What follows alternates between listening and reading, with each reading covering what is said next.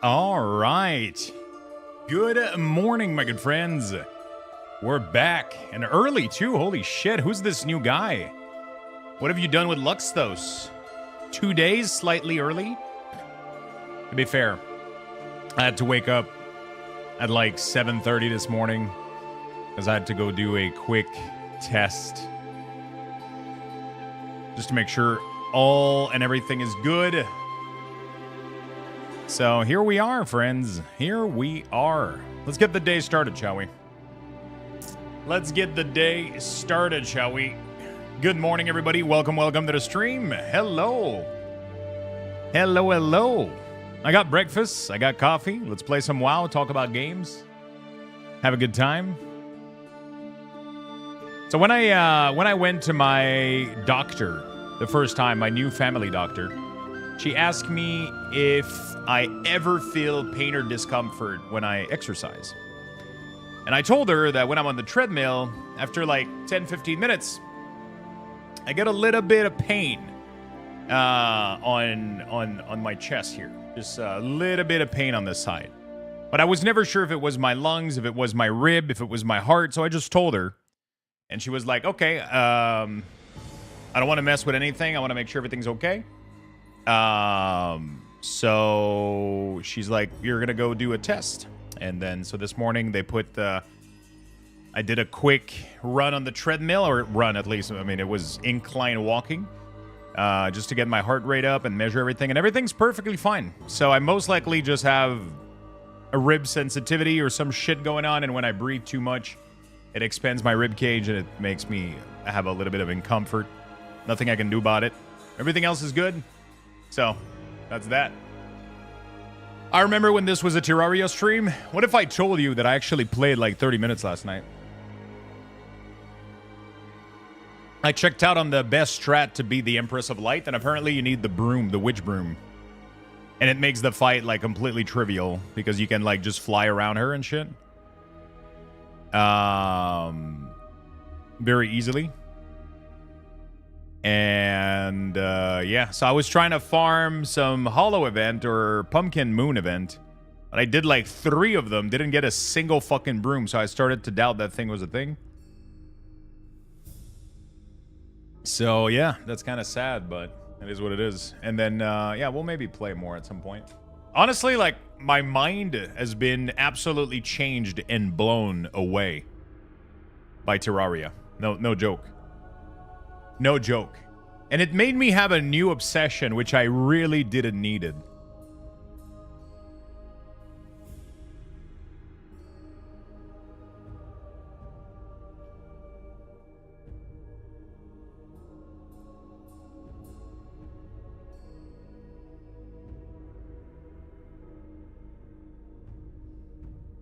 You know what I'm saying, chat? Back to the WoW coal mines. So anyway, that's what that is. Mr. Kumio, what's up? How you doing, my friend? Lemon King, good morning, my friend. Giggity, hello. Stitch, Biggins Primes, Sorokas, Demon, Lucifer, what's up? Frank the Tank, Daymoose, and Oz. Lucky Dog, what's up, friends? No joke, like, playing Terraria made me have this weird thought in my head that I have to shake off because it's not good for me, but what if I learned to program and made a fucking game, dude? Like, what if we just, one day, we just do a series where I just sit here all day, a little bit like Pirate Software, except I'm not going to let my team die in hardcore. But we just, I mean, he doesn't need to learn. He already knows. But what if, wouldn't that be insane if we worked on a game on stream?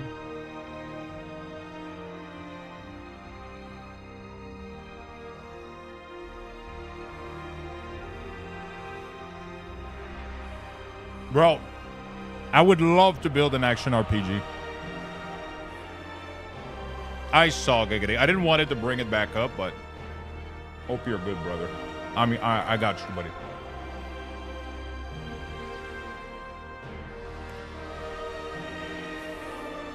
I'm here for you, man. I'm here today.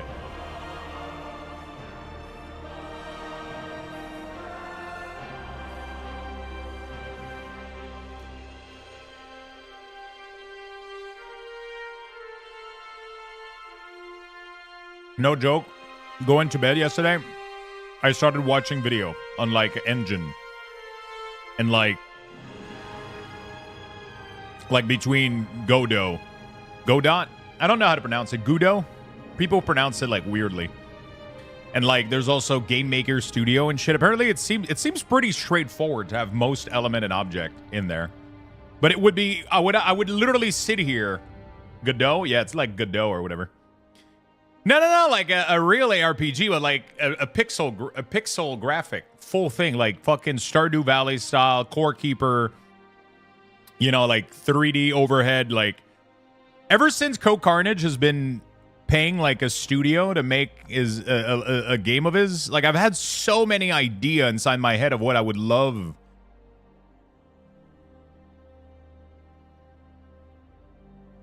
I think it's a French word, so... Oh, if it's a French word, then it's pronounced Godot. If it's French.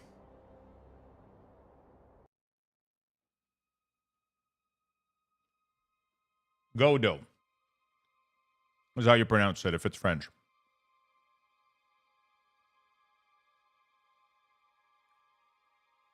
Man, I literally started watching, like, I watched like 2 hours of video yesterday on how to place tiles and how to animate character and shit.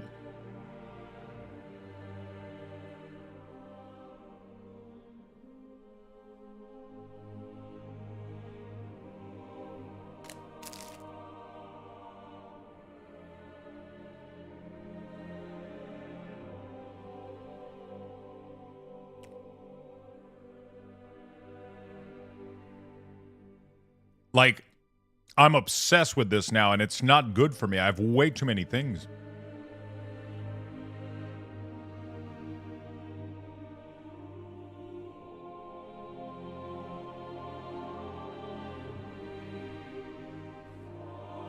Engine name is based of an Irish play.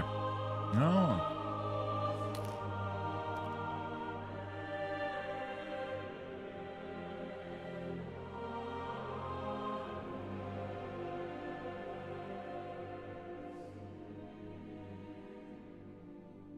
Godot? I think it's Godot from what I was listening to the video, I think. I was watching video yesterday and I was like, why are they not pronouncing it Godot?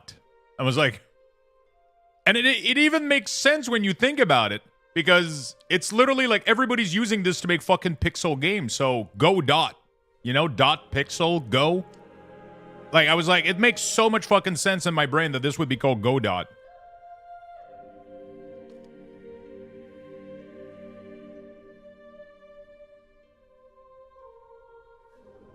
Apparently, GD script is really, really good, too. A little bit like Python. Although, the problem is I'm barely fucking knowledgeable in coding, bro. This is like... This would be a nightmare of just me watching tutorial and understanding half of this shit. Like, I can read code, but I can't code for shit, now. And even reading code.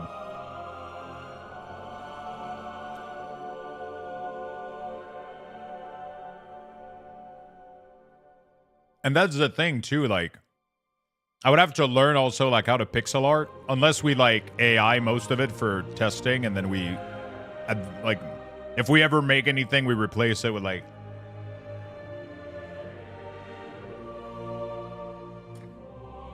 we'll replace it with real art. I don't know, man. It's just an idea that popped in my head yesterday, but this is insane. This is, like, actually insane. Pixel art is surprisingly difficult? Oh, yeah. I know. I know. It looks insanely tough. I would probably have to... I mean...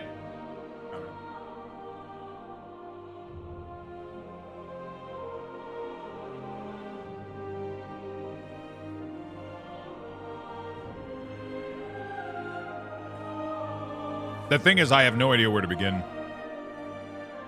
I wonder if there's a Godot masterclass somewhere.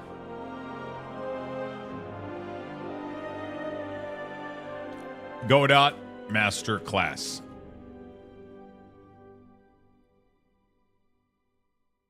Udemy? Oh, 3D game development. Now, Udemy has some content, but it's mostly like 3D stuff. $84. Build an action RPG. Holy shit, dude.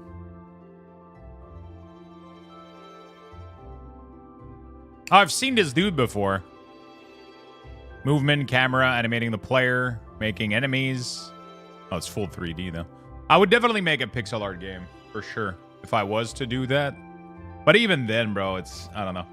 I find it so inspiring that a game like Stardew Valley,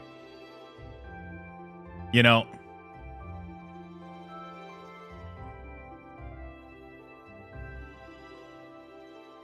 was made by one dude.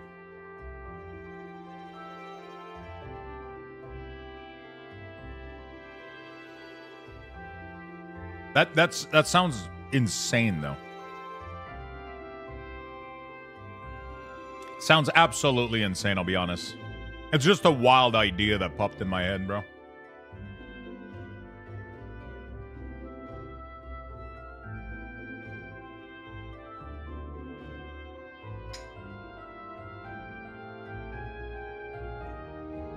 I made Eric, who made Stardew, a few times. He's an incredibly nice, down-to-earth dude.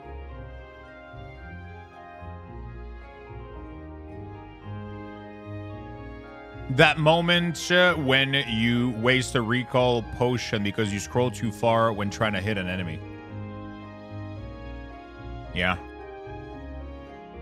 I remember that. Should I create a cycle character or just use my legacy character on Last Epoch? Are you talking about this Thursday on the 17th? I definitely do a new cycle character every time. Yeah, that's the problem, though. I would combine everything, but that sounds... I was watching videos yesterday of Core Keeper, and I was like, holy shit. Like, I would love to build a game like that. You know?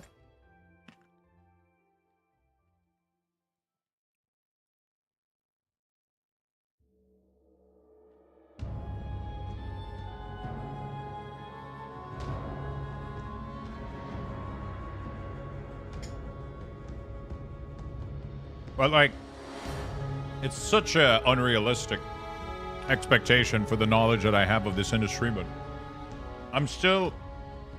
It's still in the back of my mind, though. You know? I don't know what that means, but... Go to the pixel art subreddit. I'm sure they have some research. I mean, yeah, pixel art, like... So that's like a completely different thing. I'm not too...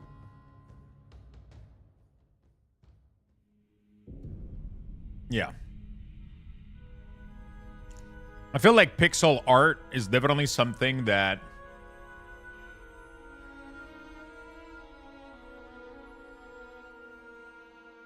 I would probably need help with shit with animation. But non-animated stuff, I think I could do pretty well. Looking at other stuff.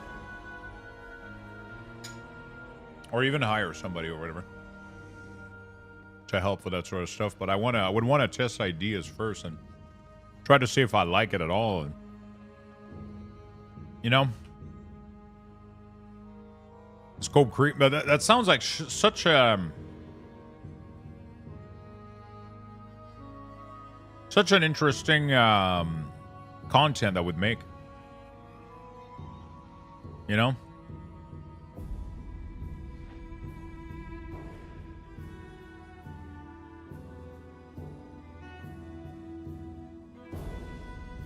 The war with the not fix. Where's the patch note with the... Oh, there we go. Oh, that's not yet? Sand Lane blood explodes for 20% of the damage was 25. Okay, that's really, really minimal. Honestly, this is what bothers me here.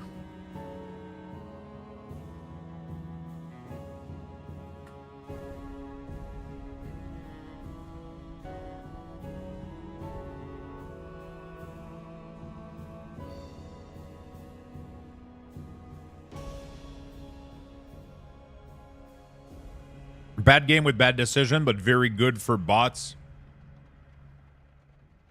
and real money trade mafia. What are you talking about? Sorry, I feel like I missed a beat.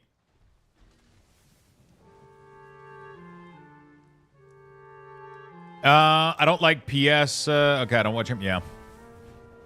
I'm so fascinated by this, though. And it's weird because I have a part of me that's like, bro, this is, like, unrealistic. Like, if you start going into this, like, I'm not going to do anything else. You know?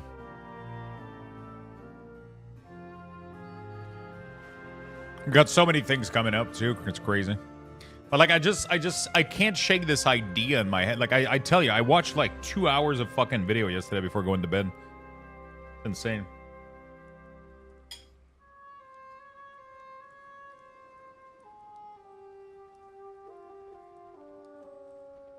I have so many, like, things I would love in a game. It's weird that there's not, like...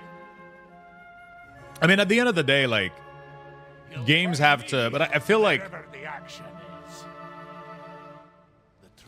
I don't know, it's fucking crazy, dude. There's so much stuff going on. So much fucking stuff going on.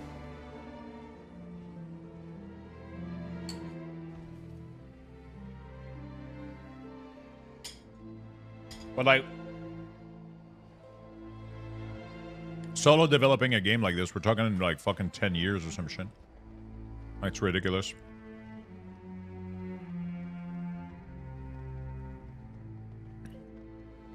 I'll be 44 by the time I'm done or some shit. I don't know. It's just an idea that I had. It's just an idea. I don't know if it's a good one. I think it's worth trying. I mean, I definitely want to, like, start playing around with it, you know, like, I mean, the video game stuff, I mean, I definitely want to, like, start playing around and see, like, I was watching a video yesterday, and some of these engine have so many tools now that you can make, like, I mean, the hard part is just getting the art asset, you know, the hard part is literally just getting is just getting some assets on the engine to run, because everything else is already endoed. Like, most of the physics and everything, you know, like, it's super easy to find resources for that.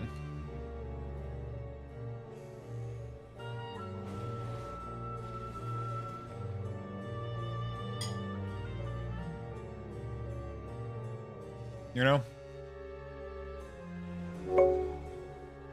Swivel chair. Thank you for the 34, my friend. Thank you, thank you, thank you.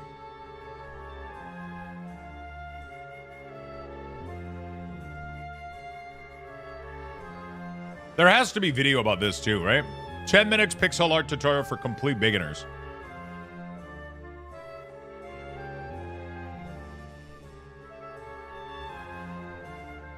Man, I would have to... There's so much. Hey, what's up, G Fairy? How you doing, my friend? Oh my god, he made it. He made a slime. Was he animated, though?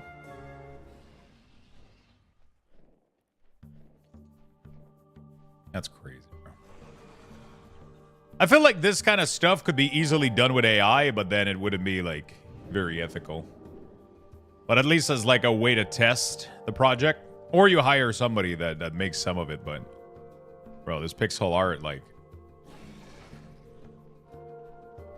It's fucking crazy. Wait, what the fuck is this?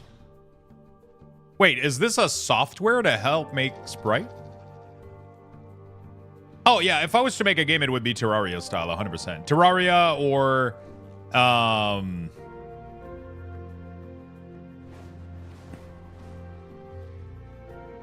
You know. Just check your Discord DM. So many artists wants to show their stuff. True. True. But it's so fascinating, man. Why do I have this? I don't know. I don't know.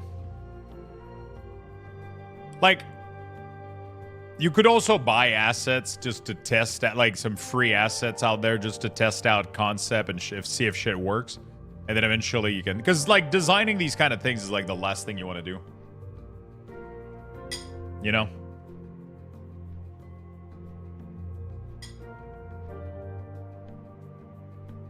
You need to make sure that you can have, like, something. And you can use, like... I'm pretty sure you can just use, I like the combat feel of, like... It would literally be something like Core Keeper. There would need to be classes. There would need to be crafting. There would be no pressure, no... There would be, like, you know, like, I know everything. Like, I would take everything that I love from a game, and it definitely would be generated, which, that's the big problem. It would need to be procedurally generated, which I think it would probably be one of the hardest things. That has to be insane to fucking program, dude. Just the idea. Because I think what makes Valheim and Terraria great is because they're procedurally generated. That's what makes you want to go back to them over and over and over and over again, even if they don't have a new update. Just because you can get, like, an entire new world and somehow it doesn't feel empty. Somehow it feels good.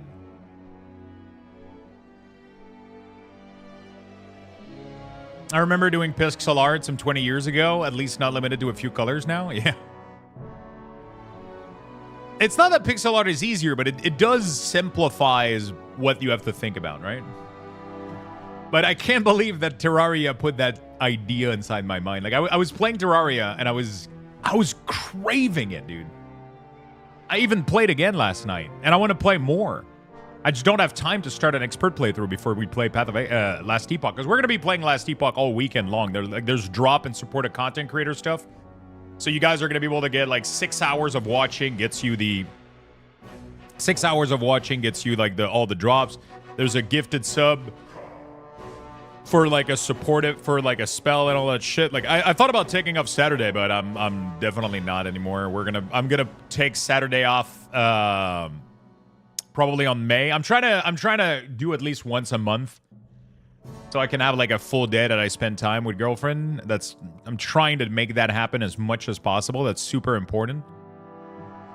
But this weekend is just cooked because from the 17th to the 21st, they have, like, a very limited drop and support creator thing. So because of that, like, it's just such a big weekend, right? It's such a big fucking weekend. How you doing, Lazy Panzer?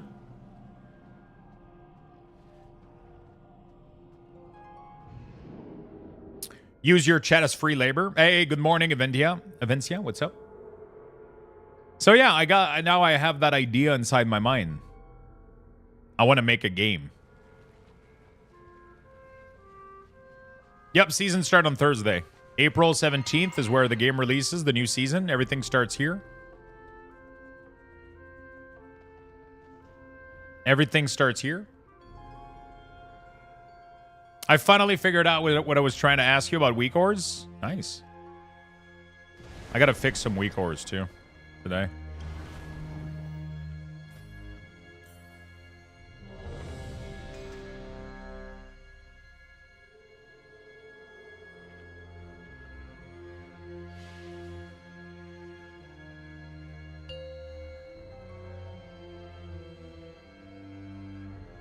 Five, 4, 3, 2, 1.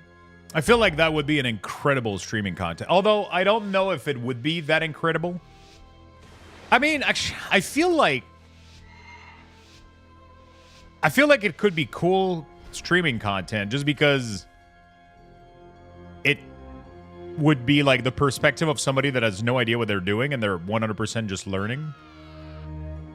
Oh, God.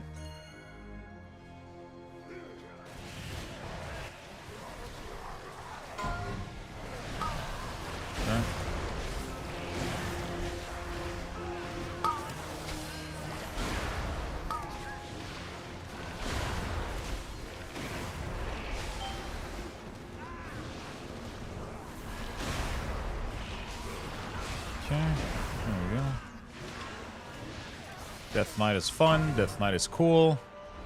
Not broken at all. Just my class. Please don't nerf me.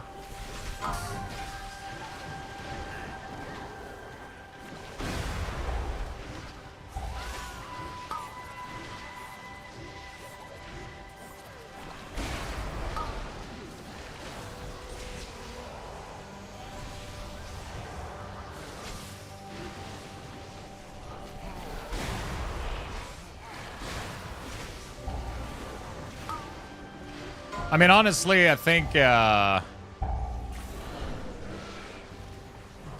power is transcendent. honestly, I think the nerf is I gonna simply wish you had lasted a we little overpulled longer. way too many things here. I think the nerf is gonna be fine. I just wish we had like a way to direct damage, but it's fine.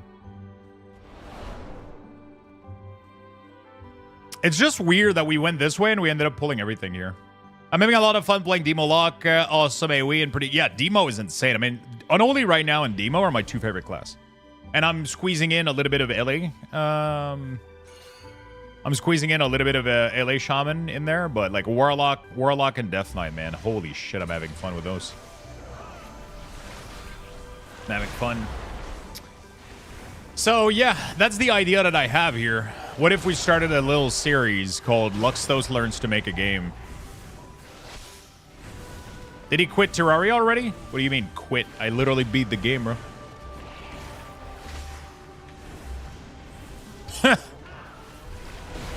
Literally killed the Moon Lord. I mean, to be fair, I was on Classic, but... I literally farmed every item, you know. And trust me, it's not the will to go back that's missing here. I would love to play more.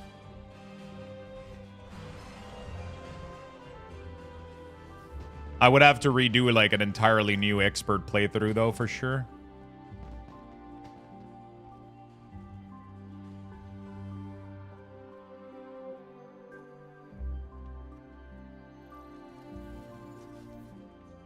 Wait, why did we pull this? If bro, what is A gift of power. Your survival wasn't necessary. is this like a real run or?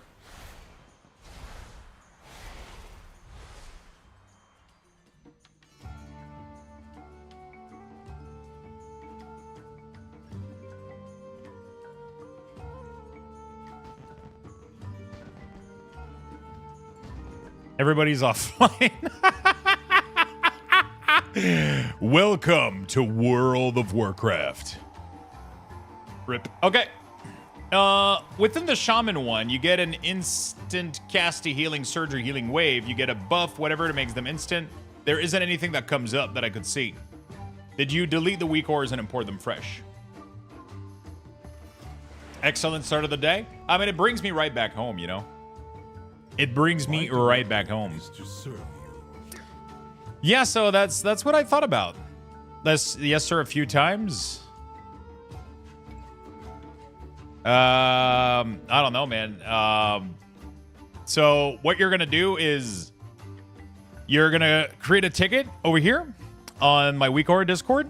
You're gonna proc the healing wave buff on your character so you can see it here, and you're gonna mouse over it for me if possible, okay? And I want like a full screenshot of your entire screen so I can see the weak ores at the same time as the buff you're talking about. That's supposed to help you out, right? And then create a ticket with the screenshot, and then I'll check it out and add it if it's missing, okay? That would help. That would be super helpful.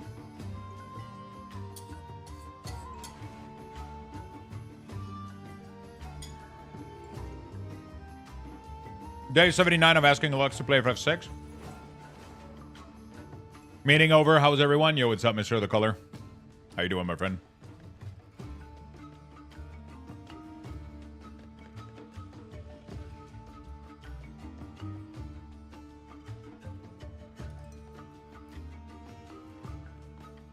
All right.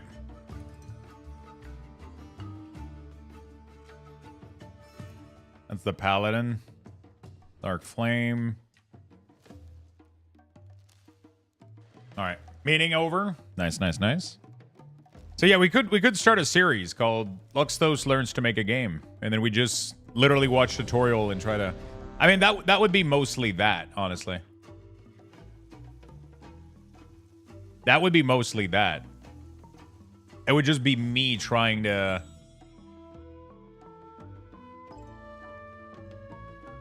learn and just watch tutorials. So that would be I don't know. I don't know if it would be fun. Could be cool. I have no idea. Could be cool. I have no idea.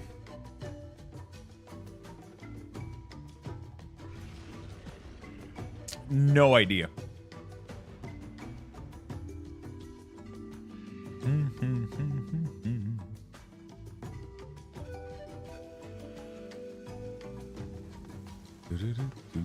Okay, we got a full group. I don't remember what dungeon it was.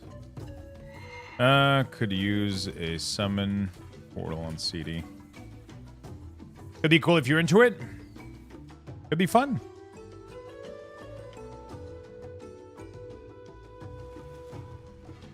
Is it Rookery?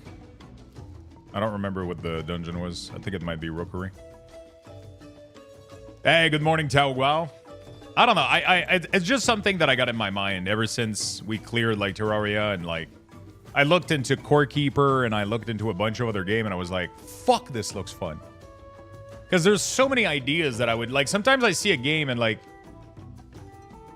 there's immediately a thing that I'm like, there's immediately like a part of it that I go like, I wouldn't have done it like that, right? Or I would do something different, or like, because like for example, I was watching Core Keeper and they seem to be doing pretty much everything I would want.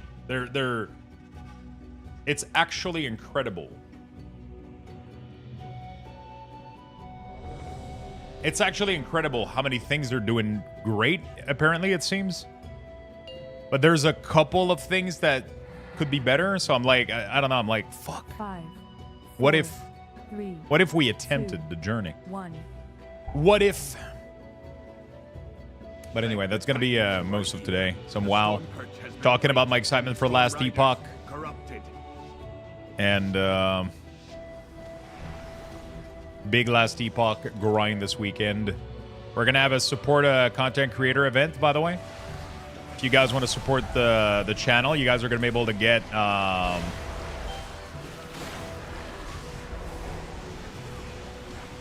you guys are going to be able to gift a sub for like a new spell effect in game or whatever. Should be pretty dope. They didn't even have time to do anything, man. Jesus. What is that? While you go to the roosts, I will distract them here. We can link up later. Hey! I saw it's a long weekend too. Friday off, Morelli. Oh, shit. Yeah, it seems... seems like it's gonna be a massive LA weekend. They got a shit ton of drops. They got support content creator stuff. The game is looking fresh. PoE is struggling a little bit. I think a lot of people are gonna try to... It's gonna be their first time looking at Last Epoch, see if they like it or not. Sieb, what's up, man? Would you guys like a series about learning, A gift. like self-learning to make a game? Would that be something you guys are interested in watching? I'm just pulling. Trying to see what you guys think.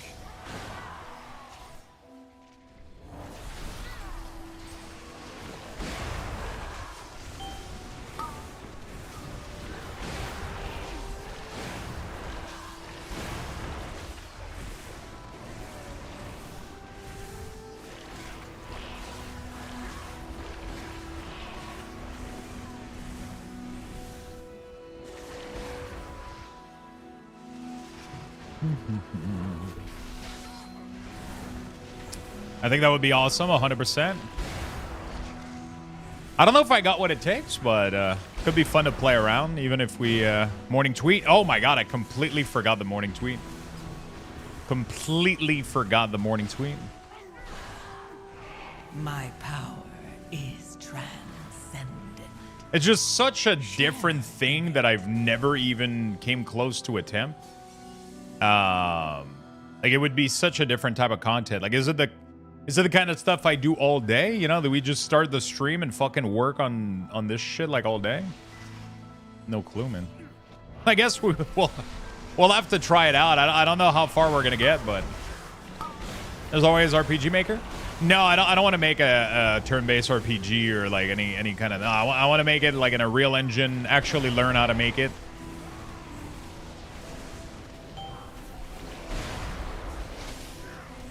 I'll probably go with like an open source engine like Godot or whatever the fuck it's pronounced, or maybe Game Maker Studio apparently is pretty good too. I'll have to watch both of them, see what's up. When I was a kid, bro, I was obsessed with RPG Maker. Like, I don't think you understand how obsessed I was with that. RPG Maker, when I was a kid, was what made me want. Initially, my goal in life was to make video games. Like that. I mean, I feel like everybody that's ever played game wanted to do that, right?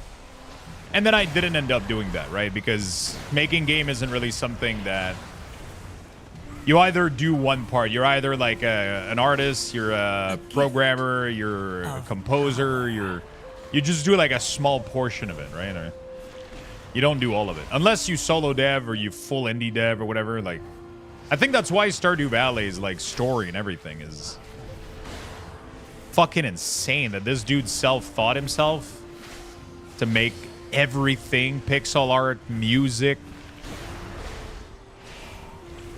Like, what the f...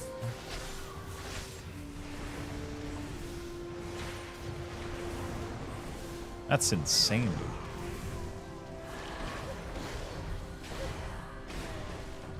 That's insane.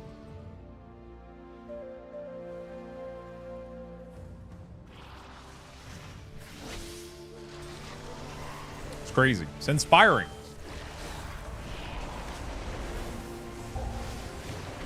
Say the least. You know? But yeah, RPG Maker is like it would be cool, but not really what I would be looking for. I would want to do like a proper actual engine, and A gift. I don't want to do like a turn. I want to do like an action RPG with like class, inventory, crafting, farming. You'd fucking name it, dude. I don't care how big the scope is. I want to do like, I want to just try. I just want to try to put shit together, man. See what happens, you know? Just want to try to put shit together, see what happens. You know? I mean, like, there's always, like, the possibility of doing, like, a game that I would like to play or doing something that I think would be a good idea gaming-wise. Like,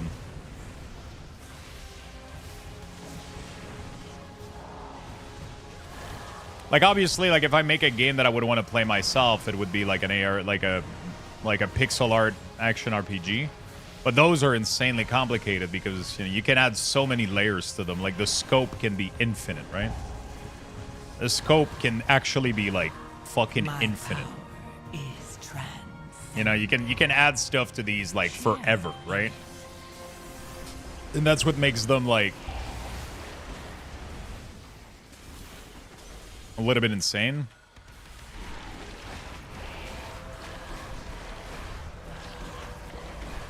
But there's other stuff that I think are needed on the market right now that aren't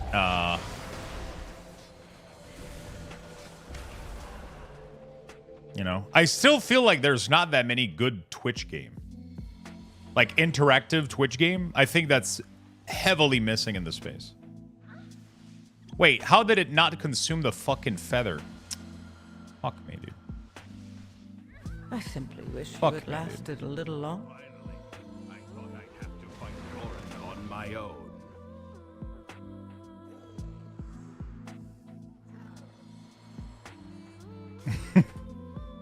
That it didn't pick properly. What a shitter. It's fine. Chilling.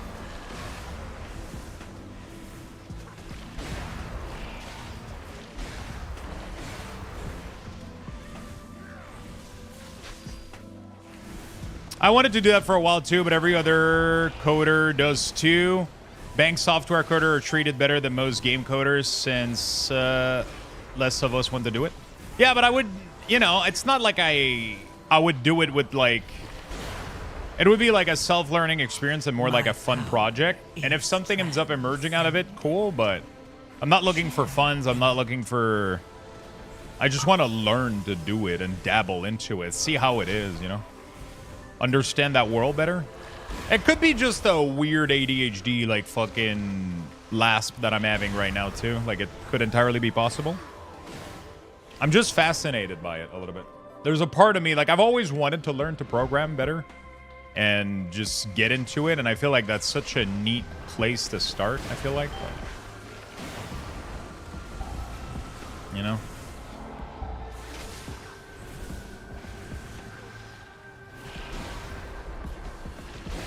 Like, it's either we do, like, a very niche thing or we do, like, something that I would actually want to play. And I don't know which one.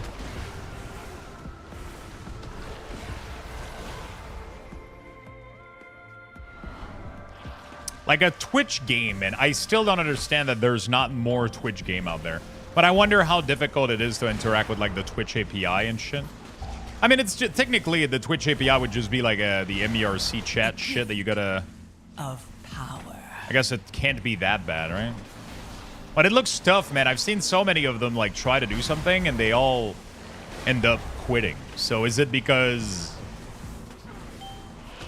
I don't know what it is. I guess to be fair, you can't attract, like, a large player base of people because you only have streamers, like, using it, I guess. So, I don't know.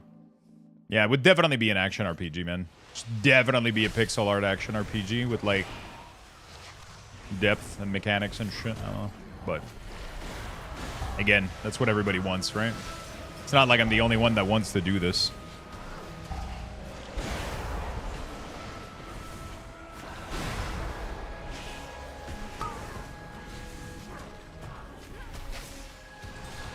And it's not like I'm the only one that wants to do this.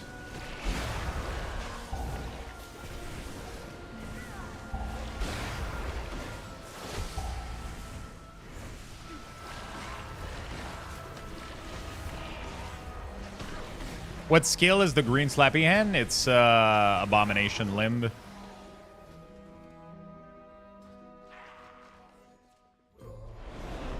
My power is transcendent. We're doing so much damage and pulling so fast, I never have CD for anything.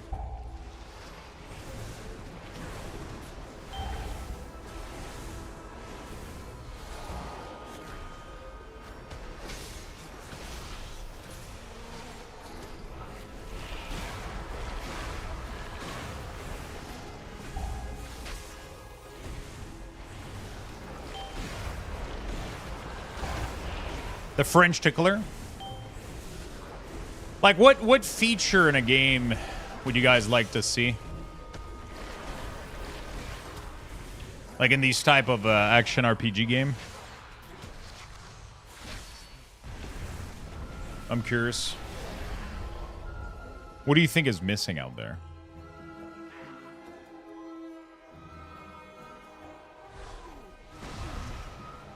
Come then, face me. I will stand proud on the debris of your corpse. The Void Riders follow me now.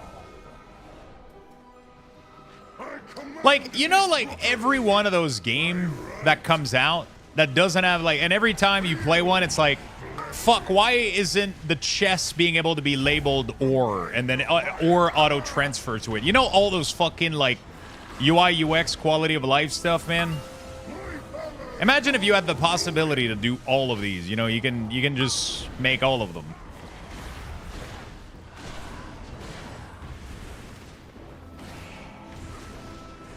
The might of my hammer.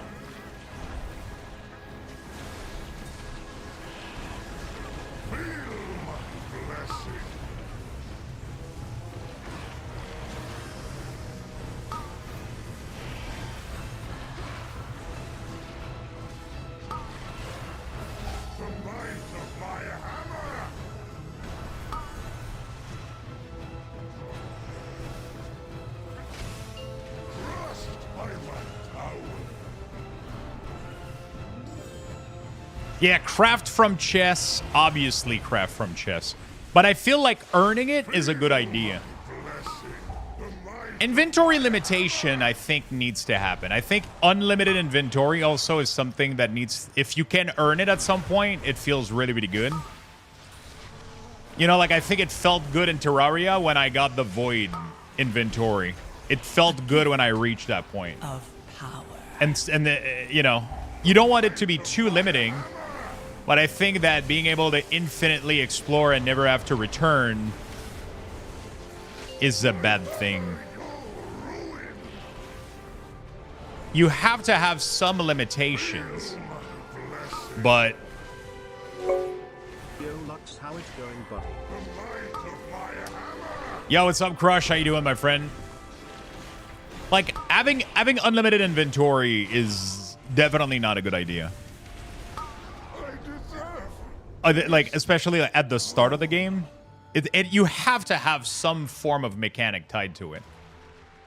Like, you just don't want it to be super oppressing, right? You don't want it to feel like you go out for like 10 minutes and then you're full, and then, you know.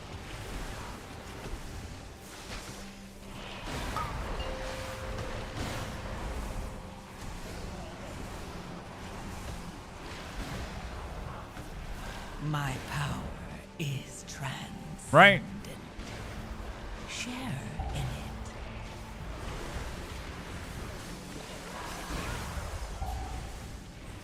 Having high stacks of thing, obviously, you don't want to have small stacks of item. As we go down. But You know, there are more survivors to rescue. you don't want to have The small lift is small out. stack. If You want to we have a large to keep stack. going, we will have to In go ARPG, I down mean, other the games are storm fine. I just always feel... way. Like, when I say ARPG, I'm not talking about... Just to make it clear, I'm not talking about a... like a Diablo type of game, right? I'm talking about like a Terraria type of game. But with more class identity. A little bit like Core Keeper, right? Which I guess wouldn't be considered an action RPG. The action is pretty limited. I mean, I don't know. I don't know anymore what those are, man. What the fuck is Core Keeper?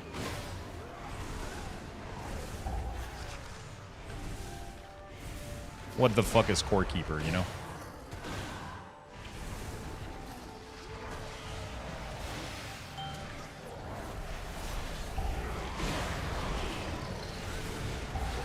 My power is transcendent. Can we pull something else? I have CDs, no? Share in it.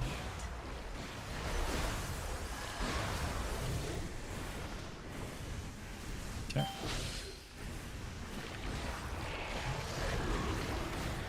I was watching videos of Core Keeper after their 1.0 release, and like, I'm very impressed, man. I want to play that game badly. It looks really good. But apparently, like, there's some people have been saying that, like, in the mid to late game, it gets in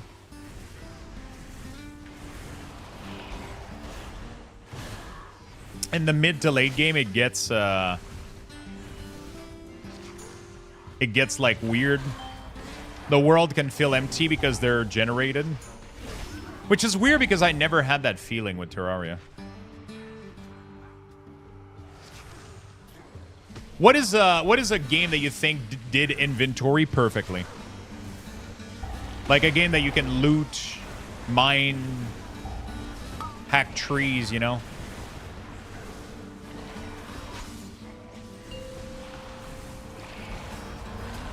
A gift of power.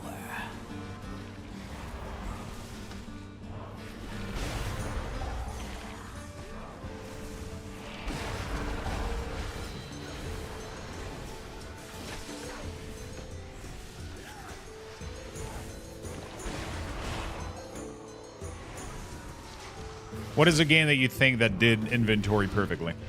New World? Funny that you say that. I don't even remember New World's inventory. Oh, yeah, no. I mean, the initial New World was bad. The bank system is weird. I still think their bank system is weird.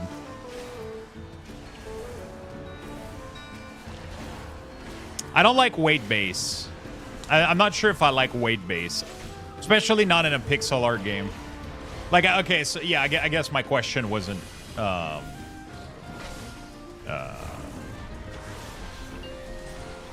wasn't directly correct, I guess. A gift of power.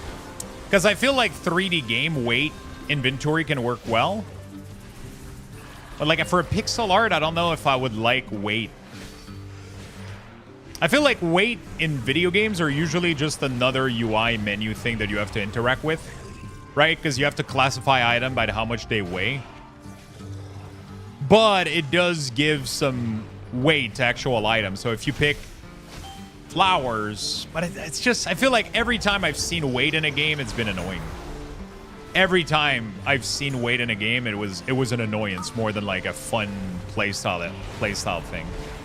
I don't think there's ever been a single weight inventory system that I was like, yeah, this totally adds to the game.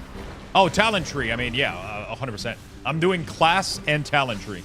100%. I would. So I'm going to speak in wood because I think it's a little bit weird that I'm already speaking as if I'm doing it. I don't even know. I'm thinking about it. There would be talent tree. There would be classes and talent tree. 100%. Of power. There would be gathering. There would be procedurally generated world and crafting. Like all of those things, 100% for sure.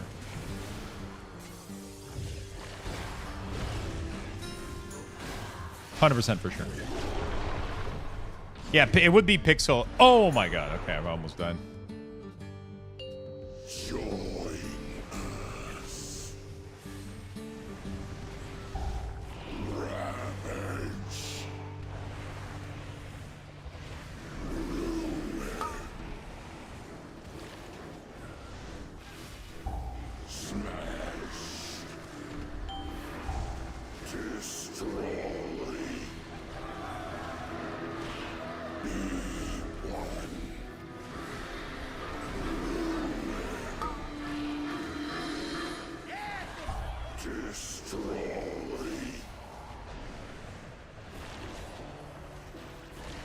Oh, the other... Is the druid not rezzing him? Yeah, I pop all my CD during the non-DPS window. That's great.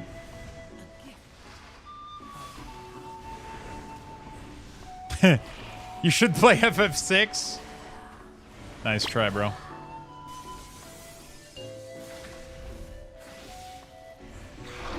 I appreciate you trying.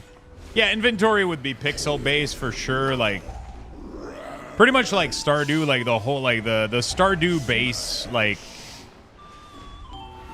I still want a little bit of action though, so we would still want like a minimum of.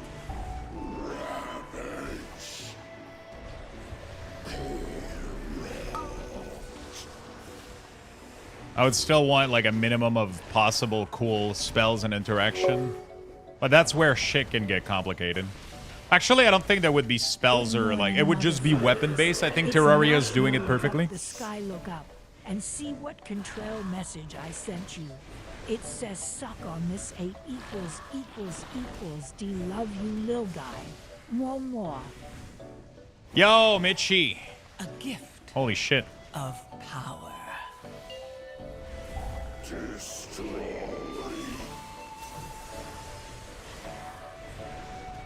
Thank you, Mitchie, for the 54 months.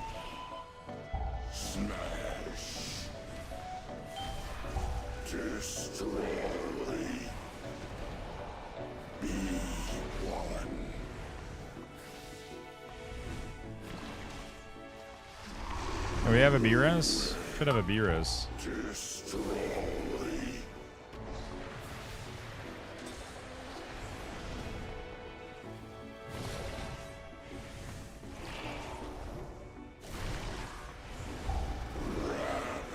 I think he fell down. I think he died again.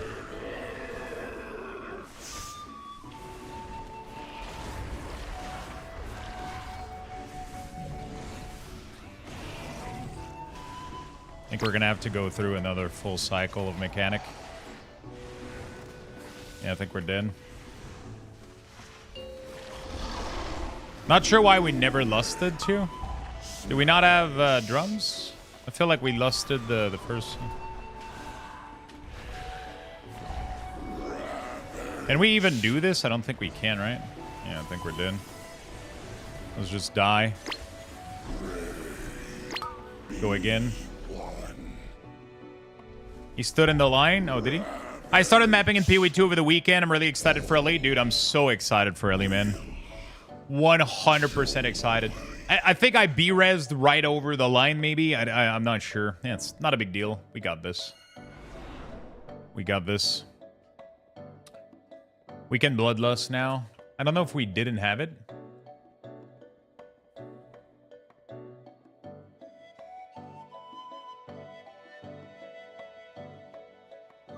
What's up, Beer? How you doing, man? How you doing, brother? Yeah, mapping is PoE and cool. I'm honestly like, the more I play PoE, though, the more I want to play Last Epoch, which is why I kind of took a little bit of a break.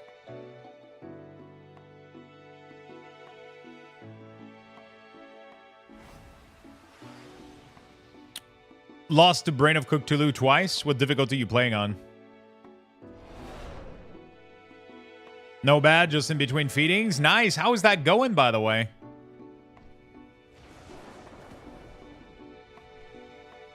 How's that going?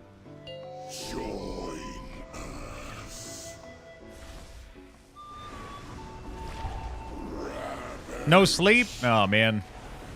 Feeding every 3 hours? Yeah, that's part of the first couple months, right?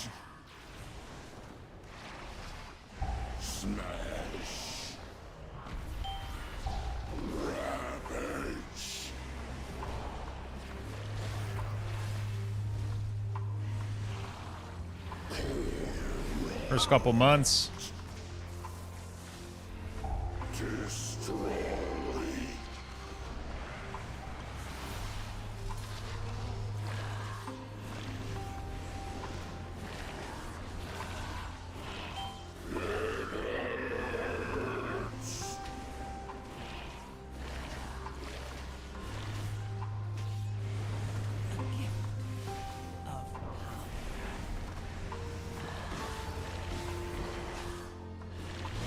Bring a piece. Take care of most of these.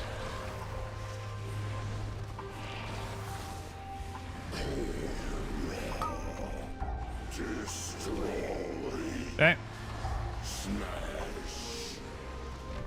Yeah.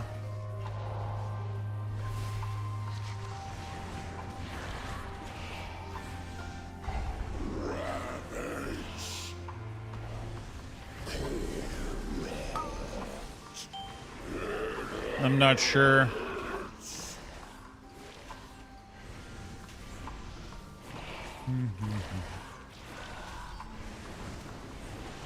The no sleep gets better? Yeah. For sure, right? Wait, who missed out their stone?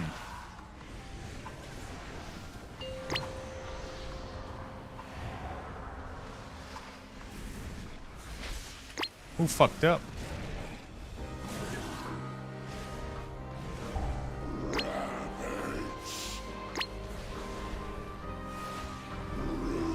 Why are we missing out on, like, very basic fucking mechanics here?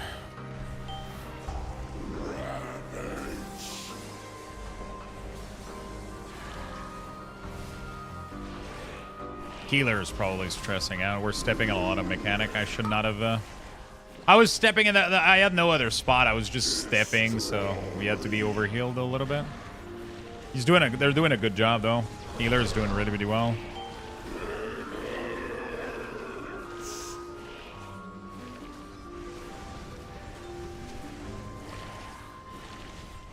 It's just changing in Hungary? Nice.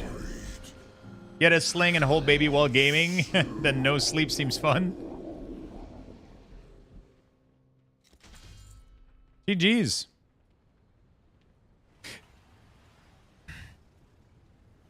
Thanks for invite.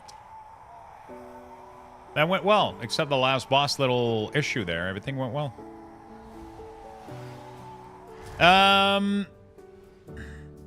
I'm apparently worse on this than I thought. You're playing on Classic? Wait, what build are you doing? I mean, I'm assuming you're not, like, over farming. Have you ever beat Terraria on Expert? I have calibrated my prices to be reasonable. I felt like I over-farmed the fuck out of it. It's crazy.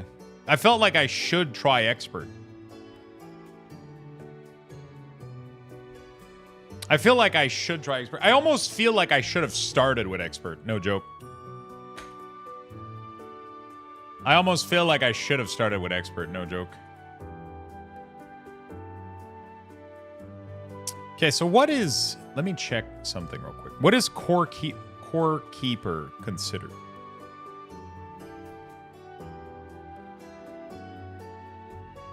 Wait, is Steam like dead right now? What's going on?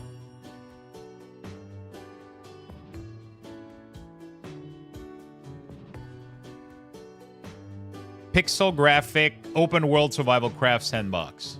Yeah, I guess that's pretty much... That's pretty much what I would go for. Like, this game pretty much is what I would like. They're doing so many things right. The tooltip, I like the font that they use. I like everything about this. I like the UI. I like the design of this. I like everything about this. I like their sprite. I like their texture. I like their light. I like everything that they're doing. I would love to build something in that style. I don't even begin to understand how one would do this, though. Like, it's crazy. Dude, they have, like, some crazy light physics. But Core Keeper does a couple of things that I would like to do differently. I wonder how you can create shadow in a game like this. How do, like, light and ambient occlusion and, like, all that stuff can happen in a... Like, look how insane all of this fucking light is. Like, it's crazy. This game blows my... I need to play this, by the way. This has to be my next thing. There are tools just like 3D game, yeah. I'm assuming you can just create what is a piece of land that's obstructing light. Where's the light source coming from?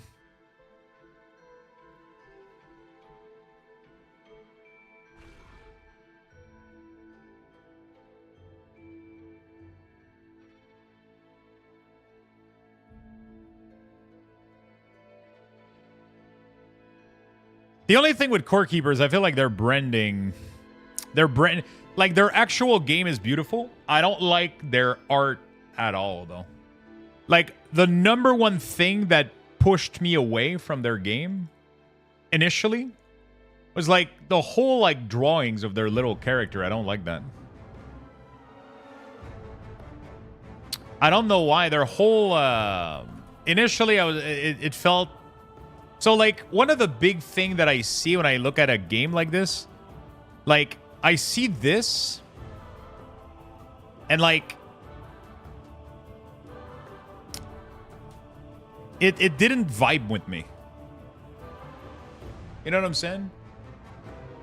It didn't connect with me. I was like, who's this guy? I don't care about this guy, you know?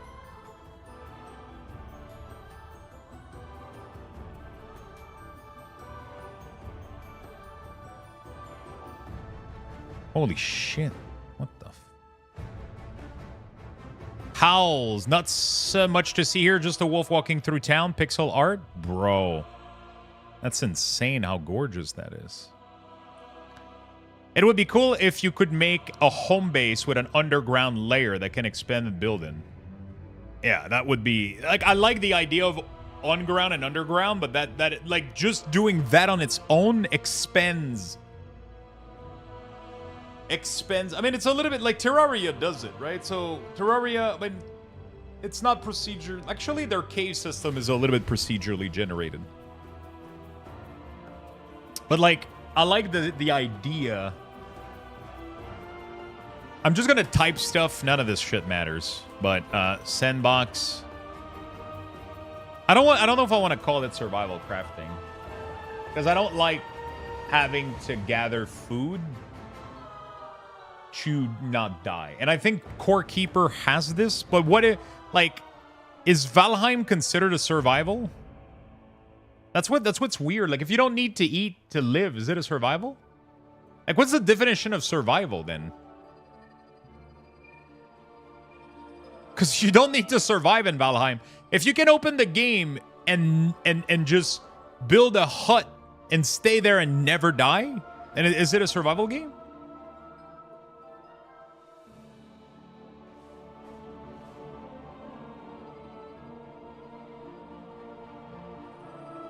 You know? If you can literally make a character build a 2x2 square hut and stay there AFK for 7 days and never die, is it a survival? Because you don't really need to survive. Food is just there to buff yourself, which is what I love about... I love a combination of how Valheim does it, or Terraria. Valheim, I think, does it really, really well. I think. They do something pretty well, but also it can get really annoying really, really quickly to have to eat food while you're in your own base to build anything. That's annoying to me. That I didn't like about Valheim. But I want food to be a part of it because cooking is such an interesting part of these games. Like having fishing, having all that stuff. Which often set into an hostile, intense, open-world environment. Players starts with minimal equipment and are required to survive as long as possible by finding resources to manage. Yeah. So Valheim is not a survival game. 100% not. You don't need to manage hunger and thirst. You don't need to do any of this shit. You don't need to survive. You literally can not eat a single ounce of food or drink or do anything. And stay alive forever. Which I don't know if Core Keeper does. Core Keeper is a hunger system, but I don't know what happened when your stomach is empty. Do you die? Do you die or do you...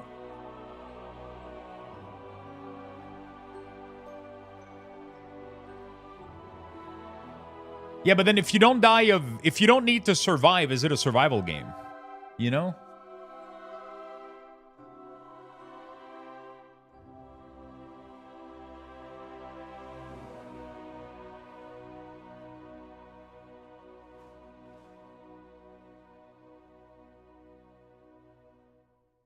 Yeah, I don't like that aspect. There's a ton of stuff like if I was to build a game, it would be you would craft from chests. You would craft from chests 100%. Chests would have auto sorting options. Everything that I've always despised about all of these games would all be in there for sure. That Warlock is slapping. Can't wait for Demo buff tomorrow. Just killing it this time. Easy. Yeah, easy. Wait, is my YouTube oh, my YouTube chat for some reason isn't working. I'm sorry, YouTube. Normally, okay, let me fix this real quick. Let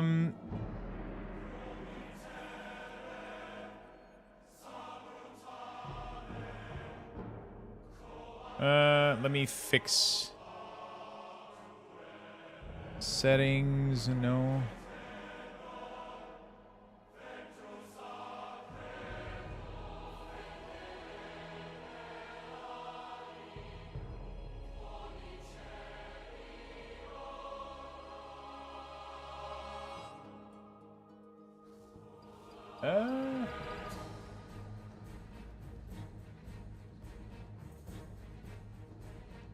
Wait, where the fuck is...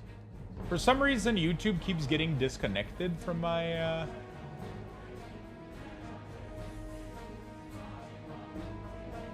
Alright.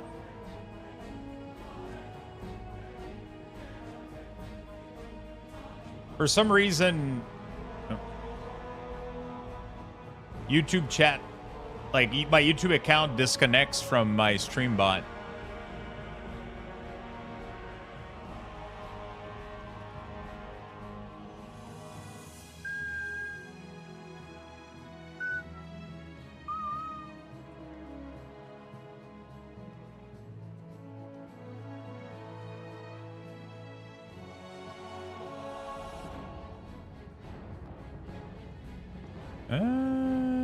Wait, where the fuck do I connect these? I don't even remember.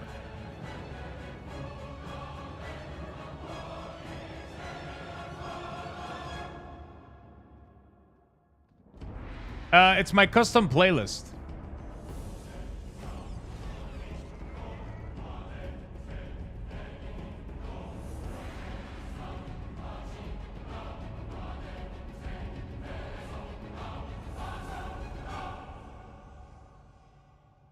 Hold on a second.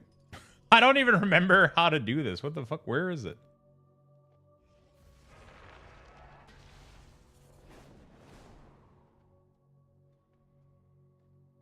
I used to account. Oh, there we go. Sign in.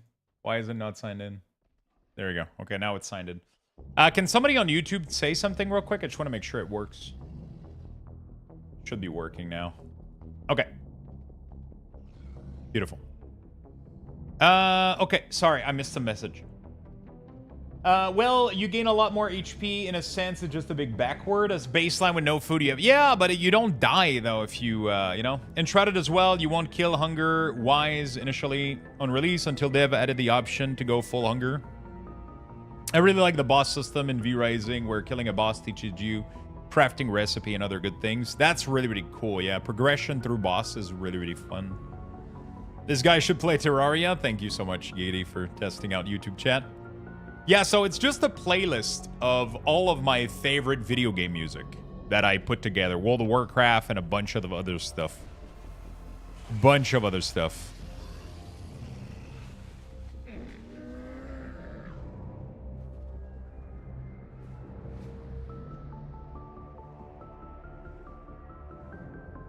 Alright. It's fun, looking forward to the Oakville update. It's a great playlist. Yeah, it's been great so far. There would be crafting. There would be crafting for sure. I would love to have an overworld and an underworld. Like, the idea that you can dig and go into the basement and dig an additional layer underneath your base is really, really cool to me. But I like the idea of Core Keeper where you, yeah, it's pretty fucking interesting. Gardening. Gardening is definitely cool. I love gardening.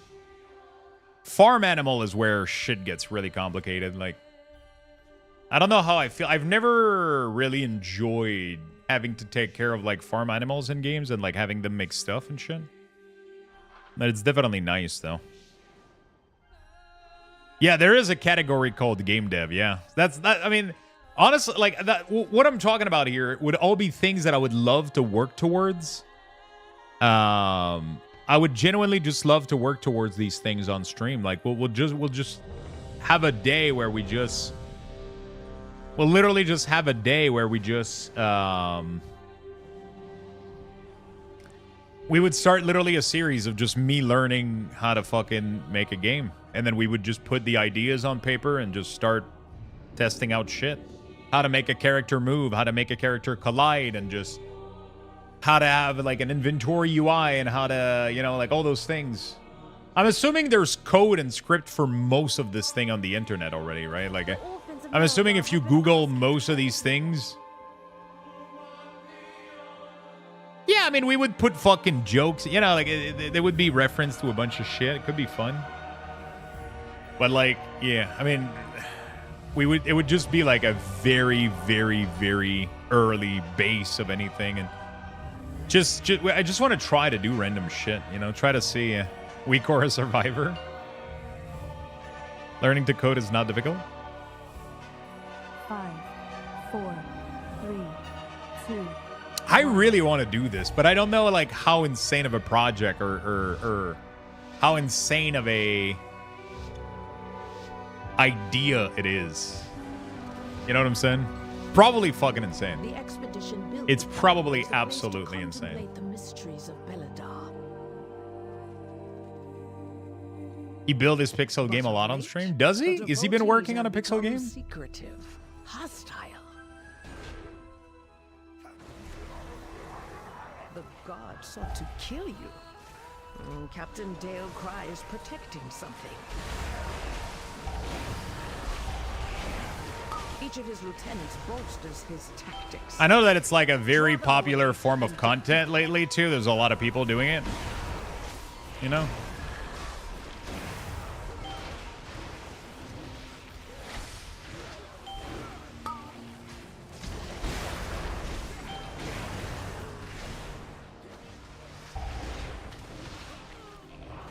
I feel like I would be like another one of the millions that wants to build something, but I really want to try it out. Even if I don't ever release anything, I want to try to do it. You know? Shame, ma'am. Your training grounds fall to the intruders. Sounds like a cool idea. Might drive you crazy. Yeah. Like just this idea of, and it's not even about money, right? I want to make something clear, but just this idea that somebody built a game like Schedule 1. Share in it. And that game had so much fucking success and visibility over like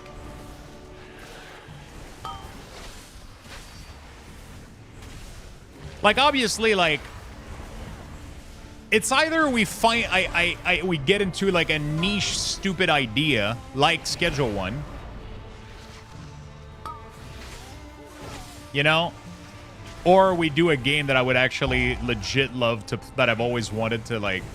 But the thing is, the type of game that I would love to build is also way more complicated to build than something as simple as like Schedule 1. Even though it's not like the simplest thing, but it's way more simple, let's say, than having to build like 18 million system into the game, right?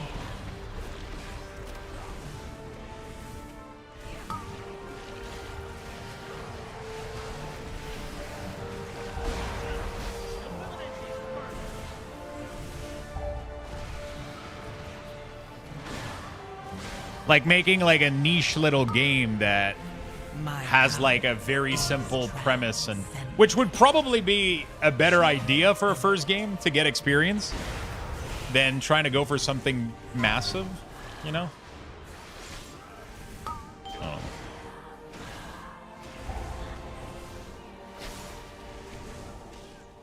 There's so many like neat little game out there that are so simple but have so much fucking fun stuff. Look at Auto Pack Battler, bro. Look at how simple Auto Pack Battler is, yet it's like the most addicting fucking shit ever. You know what I'm saying? And you don't, there's no world, there's no, like, there's barely a couple assets and like an idea that was generated. You know what I'm saying? Like that could be a possibility too, you know?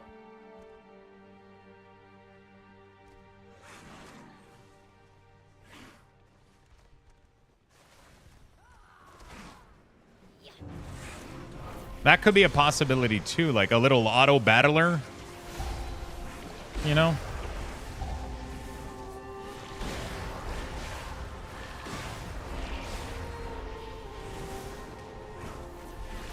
Like a little pixel art auto battler stuff could be fucking insanely fun. You know, like oh my god. I would legit love this. I would love this shit, bro. It's kind of fun that you guys are so into it too. I feel like it's everybody's dream a little bit though. Like I feel like everybody has already wanted to get into this, so it probably could be fun because of that reason. I feel like we all had that thought as like gamers at one point, like, fuck it, I'm gonna make my own game, you know?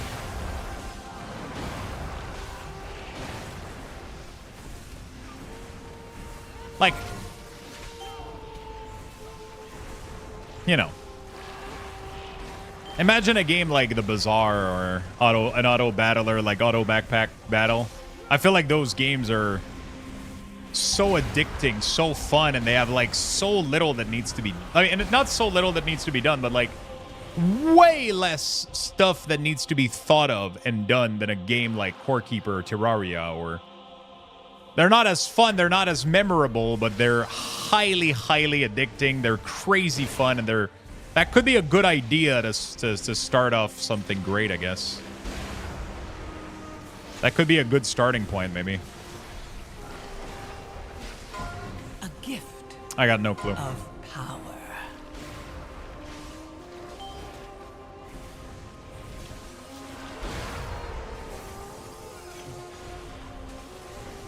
I have no idea.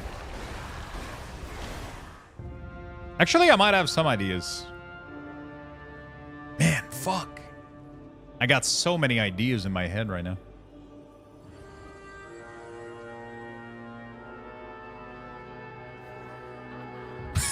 My brain is on fire right now.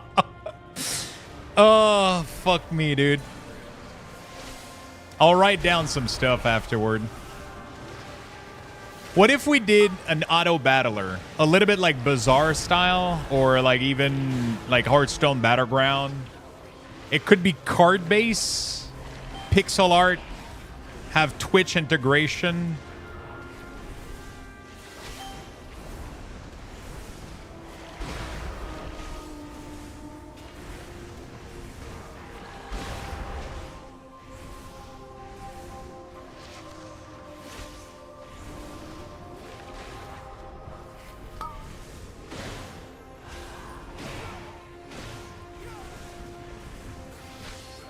Twitch integration would be like something way down the line, obviously. I mean, I don't know if this, you know, it's not even something to think about right now, but I'm just listing ideas that I would love from a game. I just want to list ideas that I would love from a game, you know?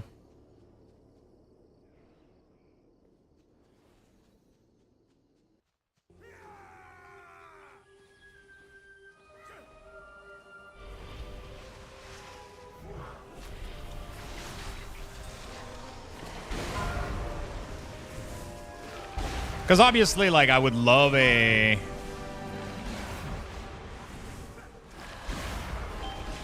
like a full fucking crafting, exploring, digging RPG game. But at the same time, I'm like... is that realistic for, like, attempting a first game ever? Maybe it's a little bit, like, you know...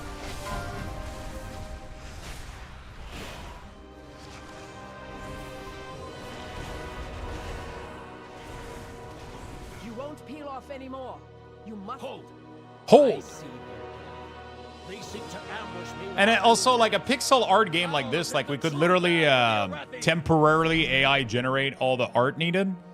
And then if we end up having like a solid fun foundation, we could actually hire an artist to do a lot of the assets or whatever. Like temporarily you do it, like you generate it just so you have something to work with, I guess.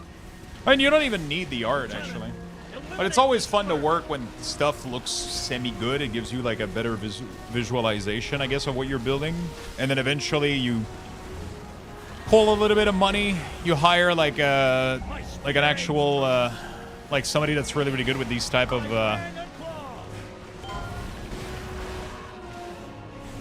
with this type of stuff, and then... that's pretty much all you got to do, and a little bit of sound too. But if you can program like the whole like core of it. Asperai, is it the type of game that I'm talking about? Show them the power of the flame. I would love to check it out. Yeah, I think it would be very interesting to have a series, even if for like the first couple stream are just me listing ideas, opening like an engine, trying to see what everything looks like. Because I don't even know where to begin. I don't even know. So, software for pixel art. Holy shit. I sold 2 cards already today. What the fuck? My power is transcendent.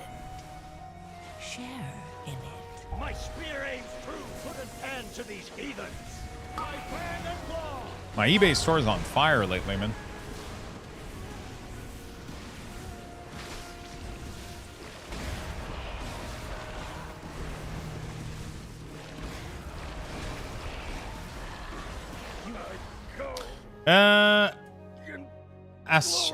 Asprite? Oh, is that the software that people are using? Overwhelmingly positive. Holy shit.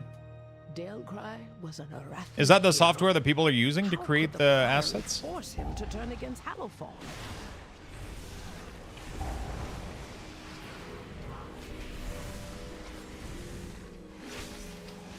It's a very popular one. I'll have to dabble into it.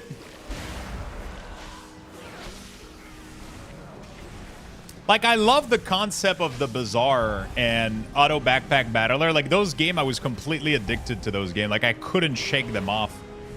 You know, like, I couldn't shake them off. Like, I just wanted... Like, look at Balatro, man. Look at how insane that game, like... is transcendent. You know what I'm saying? Share in it. That's crazy how much these games have like reach and potential. It would be a mix of like Balatro and like Bazaar / backpack, auto backpack battler. You know what I'm saying?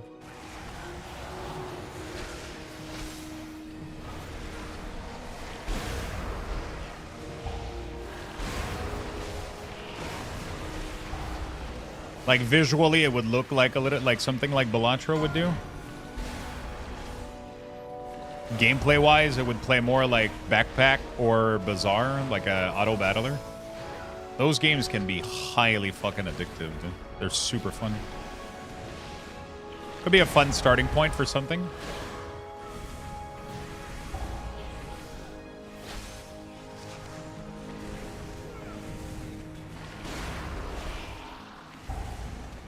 There's probably less tutorial for a battler than an action game, though. They belong to that old. Her usefulness to the Empire has passed. Soon, You know? the true faithful will arise, and the Arathi will be mighty.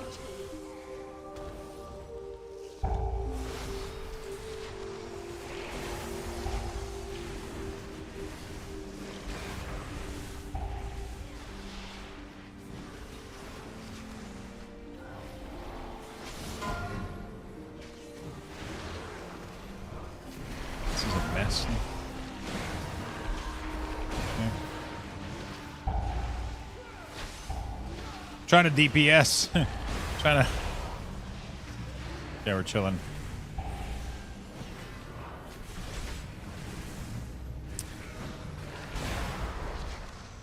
And so a lot of the cards that we opened yesterday are, at least like 20 of them are already on eBay. I'm not listing them all at once because, you know.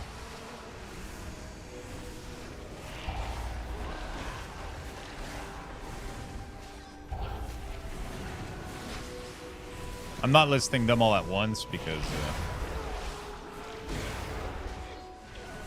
They've served their purpose. Baron, demonstrate your work. Good morning, Lux. Yo, what's up, Jen? How you doing? I'm trying to upload like 10 cards a day to help out with the algorithm of eBay.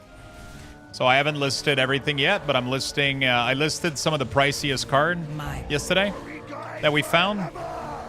Just that Eugen that we found was fucking 90 Canadian, bro. That's crazy.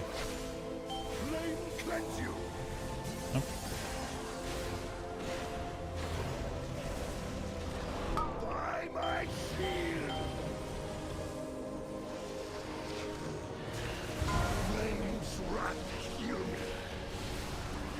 Okay, my apparently my AMS died. Not sure how, but okay. I saw that I had AMS visually on me. Am I crazy? I had 3 dots of that thing. Holy fuck, what the hell? That was so weird. Okay. I gotta start paying attention. I'm doing great. I'm doing really, really good. I went and did a quick... I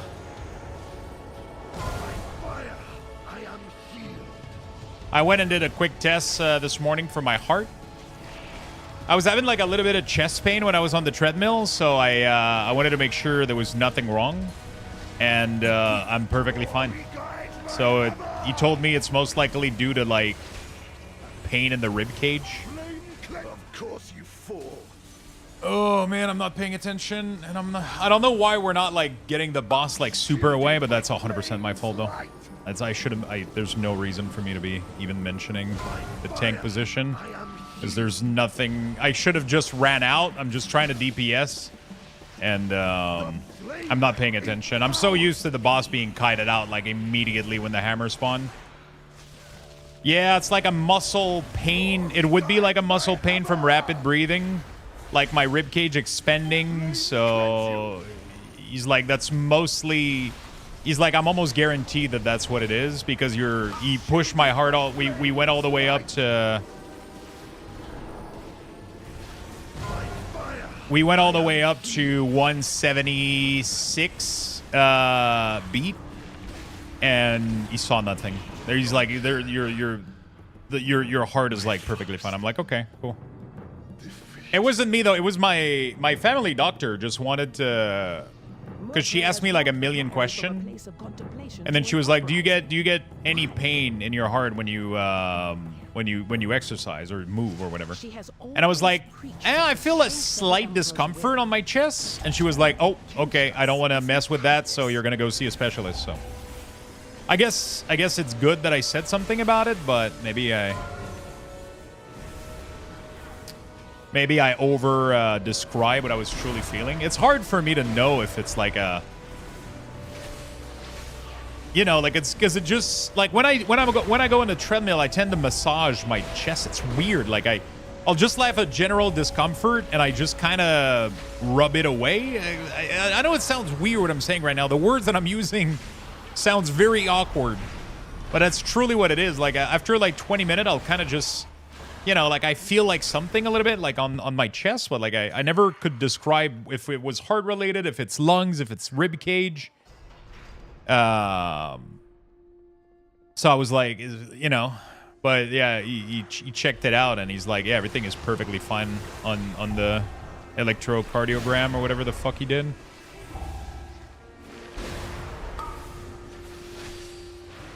All right. What's up, Gummy? How you doing, man? Of power.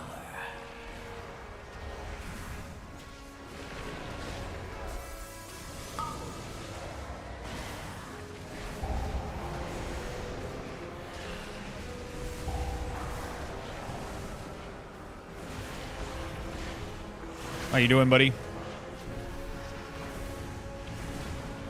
So I did that a little test this morning and everything is good, so I'm super happy.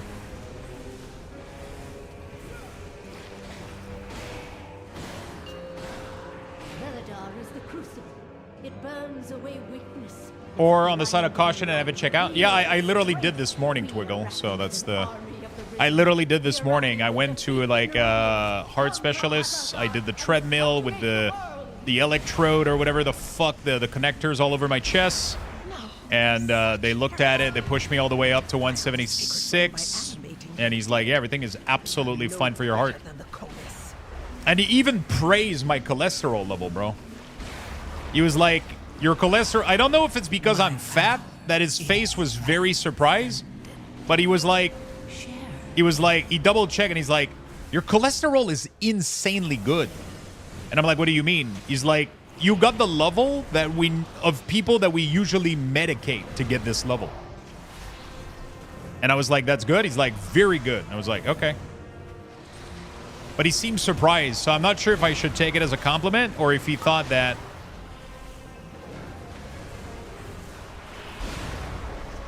maybe because I'm overweight, he thought my cholesterol would be bad. I'm not sure. Wow, congrats, Fatty. Yeah. So I proceeded in celebrating by... I mean, I already knew about this. He just took the test from my first blood test a couple months ago. Oh, I'll take that win, dude, because everything else is fucked. My back's fucked. I have psoriasis. I got arthritis in my lower back spine. So I'll take the good cholesterol. Oh, man, the Paladin ended up stunning them right into the...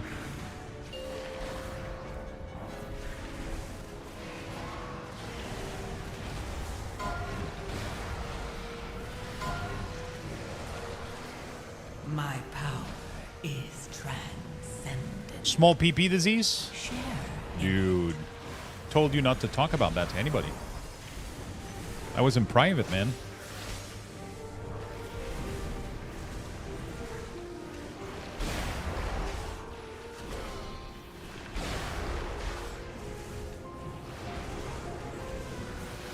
I told you that in...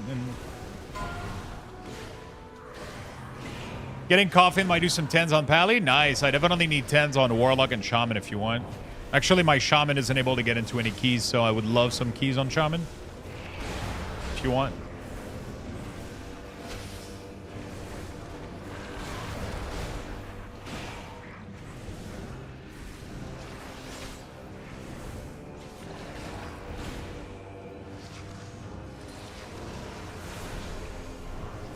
So anyway, my brain today is all over the place. I feel like I want to start. I want to try to make a game, chat. I want to try to make a game. I'm not even kidding. We'll dedicate a couple of stream in the next, I don't know how long. We'll dedicate a couple of streams that are just going to be game dev stream. I'm just going to list ideas. We'll open an engine and we'll start learning. I'll try to learn stuff and see if we can do anything. I really want to learn to do something.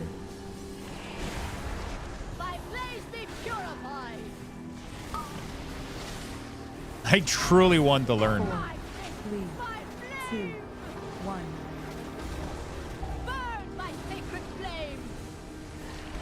I don't know what kind of game we start with, though. I got 2 ideas, but one of them is way more complex than the other. What do you guys think we should do? Do we go with the more complex one or the easier one?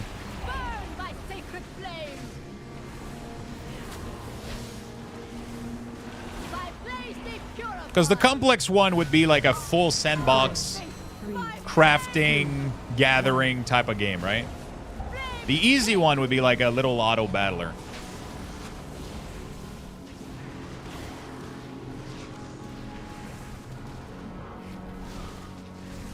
A gift of... No. I put that disclaimer this morning, Elf Fox. I said I want to stream the game dev, but I'm not gonna let anybody die in classic hardcore though. That's a given. That's I'm not gonna roach out.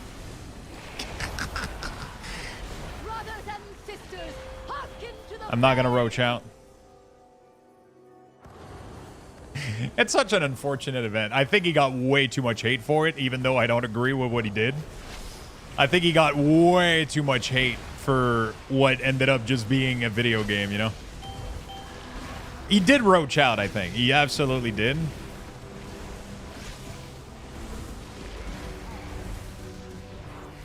I think he got way too much hate for it, though. I'll say that. I think it was a disproportionate amount of hate.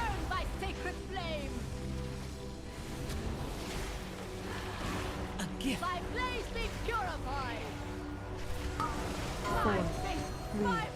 3, 2, 1.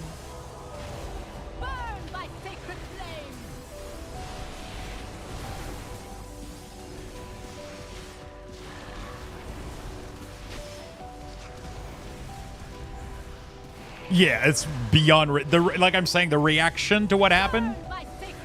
Check out the vlog. Yeah, I'm gonna check out some stuff after this dungeon. I'm serious. I wanna start working on a game live on stream. I'm 100% serious. Like, I'm not even memeing. We'll actually dedicate a couple days per, like a day or 2 per week, and we'll literally open like an engine and start working on random shit. I have no idea what we're gonna do, but I'm actually 100% serious. It is done. These zealots no longer steer our faith towards destruction. All who take comfort in the light of the sacred flame, thank you.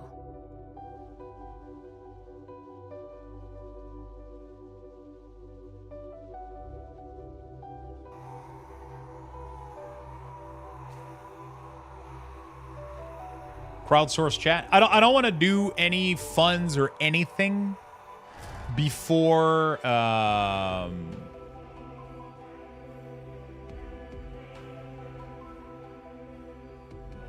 don't want to do anything before I have something yeah.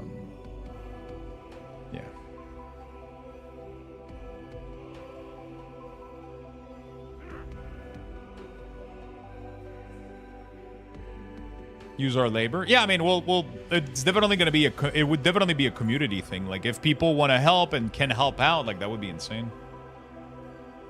You know? But that would be dope. People are nuts. There was some people saying the OF DDoS was his fault. Yeah, people are pushing this shit so far. What did I miss? You're making... I want to make a game. I don't know what it's going to take. I have no idea, but I want to make a game, and I'm being serious. I'm going to give you guys level 3. I'll go get some water real quick, and we'll be right back in a second, okay? So get your Lux Buxes, getting some water.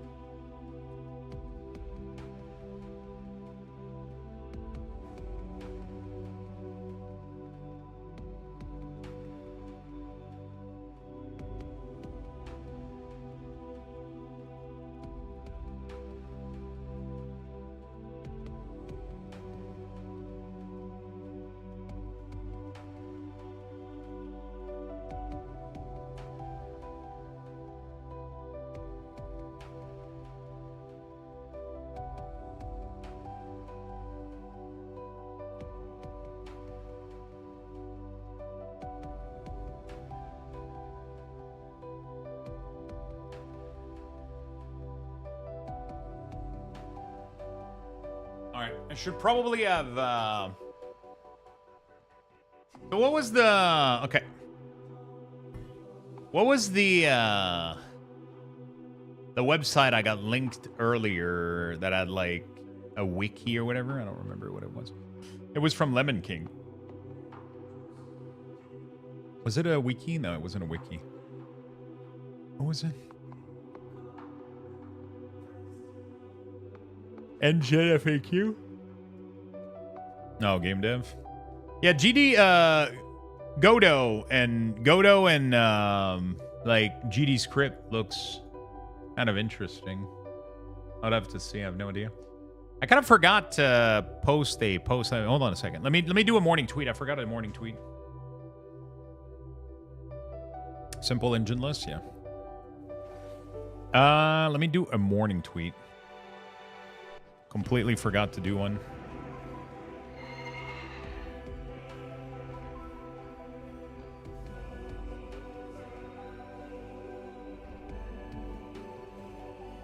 Completely forgot to do one.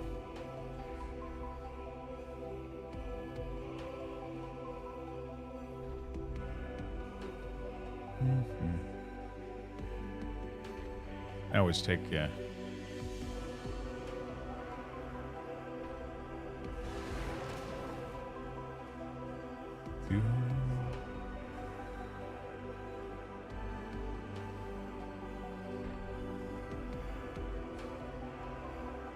Relaxing, blasting some Keystones with Death Knight and alts. Talking about all sorts of stuff. All right. I do love do it live so you can practice your LUA. You're 2 hours in and never did a morning tweet? Yeah, I know. I forgot.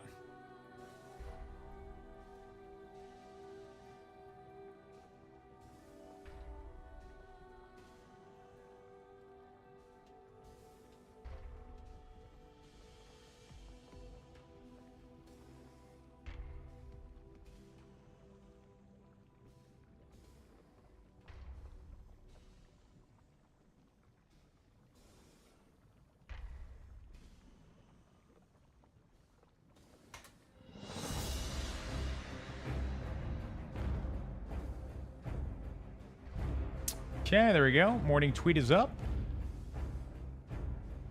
Ba-da-da.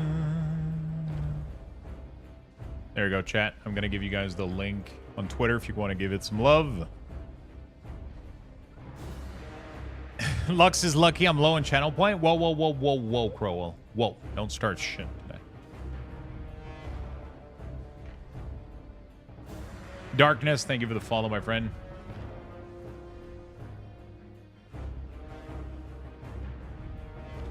Should have taken a picture dead in the dungeon for the tweet. Yeah, I should have. Did you see my idea for your game? Yeah, the American Truck Simulator.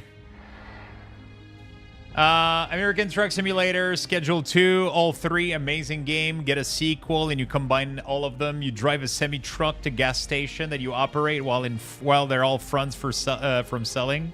I think it's gold. Definitely a good idea. No, I would love... I would love to do... There's two things that I would love to do. I would love to do, like, obviously, like a sandbox crafting game. Sandbox crafting, you know, like... talents, weapon, skill-based. Digging, resources. Actually, how do we classify this? Sandbox procedurally generated? No. I have some issue with this word. Procedurally generated. There we go. Crafting. Gathering. There we go. Sounds like Terraria. Yeah, but yes, inspired by Terraria, but more like a little bit more like yo, we lost 20 followers in the past couple of days. Holy shit. People didn't like the Terraria playthrough. Transmog Roulette? Ah, bro. Really?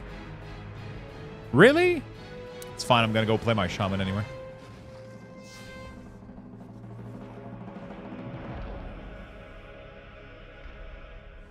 Terraria isn't for everyone, honestly. Yeah, but to the point where 20 people unfollowed. And it has to be more than 20 people because we got a lot of new... I mean, it's probably bot that got banned, honestly. I shouldn't read too much into my follower number going down. A lot of the time, it's just account being flushed out and banned and deleted. For that many people to have unfollowed, it's probably like a bunch of people that...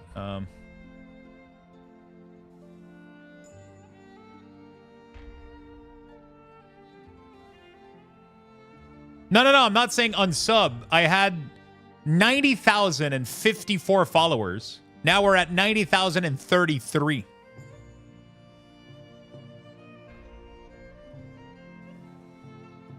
I lost 20 followers. It's probably accounts being flushed out, though. So do we re-roll? What do we do?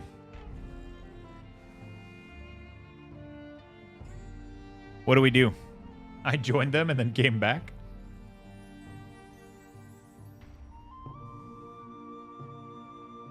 I'm not using those accounts anymore. Probably unfollowed because you got one shot by Pretty Butterfly yesterday. True.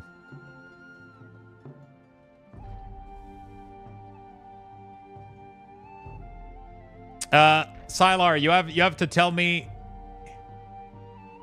You got to tell me what I do here. Do I re-roll or do I keep? You're the one that bought the Transmog roulette, so you have to make the decision. Re-roll? Okay. You got 2 more re-roll.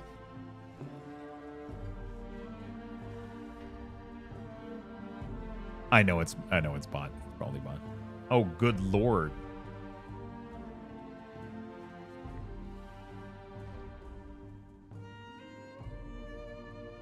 That's a cool helm.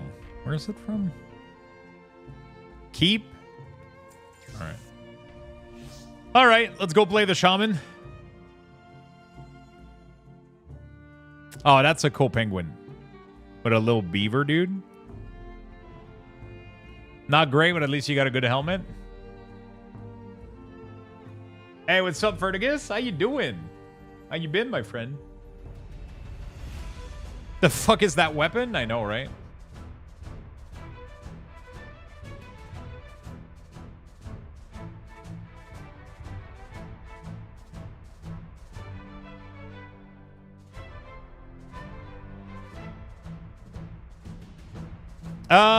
Let's do we do a Last Epoch giveaway, chat? Let's do a Last Epoch giveaway. Last Epoch giveaway.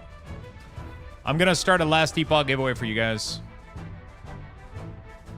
Wait, do we do a last? Yeah, let's do a last. Yeah. Let's do a Last Epoch giveaway. Chat bot, chat command. No. Chat bot, loyalty, giveaway. We'll copy this and then we'll do Last Epoch.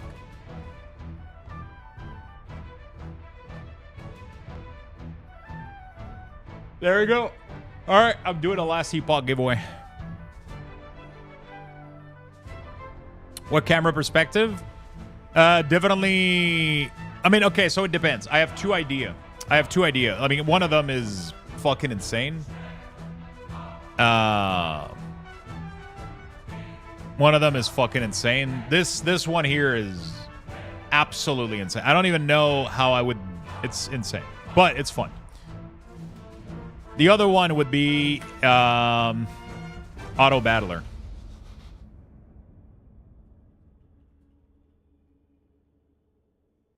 It doesn't have to be card-based, but I kind of want it to be card-based.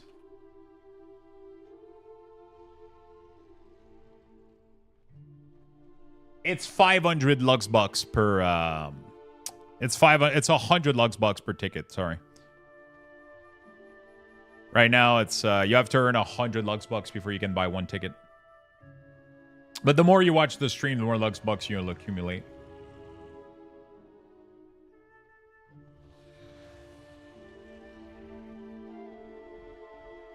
Is there a limit to the number of ticket? It's like 1 million. But to get 1 million ticket, you would have to have, yeah, a lot of you would have to have a lot of Lux boxes. I gambled in Lux 6K the other day. Damn, that's a harsh one.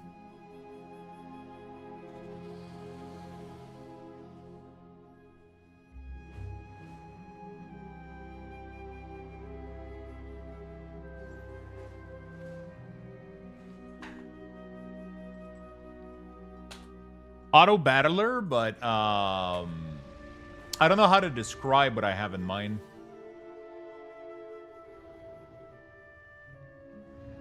I don't have a clear vision on this. But I would love something like the Bazaar a little bit. Or Hearthstone Battleground. But with pixel art. How to submit Toy the giveaway. What do you mean? Hey, what's up, Mentos?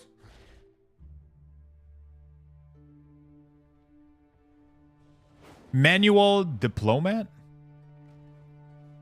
Oh, I need to change the giveaway command to reflect the Luxbox change. The how-to command. Yeah.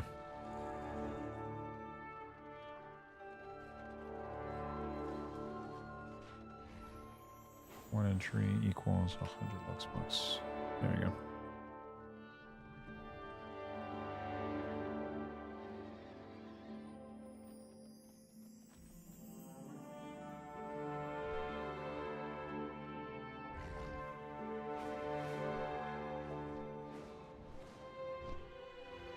Start with the core concept, classes, etc. For the complex vision, and the auto battler content would be an extension upon that. Yeah, I mean, yeah. All right, guy, Gummy, do you wanna invite me real quick? You wanna do some keys on the paladin? I'll follow you on the shaman. There you go. Fantastic. Please. Feel free to use my key if you want. I got a rookery.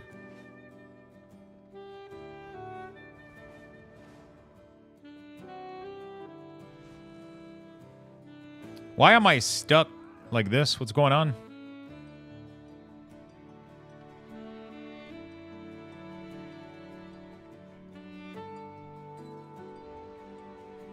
Why am I walking like I'm gonna take a shit?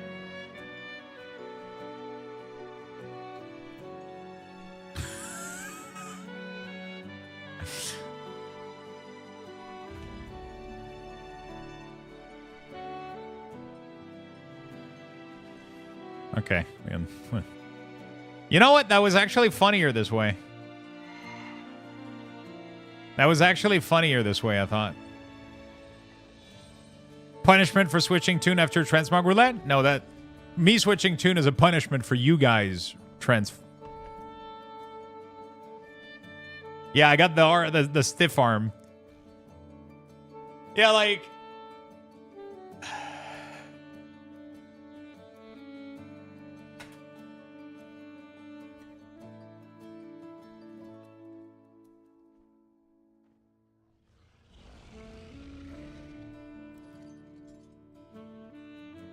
Oh.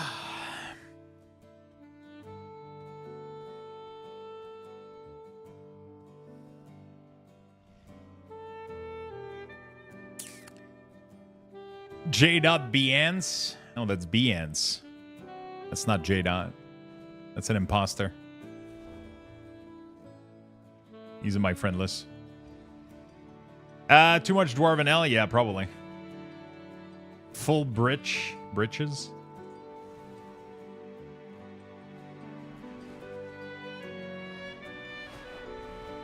I gotta go get food and some more caffeine, apparently.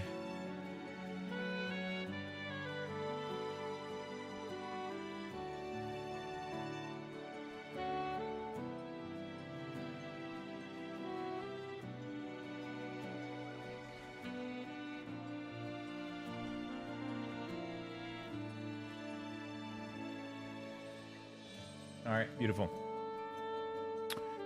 Beautiful. So yeah, those are the two ideas that I have Those are the two ideas that I have. I feel like one of them would definitely be easier, like an auto battler. I kind of know what I would like, but the other one would be just like kind of a crazy fucking game though. Like it would be too big maybe to start off with. I don't know. Maybe. You know, I have a great idea for a game, Luxthos Simulator. We create our own Lux stream where we can develop all of the chat personalities the way we see them. How do we do that though? How does that work? I don't know how well we're going to be doing here with Shaman, but we'll do the best we can. Do we want to lust first pull? I guess we do, right? WoW dead? Oh, is it your key? Okay. All right.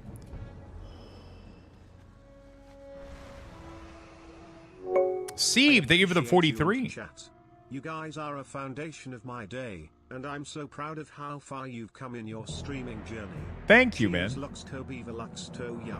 Thank you, thank you, thank you. I appreciate it. So, first, I don't want too much dialogue. I want barely any dialogue, barely any, like, surface lore. I don't want people that, like, read characters for 3 hours. So we're not going to have to make choices. We're not going to make... I just want it to tap into your dopamine a little bit. You know, like getting loot. Like very, very loot base.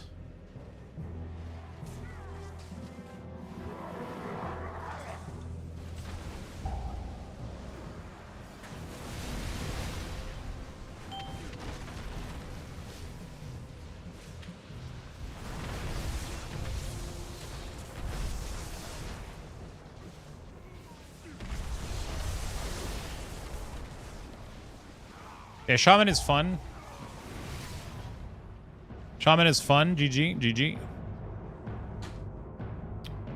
I don't have plans. I just set an idea. Yeah. I feel like that's what I would want to make. An auto battler sounds fun because it sounds more approachable for somebody new to this. But at the same time, I feel like it would be easier to find tutorial to make a... I feel like it would be way easier to find tutorial for an action like style game, like survival style game than anything else. Because let's be honest, finding tutorial for like an auto battler is going to be... I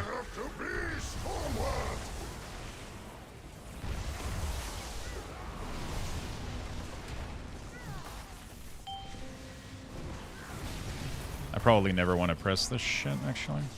I gotta stop pressing those. My power is transcendent. Share in it.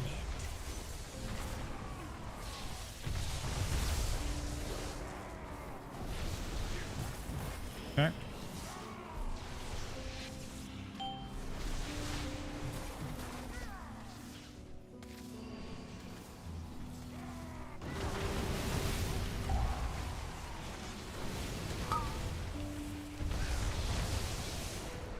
LA Shaman is kind of fun, I'll be honest. I don't know how I'm doing right now, but... That pull is fun. Now you do no damage for 3 minutes. I'm doing okay. Right? I'm doing good damage.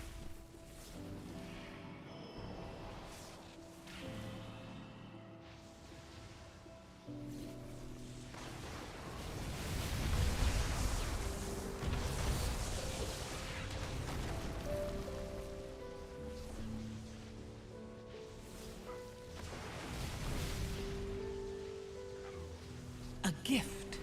I should have... Is there anything reducing the cooldown of...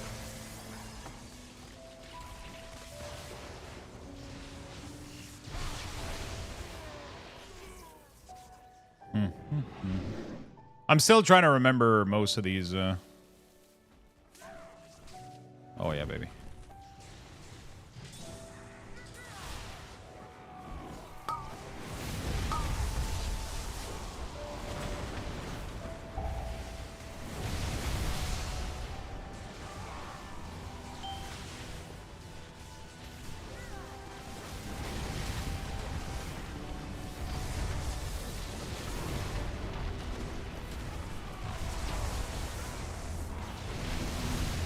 Holy fuck, Shaman is dumb. Okay. Every time I'm like, I think I fell off, I just pop everything. Okay. Fun class. My power is transcendent. Share in it.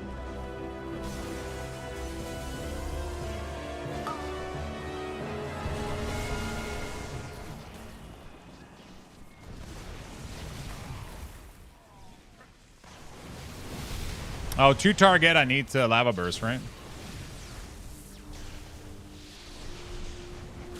Oh, fuck. I miscalculated. Ah, shit.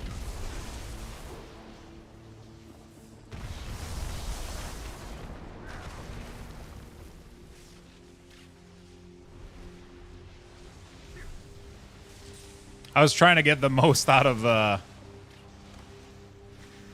my ascendance, because I got a proc for it, you know.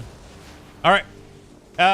3 minute is when you have coordinated group, else 2 minute is the better option for ascendance. Am I 3 minute build right now? A gift of I might be, right? power. Yeah. Oops.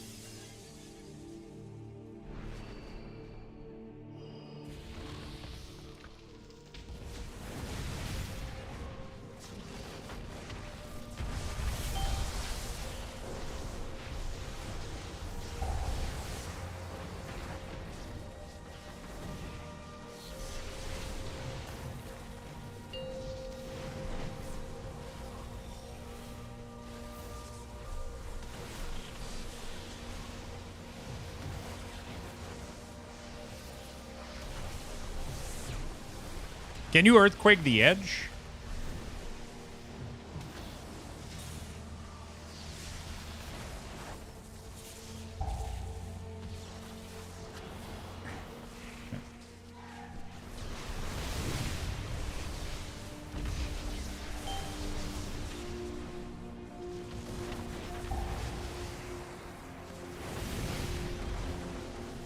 My power is transcendent. Share in it.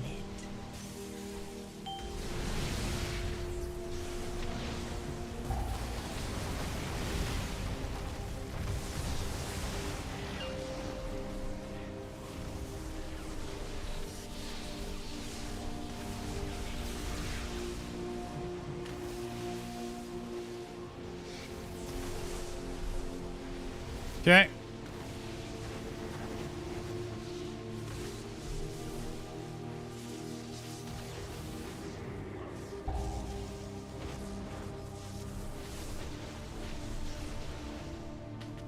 Okay, we're not doing too badly, I think. I'm not sure, actually. I have no idea how I'm doing. Okay, I'm doing okay, I guess. For my gear, I'm pretty low item level, so... I'm really, really low item level right now, so it's not too bad. My power is transcendent. Share in it. Okay, not too bad. Yeah, 3 minute kind of feel bad for him plus, right? It gives you crazy burst though, which is nice. Where is it? There he is. There's the little birdie.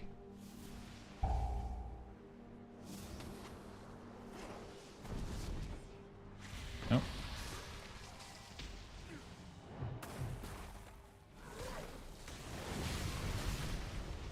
How many target for chain lightning? Actually, I don't even know. Very nice. You just need a PI, buddy? Yeah. Well, if you don't have a PI, buddy... Yeah. Do you still play 2 minute?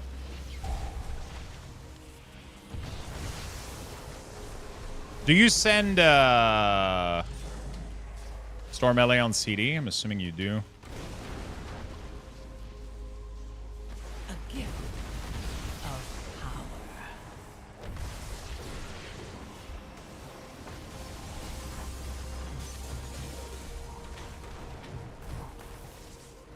Yeah, for the 4-piece. Yeah. Even if it doesn't line up with Ascendance, because it's 2.5 and unless there's some CD reduction happening.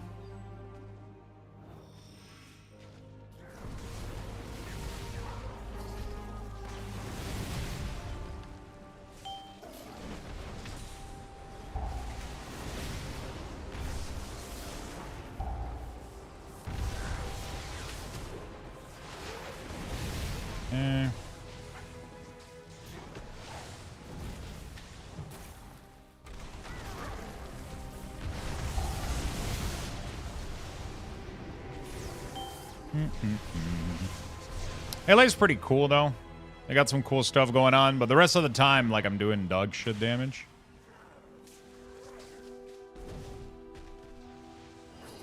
Like, do I even use cooldown here? It's such a small pull. I almost don't want to use it.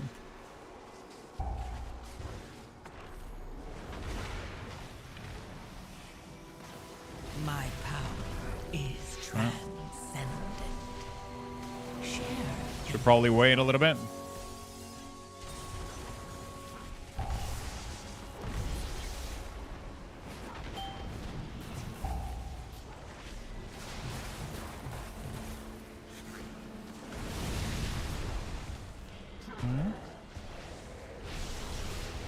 The next pull should be pretty big, right? Am I crazy? Isn't it the big corridor? Yeah. Should be big. Should be good. So yeah, I woke up with the idea of making a stupid video game.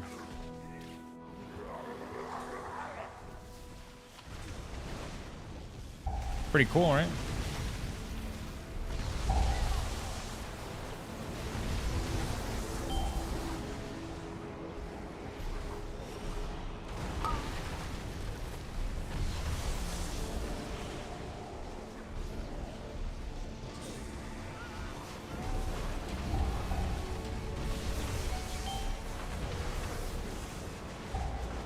Pretty cool, right? We're gonna have to work on that in the next couple of days, learning a little bit. Or maybe, I mean, we got last epoch coming up, but... Of power. No, I mean, the idea is stupid, not the game. Anyway.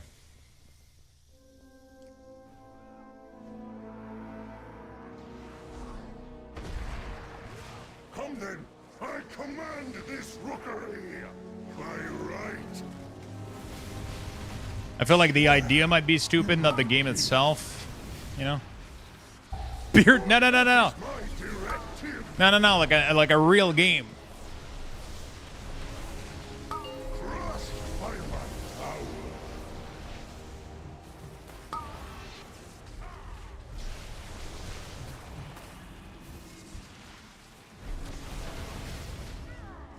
Your death is my directive. Share in my gift. My power is transcendent. Share in it. The might of my hammer.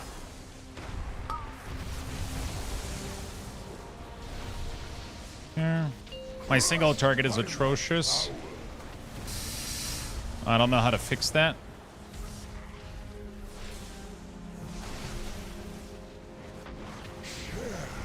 In my gift. Your death is my directive.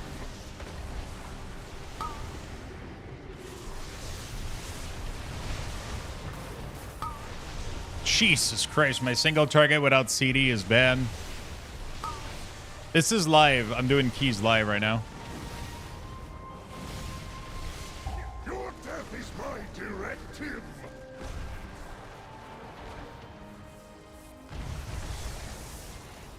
My valor, your ruin. Share in my gift. The might of my hammer.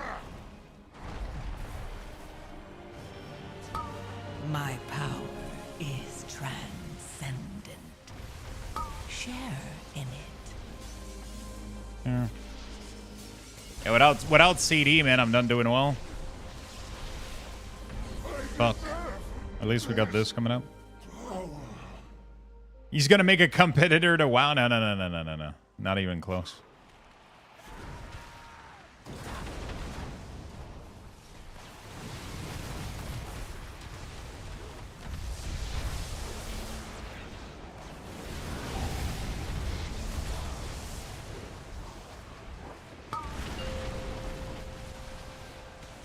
Not even close.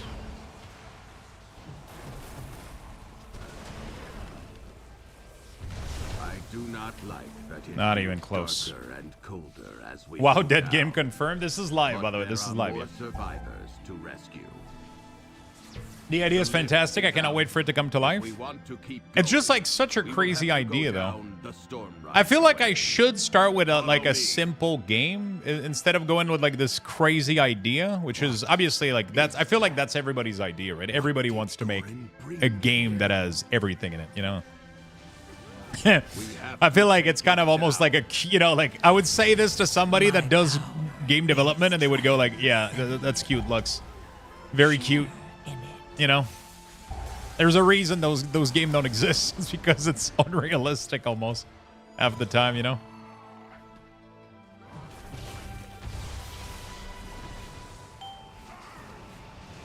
But I don't know. I feel like I would like to try to build something. I feel like it doesn't need to be like. I want to make like a full sandbox. I would love to make like an actual sandbox. I feel like it might not be the best idea for like a first game ever. But I feel like it's also like a really, really good way to learn at the same time because it teaches you pretty much everything all at once instead of limiting yourself to like, you know? I don't know.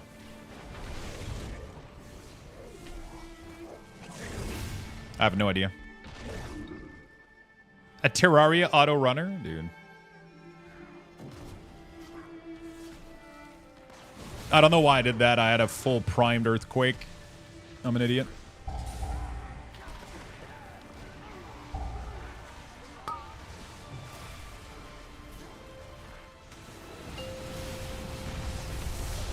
My power is transcendent.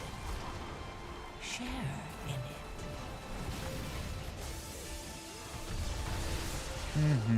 Yeah, my damage is horrible on some of these. The damage of LA is too inconsistent for me.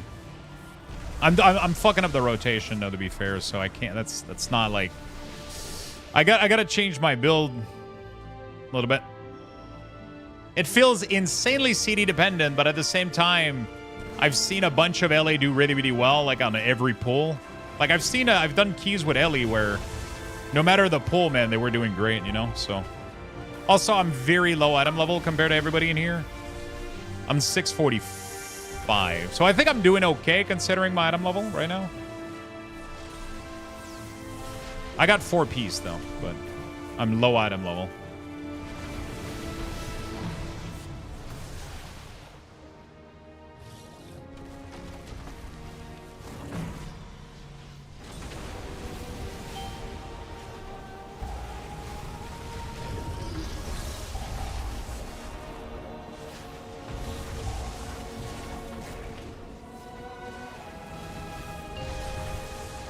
My power is transcendent. Share in Okay. it.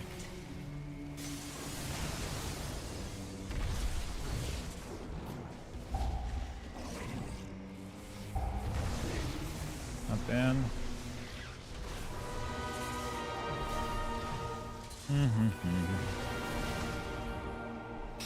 Do.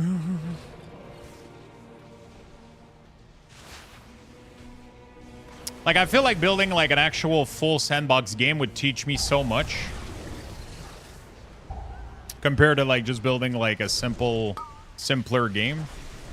But also it makes the scope of the game so massive that it also could make it almost unreachable.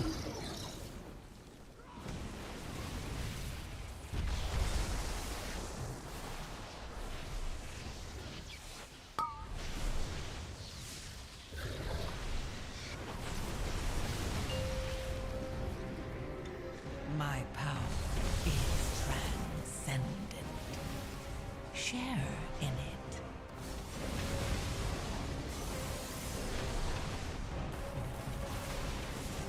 Okay.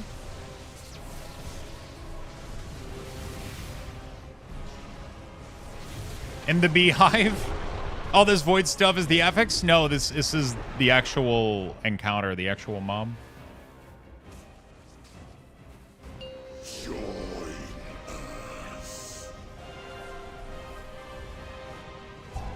Ravage.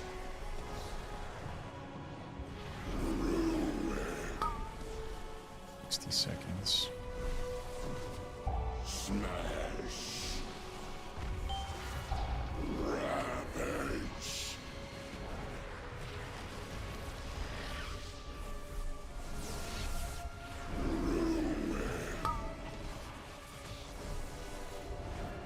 Destroy. Okay.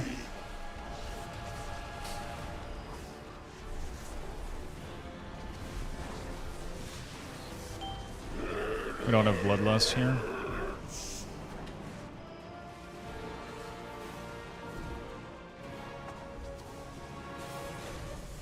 Fuck.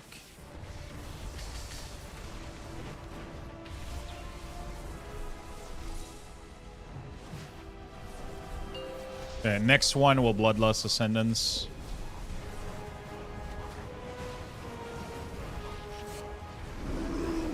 I'm doing no single target. Holy fuck. Smash.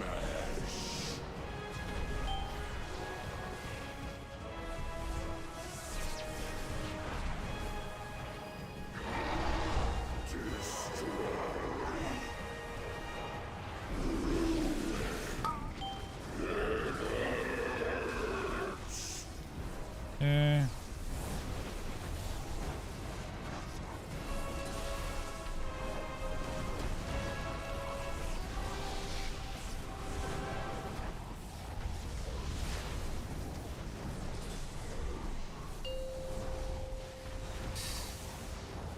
Okay, single target ended up pumping a little bit, but definitely not. I guess with CDs we're doing okay.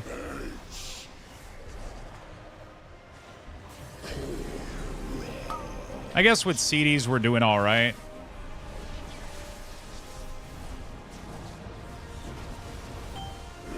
The glow that we ended up adding. Holy shit, that was a lot of burst at the end. I was like lowest on damage on that single target fight. And I ended up going all the way back to top. Oh shit, we actually got a shield improvement. Nice. Whoops. There we go, dude. Oh, it's a nice mug too. Holy shit, it actually almost fits with my stuff. What the hell? Wait, what? Bro, what are the chances?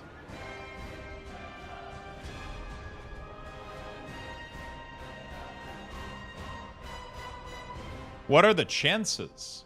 All right, I think we go play Warlock now. I did one key on Shaman. The rest of them we'll do them on Warlock, I think. All this void stuff. Okay, in the beehive, trying to make an arena, the goblin decided to attack. Bunch of fuckers, man. You gotta defeat them to get the Tinker, though. I'll end up being a Terraria expert by the end of the year. I have an extended supply of goods for our... I'll end up being a Terraria expert. I know all the tricks now.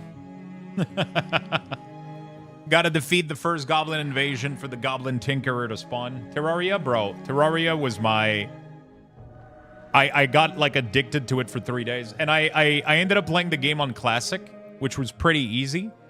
But I think if I had to do it again, I would do it on Expert for sure, for the game to last a little bit longer. It was such a crazy experience. Like, I cannot believe how insane it was. It made me obsessed with the genre, and it was so fun. It makes me want to check out Core Keeper right now. It makes me want to check out Core Keeper so badly. It really, really, really makes me want to check out Core Keeper. All right, if I had to like put like We're just gonna put all the idea. Let me go on the Warlock real quick. Dude, Samurai. Terraria is... I cannot believe how many people bought the game. At least, like, I swear to God, at least 10 people bought the game or started playing it because of my playthrough. We're going to be playing Core Keeper really, really soon. I want to show you guys. Core Keeper almost answers to all of this. Almost. Cooking, but no hunger.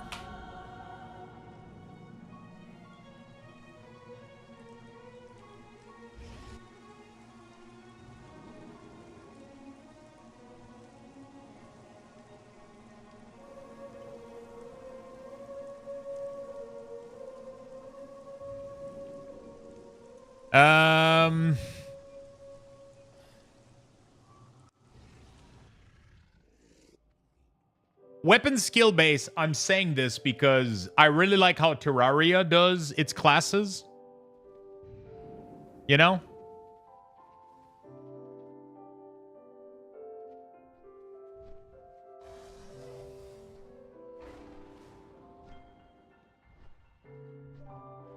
I like that it's simple and you don't have a ton of spells. You have one auto attack weapon. You know? I like that. I like that a lot.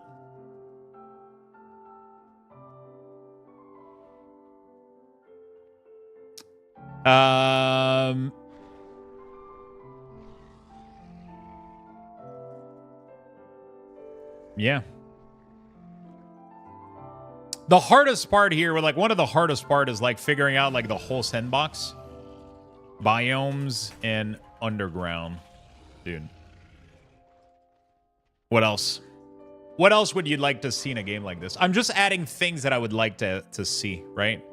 Doesn't mean that everything can be implemented, but...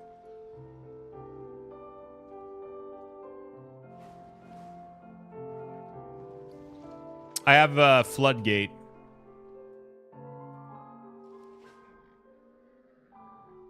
Oh, yeah, I mean, summons would be part of the class and talent, right? Summons would 100% be in there. I don't know if I would do hunting. I think it would just be like Terraria, right? If you kill an animal, it has a chance of dropping its meat. I mean, in Terraria, they don't do this. Do they do this? You would have fishing and killing critters. You know? And I definitely want to make dual classes system. Like, that's one of my favorite things ever. Like, being able to mix, like, a primary class with an alternative class. That would be, like, one of my... Like, I love this idea that you can do combinations. Dual class systems are the best. You pick one main class and then another class where you get less points for. Hello, what's up, Crush? How you doing, my friend? Building? Yeah, that would definitely be building. Building. Obviously. Obviously.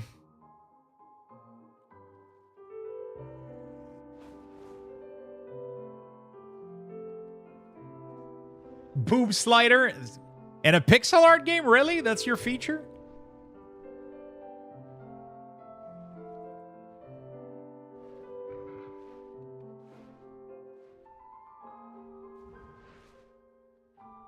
Beards? Yeah, beards for sure. 100%.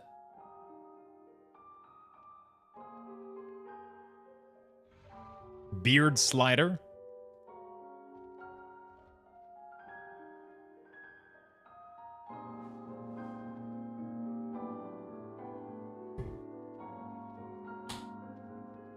There's so much here to unpack.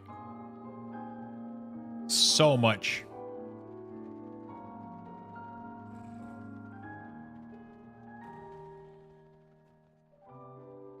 In bosses, obviously.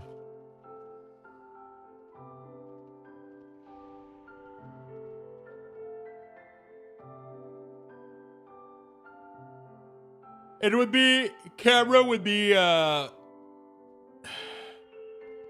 Feed that list to ChatGPT and tell it to design a concept. Nice.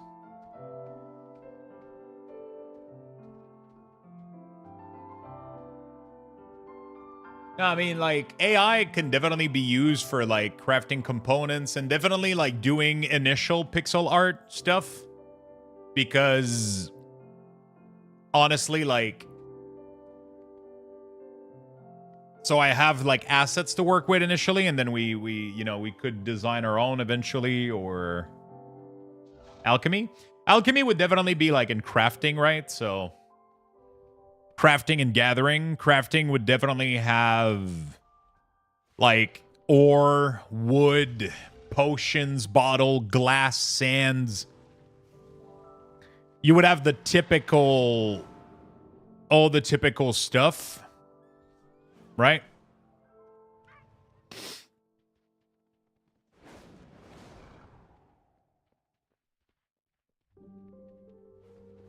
I find it interesting that aside from the sandbox portion, you're sort of describing Monster Hunter. It wouldn't be at all like Monster Hunter. Because the sandbox part is the most important thing that completely... it would be completely different. It would be a pure sandbox, like Core Keeper, Terraria style.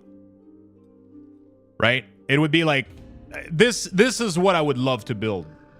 A game like Core Keeper, but like with different takes on a lot of stuff. They have like I would love. Yeah, in terms of aspect, yeah. Like their inventory, their font, the way they're doing the items, the way that you have common, uncommon. I love rarity for items. I love that. Item rarity.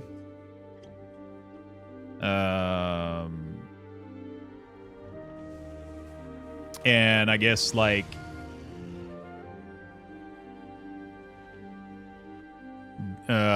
what's the name of the like I because I want the loot to have like affixes on it and shit. Like that's fun to me that you can farm different affixes and resummon certain creatures. And I like the idea that you can resummon bosses to fight them. I love that aspect of Terraria. I don't want lore. I don't want dialogue. I want very little lore and very little dialogue. I don't want to have to focus on that or think about that.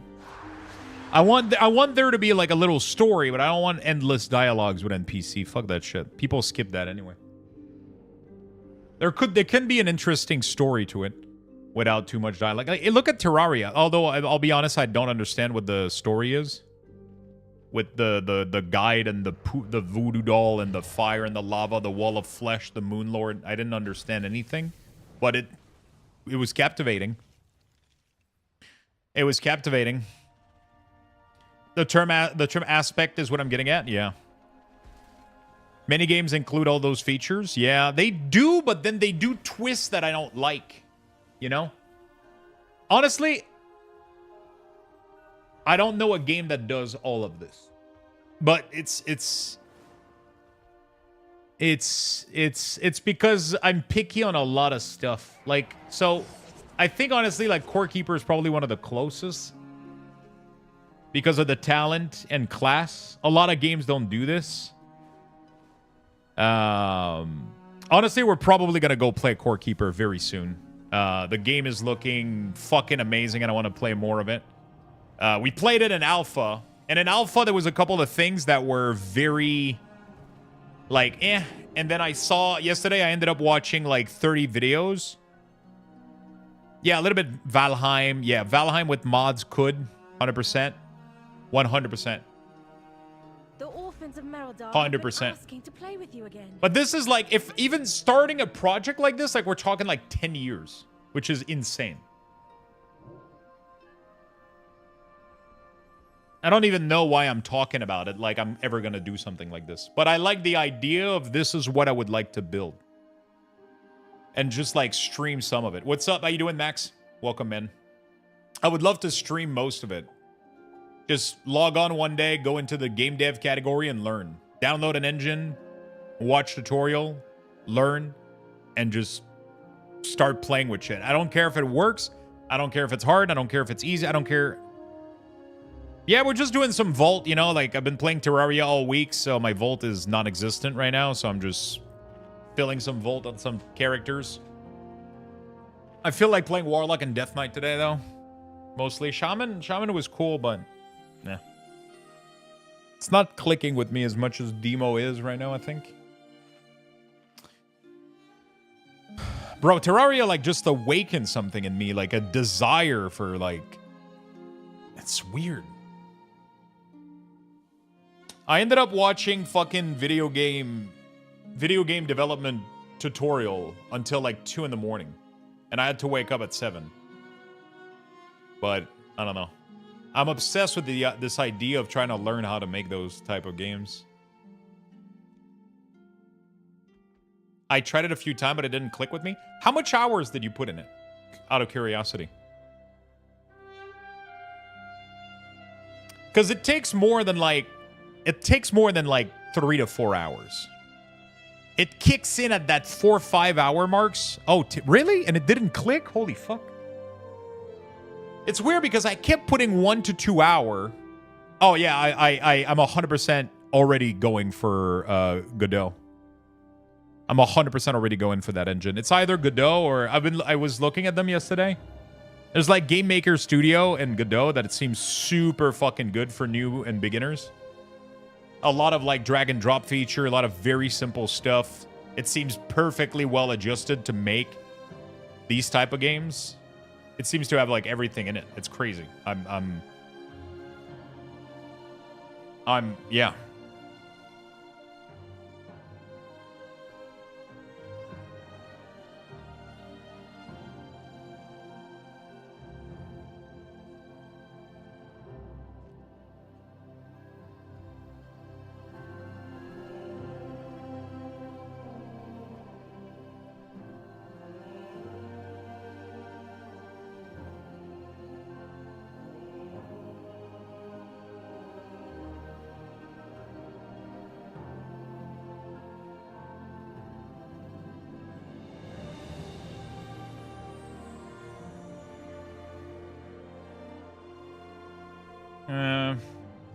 May.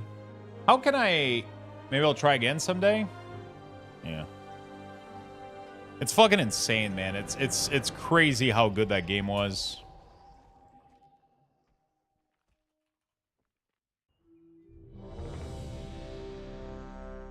Is there a way for me to know when my partner anniversary date is? On Twitch?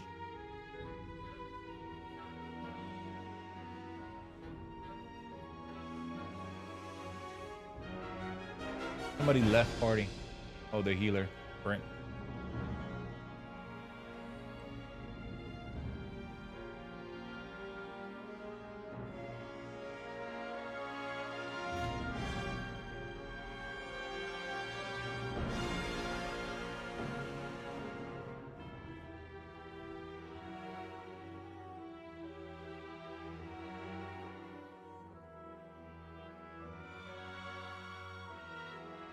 Healer left. Yeah, man, that would be like such a cool project to work on. You have a meeting in 15? What else is missing in here, chat? What else is missing? Earthquake in SoCal? Shit.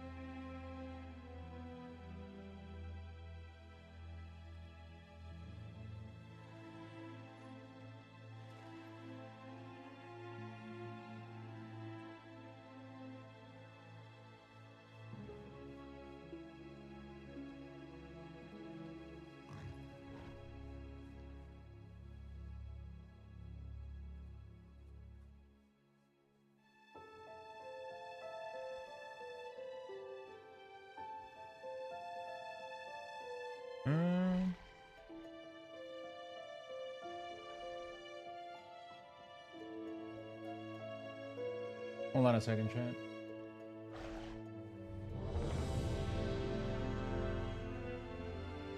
I'm applying for front page for Twitch for something.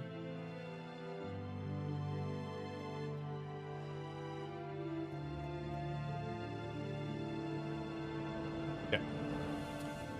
Luck cookies. Doo-doo-dee-doo-dee. Does this screen show you? Oh, yeah, I figured it out. Yeah, Doc, I figured it out.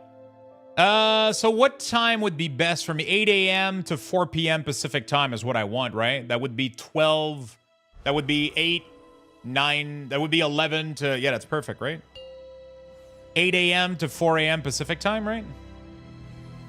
5, 4. No, 8 a.m. to 4 p.m. Pacific. 1. That's my schedule, literally, right?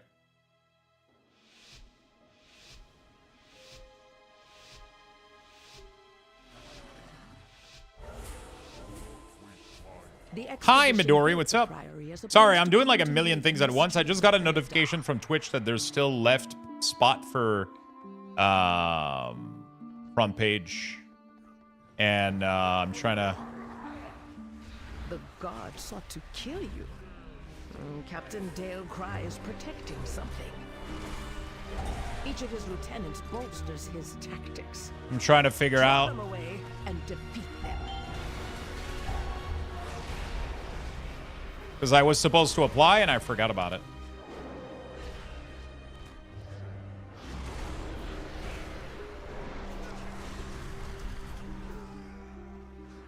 I was supposed to apply and I forgot.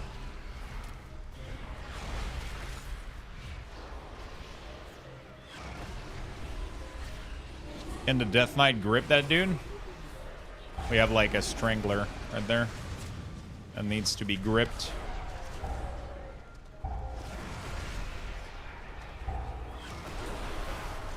Dude, those, how the fuck are you supposed to fucking see all these interrupt shots? Jesus Christ. A gift of power. Okay, we're chilling.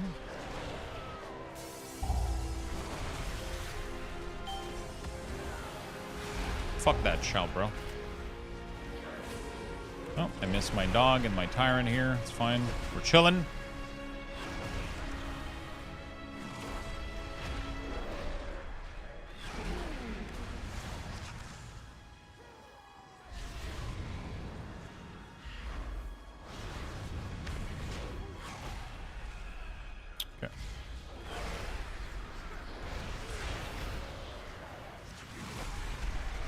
Beautiful. How are you, Lux? I'm doing fantastic. Gnome, how about yourself, buddy? How's your day going, man?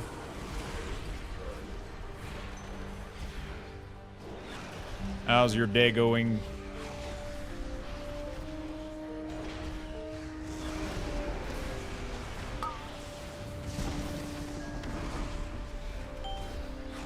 A gift of power.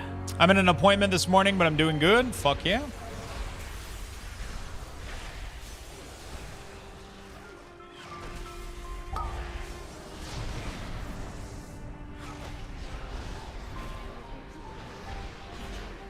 Should I use Cole down here? You know what? Sure. He still has a lot of life. Might as well. If we can chain pull, that would be dope.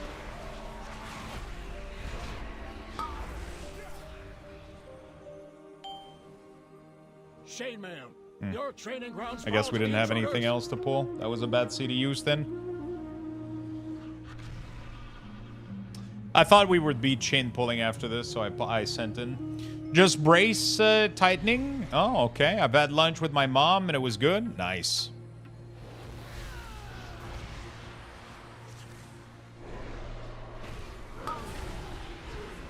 What did you guys have?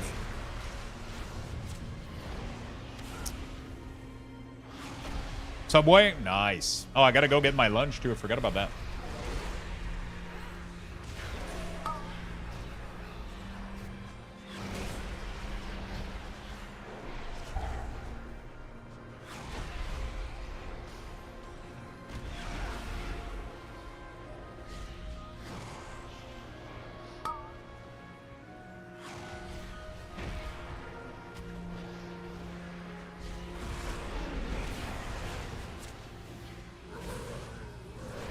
My power. Should I use is cooldown again? Maybe. Oh, transcendent. the short one. Share in it. I keep forgetting to take larger Shadow Fury. You timed your 410 last night? Nice. I'm trying to learn all the dungeon. Have you been playing your Boomy? Still?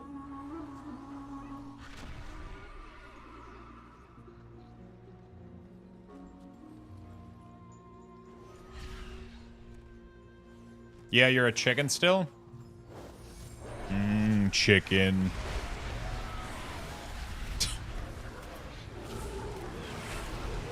All right.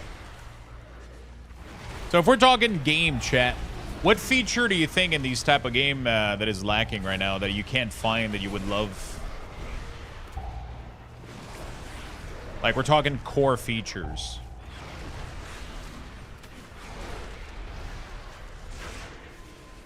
You know?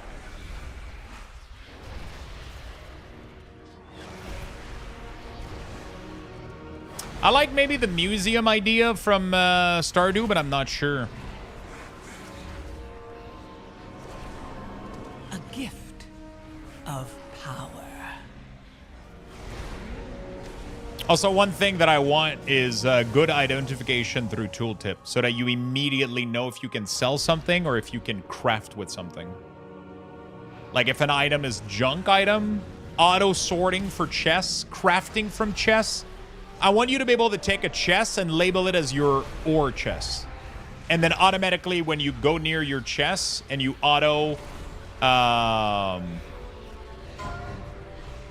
automatically when you go near your chest and you auto press like sort, it auto pulls every item from your inventory automatically.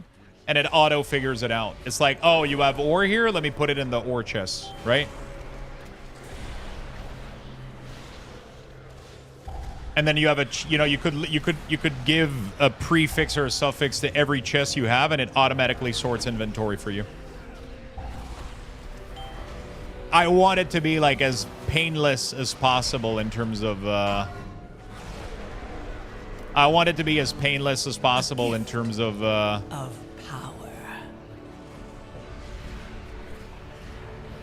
Of inventory management, chest crafting. I want it to be like just flawless.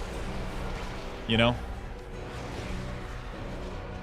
I need a banger of a music. Yeah, music. Like that's way later, but that definitely needs to be there. PoE stash tab, auto sorting. Exactly. You understood exactly what I was saying. Affinities. You have affinity for your stash. Exactly. And I want you to have to make every chest, though. I don't want an infinite chest. Each chest needs to be crafted and needs to exist. But you could build a auto. It could be a feature too. Like instead of being like given to you at the start of the game, you actually earn it. You earn like a magical device that allows the auto sorting to happen. You know what I'm saying? It could even be a creature like a. You know, it could even be a creature like a little book or something. And every time you're next to it and you ask it to auto sort item, it handles all of it for you. As like a game feature, you know? Of power. Like you literally give it all your shit and it will auto sort it for you. Or some stuff like that. Or it can be automated from the game. But I like the idea of having something do it for you. In a way. You know what I'm saying?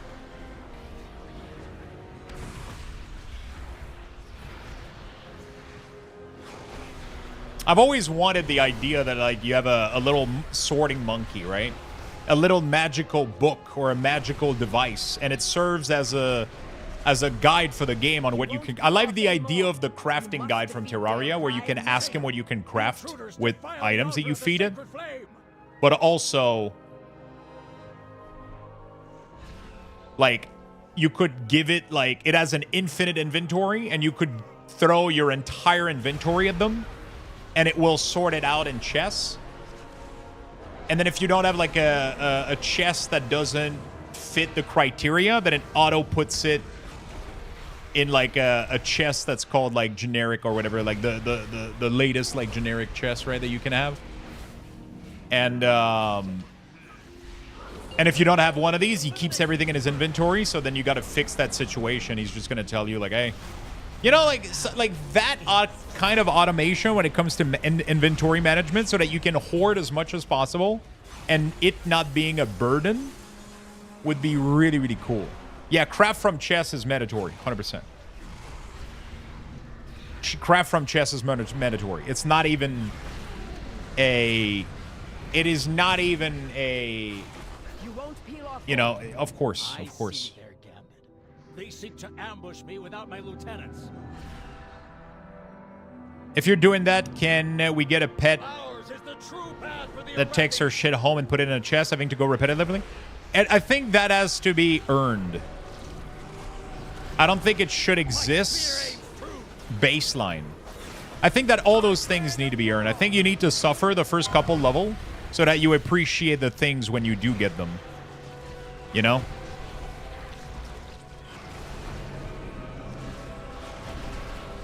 Finish them off, Lieutenant.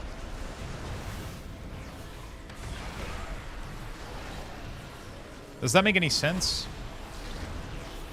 My power is transcendent. My spear aims true. I like when you get the piggy bank and you get the vault in Terraria. It felt really, really good. You know? It felt really, really good when you get them. But I don't think they're good. I don't think they're good enough, though. I think they could be better. Finish them off, Lieutenant. I think they could be better. My spear aims true. Feel Ember's wrath. Crafting times? That's actually a good question.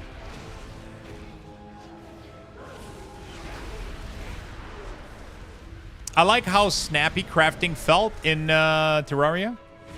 I like the idea of cooking stuff and having a little bit of timer on your pot, though. And, like, going to your pot, roasting a couple steak.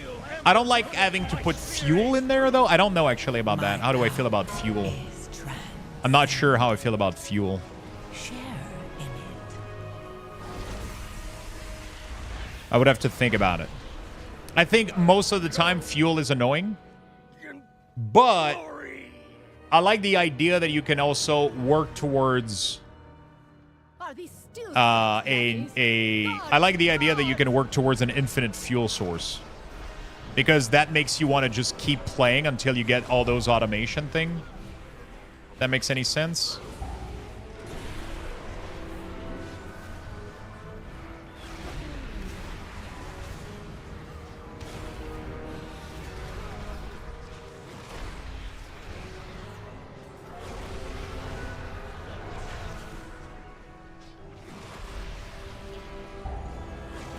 But I don't like when there's too many annoyance, but there has to be some, but like not real big annoyance. Just like a little bit of, you know, like, hey, you need a little bit more wood because you need to put this in the furnace so that you can craft stuff.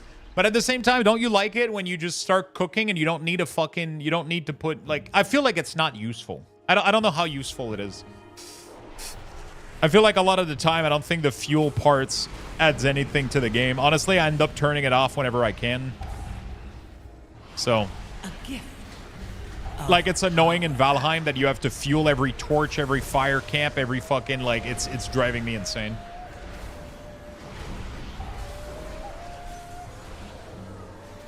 You know what I'm saying?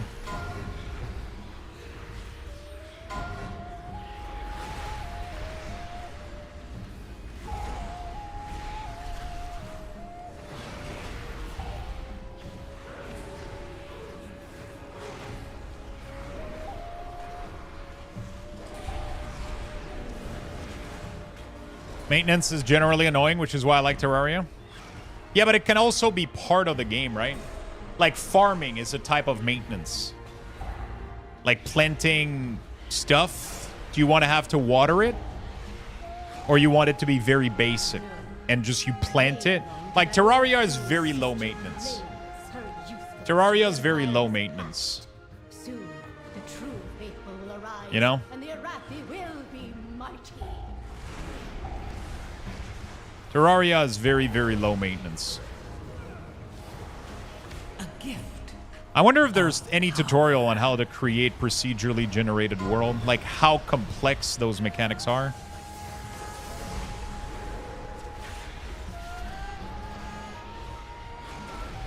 It has to be tough as hell, dude. It has to be tough. That has to be like the #1 thing, is creating, like, nothing else is even worth working on except a good procedurally generated world. I think that's what makes Terraria and Valheim and Minecraft as good as they are. You know? I 100% think that's what makes these sandbox game as good as they are.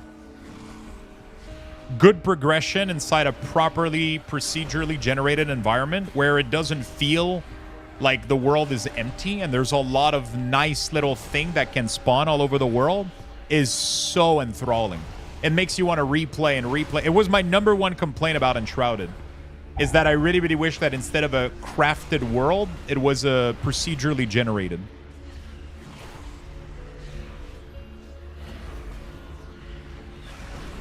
As I understand it, a procedurally generated world is a massive world that you use pieces of to create the impression of being random. I don't know how it's fully done, but I like the idea that like Terraria's world generation is amazing. Minecraft world generation is amazing. Valheim is one of the coolest shit. Like the fact that you have these biomes that generate, and then a biome needs to have at least X amount of.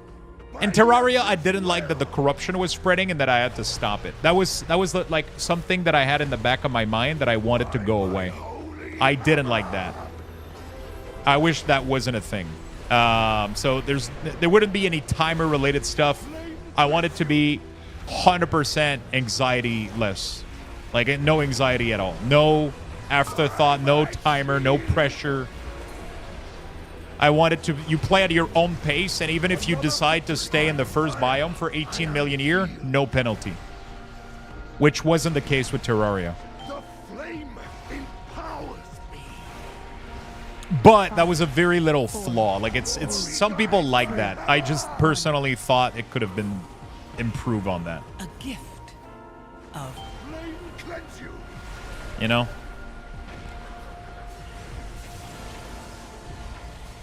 Shielded by flame's light. By fire, I am healed. God, watching you play WoW makes me miss it so much. How's this season? It's been good, man. The season has actually genuinely been good. My holy hammer. Flame cleanse you. No joke. It's genuinely been amazing. Warlock feels great. Death Knight feels great. All my characters pump. The dungeons are pretty fun. But right now, I'm craving a little bit of ARPG, though. Like, Path of Exile still has too many issues for me, Path of Exile 2. It's weird because it has the base of one of the greatest fucking game of all time. But it struggles in so many areas, man. The itemization, not the itemization, but crafting is all over the place in PoE right now. It's so tough. Nothing feels...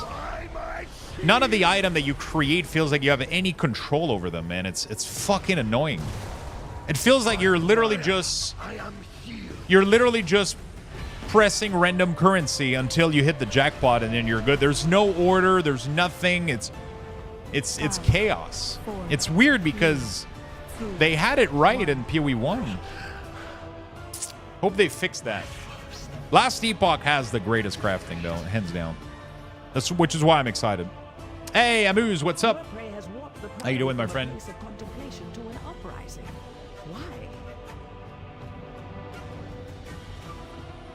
She has always preached of the strength of the Emperor's will, but to turn against us is madness.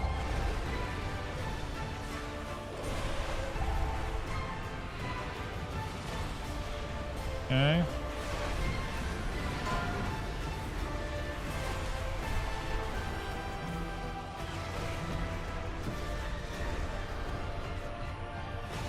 Dude, Demonology Warlock pumps, man. And we're getting buff, I think, next patch, which is... What the fuck? Should current PoE issue would hold me from playing it? I don't think so. I think it's really, really fun. It's just that I personally don't want to trade. I want to play solo more. So I play SSF, but SSF doesn't allow you to self-sustain well. Like, it doesn't allow you to do it well unless you get extremely lucky. You don't have the control of your own destiny, which is weird.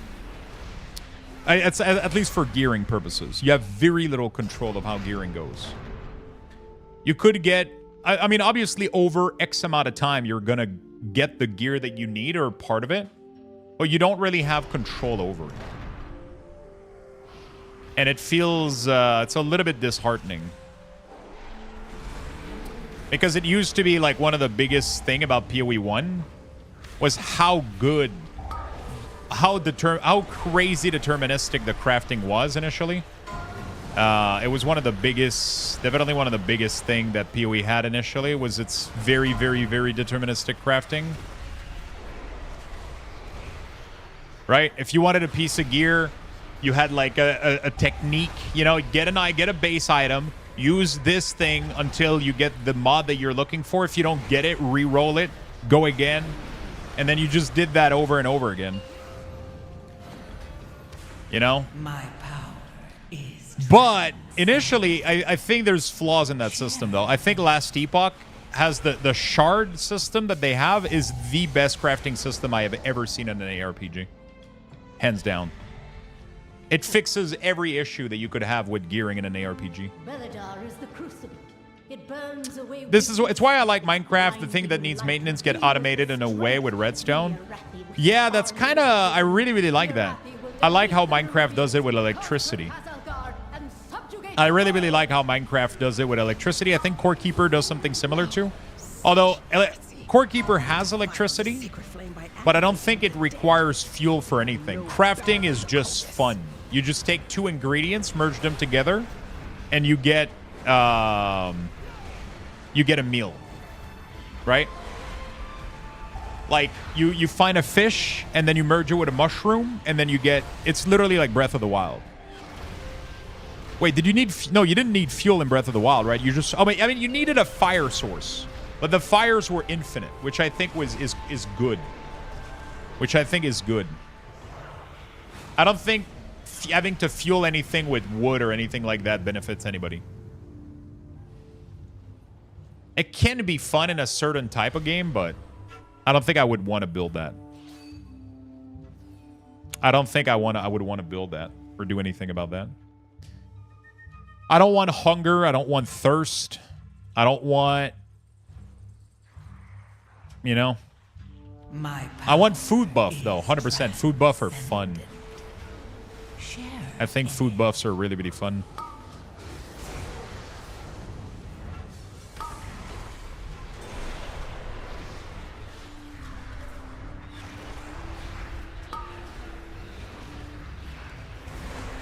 It gets annoying when the upkeep is a task on its own. Yeah. I mean, it's just...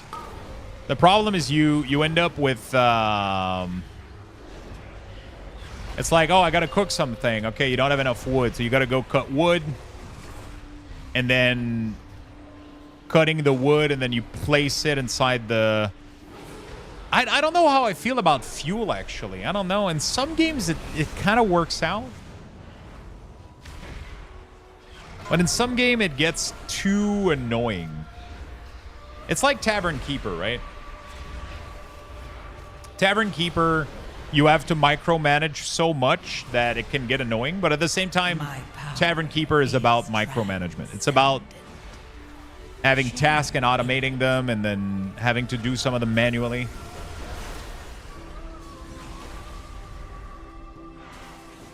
You know what I'm saying? Fuel in Minecraft, a double chest with a fuel source, and you can get... Oh, you know what? Actually, now that I think about it, I like the idea that you can tie a chest to a piece of equipment to auto-fuel it. That mechanic I like. I like that if you have a crafting station and you put a chest next to it, it kind of uses the mats from it. I like the idea of global crafting. So like as long as you're crafting within your chest area, you can get access to all of them as long as you're close to them. Right? But like for something like an oven, for example, you have to have a dedicated chest next to it. Otherwise, it would just pull from your resources of other... otherwise, it just pulls from your other wood resource that you don't necessarily want to use within the fuel source. So you have to have a dedicated fuels like stash just for that. But that feels fun to me. If I can go cut a shit ton of wood and then all dump it into the fuel stash and it automatically uses it, that's neat. Yeah, there was a mod for Valheim that did that because otherwise it was really, really annoying.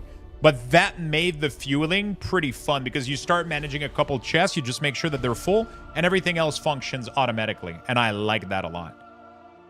I like that a lot. That could actually be a thing.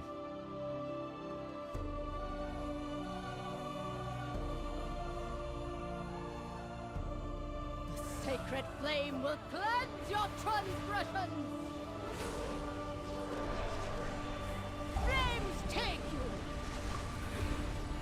My place be purified. 4, 3, 2, 1. Flames take you.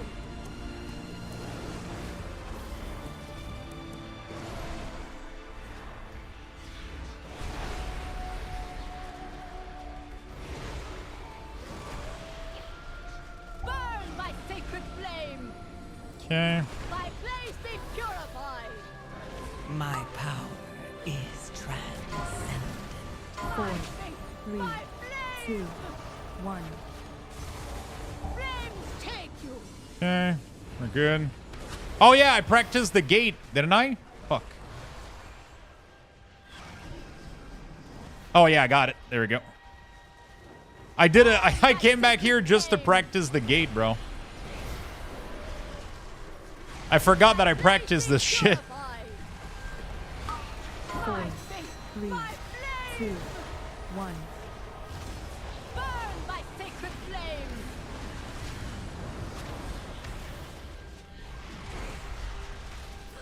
I don't know if it's gonna work, but Brothers and should work. sisters, hearken Yep. to the flame. Easy peasy, bro.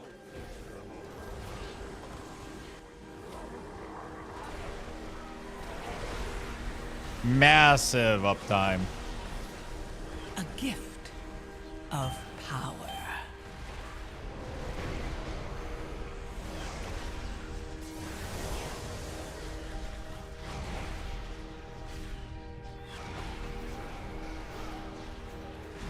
Beautiful damage. Holy shit. Burn by sacred flame. My place be purified. Man, I kind of pumped this dungeon, honestly. Holy fuck. 4, 3, 2, 1. Flames take you.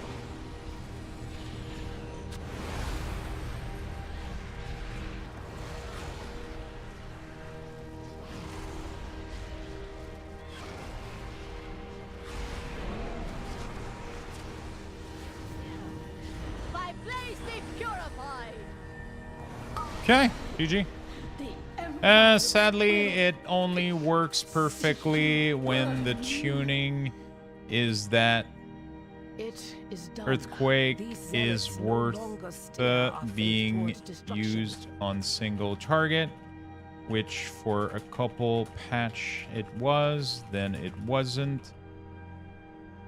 So I got tired of modifying it, so I made it this way by default to prevent any further issues. I won't send any updated weak cores, as that would mean you won't be updating them in the future. There we go. Good. Sorry, I was replying to somebody. Lemon King, I'm kind of lolling because you remind me of a project I was on about 10 years ago. Ooh. Little Kickstarter project. I feel like there's so many fucking games, man, that get like a lot of ideas get thrown out there.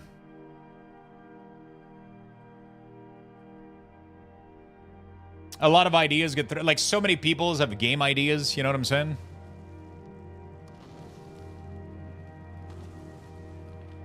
In the spirit of WeakOr, make you UI customizable and resizable. Oh, jeez. Definitely would need to happen.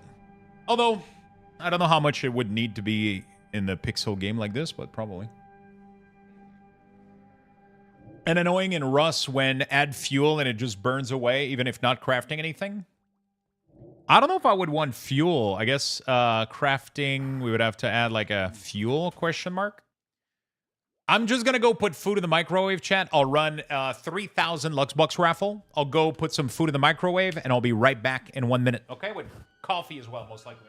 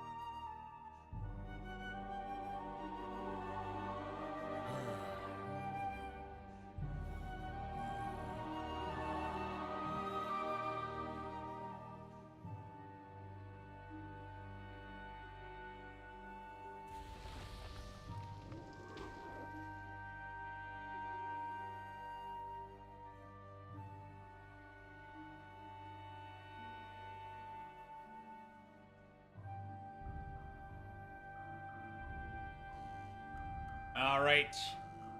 Oh, that was really you? Yo, what's up?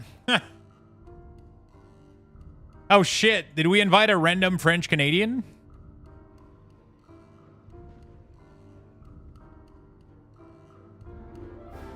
Oh, I'm French Canadian, but speak very little. Oh. Oh, wait. That's Ron Engic. Isn't the hunter Ron Engic? Yeah, okay. That's what I thought. I was like...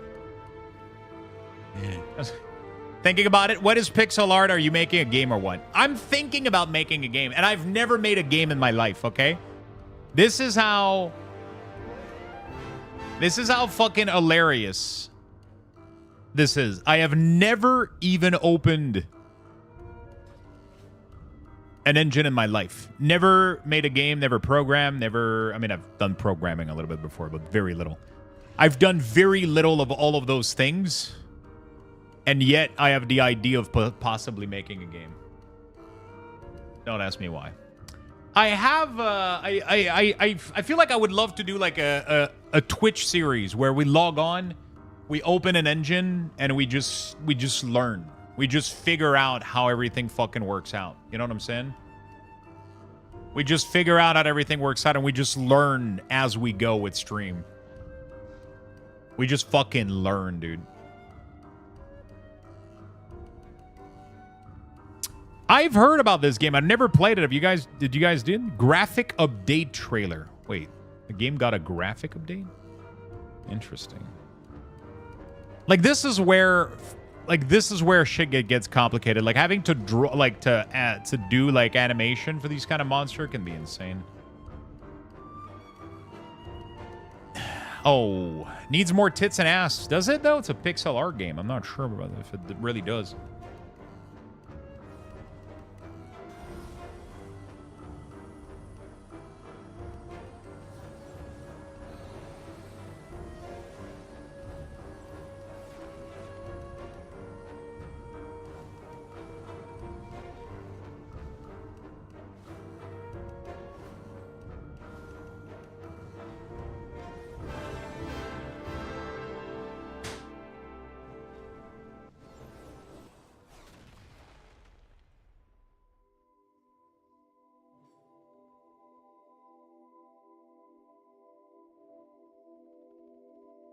All right, sorry about this.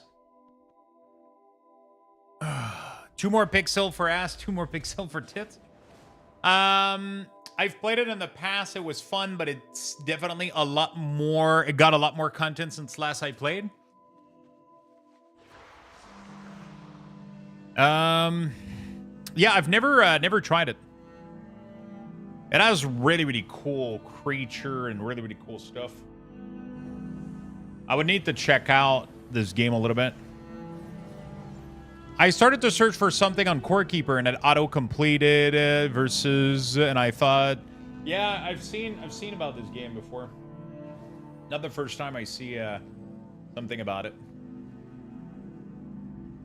Not the first time I see something about it. It has like, it seems to have biomes and shit. It seems to have like build, quest, conquer across an infinite procedurally generated world. Play alone or with friends as you establish a settlement and explore deep dungeon, fight monster and bosses, mine rare ores, craft magical equipment, recruit specialists for your colony, and more. So this is where it gets fucked up, right? I don't know if I want to go into colony, but it's we're doing my floodgate. Timberborn but bees?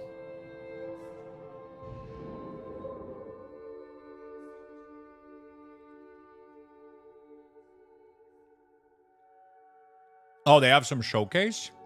Oh, shit. Build a hive, make some honey. Hive time. Oh, shit. I like how simple these little UIs are. I don't like the font, though. There's not enough spacing, too, beneath the element. But it looks really fun. Like, that's the cool thing about these type of game, and you can have, like, such, like, a small idea and make, like, a really fun game. Timberborn, but penguin? What do penguin harvest, though? Like, ice? Like...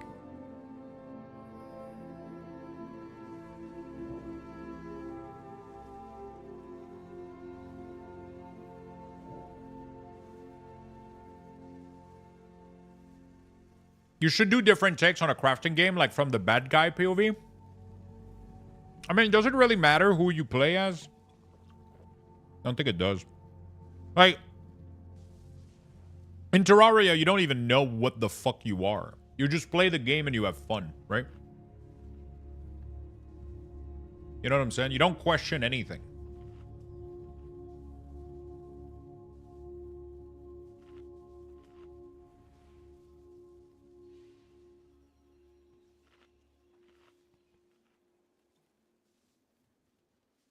I don't want the lore or the setting to be what makes it interesting. Like when you install Terraria, you don't care what it's about. It just puts you into a game and you enjoy the fuck out of it. You don't really question why you're there, who you are, you know, like you don't question any of this shit. You just go with it. You just go like, "Hey, I'm here now, let's start exploring and digging." You know, like that's all there is to it.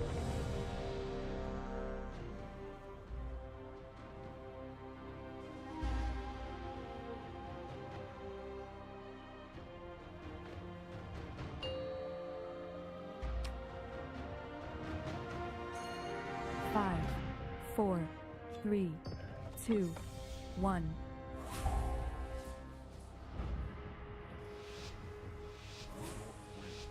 Wait. That's kind of a neat idea. A crafting survival game where you have no memory, but you know you need to build up an army and a kingdom, and you take other kingdoms around the map and try to find and to find out that you're evil. I've always wanted to make like if I had to make a game, I'd also think, wouldn't it be nice if you weren't human? You were just like a little blue shape or a little anagram or like a little like, I don't know, just like a memory. Just like, you know, no skin, no remake Golden Sun. Sounds like a fantastic idea if you ask me.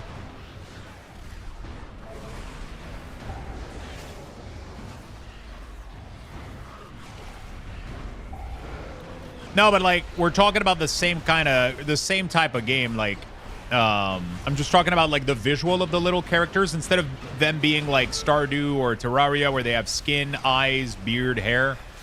They're just like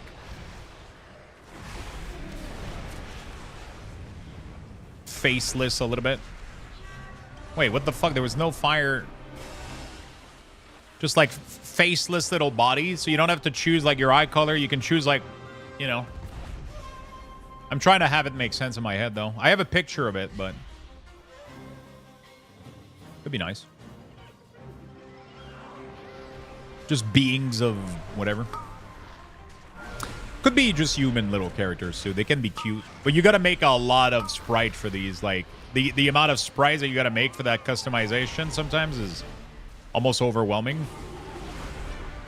Like, the amount of character sprite that must be in Terraria is insane. Like, they have, like, 20 million. Although, I don't really understand how that works. Do you have to create that? You know, I'm assuming you can create variants on sprite, right? Like, for... I'm assuming, like, the hair part doesn't really... You don't have to reanimate the rest of the body. Do you have to reanimate everything? Or you just redraw... I guess you have to, right? So you take the first sprite that you have, you modify the hair, save it, modify this, save that, but then... What if you just want to have variation to a sprite? How does that work? Can you just overlay them on top? Man, I have so many questions about game development. I have so many fucking questions about how sprites work and like how you can like have variants of sprite. Like, let's say you want a different color shirt or you want a different color armor. How do you overlay that on top of your existing sprite? I'm assuming that's all you do. You just overlay it, right? I was reading about, like, objects yesterday and, like, how you attach objects to player and then you can have them follow the player. I don't know if that's how that works for armor, shirt, and shit like that. I have no idea.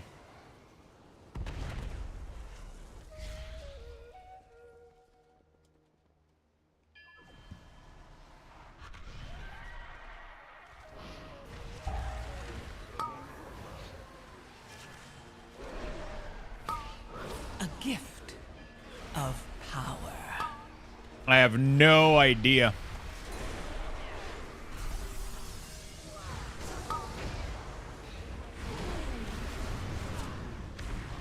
How to make sprite be 7-up? Exactly.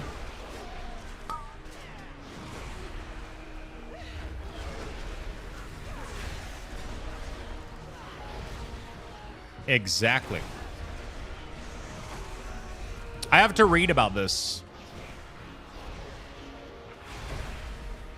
How to create procedurally generated world, how to properly create sprites and all that shit.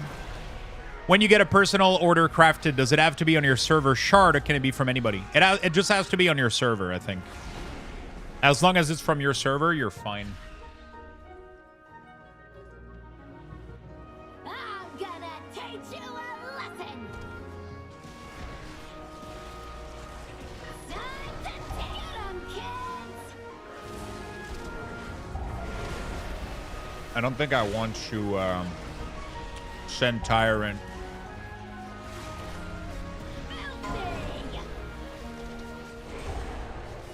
A gift of power. Until we get the damage increase. Time to make Mama proud.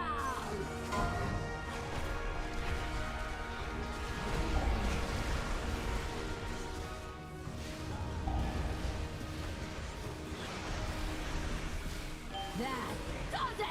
Mama's mad! Fuck.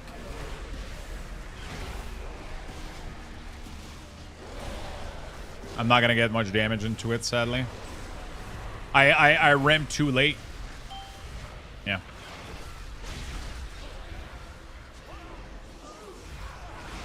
I rammed too late. It's fine. Yeah, I got like a bunch of questions. I got a bunch of ideas, you know. But hey, we'll explore these together. We'll try to make. We'll try to watch some tutorial. Try to see. Try to learn stuff as we go, and try to see if we can download like some assets to test out. Like some. I mean, I'm assuming you can buy some really cheap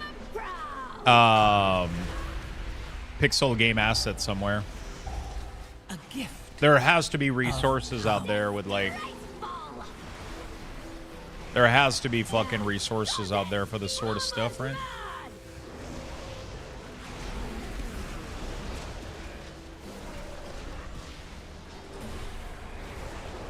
I keep ramping too late, man. My cooldowns are so unsync for this fucking boss. It's fine though. Floodgate is such a cool dungeon. I like it. It has very annoying stuff though. But I think it's a cool dungeon in general. I just don't like the boss that you got to turn around. Some trash can be very annoying, but it has some really cool aspect too. Oops. I don't know how I managed that, but whatever. Okay, we're back.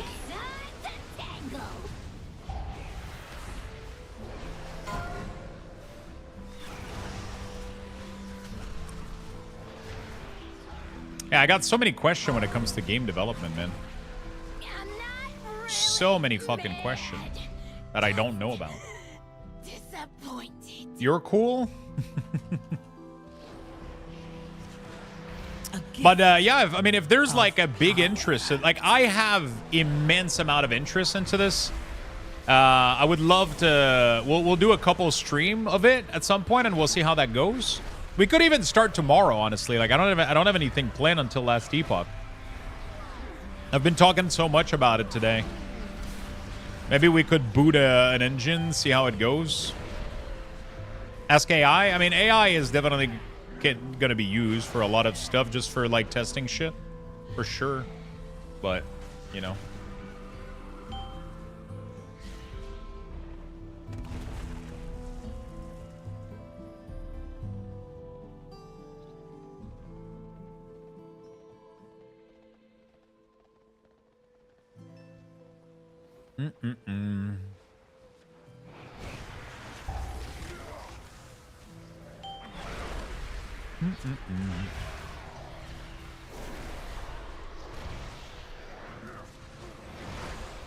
I think we want a Bloodlust here, don't we? No, it's on CD. Never mind. Never mind.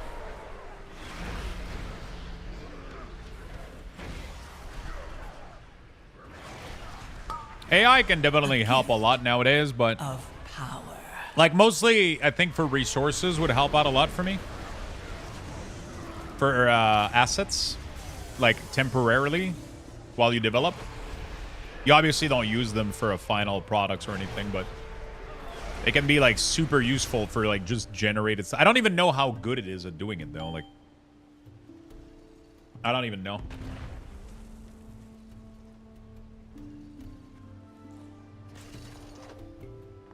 Yeah, as placeholder, you know?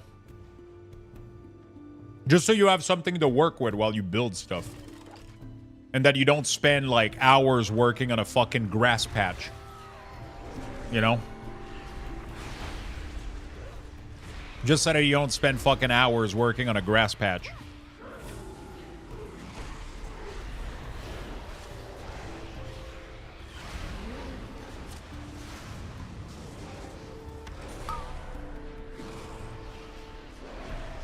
For a game that you're barely like developing, right? Like it's so you generate like a bunch of assets just so you can work on it, so you can visualize what you're working on. I guess could be a good start. I would be interested in it like so fucking much. I'm 100% doing it. Like we'll make a little YouTube series out of it, or not a YouTube series, but a stream series out of it. Well, we'll have a segment where it's just gonna be Lux teaches himself to game dev, literally. And we'll open stuff, read tutorial, watch tutorial, And we'll just go from there and see what we can learn, see if we can make a character move, and see where we go from there, honestly. No idea. But we'll figure it out. It's gonna be it would be a lot of me watching videos and reading resource though, like. So I don't know how that part could be interesting because a lot of it is gonna have to be self-thought. So if it is self-thought, then it has to be a lot of tutorial, a lot of watching, a lot of reading, and a lot of trial and error. And this time next year, you could have a full functioning alpha. I'll be honest, if I'm solo divving this, next year we might have a base skeleton for something for the first level. I don't think we would have a working alpha for something like fucking 5 years or some shit. Unless I do this full time, which is probably not going to be happening, right?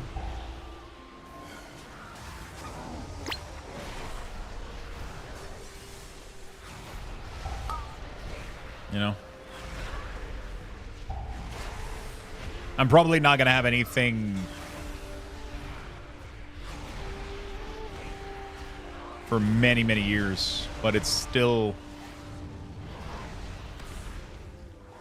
Didn't the guy who made Schedule 1 took him a year and it was self-thought? Yeah, but like the scope, that's what I was talking about earlier, right? The scope of something like Schedule 1 is way smaller than what I'm currently planning. But we could aim. Yeah, he did it full time also, which, you know, we're not gonna do it full time. Like Stardew Valley took what, like 5 years or some shit? 10 years, 5 years? Yeah, I mean, I sure. I mean, it would also depends like how well we're doing, like streaming wise, how much time I can invest into it, how much I want to play other games. Like all of those things would definitely. Somebody's not doing the mechanic here with the bomb. Share in it.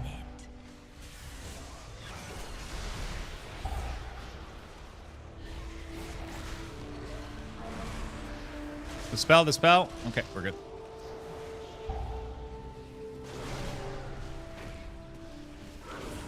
You have a community to help? I want to start doing something. I don't have a name for anything. I don't have a style. I don't have anything. But I want to start. Because if I don't, I'm never going to try it. So definitely, like, we'll just boot up an engine one of these next couple days here. I'm going to be playing Last Epoch, so we're not going to be doing that much. But honestly, until Last Epoch, I would be literally willing to... Oh, God. We fucked up, man. How the fuck did we mess up so bad? We're dead, bro. We're dead. Are we not doing the bomb mechanic? Like, what's going on? Yes, yes, yes.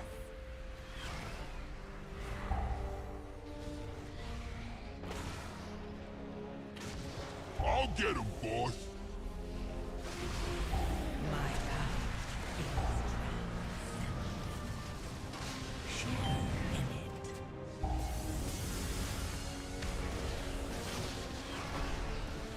Okay. Beautiful. I'm not popping CD here because it's not worth. All right. Yeah, so that could be an interesting experience.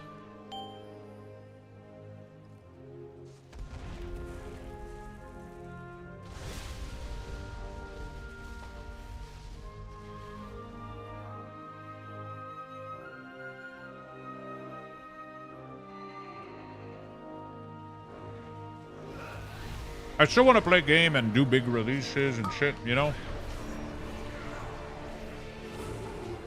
I still want to play games and play big release and do all that stuff. But I would love every once in a while, a couple times per week, could do a full series just learning the game dev together. We'll put ideas on paper and we'll start working on it. But yeah, you can have like a very simple idea though, like Schedule 1. That's the thing though. I gotta keep thinking because my initial idea right now is neat and really, really cool. But holy shit, is it complex, right? Maybe we should aim for like a simpler idea You know? So that we have a somewhere to start. That's also one of the things that's on the back of my mind right now. Like when you mentioned Schedule 1, how simple that concept is and how it ended up working out.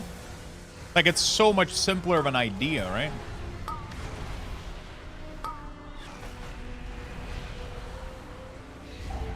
It's so simple of an idea, but, you know. It's neat as fuck.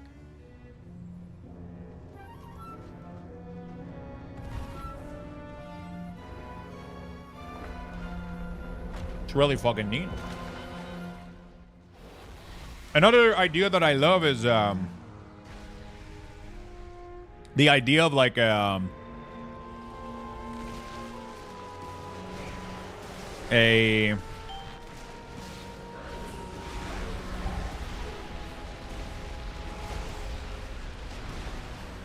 you know, like a merchant simulator a little bit. I mean, Schedule 1 does that a little bit, but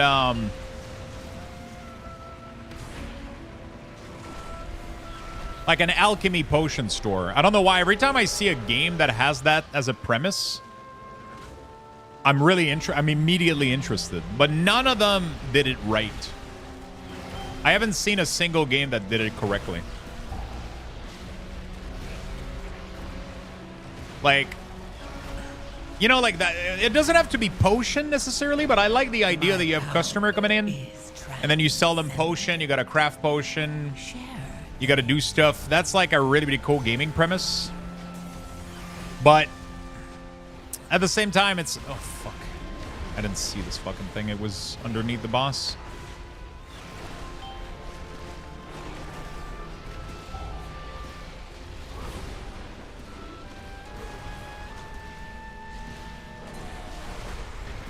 There's like so many cool little game that can be insanely fun that are super low effort. Not super low effort, but super low development. Let's put it this way, right? So like they don't have like a lot of work, you know? They don't have a lot of things going on. Like Schedule 1 is the perfect example. Very low amount. It doesn't have that many assets. It doesn't have that much logic in it. It's very simple. I mean, there's a lot of logic in terms of like, you know, a lot of the stuff going on, but it's not like a massive procedurally generated world or anything. It's a static world with a very simple concept, very simple premise, but it hooks you in because the loop is good. It's satisfying, right? You want to keep doing something.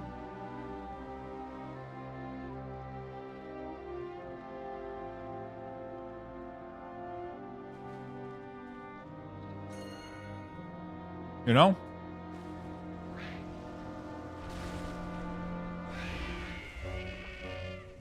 Witchbrook looks pretty nice.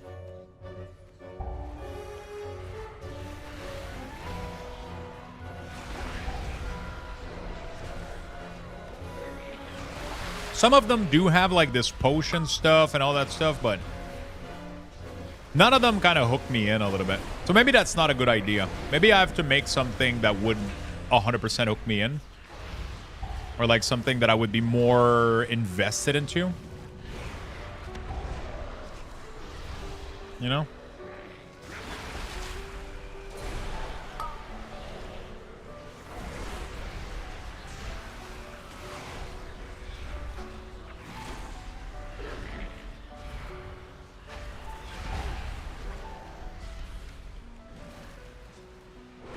There's some cool game premise that makes some very, very simple game that are super fun.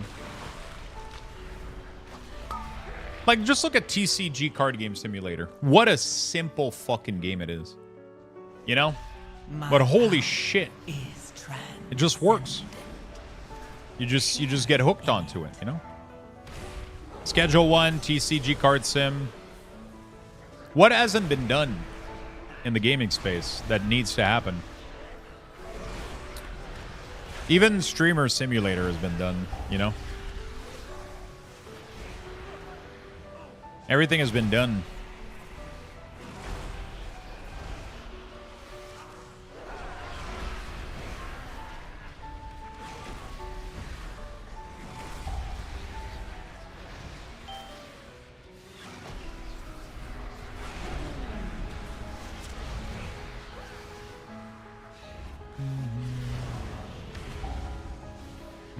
returned.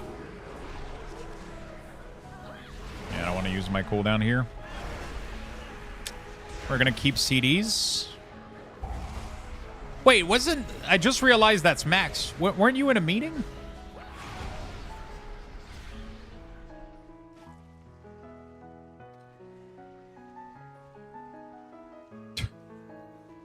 Oh, the meeting's done? That was a short meeting.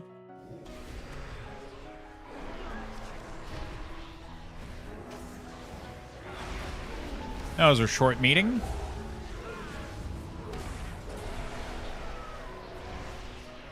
My power is transcendent. Share in it.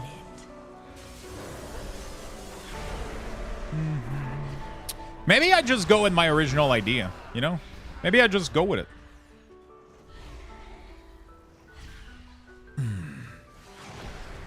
And I stop trying to make it simpler. But I feel like simpler would be better. I have a part of me that would like to do simpler. Because I would like to be able to actually output something. You know, if I make it too complicated, then it's going to be tough to ever output, you know?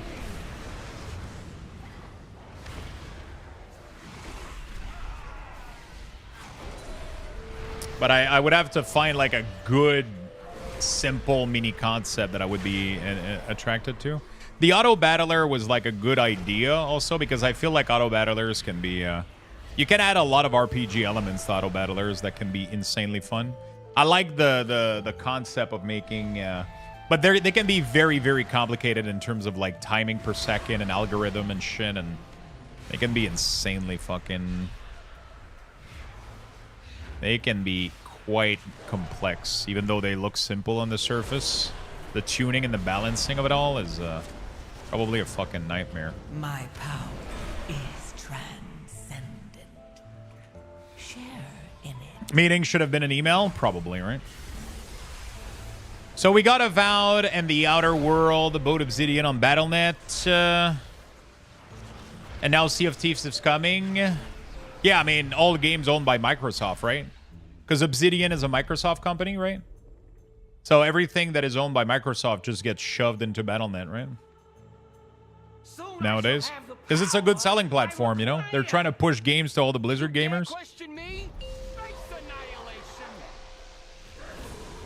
You know? Because Blizzard gamers have been... I feel like that was the ultimate strategy, right? By buying Blizzard. Because Blizzard gamers like have been playing WoW and Diablo for the past couple of years, and they haven't played anything else, and Microsoft is trying to get those people out. Honestly, I think that's what's happening, man. They're like, you know what? These fucking gamers haven't played anything else than World of Warcraft in the past. We'll fix that. We'll fix that. Ah, fuck. Somebody fucked up this thing. Rodenjik, you screwed me! Ah! Fucking...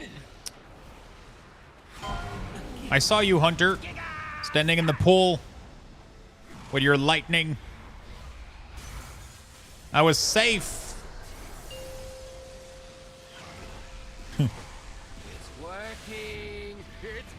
Rodenjik was like, fuck your pool, I'll piss in it.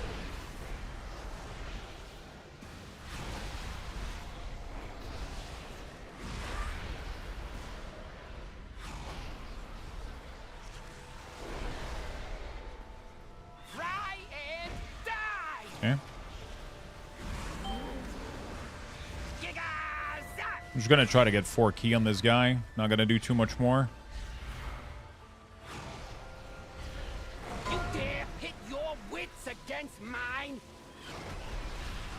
Wait, who got that pole electrocuted? Fuck.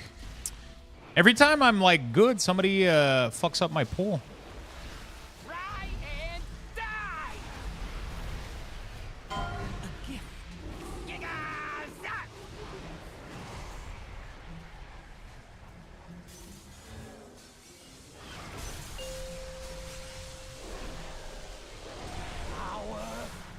Okay.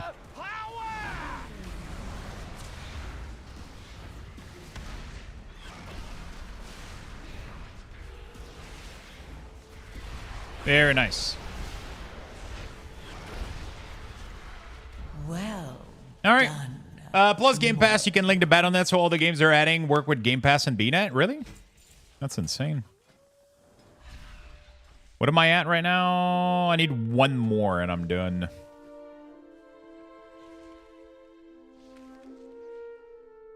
I didn't steal yours? No, you zapped it with your fat ass. You had the lightning mechanic and you stood next to a pole, so your fat ass zapped it, so it got disabled for the thing. Because I was hiding behind it. I was hiding behind it, and then you zapped it. I saw you shoot your bow while standing in it. That's what happened.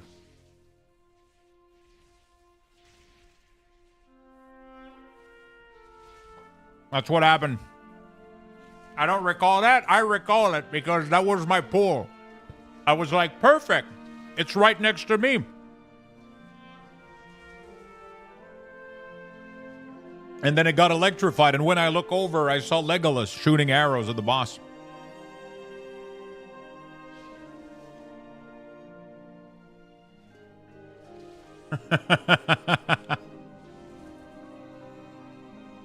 It might have been Priest. I don't fucking know.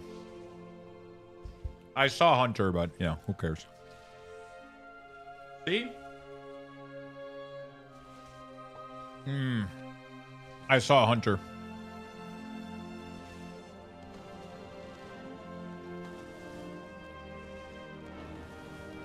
It's always the Hunter.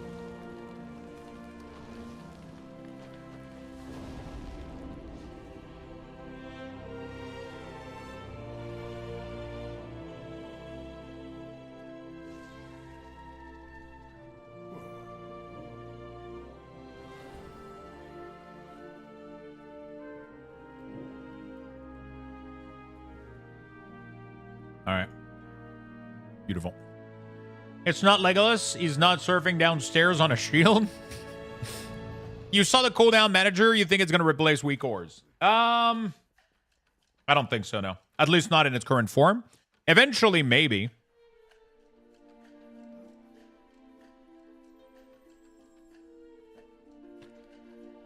Eventually, maybe. Not in its current state, though. In its current state, you can't even order the ability. You can't change their order. You can't whitelist, blacklist certain debuff and buff. You can't do anything. You can't do shit.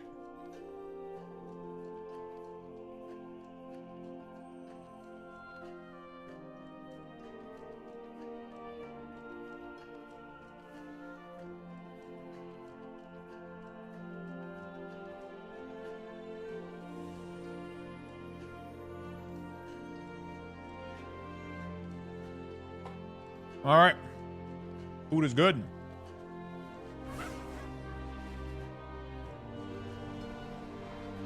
Yeah, I don't think Weak Aura is quite yet replaced, at least for that feature, but it's definitely I hope they're probably going to end up doing something pretty nice with it.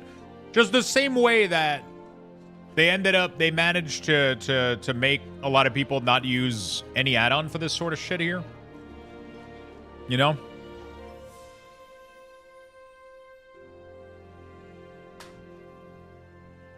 They managed to do some good stuff. So, this is one concept. Are we doing Rookery? The other concept would be an auto battler.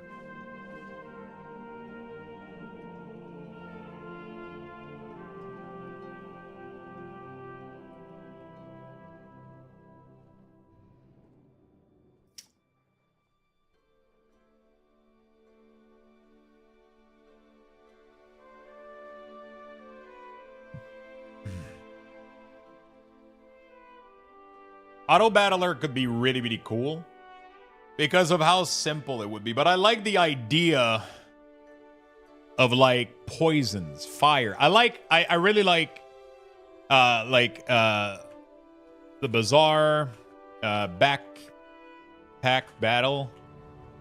The Bazaar Backpack Battle. I guess Battleground a little bit.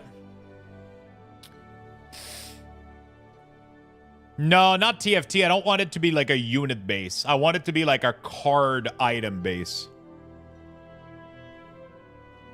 I don't want it to be 3D positioning. I just want it to be side-by-side positioning.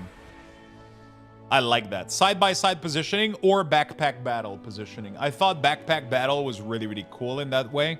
They give you like an inventory and then you place the piece of the puzzle inside of it.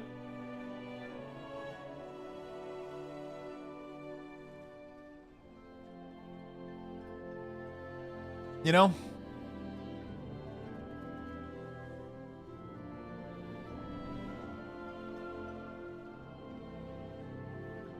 TFT build system is quite interesting, is what I mean. Are we doing Rookery? I think we are. I've never played TFT. I like those games, though. They're cool. Like, I didn't play TFT, but I played... I didn't play TFT, but I played... Fuck, what was it? Storm something? No. Flame... The Last Flame. That was fun as hell. That was really, really fun. This guy is a solo dev as well. This guy's a solo dev as well, and he's doing like some incredible fucking work. And then every turn you pick something, and then you got to overcome some other challenges and shit. I like this. I really, really like this. I like the gear, but I want to do this in a cute RPG, like almost like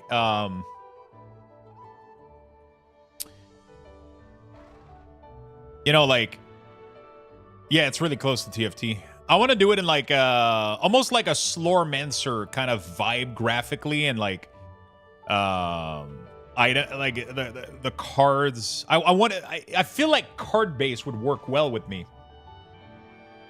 This game is another game that I think is really, really cool. Like, I love the pixel art style of this game and how it plays. Like these kind of tooltip, you know, like rare stat, epic stats, you know, like you get some really, really cool stuff. The thing is, TFT is not against other player. TFT is against other player. The Flame one is against, you know, so it would have to... Is it an auto battler versus other people?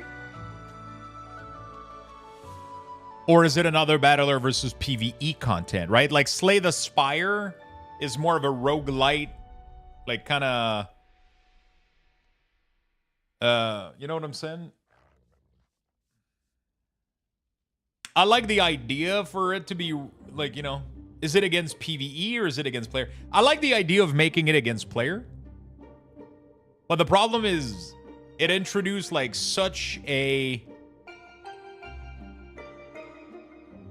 Like you have to store so much data. I mean, I'm assuming it's not even... It's just strings of text for every player, I'm assuming, right? Because pretty much the way that it works with these games, like Auto Battler, and I like how Backpack Battle and the Bazaar do it, right? So when you're at a certain stage of your progression, you fight against other people. You fight against other people of your progression, right? So in Backpack Battle, I'm assuming that there's waves, right? So it's first battle, stage 1, and then you pick an item out of multiple possible items. And then you start with that, or you start with a class, right? Dude, okay, hold on a second. We're going to write ideas. Class system. Okay, sorry. Pixel art auto battler. There we go. Class system.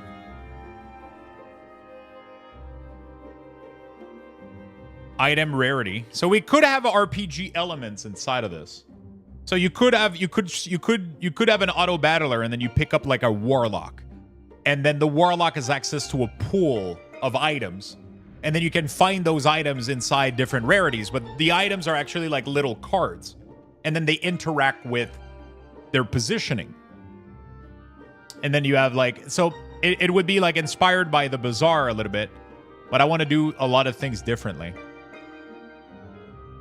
It has to not be the bazaar, though. So that's the point. Like, how is it different? Definitely not pay to win. Definitely not pay to win. I don't like their playing model. Lock gate. Oh, for summoning?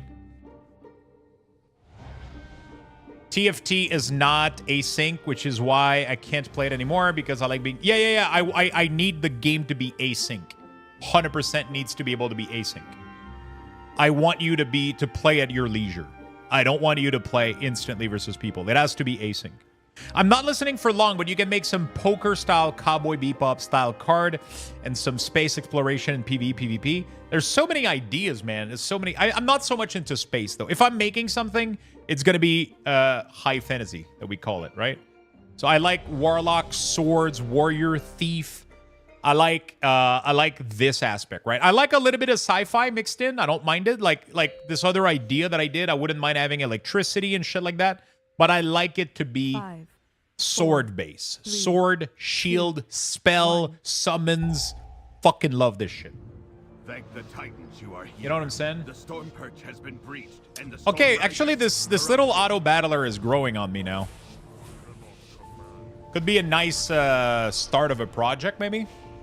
I just have to figure out, like, how do you even store all of these fucking things, you know?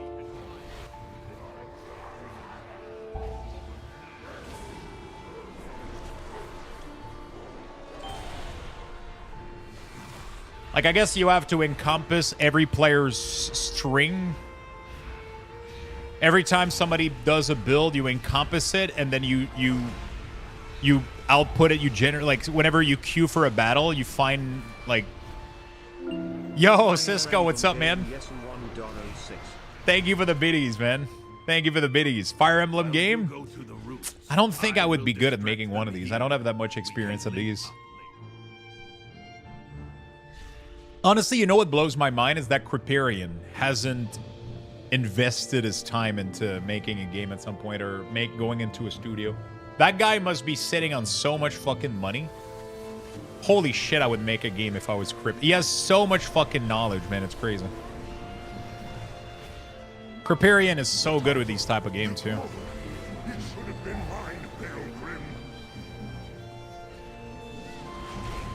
I'm super curious to make one of these, though. Like, honestly, like, when I discovered Backpack Battle, I fell in love. Like, I played Backpack Battle so much, and I was obsessed with the Bazaar, too. Until they got their weird patch with the Battle Pass and shit. I don't like that anymore. I think they fucked up. They messed up. I would love to make one of those. Like, it could be, like, a cute pixel art game, though. Could be, like, very cute pixel art, but auto battle, cute shit.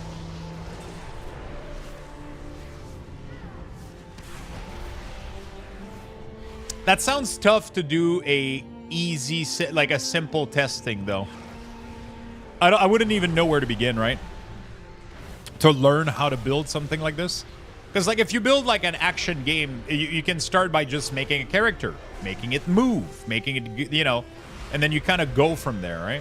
But, like, an auto battler, I feel like the initial...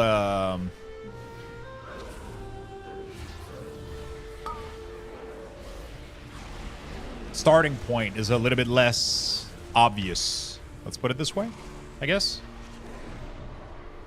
Well, all my cooldown ended up popping right at the end here. It's Ben. I feel like I'm sitting on my CD, and when I'm popping them to nothing.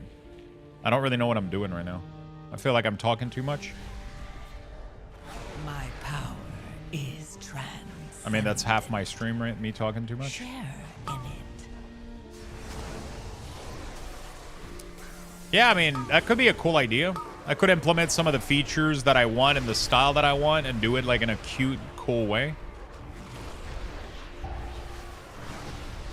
Because yesterday I was playing around for fun with like ChatGPT trying to generate like cute card back. And I got some really, really cool little art style. And I was like, fuck, this looks so good. Like, I feel like there's something to do with that. They had some really, really cool stuff. Just like as an idea, obviously. Like, just as a templating slash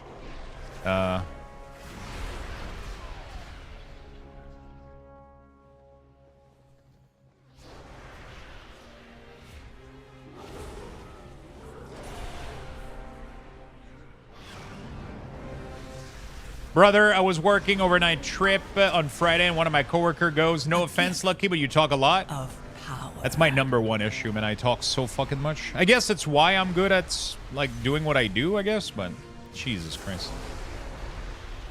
When I go, especially if I have an idea about something, I don't shut up. I can't shut up about it. Like the whole magic card thing and selling shit on eBay, like I ever since that's been a thing, I haven't shut up about it. But I'm like so happy that's like working out. Like it's actively working out. I'm selling like 1 to 2 cards almost every single day. It's crazy. And like the more that I add, the more that I'm selling, and like the algo's picking up, and it's been so much fun. Yesterday I spent like an hour just scanning cards and adding a bunch of them to my inventory. And it was so much fucking fun. You know? It was legit so much fucking fun.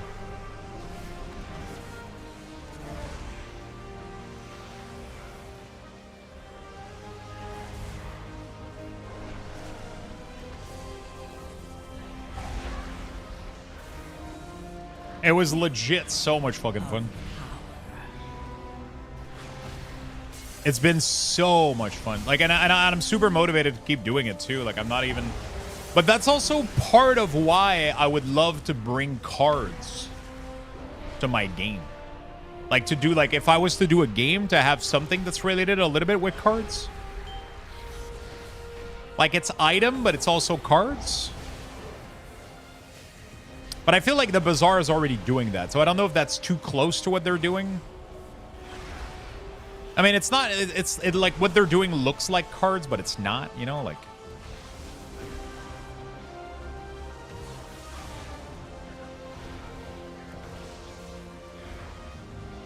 But it kind of is. They have like flat background.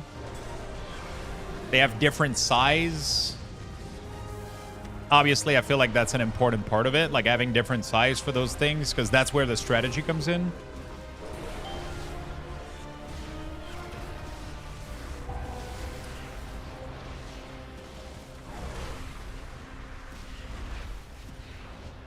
I like, honestly, like, I almost, like, Auto Battler, like, we would have to go replay Auto Battler. Gift of power.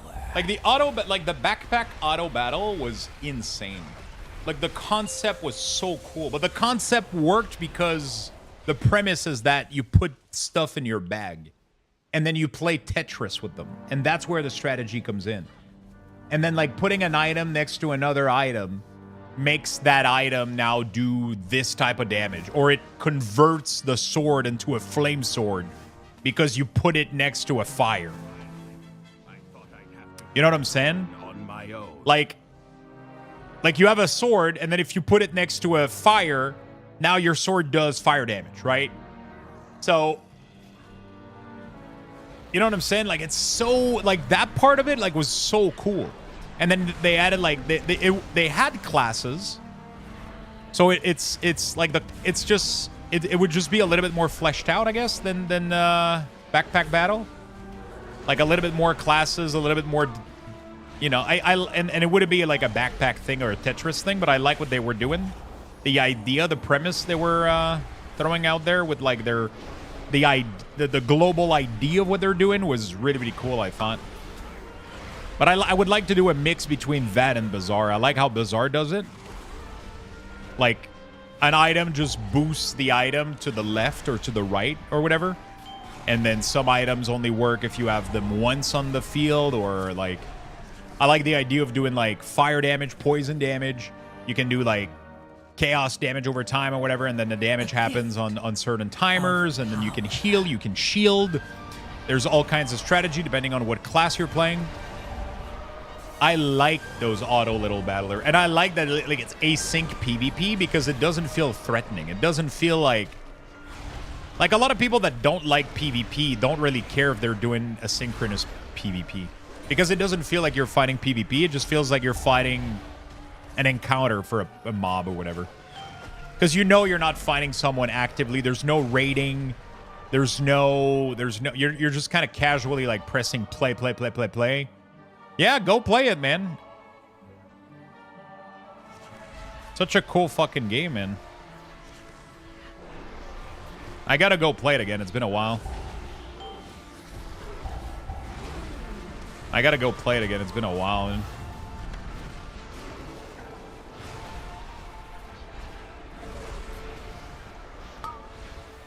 it's been a while. The bazaar was nice, but I felt like the bazaar was almost...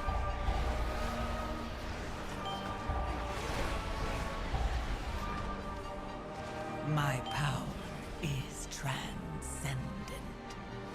Share in it.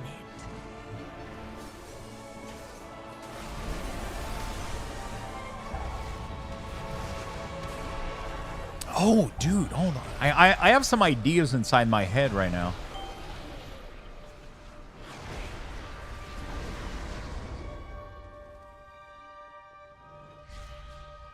Hold on. Okay, I'll try to voice these a little bit later. What if you had an actual in-game character? And then in order to auto-battle other people, you had to walk up to a little counter or whatever to start a battle. But the rest of the time, you're living inside a little house. Like, you actually own a place, and you can customize your character. So you have a little bit of those RPG element, and then you could even decorate it. And you would have your own little house. Oh, okay, hold on a second. Hold on a fucking second. Because you could do, like, so many cool little elements that are outside of the auto-battler, just to your room, where your character lives. Instead of being a lobby, you would start in a little room. And then there would just be a place that's like, hey, do you want to play a game? And then you play a game, and then you choose your class initially, and then you farm.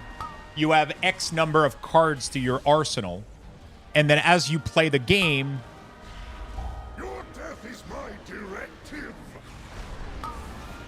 Oh shit! It would be like more of a card-based system, though. Oh shit! I was trying to give it away to somebody else. Hopefully, I did. Oh man, I got some cool ideas inside my head right now. Lux already had the feature creep. Yeah, I mean, the game isn't even started. No, but I'm trying to find, like, something cool that hasn't been done. You know, like... I'm trying to find a cool idea that encompasses some new stuff. Hey, Gala, what's up? Because I like the idea of being able to customize your little character and that your character shows up to others as well. Like, because it introduces a collectible aspect to the game where if you win, you could win little artifact that your character can wear. And then when you auto battle other people, they can see your little character. They can see how badass you look. And then you could gain skins for your character. Just a little bit like how Bazaar is doing it, right? You have portrait and character portrait, but you don't see the actual character. You just see like a little portrait. But mine would be like an actual little sprite little character. And then you could get like a helm, an armor piece, a cloak. All those little elements that would just... Your little character would show up like in the little... just right next to the playing board, right? And then it would have like a little bit like the same system as like it would have rounds. Like when you start a new game, you have rounds and you have days, cycles, a little bit like Bazaar. And then every cycle you have choices. Do you want to go to the vendor? Do you want to go to the X other thing? Do you want to go to and then you collect pieces and then you form your board with items and then you auto battle other people versus a like async battle. We will have to go down. And at any point, you could leave the board, go to your house, and do whatever the fuck you want in your little space. What is that? And then come back to the battle because it's asynchronous. It wouldn't matter. We have to take it down.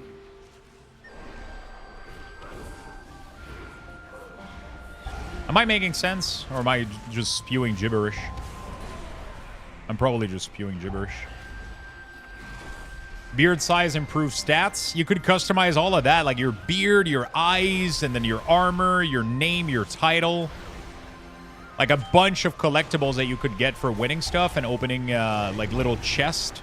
These little chests would contain items and like maybe... I don't know though if I want the cards I feel have to be the same for everybody. The same way that auto battle it has to be the same for everybody. So you can't get an item that is permanent with you every time you auto battle with versus somebody else, you know?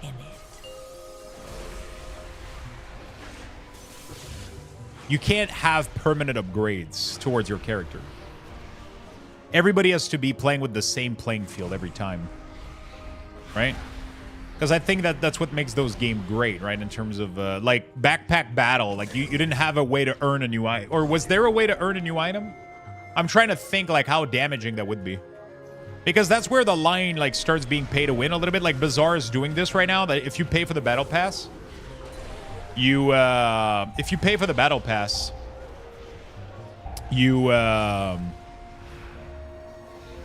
you get additional card added to your pool. You get additional thing added to your pool. So that's why people are complaining a little bit that it's pay to win right now. Because if you pay for the battle pass, you get new stuff added to your to what can show up within your game, right? But I would love to find a way to do that and also make it fair, but not for money, obviously. Just like as part of playing the game, you know. A gift. Just as you play the game, you get.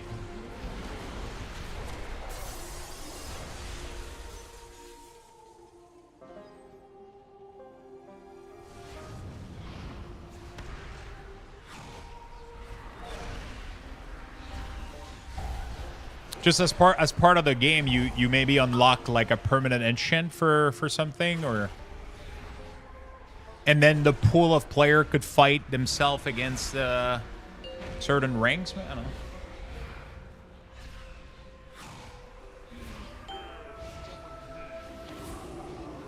No, I didn't have the dog in there. Fuck.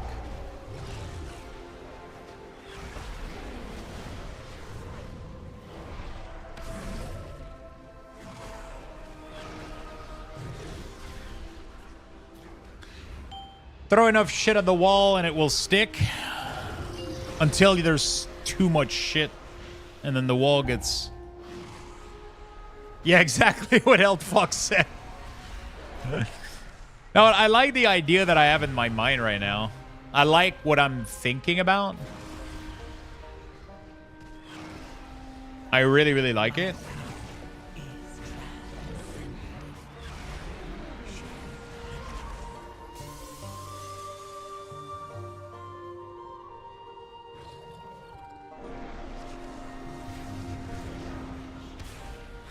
I really, really like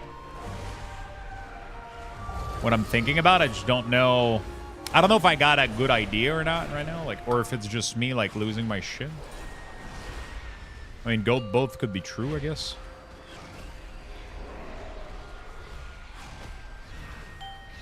But backpack battle absolutely fascinated me. I mean, Terraria as well, like that type of game as well. But I feel like that's maybe too complex for a first game. Like, way too complex.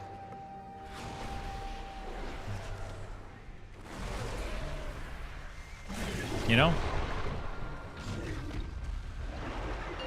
Join us. Destroy. I feel like it's just a little bit too much for a first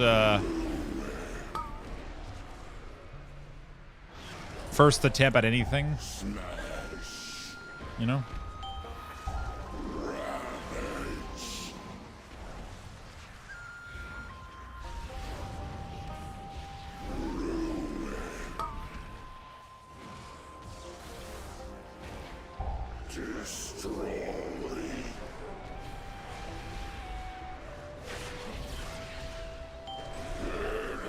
Yeah, we're pumping here. If I can get PI here, we're chilling. But no, okay, it's fine. This would have been the PI window right there. That would have been amazing. I had so much fucking demons on that dude.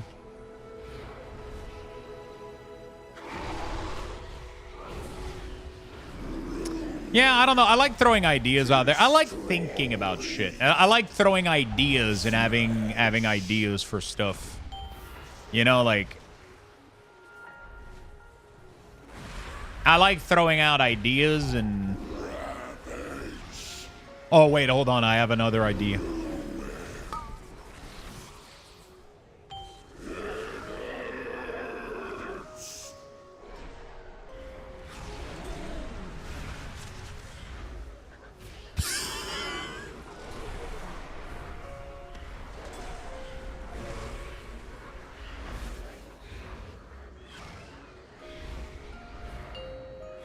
Fuck.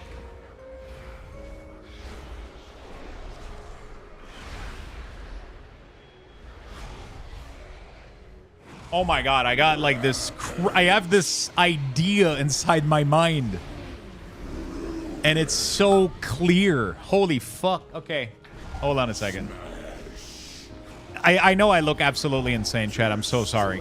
You guys must be just... Can this guy shut up and just play WoW? Jesus Christ, he's talking. A tariff simulator? What does that look like?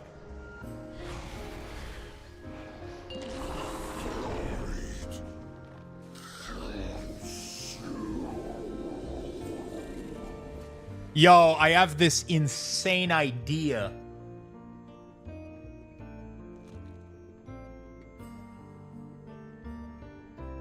I mean, this has to have been done before.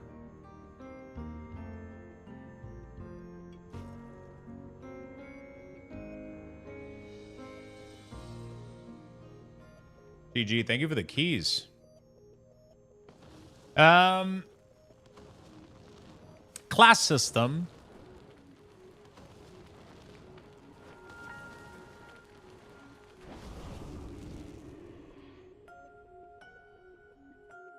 Gear affects the board.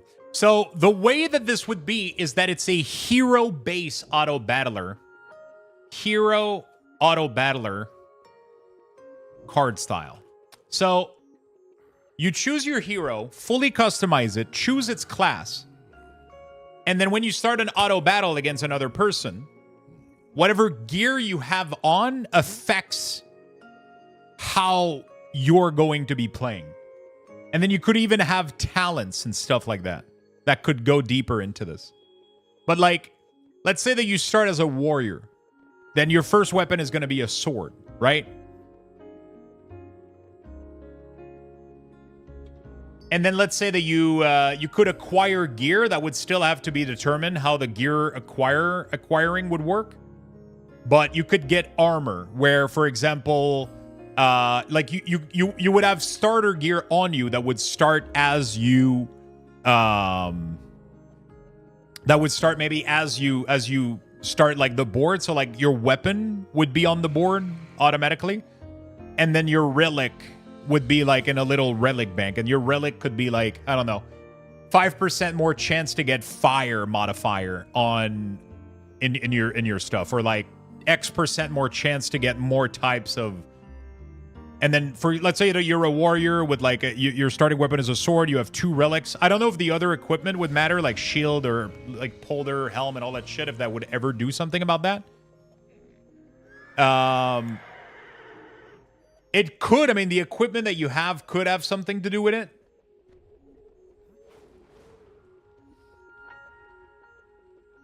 Like maybe like a little bit more life, a little bit more armor, like by default. But then that wouldn't be on the board itself. That would just be like a passive buff for your character, like for a stats for your template. But let's say that you pick like a warlock or whatever, then you have access to like a scythe or whatever. The scythe could have certain, like it would have a certain way of doing damage or engaging with certain mechanics.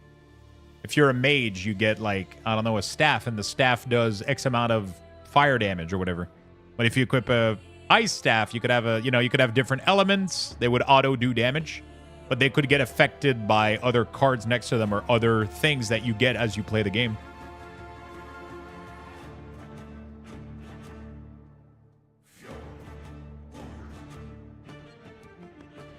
Then that allows you to have full customization of character, full transmog, full customization of everything, pretty much. You can even have your own little house and decorate it however you want, and then you can just go to a little node, and you go there, and you go like, hey, Let me see. Do I need more? I need more on Death Knight. Let me go on DK. Luxthos Yap when? Yeah, Luxthos Yap is going to be needed.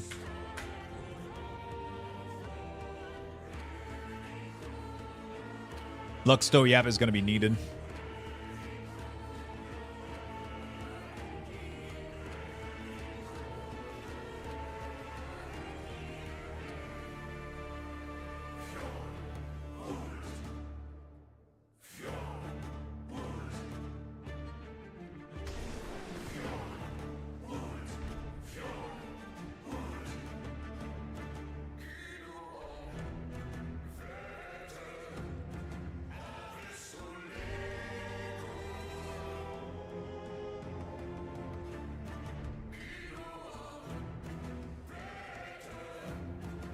Do we add talents in there? I feel like talents would be so fucking fun.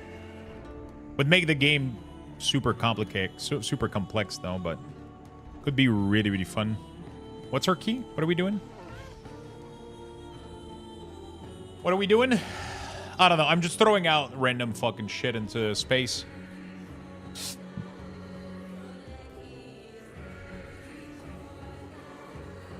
I'm just throwing like random fucking idea into space, chat. Don't mind me.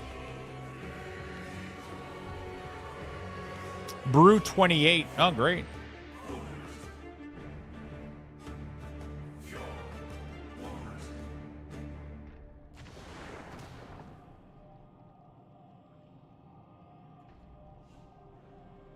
Okay.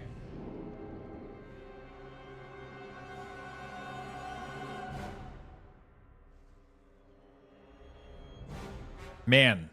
Okay. I got a lot of cool ideas. Could be really, really fun. Could be really, really fun.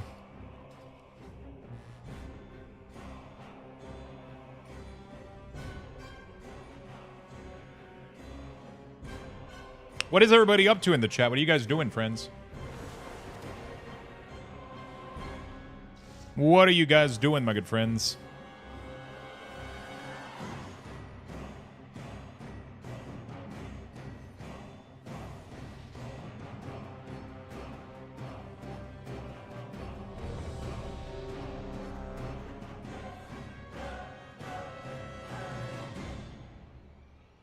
Chilling in Keys? Fixing stuff that offshore's coders messed up for your job or for work or I don't even need anything. He's just doing keys because he wants to do keys. He's just doing keys because he wants to do keys. I just got off Nordhold. I need some food after 10 hours. Bro, you've been playing Nordhold for 10 hours?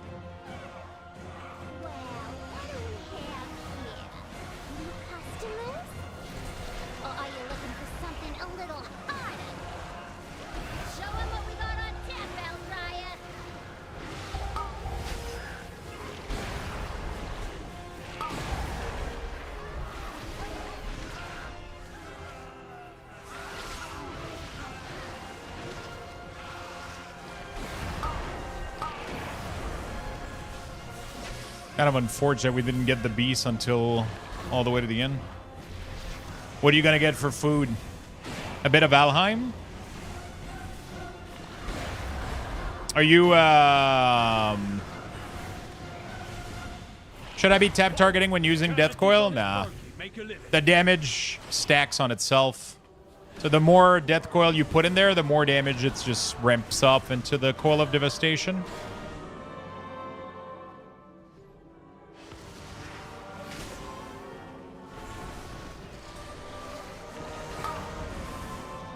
My power is transcendent.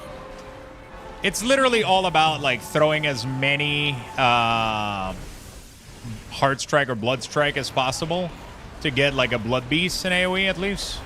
Nothing else really matters. It's literally just about Death Strike and or not Death Strike, but whatever that ability is called. I always forget.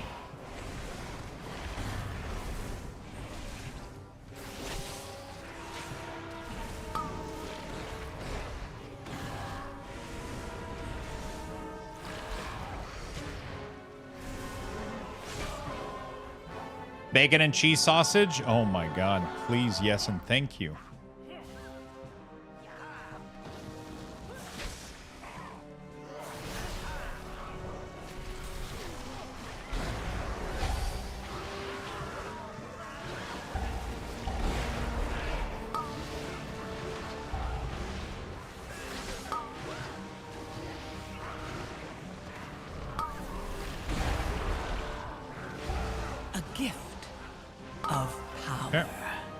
It's all about like pumping those until the blood beast comes out, and then yeah. Once it's out, you just do your normal rotation, pretty much.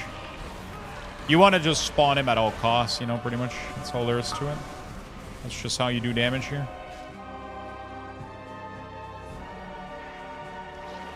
It's to be a bar fight then. It's about having as much haste as possible, and then you literally just spawn a blood beast as much as you can. And when you get a blood beast, you kind of just do your normal rotation. At least for AoE, for single target, you don't do that. You just do normal rotation. I mean, normal rotation technically on single target doesn't even apply wounds. You don't even want to apply wounds during Dark Transform. You only want to do normal rotation outside of Dark Transform. It's so fucking weird. I'm never going to get used to this. I still sometimes even press.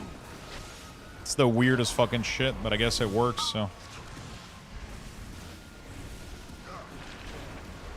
A gift. Time for happy hour. Yeah, let's get this beer, this first one. I'm gonna get the side one here. There we go. Beautiful.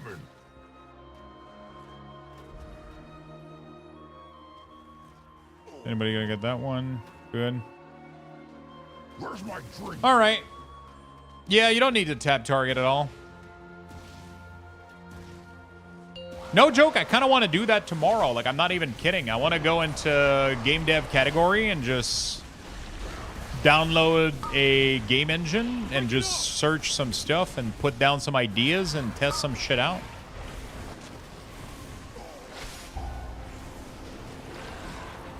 I have so much I have to search and read about, though, because I'm...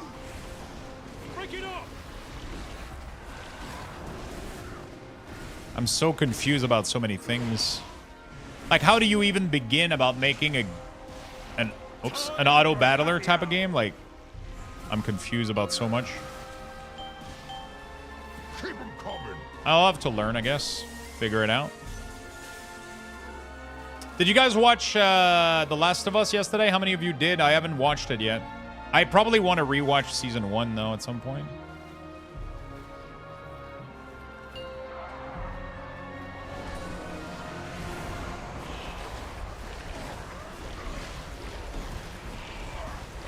I did. Was it good? Break it up.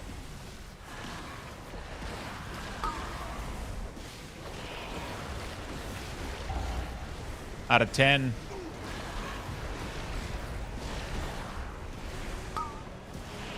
Break it up. Guess that was last call.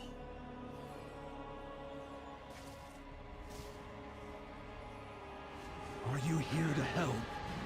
My zeal to get back in business led to faulty reasoning. Your pal here signed some papers he didn't read. And now Goldie Baronbottom is CEO of this joint. Oh my god. Invincible music right as I pump Damouche. Get my meadery back, Outlander. Oh. Hit me right in the field, dude. I'll avenge you, Arthas.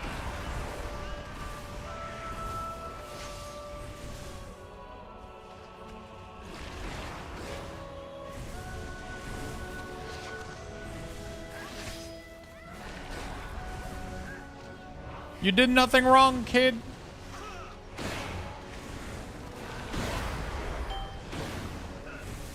Almost. Almost nothing wrong.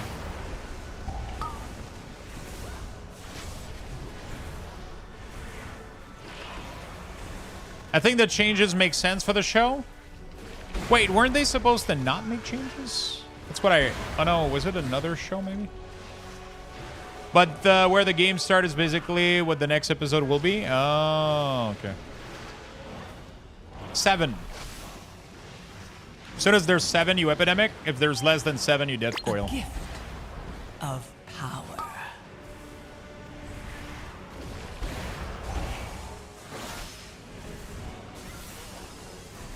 Make sure you throw that shit on a corner so it doesn't run to Narnia every time.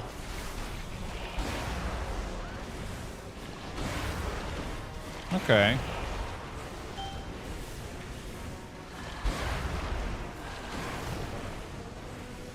It's 1 episode per week, right?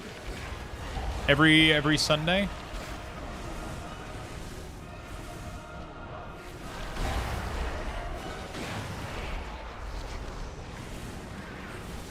I gotta start listening to the first one. I wanted to listen to it with the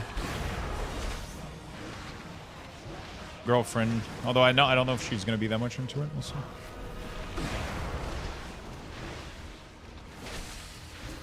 How many? Okay, yeah. So 7 target is your go-to.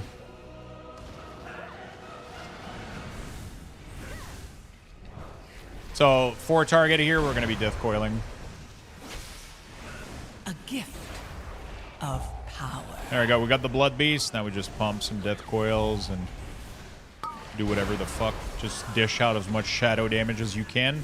Doesn't really matter because he's gonna blow up to nothing. You still get the damage value from it though. Even on 1 target, you still get decent damage. Oh, yes, no, weekly on Sundays. Got it. The filters. It's running too hot. The meat will be substandard. Yeah, but there'll be more of it. More meat, more money. That. I don't know why I just only assault without dark transform. It's dumb. It's fine though. My passion.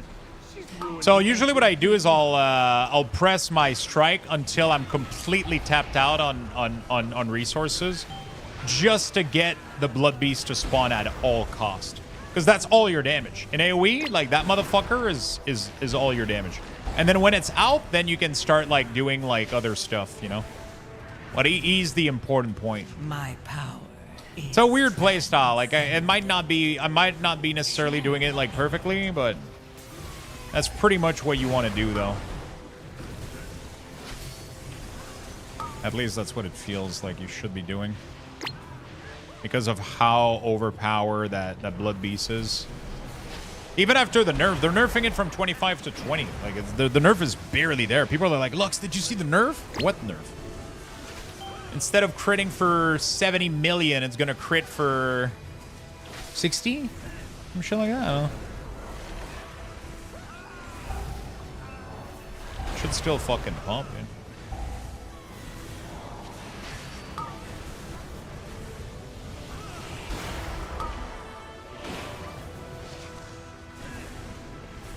There's something coming next episode that's not in the game at all, and apparently, from what review says, is what the long night from Game of Thrones should have been, so I'm quite excited. Oh, fuck. Wait, so they are going away from the game? I thought the whole point is that they were finally doing like a video game series that was like the game.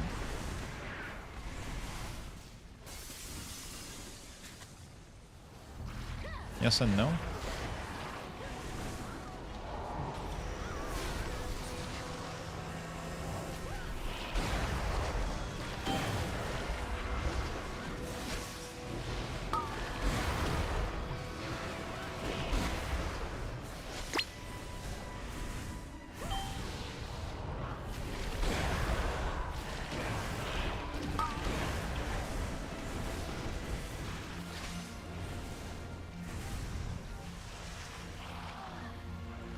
It's hard to explain without you seeing it. Okay, okay. I'll check it out soon. An elemental made of mead? Oh, my cinder brew. Rubians are one thing, but I cannot process this.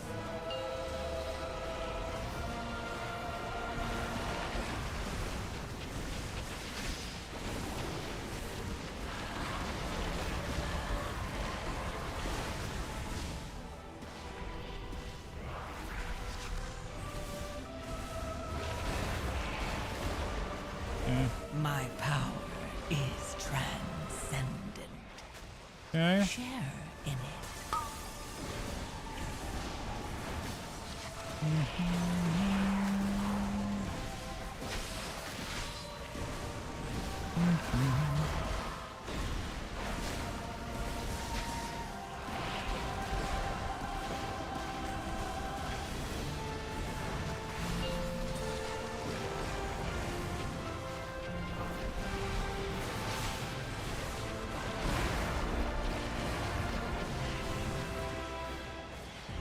No, don't root, mage, no!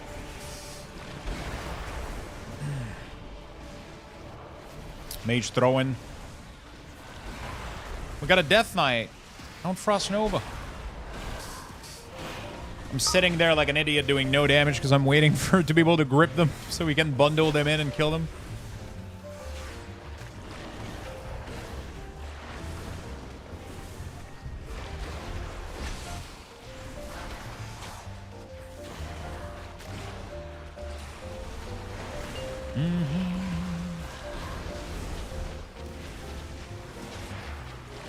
A gift of power.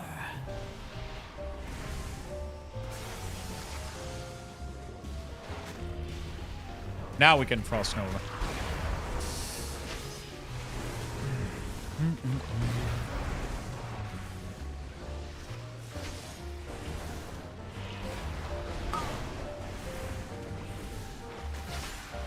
Okay.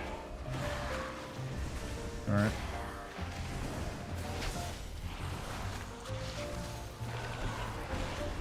I'm gonna spoil every show.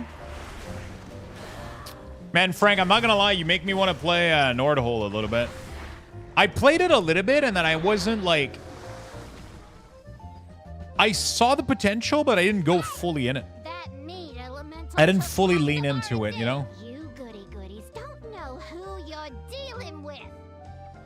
You do any more damage, and I'll cash you out, you hear me?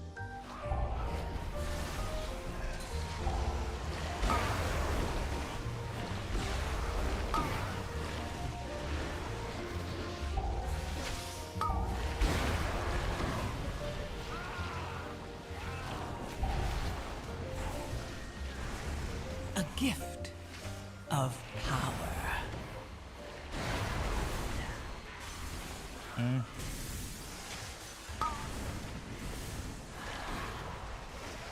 It's a bit harder to get the hang of at first. Yeah, it's definitely, it kind of kicks your ass at first, and like I never knew what build order was better, so I felt like every time I would start a new wave, I would just do whatever in random orders. And then like being able to customize every tower is kind of insane. But at the same time, there's something really, really, really cool about that. I like the idea of the randomness, the layout, the world, like how everything kind of works out.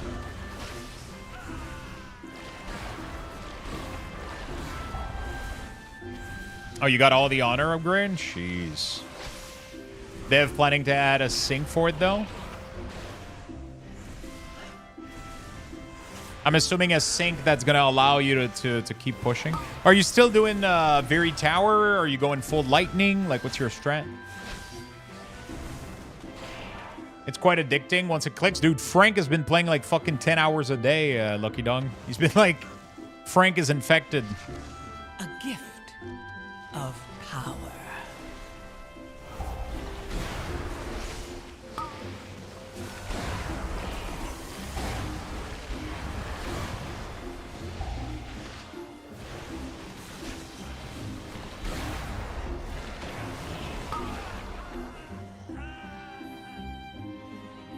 Speaking of ChatGPT, new update today, GPT 4.1.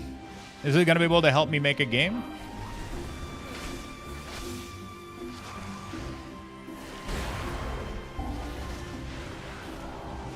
My bees! You put them in cages? They should be free gathering pollen in the forest. We had to lock up your bees. Letting them be free range was too much labor. And their anger and frustration just makes that honey spicier. Right, Bank? Bank!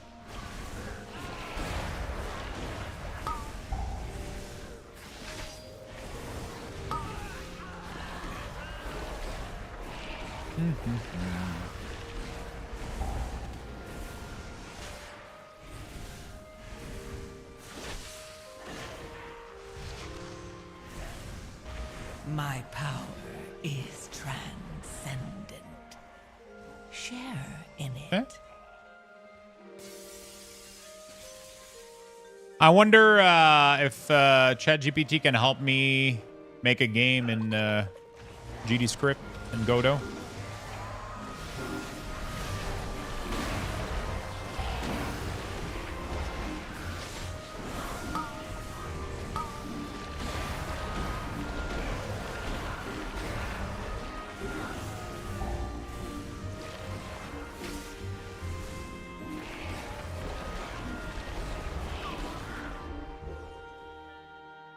Time to bust out my bees.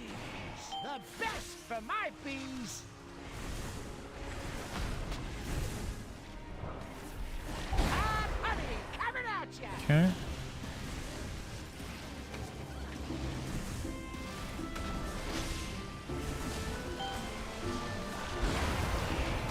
Flap those wings, darling. They're so sweet.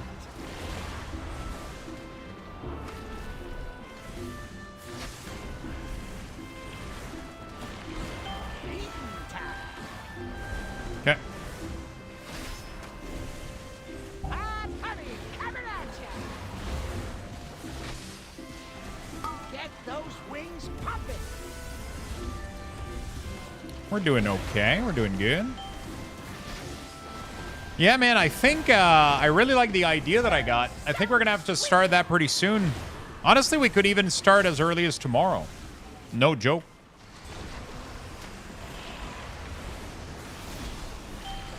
Are you guys up for it? We don't have much to do until Thursday, so. What if we started the Luxthos self-thought builds a game? Builds a game. Wait, what's the name of it? Luxthos learn how to build a game? I don't know. We got to find a name for the series. Start what? Literally like our first stream of me trying to learn how to make a game. Thoughtthos?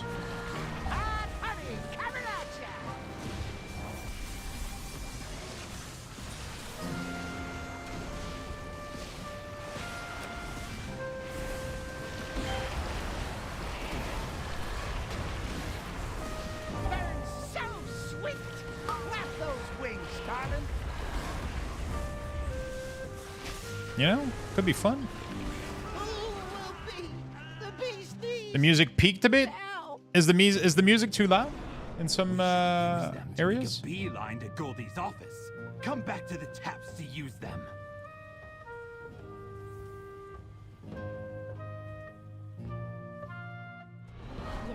Game dev Thos. Luxthos builds a game. And my beekeeper. And now you're riding my bees like some nature-loving weirdo. I guess I'm Get off my brain day. No, my own music. Oh, your own? Okay.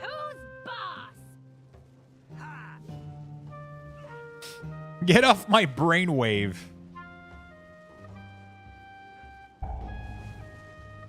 There has to be learn in there, though, right? It has to be like learn to build a game because I'm not build. I mean, I don't like the biggest part of it is definitely learning about it, right? Because I don't know how to build a game, right?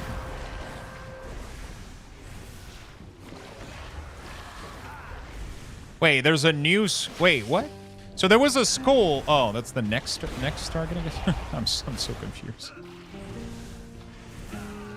My power. There was a skull and an X. I killed skull, then X, but then there was a new skull. I got confused.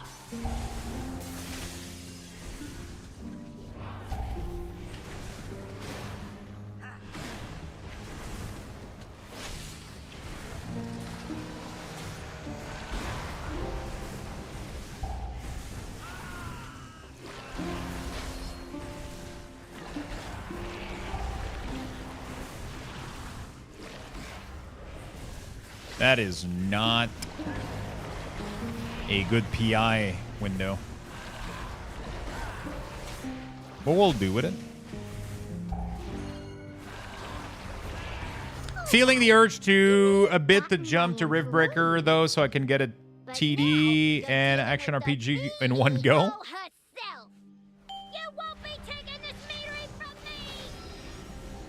See, now I'm not going to get my PI.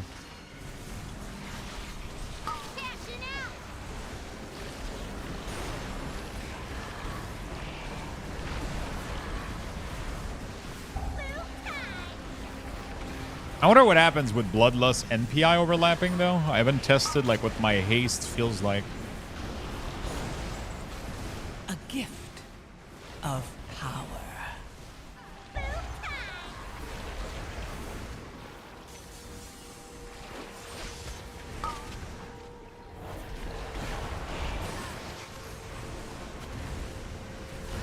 Never played Riftbreaker. Never played Riftbreaker.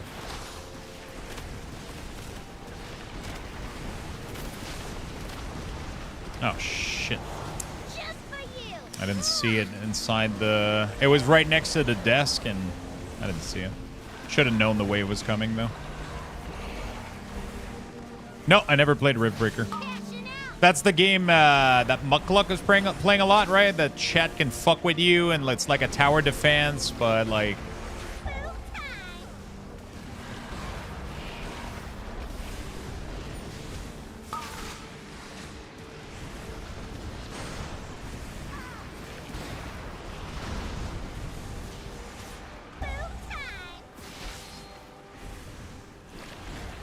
My power is transcendent. Share in it. Stealing is my business, and it's booming!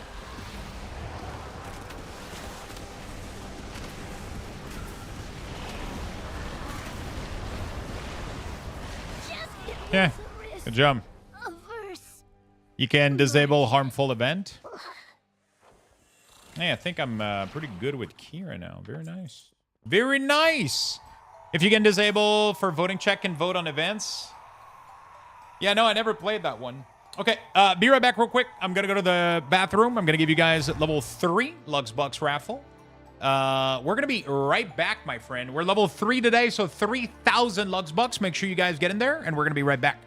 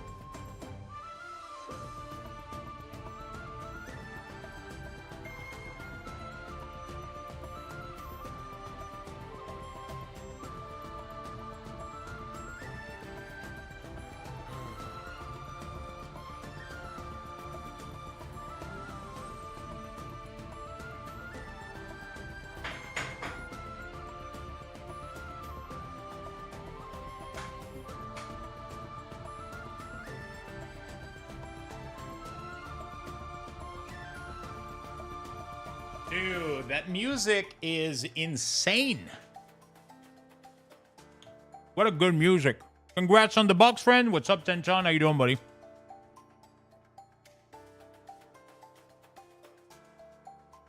How you doing?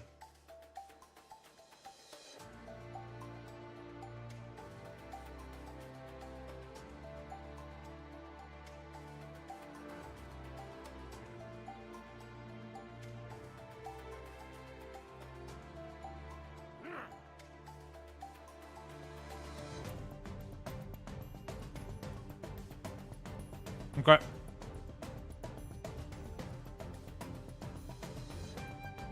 So ChatGPT got a new update.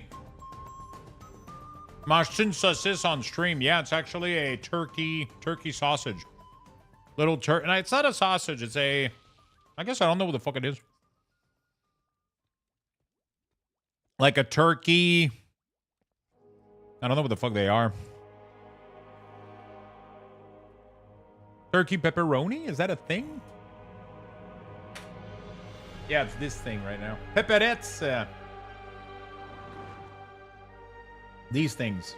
They're fucking good, man.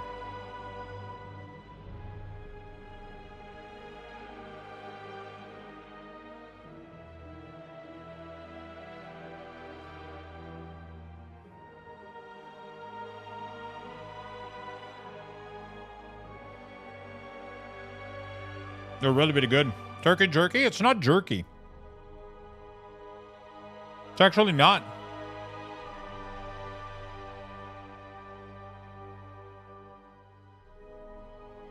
And it's the macros on this are actually insane. Like the ingredient listing on this is actually crazy. Really, really cool. It's actually really, really cool. Man, I got this really, really cool idea inside my head for a game.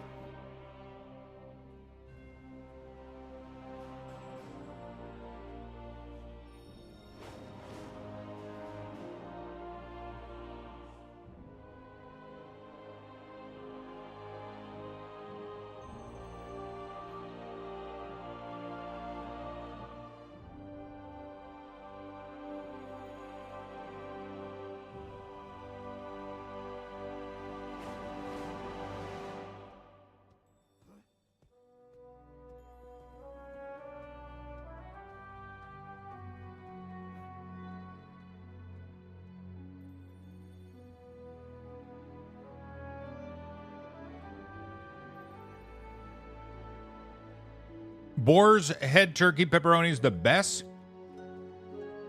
I have it. I have to eat it instead of regular pepperoni. What do you mean you have to eat it? You mean for medical reason?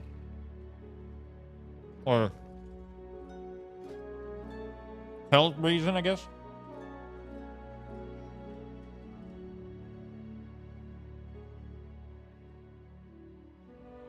Beef is an autoimmune trigger for me? Yeah.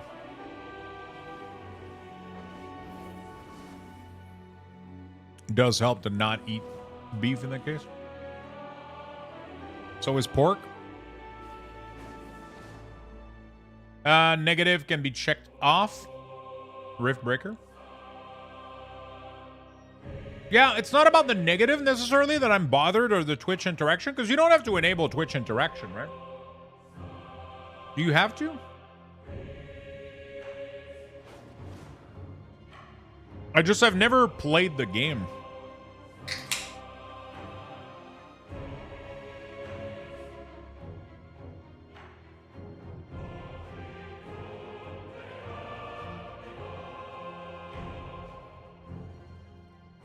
No, you can leave it off? Yeah, I'm assuming you can, right?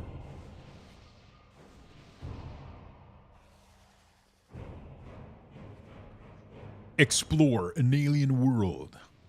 So you explore the world, get loot, and then you go back to your base and you try to defend against invasion?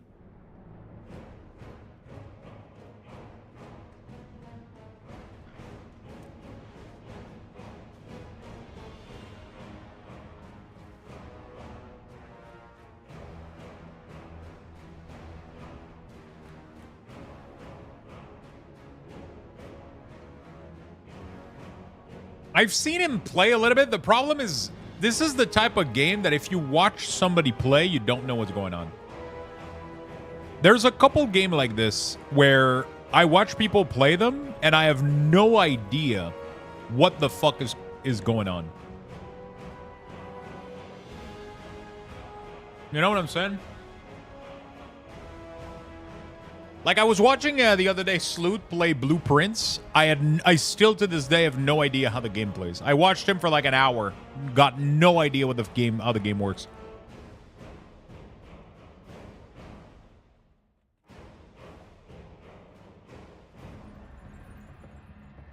I'm not sure I like this. Yeah, I guess it's pretty good. It's like 7-Up Cranberry. I bought this like a year ago. I still had it in the fridge. I played Blueprints on Saturday night. It's quite the puzzle game. It looks really, really cool, but I just couldn't understand what the fuck I was looking at, man. I was trying to look at what was going on, and like I was just not understanding. I was like, what's going on here? You know? I don't know how do I put this into ideas.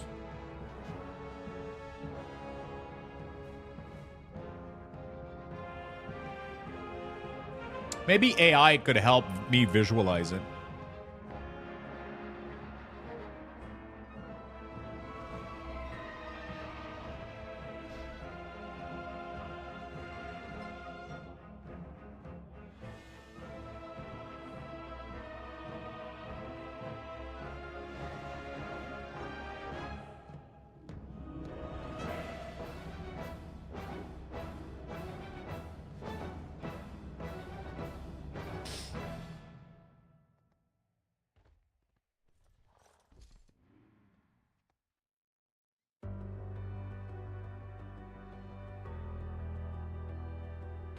With Auto Battler, I would say add how you want the combat matches to be.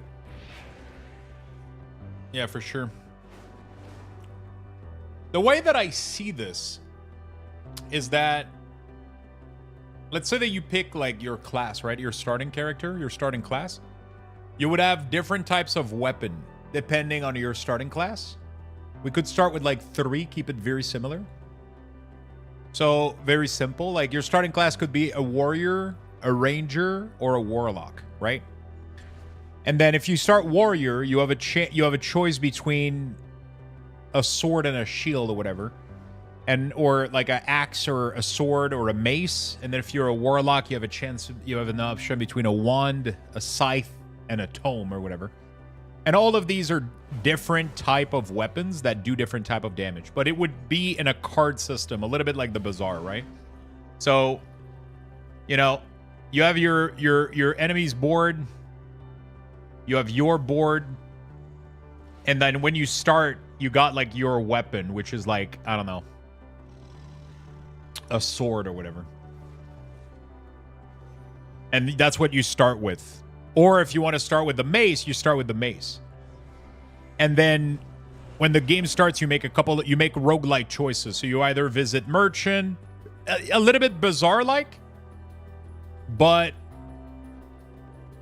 I want to make it so that you equip gear on your character, right? So the more that you play, the more you earn relic, which affects the RNG of the elements that you find, right? So let's say that you like to do a specific type of build. You can equip relics and equip talent that could affect the randomness of some cards, right? So like, I don't know. But the problem is maybe that would force you to go into the same build every time.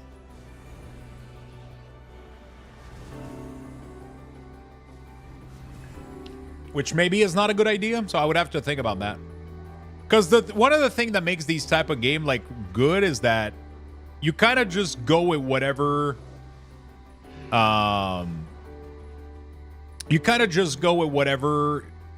board you have, like, and then like the point of the game is to try to make a build work, right? But then if you have talents and weapon and like things that allow you to kind of shape the if you have like talents and relics and shit that shape the RNG a little bit. Like, let's say that you have like, you know, you have a sword and then you want to build like a fire sword. Then you could increase the RNG of, I don't know.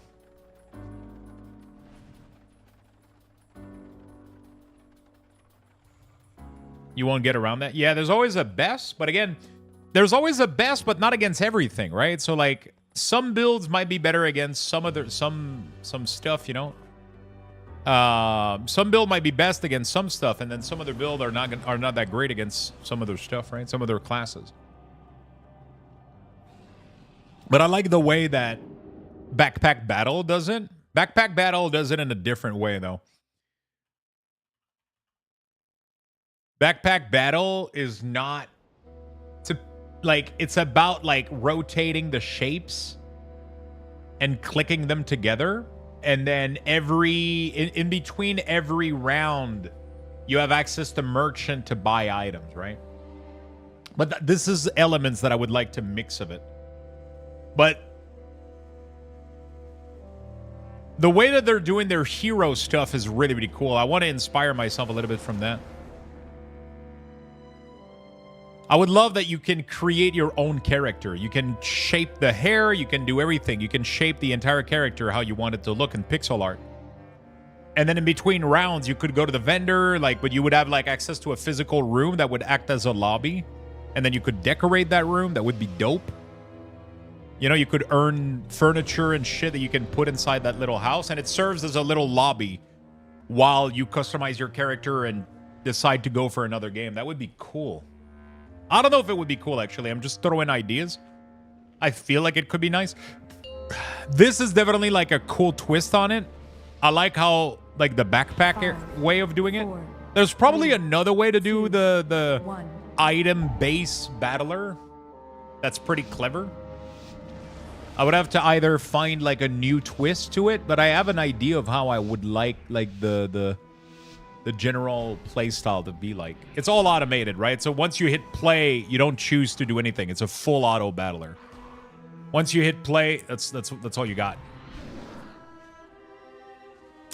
Once you hit play, that's all you got.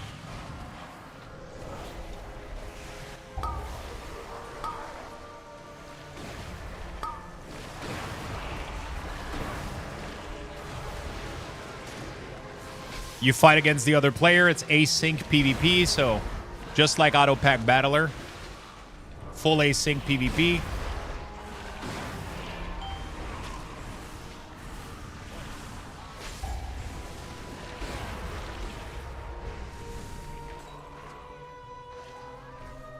That would be fun, I think. These kind of game, I can get lost into them when I play them, you know?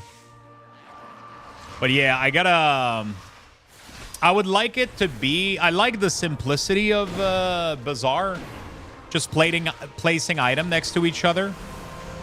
Not auto. It's Backpack Battle, but it's an auto battler. It's because I keep saying the two terms so often that I mix them together. Share in it. I keep saying the two terms so often that I mix them together. But yeah, you know... I like how Bazaar does it because it's very simple. You know? Like you have a board, it's straight. You don't put things over or under, or you don't worry about that too much. Although that could be a possibility. There could be two rows and then you could place things before some stuff. You know?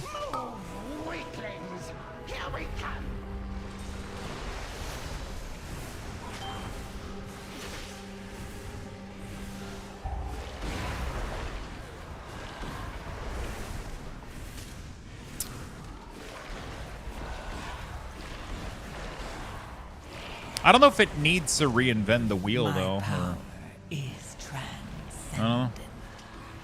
Share in it.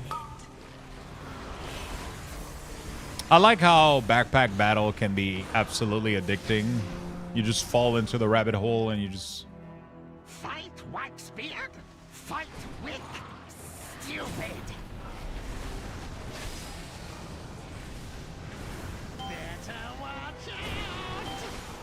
I like how you just deep dive these type of game can be so fucking addicting. It's crazy.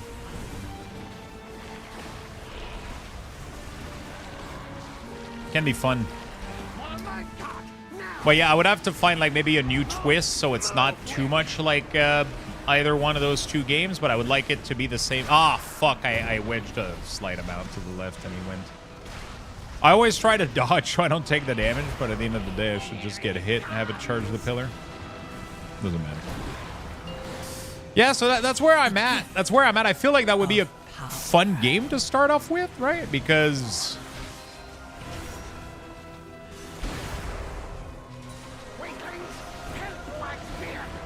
it probably wouldn't be that complicated to start.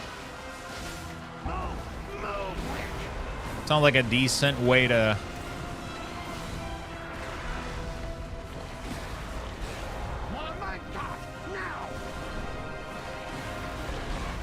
could be a decent way to start the adventure into building a little game. I don't fucking know, honestly. I don't fucking know, honestly. Bro, this shaman, what the fuck? Hung nuts as some massive nuts. Red spirit's been here forever. Didn't trust nobody. So mean. What's the build that people are playing? Quick, faster. I'll catch up. Oh, is this the new... no, wait, what? I'm pretty sure that's not what I'm playing with my shaman.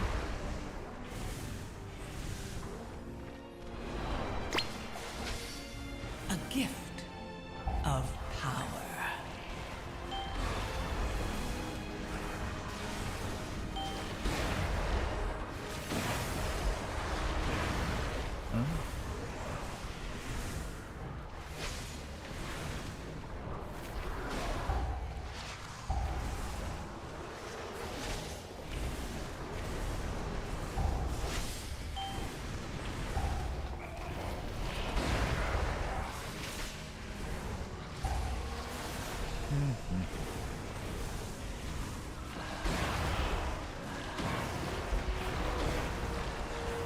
Looks like Elementalists.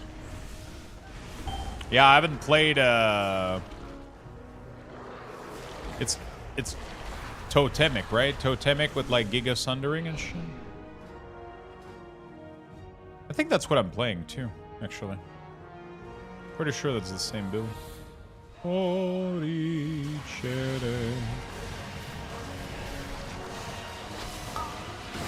gift of power.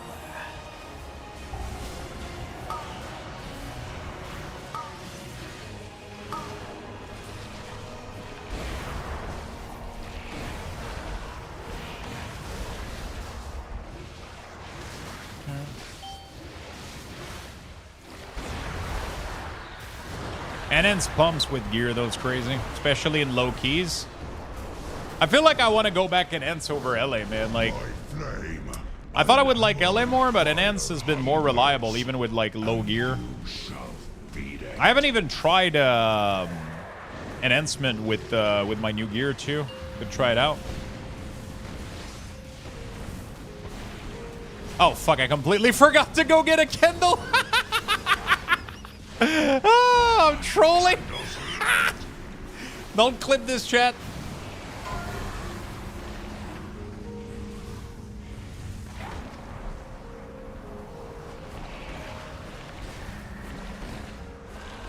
Wait. Oh, okay, we got it. Yeah.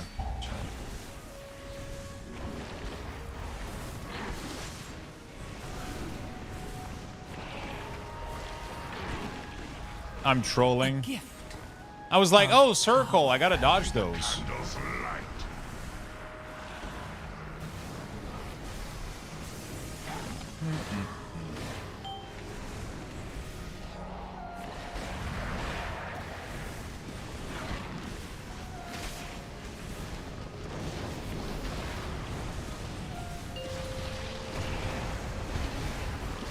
What is that damage meter? Summation mark detail.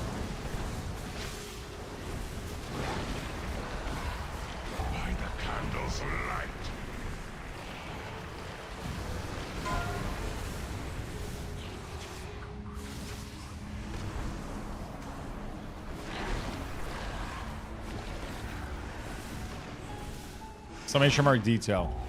Enhancement totemic is a lot of fun. You don't play around a 2-minute cooldown. So yeah, it's just insane. It's just, it doesn't feel as LA can feel a little bit I don't know how to say it, but LA feels very overloaded almost, which it's not a play on a word. You know, like it literally feels that way. It feels like the weave in of the ability is a little bit too much, I think. For me, like having to weave in like the Master of Element and the LA blasts in single target in AoE to do an empowered, like, it's so weird, man. It's so clunky. I wonder why they don't just let the class play simply. Sea monster, earthquake, clunk, like it's such a clunky mess. Like ever since like the whole empower the earthquake with a single target ability to do an, it's so weird. And then you use the empowered earthquake. You use the empower fucking earthquake on single target. Like it's such a it's ass backward.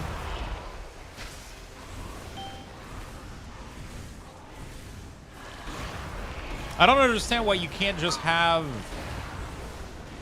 you know, a single target spender, an AoE spender, single target generator, AoE generator.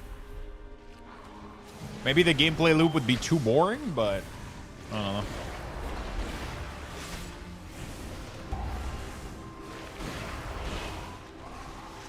I feel like the complexity we got now is of power. Poor LA, man. It's weird. I had to make like a weak ore that tracks like for your pet, because you can get your pet randomly spawning, and then your pet sometimes won't cast its abilities, so you got to track if that. And it's like it's a fucking mess, dude.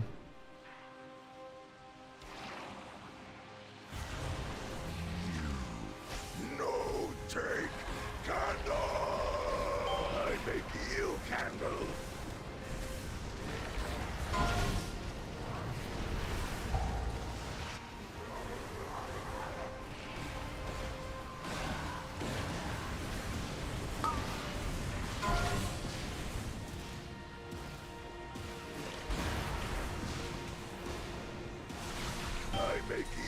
Bro, I wasn't even able to fucking go in melee with boss there because we were too many.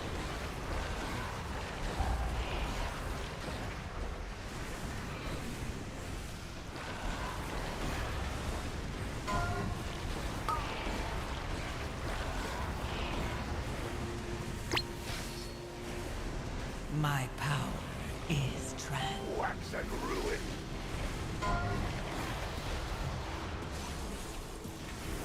It's just clunky. I think it is.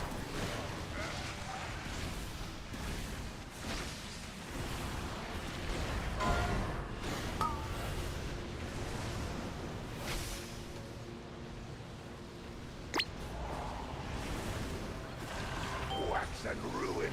I think it is. Although, to be fair, Enhance can be clunky too. It has definitely some weird stuff going on. It does feel smoother to play though. 100%.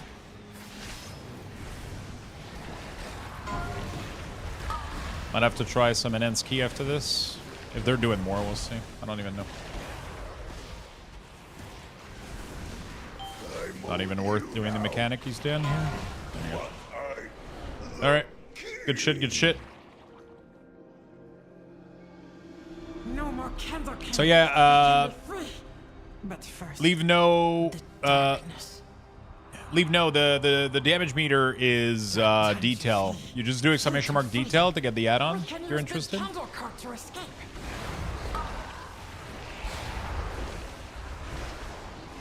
Is there a time? I actually have no idea at what time does Ellie Patches launch. I have no idea. Frank probably could give us 12 EST. There you go. That's a good time. Holy shit, that's good. I hate when they launch at like fucking 17, like, or 6. Like, fuck off. Just launch during the day, man. Okay. Some of us don't have a real job and want to play early.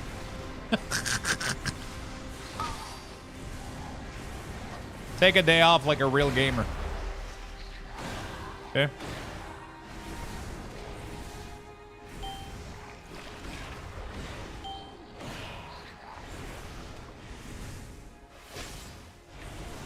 My job is real. I just make really bad choices. I mean, that's the whole point of being excited about a game launch, is that you take a fucking day off for it, you know? Like, but if they launched a game like late in the evening, then you don't need to. No excitement, right?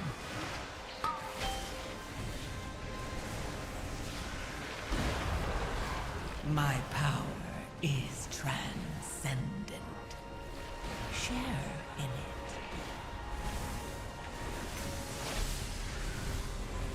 No excitement for it, right?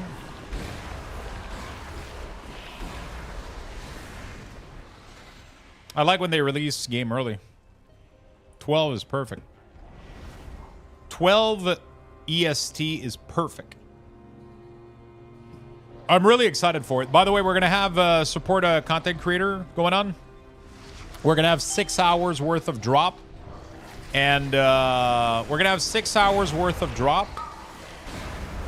And we're also going to have gift a sub for a special effect visual inside the game, if you guys want to support the stream. I think it's going to be 1 or 2 gifted sub, and it's going to get you like a skin for an ability for like a purple darkness maelstrom or whatever. Should be pretty cool. We're going to be eligible here. If you want to support for that, it's going to be possible. There's going to be 6 hours worth of drop that we're going to provide as well. It's going to be one hell of a Ellie patch. Yeah. Last Epoch, new season, Thursday. 17th of April.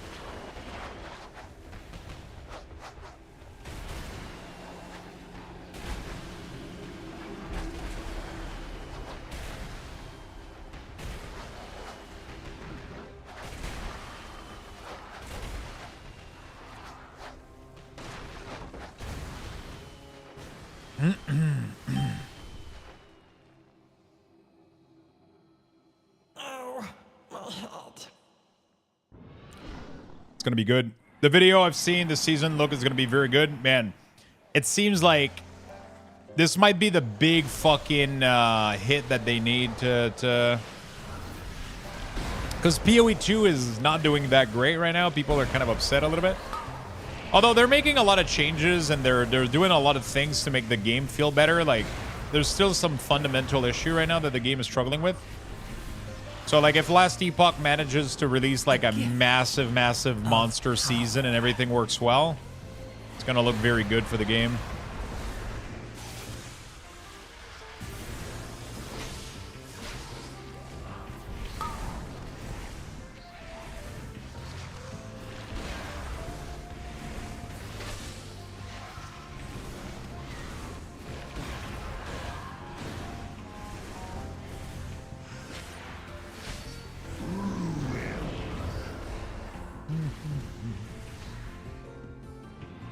Minute patch overview. If you want a quick rundown, I'm definitely gonna go check it out. Definitely. Oh shit, Hung Nuts just got hung.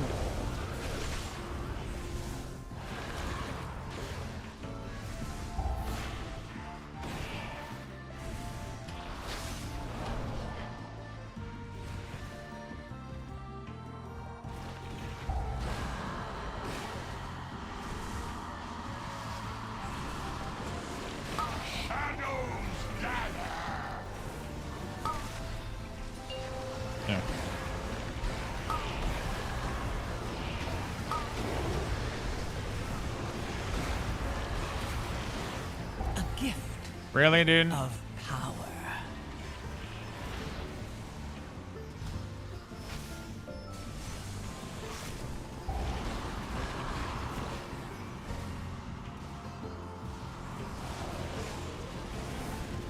Right during my CD, man. Yeah. I really hope it goes well, yeah. I mean, PoE is doing fine. It's just that PoE is still learning what they want to do. I think that PoE doesn't quite know what they want to be yet. And I think it's hurting them a little bit. They still haven't figured out their crafting situation. But that's what early access is for, right? So they're gathering valuable information. The gameplay's fun. The classes are fun. It's just... yeah.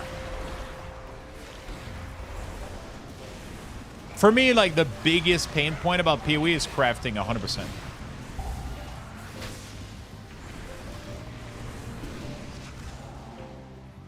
A gift of... To me, the biggest issue is crafting 100%.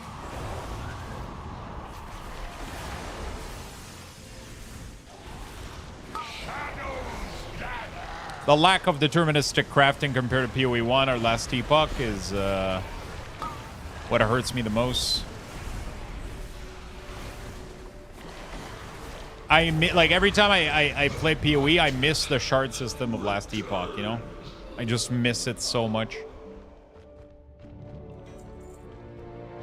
I just miss being able to, like, I like the idea of, like, oh, you find an item, you destroy it, you keep the affixes from it, and then you implement them on a new item. Like, finding a legendary with legendary potential is really, really good, you know? I like that a lot. Crafting right now is 100%... Whoops. Crafting right now is 100% lottery with the... yeah.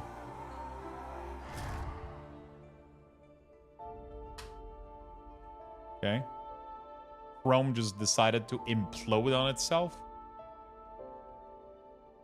Oh my god. Is it my PC that's like hard freezing like this? Dude, my cursor... What the fuck? Everything is frozen. Okay, how do I... Oh, now my monitor's black?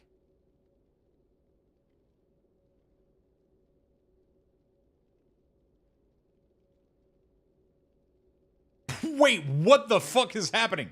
I just lost all three of my monitor.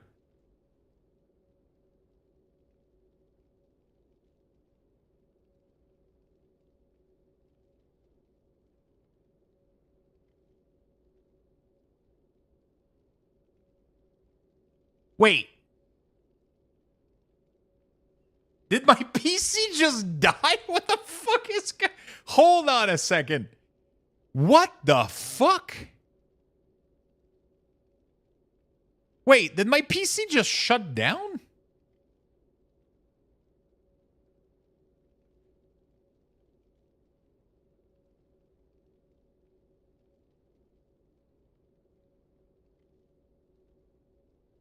Yo, my PC is still working. I don't... Hello? Control-Alt-Delete doesn't work? Yo, I don't know what to do. Do I reboot? I guess I... What the... Bro, that's not bueno.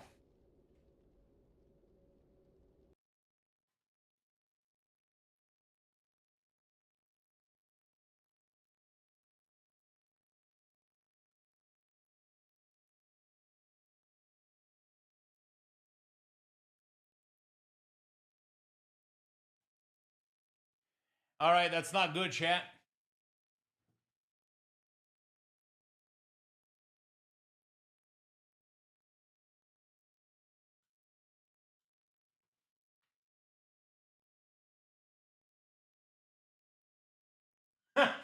Hold on a second. I don't know what's going on, dude.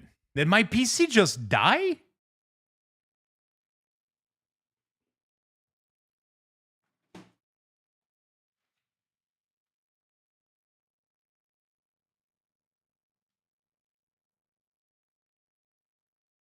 Okay, it's rebooting, but I don't know what's going on. What the fuck? System as this may due to a previous attempt failing because of server system instability. Oh, it's because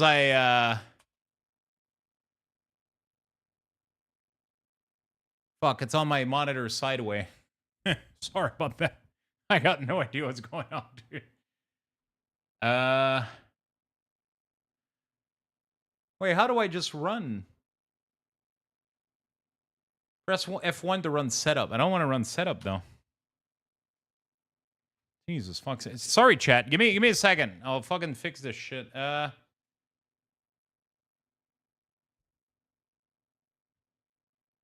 can I just like exit? Yeah. I just boot my PC normally. Jesus Christ. Okay, so I slid a YouTube window into my main monitor and everything imploded. I can't read you right now. I don't and my PC froze. All the monitor became black. And nothing was working anymore. Had to hard reboot the PC. Is it like I'm assuming it's a graphic driver failure or some shit. Oh, great. Windows is doing some updates right now. Fuck me. I don't even know. Can you guys still hear me? I don't even... Fuck me, dude. Let me go on my Twitch chat real quick.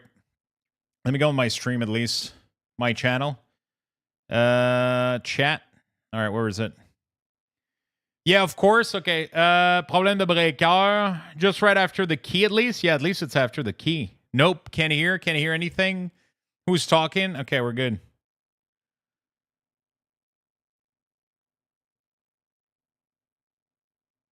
Yeah, I have 2 PCs, so that's why you guys still see me.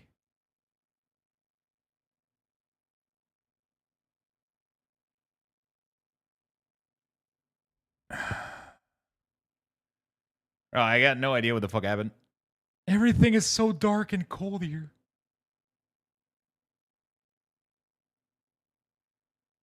Your audio is fine. I can't see, but your TV is crooked. It's absolutely not. Wait, my PC just...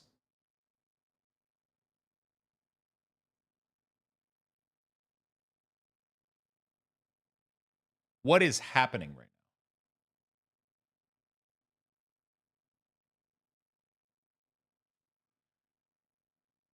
All my monitors are black after the...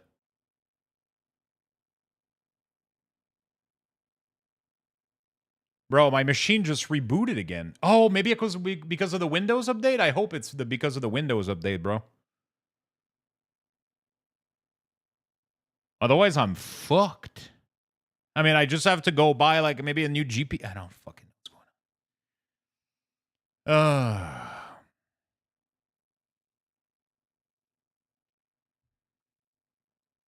I don't understand what's going on, chat.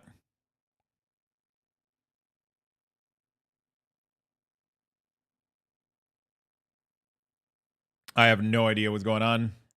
It's rebooting again. I'm assuming the Windows update had to go through.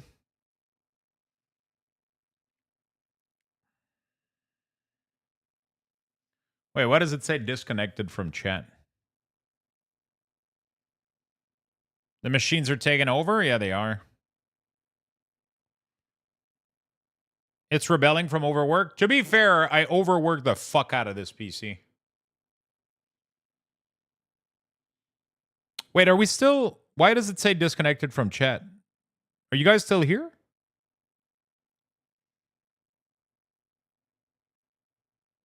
It says... Why does it say disconnected from chat? I don't see anything after that message.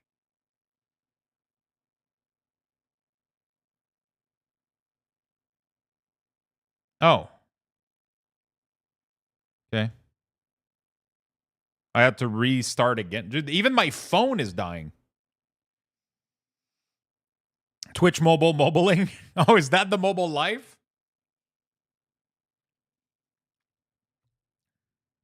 Is that the mobile life? Twitch on mobile just sucks ass. I just got back from a nap. What's going on? My PC just froze and shut down. Windows had an update that made GPU driver freeze or crash when alt-tabbing or switching window in app that have hardware acceleration. Just turn it off everywhere. Really? So I have to turn off hardware acceleration on Chrome? Windows 11, I'm assuming? Yeah. Oh, and also I got a new weird bug where every time I boot my PC, my mouse isn't working. I have to go unplug it and replug it. That's like the weirdest fucking shit ever.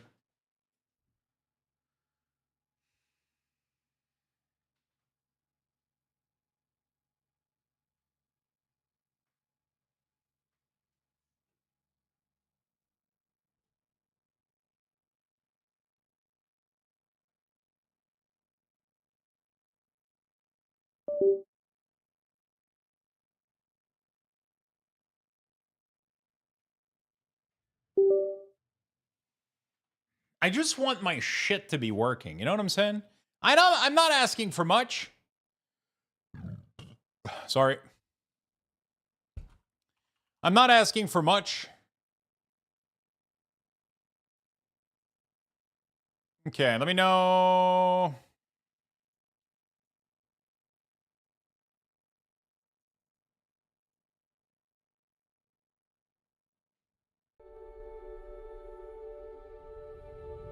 Okay, is the music back? Music should be back.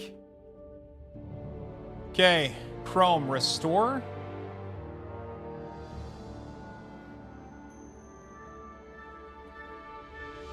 Okay, I gotta disable.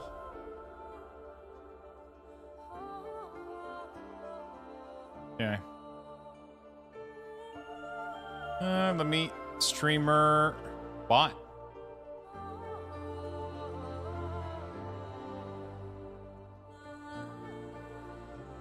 Okay, streamer bot. Let me reopen that, and then we'll reopen chat.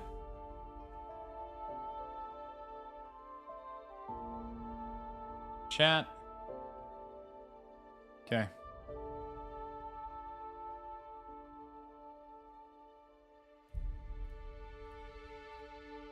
Okay, I think you guys are back. Okay. I'm actually locked. Okay. Oh, shit. My chat is way behind. Music is back. Yeah, it is. I mean, you kind of are. Okay. Okay. We're back. Sorry about that. No idea what the fuck happened. We had a hiccup, apparently. We had a hiccups, apparently. So hardware acceleration is what you're telling me I should shut off? Setting hardware acceleration. Where is it?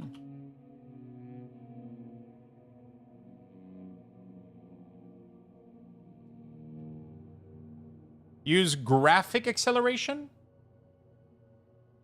Is that it?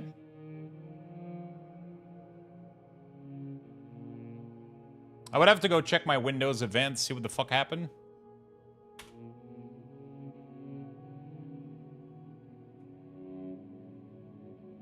Alright. I have to relaunch Chrome again.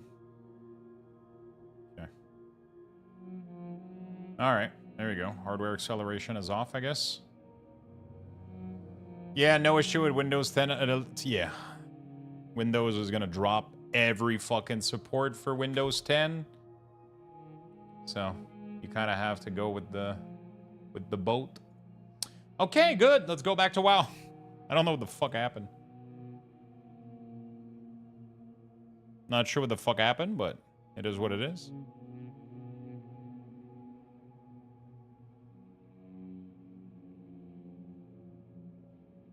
Okay.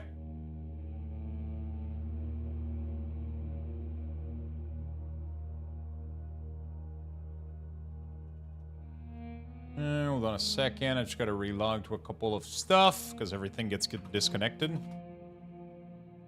Sign in. Beautiful. Okay. All right, we're back. I ain't changing till last minute. What do you mean? Oh, what the fuck? Generate an image of Luxthos as a character in Terraria. It should be a Terraria... Wait, what? How the fuck did that generate something so cool? Wait, you asked ChatGPT to make Luxthos and this is what it did? You didn't give it any instruction?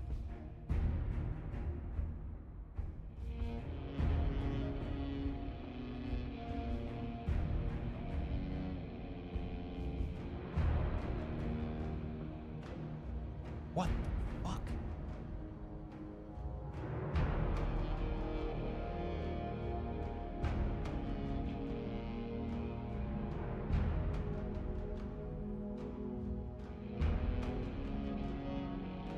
Yeah, the trees are not proper scale, but, you know. It kind of goes hard. It kind of does, man. What the fuck? ChatGPT is actually really good at this sprite shit.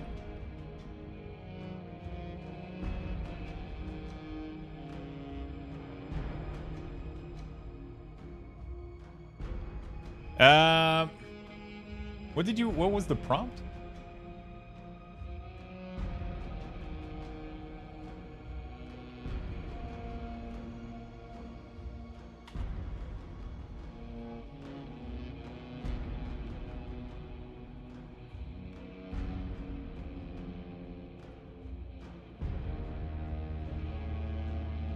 Let me try something else real quick.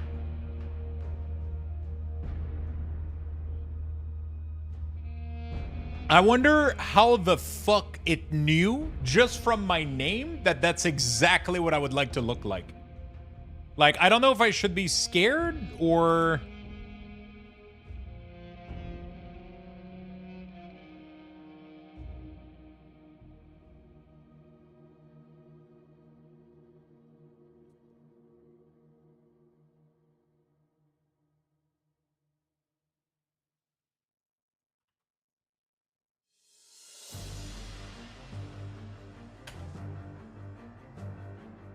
Be very scared?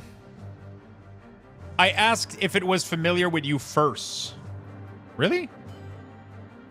Okay, let me try one with Core Keeper style. Let's see what happens. So it's more like overhead style. Because Terraria is sideway. Core Keeper is more... Let's see what it does.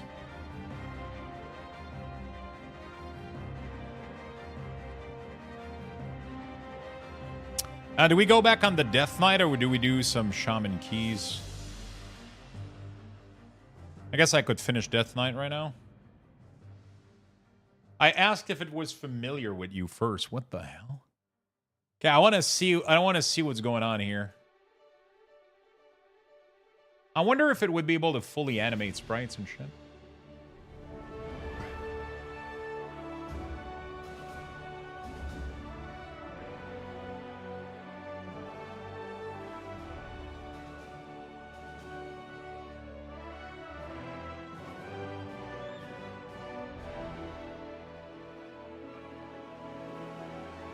Or, what do you mean, or? Wait, what the fuck? I'm getting different results here. Wait a second. What?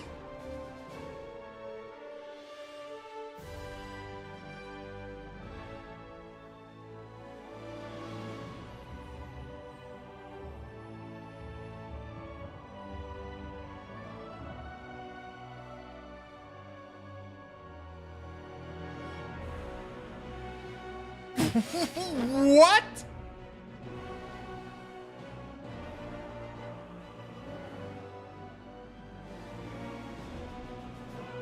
Perfect. Now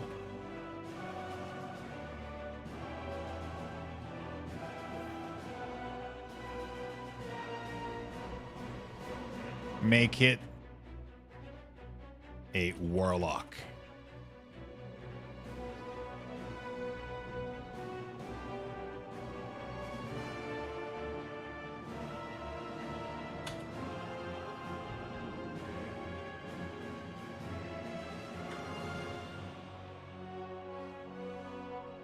Change his jeans to jorts?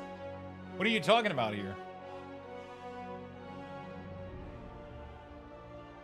I feel like I'm still impressed at how Giggity got Dark Lux, like, first attempt. But, like, this attempt is insane. Also, this makes me realize, is Core Keeper character face up, even if the camera's like this? I guess that's how they do it, right? They make the character be completely face up even if the camera's angled, right?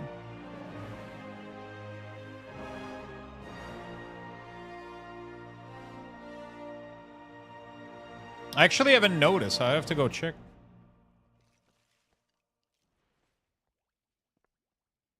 Oh. The color's looking good, chat. Ooh.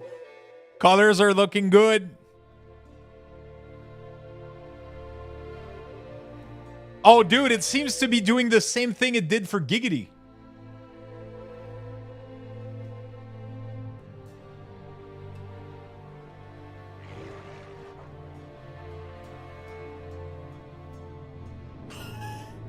Yeah, it's doing the same thing.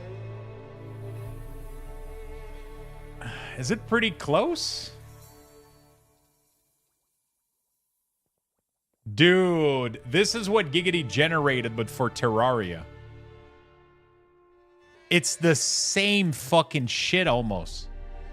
Oh, okay. It went with like gummy worms on his dress instead.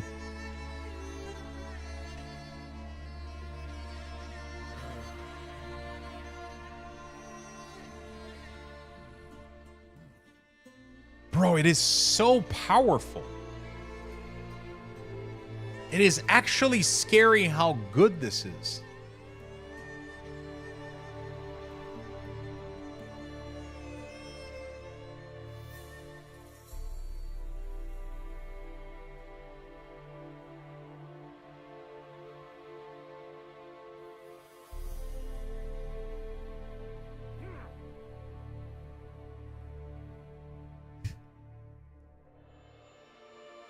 That's why artists around the globe are super worried. Yeah, but the thing is, this helps for a proof of concept, right? And then you can throw this to like an artist and be like, this is the style that I want, or this is the vibe that I want, right?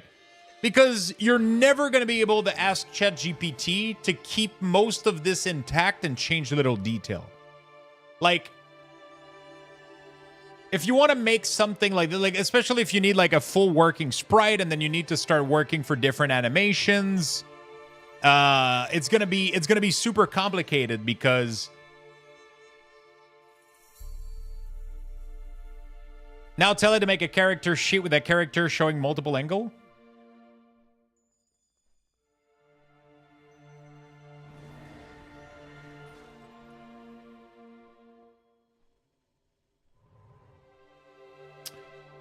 Now give me a full sheet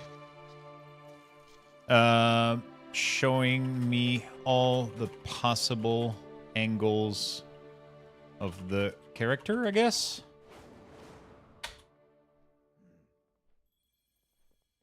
Oh, it's gonna give me 2 response.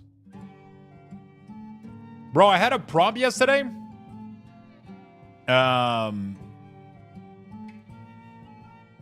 I had a prompt yesterday that asked me question. It was like, hey, can you refine this, please? Or this, and that?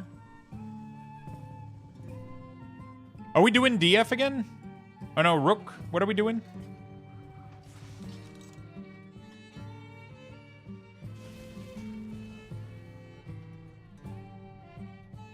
Yeah, I've seen that people... I wonder if people do a sprite... Yeah, I should have set a sprite to make it clear.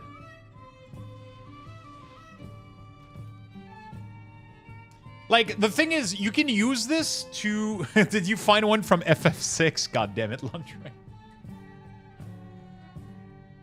Hey, I only good to make beaver. The thing is, let's say that we start making a game. Which, by the way, chat, I will be self-learning how to make a game. Like, that's 100% happening.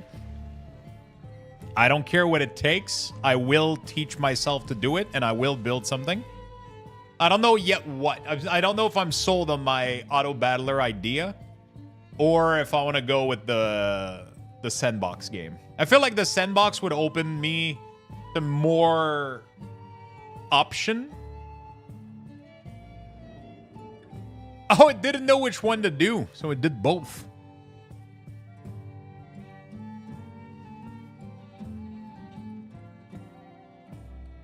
Wow. Jesus Christ. Its face is non-existent, though, on Sideway. I don't know what's going on. Not sure what the fuck happened.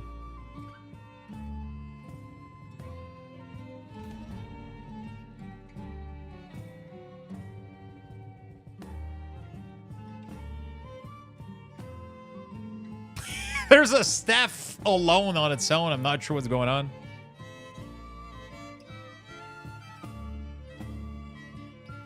Kind of scary. This one is scary good, bro.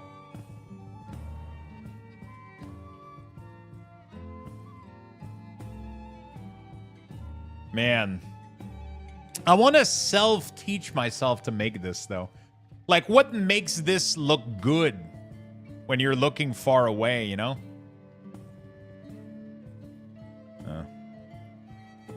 Like, there's so much little texture and so much little pixel. It's insane how complex this is.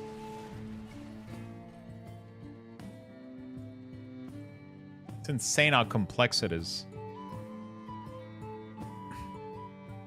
You can have an AI tool run locally from your GPU and create 512 by 512 image multiple time per second. Use a base image, a wireframe. AI is definitely taken over. Ask for trading cards, see how it does. Yeah, I did. I was playing with that the other day. Like,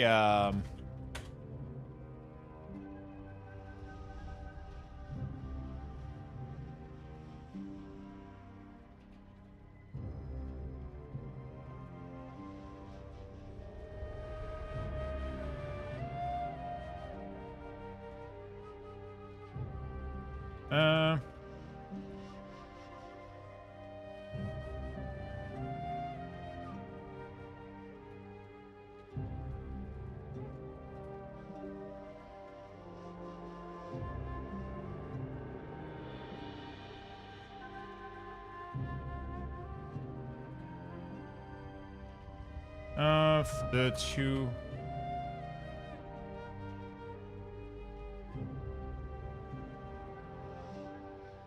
I'm asking it to do something else real quick. What are we doing?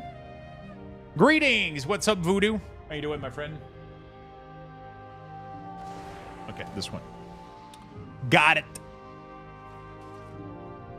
It's actually scary what it can do, but like I said, I would use this as a way to generate images for me to have a starting point. But if I was to ever publish anything, I would 100% hire either an artist or learn to do it myself. If Terraria guy was able to do it, I feel like the simpler that you do it, the easier it gets. But, you know.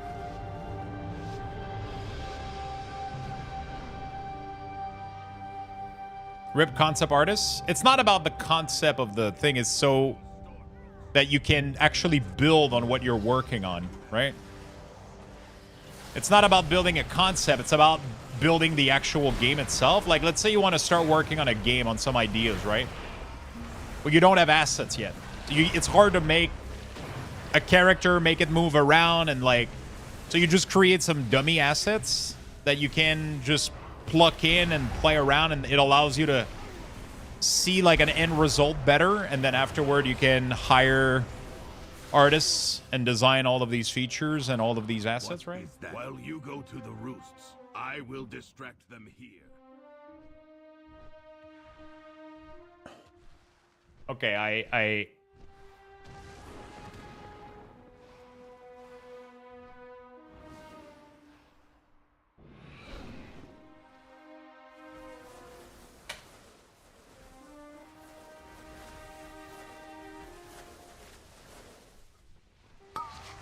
The title, the glory. You know. No, but what I'm saying is, let's say that you hire, like, okay, let's say that you want to build a skeleton. The engine of the game, you want to build the skeleton, you want to build your ideas. You generate assets, plug them into the game, and then you code everything, you make sure everything works. And then when you're ready to move things forward, you can hire a concept artist to actually develop concept for the things, right? Nobody loses a job in the meantime, right? It can just help you as you're building it. A gift. Get a better visualization of what you're building as you're programming the base game. Like, nobody loses a job, right? You just, especially if you're doing this solo dev, like, you know, there's no cutting down here. You know, obviously I would probably not do this as like a big studio. Like, we're talking about,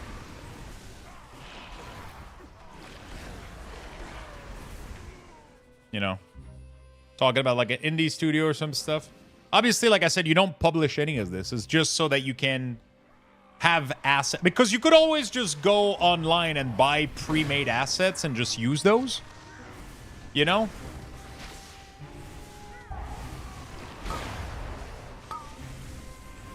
That's a possibility.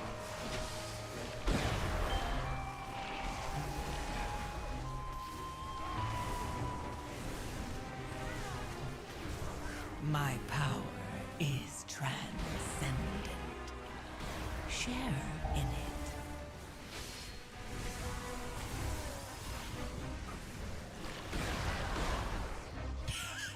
I asked it to generate an auto battler board.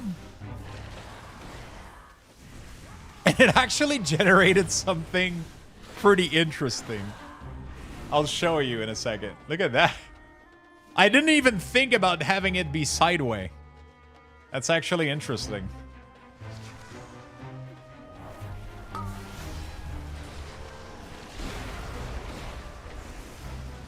I think that's like the part that's interesting, because sometimes as you do a prompt, you're not necessarily sure of what you're asking, so you might get a result that actually gives you a brand new idea. You know? You might actually just get a result that gives you like a completely new idea on what you were attempting to do. It's a good brainstorming tool, but I wouldn't use it for like a finished product for sure. Share in it. I think it's really, really good for brainstorming ideas, though. That's kind of what I like about it. Got to be careful, though, because it could brainstorm you ideas from something already existing, you know? It could literally rip off another project or another elements of something else without you ever knowing, you know?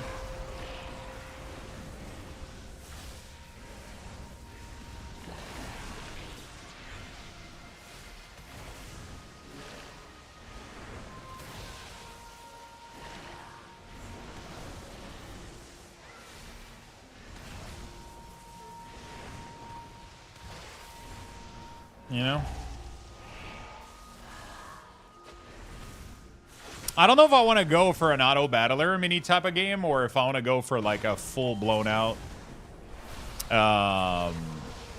sandbox game like I thought first. I'm a little bit scared about the level of complexity of such a game.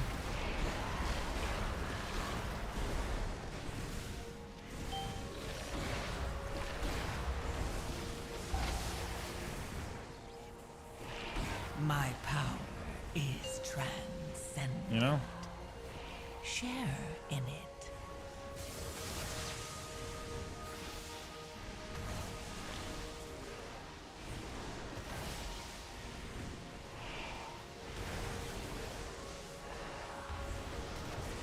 I'm a little bit afraid of the high level of complexity of what a full blown out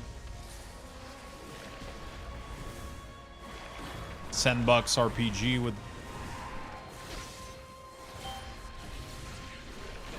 But the weird thing about like a sandbox RPG, as complex as it is, I feel like it also allows me to have multiple steps that I can kind of stack on. While an auto battler, I feel like it's either working or it's not in a way, right? It's hard to like,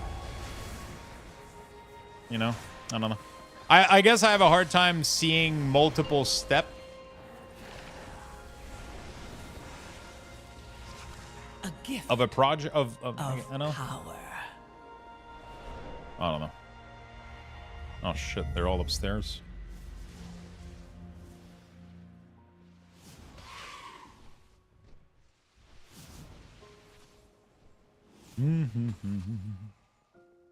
I don't know. We'll figure it out, chat. I know that I want to do this. I just don't know what, how, and when. Although I'm kind of tempted to start tomorrow, honestly. Or play Core Keeper and try to... But I don't think I want to start playing Core Keeper before Last Epoch, though. Because I feel like I'll have to cut it short. And I'll not be able to fully experience the game. And Core Keeper seems pretty massive, honestly.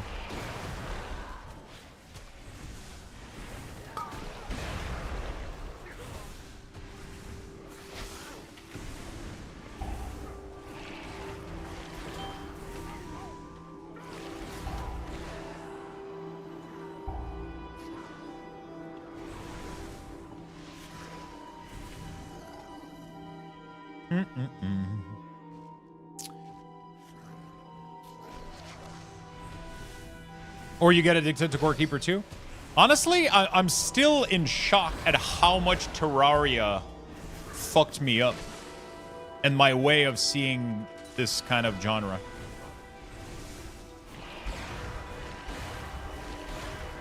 The world felt so alive, even though it was just a couple pixels. Like, it was very, like, I don't know.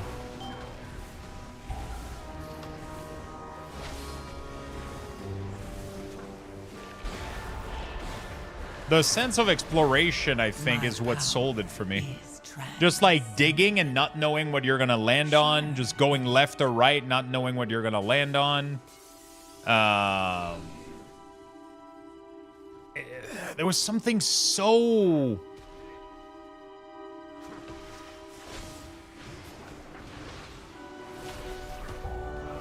There was something so fucking good about it, but I don't know... I don't know how to explain it.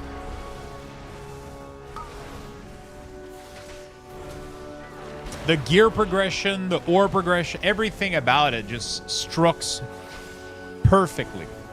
There's a couple quality of life issue that are missing, I think, from the game that I would definitely do differently. That I would, like, if I was to build something like this, I would do a couple of things differently. But, like, in general, like, the progression of the game is just so good.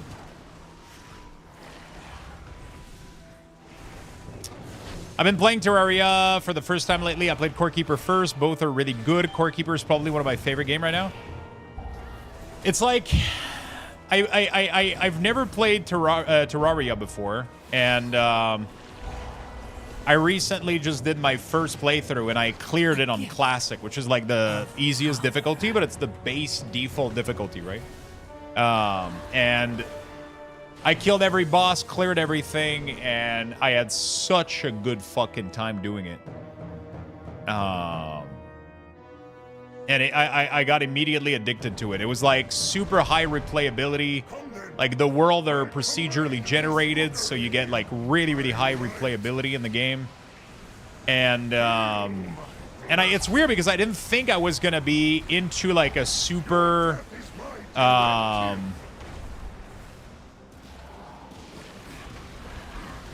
didn't think I was gonna be into like a super combat-driven game like this. And then it blew my fucking mind. Like, I was going to bed and I was thinking about it. I was watching video about it. I wanted to learn about every artifact, every boss, every little item, every fucking possibility, every mechanic. I just wanted to learn everything. And then it got me thinking, fuck, I want to create something like this. Like, that's literally where it went from.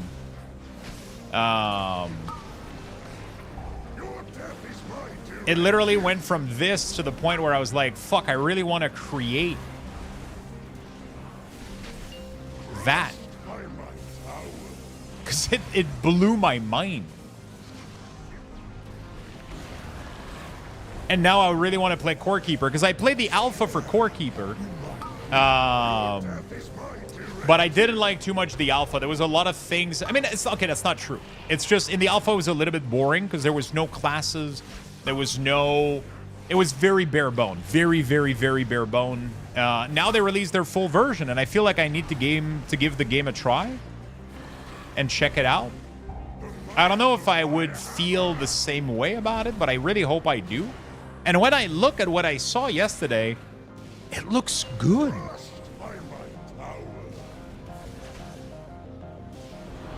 It looks fucking good, so I'm like, fuck. Maybe we do check it out, but it also made me want to learn how to make games. Like, I was watching a video and I was looking at all the little sounds, all the little animation, everything that went into it, and I was like, fuck, I want to learn how to make this. You know? I don't know. Maybe I just woke up with like a weird ADHD hyperfixation today. I don't fucking know. Share in it. I do not like that it feels darker and colder as we I'm obsessed with it, even watching video about it all the time. Okay, I might check it out. I just don't think we have enough time until Thursday to start. I mean, we could start and put it down and then play later. We have to take it down. Or we do what I wanted to do, which is the game dev segment. You know? Which tomorrow we like download like a game engine and we start to self-teach ourselves on how to make a game and we start making shit. That was the other possibility for tomorrow. After opening the vault, obviously. I just don't know what game I want to make yet. I mean, I have a couple of ideas, but I haven't decided on one specifically.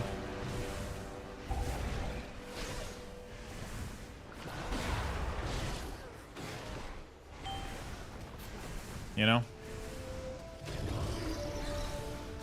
My power is transcendent. Share in it.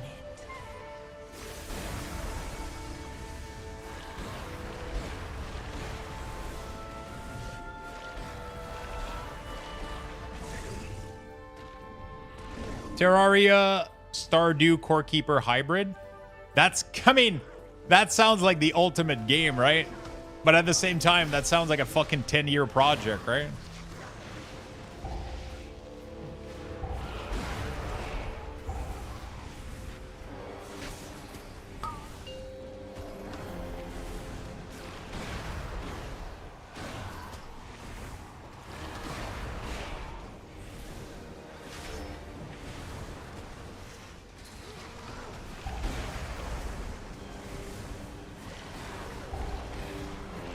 Like, it's just that when I hear about the idea that some people make these games on their own, like, I feel like I want to attempt the challenge to self-thought. Self-thought?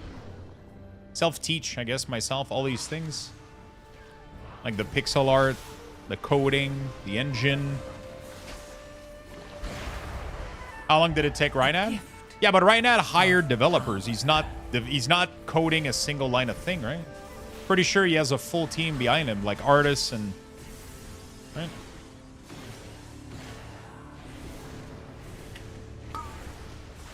Actually, I don't know, but I'm pretty sure he has a full team behind him. Pretty sure he bought like an entire army of studio. Yeah. I mean, sure, he dedicated his life to it, for sure. I understand what you're saying.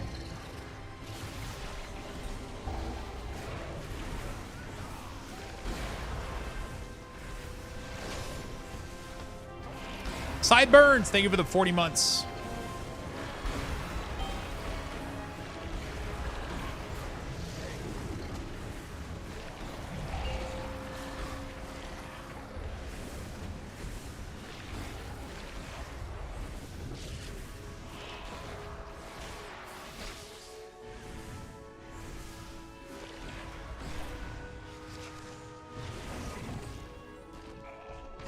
I think he had a team of Ukrainians at some point. I lost touch with the project. Yeah, I got no idea who's on the...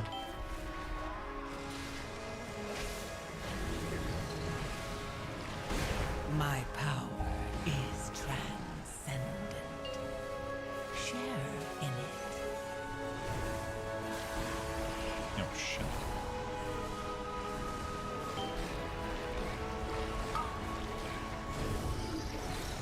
Okay. Thank you, Sideburns, for the big resub.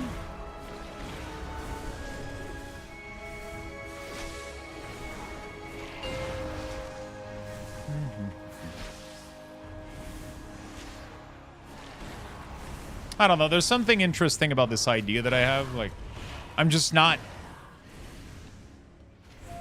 you know.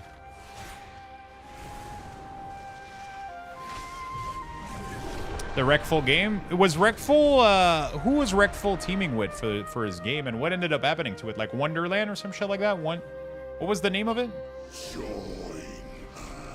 Like, I felt like the game was like almost ready to play and we haven't heard from it. Did they completely stop the development? That's such a sad story, man.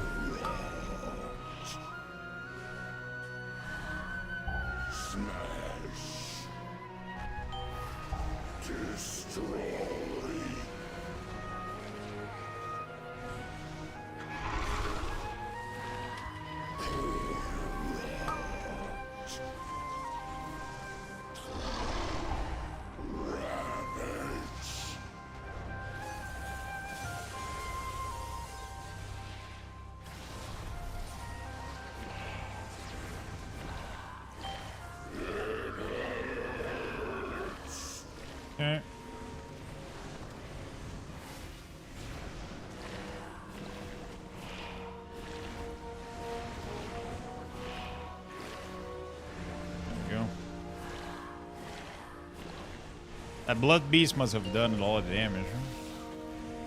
Pretty nice. Everland Dead Project, I think. It's weird how we all have like our own things of what would make the perfect game. You know what I'm saying? Like we all have our own ideas of what would make the most fun game ever to play. Like one might say like it's the social interaction, connecting with people. But it's crazy how a game like as simple as Terraria can completely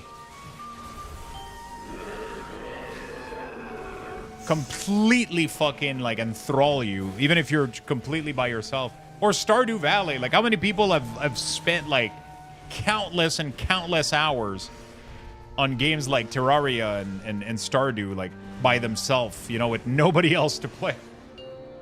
It's insane. These worlds can just like take you so fucking far. You know?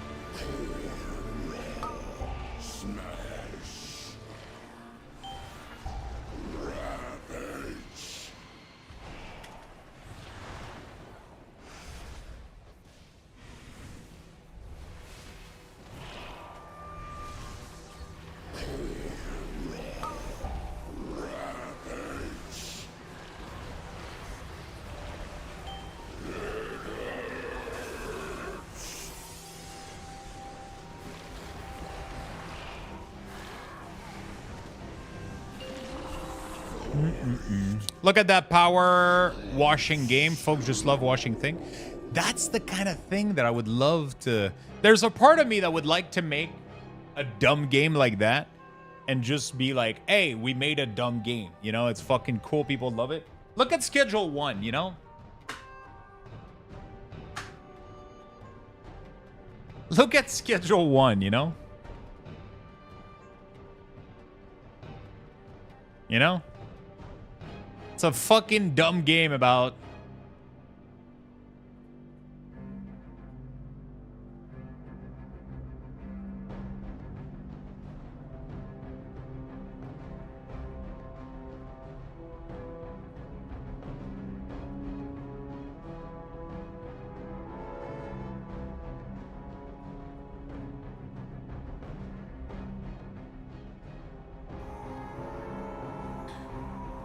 like a big beard trimmer game, snowblower simulation, and even thinking back on the early days of gaming, like Frogger, Snake, Tetris. Is there a simpler game, Among Us? I mean, listen. I'm gonna keep coming back to this, but Auto Backpack Battle. If you've never played this game, you need to try this shit out. This is the dumbest fucking game ever. And it is so fucking fun. It is insanely addicting. And it's the most simple shit ever. You go to a merchant, you buy items, you place them on a board, and then you rotate them to try to fit them into this. Right? And then it auto battles other boards of other player. That's it. That's all it does. It has health, stamina, status effect, like a bunch of stuff. And then every time you win, you earn gold. You go back to the vendor, buy more items, reroll, try to make a build, and then you just try to climb your way to the top. Literally.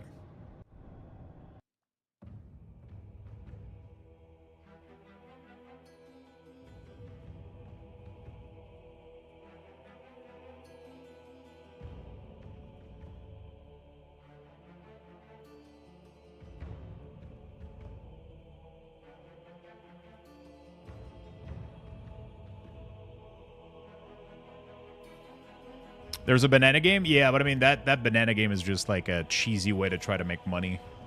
It's not really a game, yeah. It's like the game's free, but then you can, like, I don't know, that's weird as fuck. Goat Simulator? I'm talking about, like, I mean, Goat Simulator. Yeah, Goat Simulator is one of them. It's definitely a game. But I'm more talking about, like, these little games that, like it all it took was, like, I mean... I guess Terraria did revolutionize a little bit. But I mean, technically it was Minecraft, I think, initially that kind of paved the way for this style of stuff, right? Definitely Minecraft, Terraria, Stardew, they definitely paved the way for these games, but those games are pretty complex, right? There's like a wave of games that have been coming out that are just dumb fun, but they're super simple on the surface. Schedule 1 is one of them. The Backpack Battler. There has to be other games. Power Wash Simulator. How many people bought Power Wash Simulator? It's ridiculous. It's fucking ridiculous, right? What are other ideas that you guys? Yeah, the TCG Simulator, like all those store simulator, like Clothing Simulator, TCG Simulator. But like, I feel like all those games though, they get like a huge upswing of popularity, and then they just kind of die down until somebody makes you know,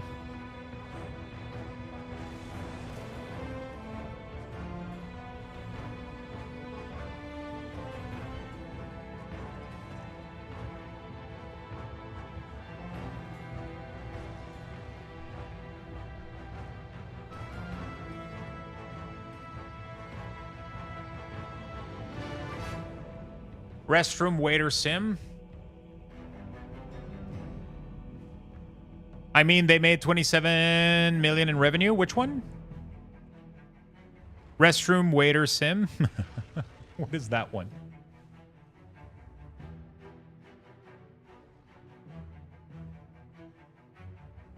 Oh, TCG. Yeah, TCG Simulator is crazy. TCG Simulator is crazy. Same thing for Schedule 1. Probably made like 20, like I think the game sold. How many people was playing that game? Like fucking there was like 200,000 people playing it. So which we can probably estimate that they sold over 1 million copy at like what, 10, 15 bucks each. Schedule 1 is 61 million. Is there a site that has those data?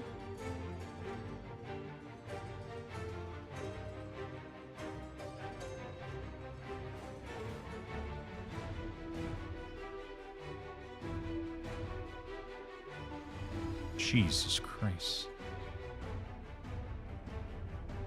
Copy sold gross revenue. What the fuck?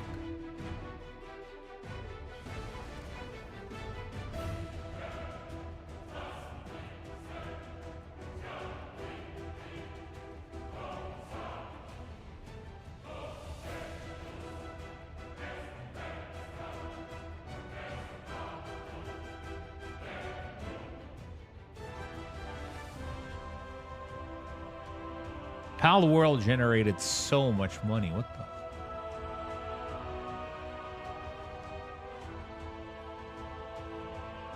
Stardew Valley. Holy fuck, dude. Yeah, the devs do deserve the success.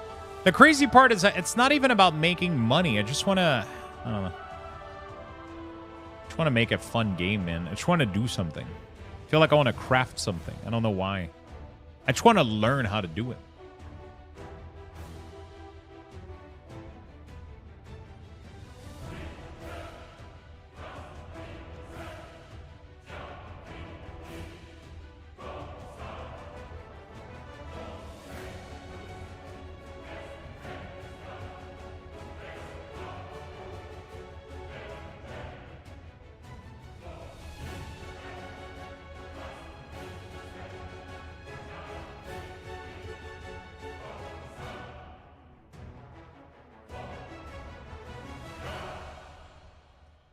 It's insane, man.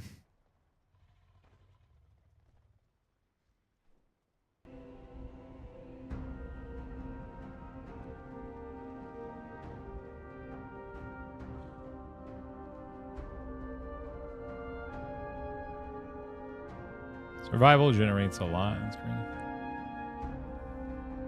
The money aspect is nice. It's nice, but it's not a driver for it. You know, I just want to teach myself to do it and have fun with it. If I can make a game and sell it at the end, sure, that's fucking awesome. I don't know if I'm going to get there, but I just want to build some knowledge around it and have some fun doing it. It could be like such an interesting streaming content, I feel like. If I stream the entire journey, like... You know, like, I just want to stream the entire fucking adventure. Like, day one is literally like we download our random engine and we figure it out. I have no idea where to start. I've never even looked into this before. We start completely from fucking scratch. You know? We start from scratch. You know, concepts are cool, but I feel it's the execution that makes for good games. Oh, 100%.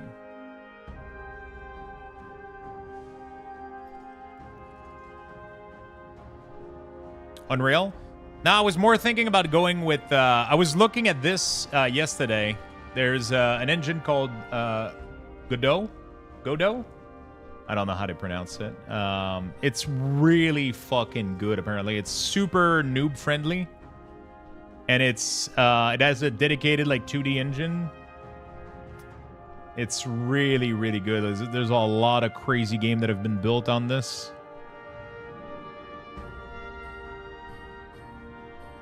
Like, there's so many games that have, like, it seems like, I don't know. It seems to have the tools and the powers that I'm looking for here. And it seems friendly. Also, like, Unreal, Unity, all those things, they take a massive cut. This is open source. I don't know what the pricing looks like. I don't know how this fucking shit works.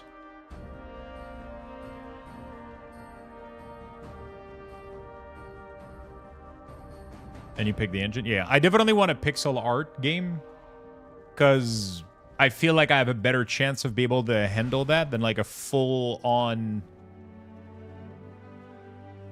3D game. I feel like that's just way too much layer. I feel like pixel art just simplifies it. It doesn't make it easy, you know?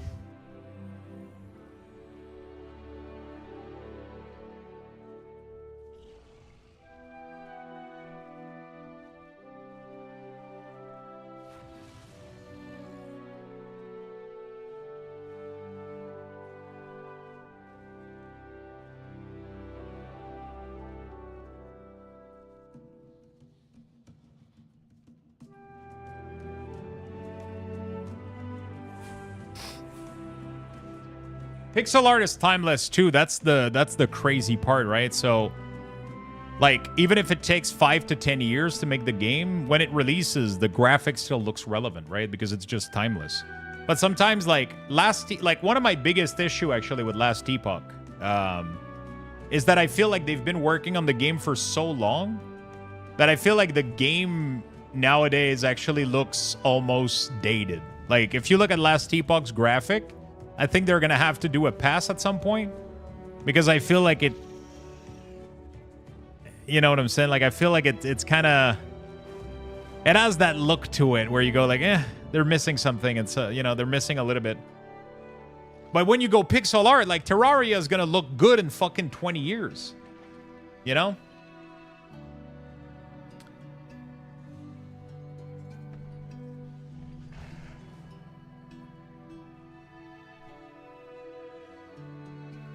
Like, Last Epoch looks good, but, like, some of the characters could look a little bit better, and some, especially their character models had there was some weirdness. Actually, you know what? Ever since the new release, they were better, a lot better. But in the beta, they look really, really weird. They had to redo, like, a full pass on it. And then they were looking pretty good, but still, it doesn't age as well. It just doesn't age as well. That's one of the biggest thing. It's like that game, Slormancer, man. Slormancer is a full ARPG. I don't know if you guys have seen this. It's a full ARPG, like Diablo-style game that plays crazy well. And it's full pixel art, and it's crazy how well they're doing. The game just looks, plays amazingly well, and it has like these cool animation and ways of doing things. It felt tasteless, really, bro. I feel like it. I mean, to be fair, we haven't played the full game. We've only played like a beta alpha, right? I was enjoying it so fucking much. The gameplay was. I didn't care about the lore, the story, the characters. I couldn't care less. You know what I'm saying? Like that wasn't the. It was just the gameplay was so smooth. Yeah, I mean it's not perfect, but it has something like the Heroes of Hammerwatch was crazy. Heroes of Hammerwatch was absolutely insane. I just stopped one day, but I was addicted to that game, man. I was absolutely addicted to that game.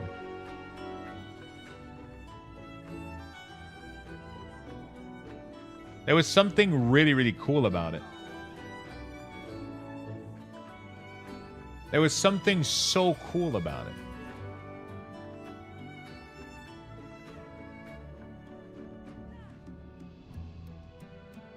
A shipment for your order has been delivered. Well, nobody rang at my door, so where the fuck did they put it?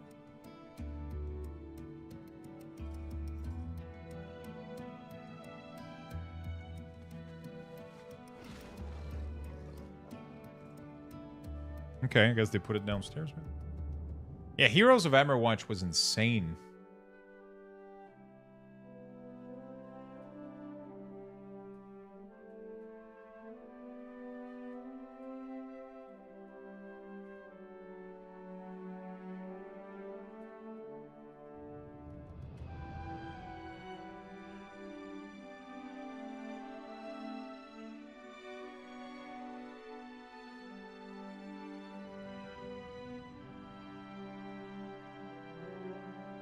Heroes of Hammerwatch was a really, really cool concept.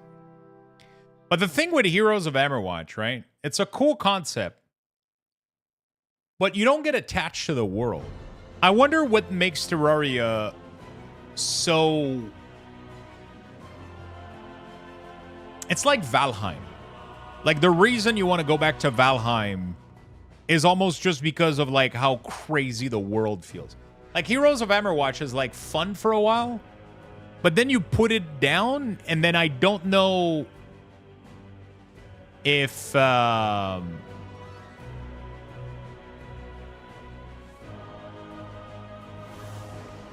Shit, I thought I was inside the dungeon. Sorry for making you guys win. Yeah, you put it down, and like, do you come back to it? You know what I'm saying? Like, why would you, you know, like, it's... Why would you come back for it, right? I mean, maybe at some point if they make like a big update, but I feel like it... What you know, I feel like Terraria or shit, a game like this, like they're completely timeless. You could come back and play them like unlimited amount of time, and every time you'll have a different experience because of the generated world. That fascinates me. 2, 1. Like, Valheim fascinates me on a level that is hard to describe. Sadly, Valheim has like really hardcore, annoying elements to it that makes me alt progression usually, because I get kind of like, I don't know how to explain it, but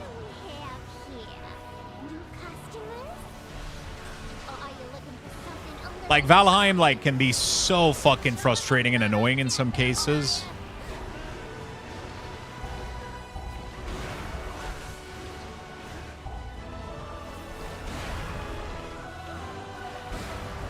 Yeah, Heroes was definitely repetitive a little bit, so you definitely like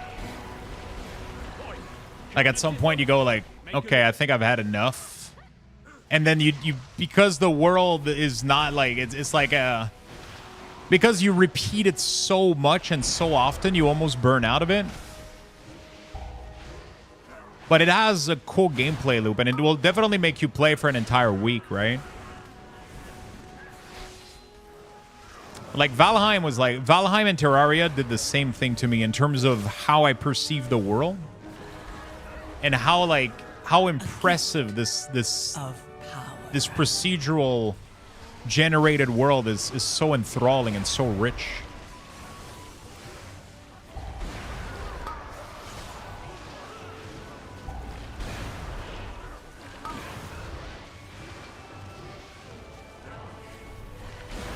If you could acquire a single franchise IP and change it to your liking, which one would you choose and how would you change it?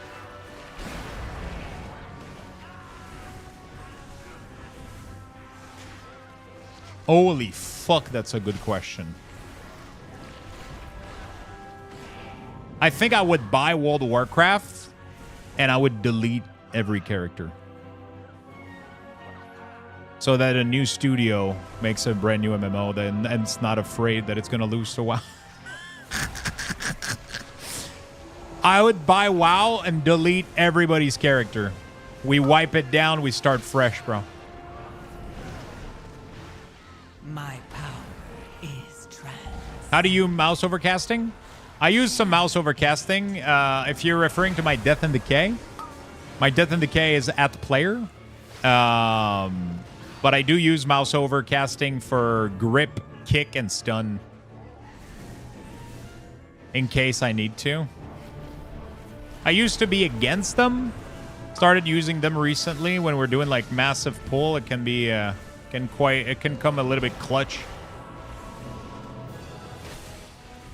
When I don't want to untarget my main target and I need to interrupt something that's not my focus.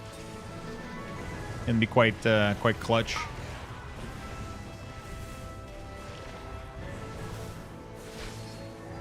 Mouse over kick is big. Yeah, I used to be against it because it can introduce so much error. Because you don't have time to validate that you're going to kick the right thing. But in some cases, I think you just got to go for it. A gift of power. So pretty much what I did is I have a macro that is Alt focus, Shift mouse over. So at any point, my F, if I do Alt F, it's going to go on my focus. If I do Shift F, it's going to go on my mouse over. Same thing for grip, same thing for asphyxiate, same thing for gnaw, same thing for leap on my pet, right? So like at any point I can go like, whoop, grip, you know? I can just mouse over something, grip it, stun it, rip it, pull it, fart it, you know, whatever. You name it. And it just gives me great control, especially in PvP. When I do that occasionally.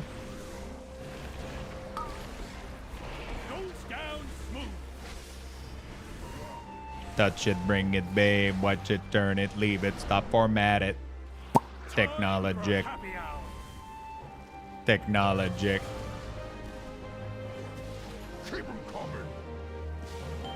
A gift. Grip it, stun it, slap it, then pull it.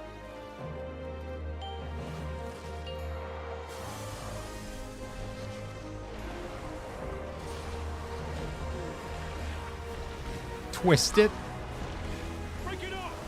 You grab, you pull, you twist.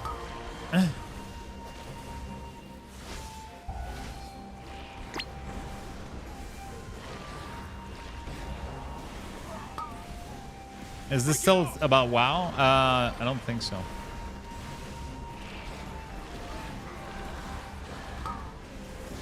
Goes down smooth.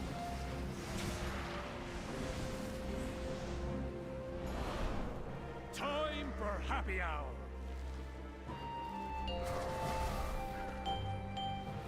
Another one. Another one. Wait. Who took my beer? Fuck. I left without a beer, bro. Pretty sure we did this one. Or did this one get through? Fuck. Something fucked up. Something fucked up. What happened? Was it the NPC that soaked it, or did somebody steal my beer? I don't know which one. I didn't see.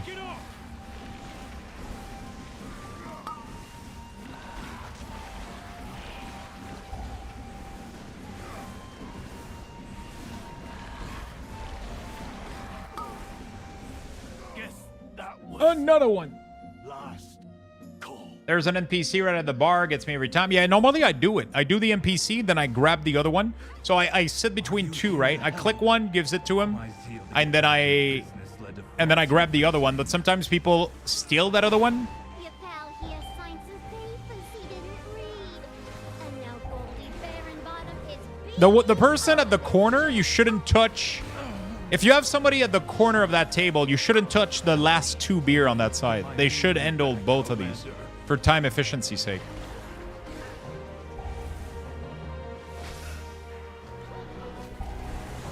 My power is transcendent. Share in it.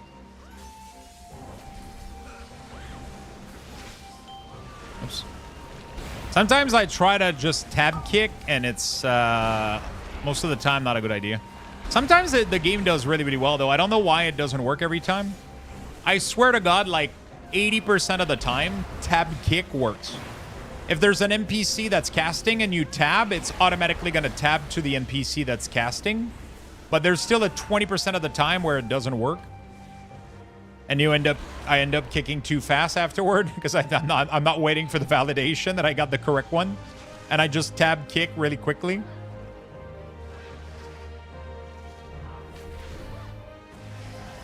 You know?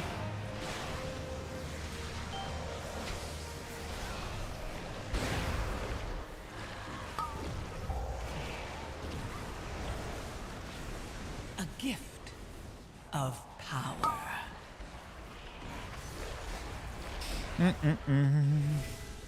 I'm not gonna lie, the more I think about it, the more I would love to make a sandbox game. Everything about that idea makes me like smile, you know?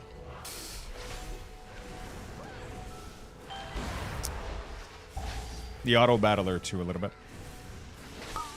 Both of them could be fun experience. You know what, chat? We'll figure it out. I'll figure out what I want to do, and we're going to jump into it and try to learn stuff as we go. I don't know when, but we'll do it. We have a little bit of free time before Thursday. Either we start doing that this week, or we do Core Keeper. But I'm afraid that Core Keeper... Yeah, I thought about that. Like, imagine that you have a mini auto battler inside of a sandbox game, dude.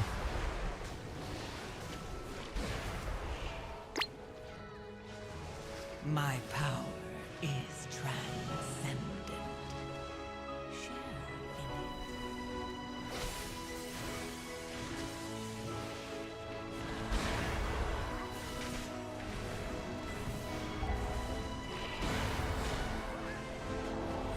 it. I mean, that's the crazy part about a full sandbox game is you can put anything inside of it. You know?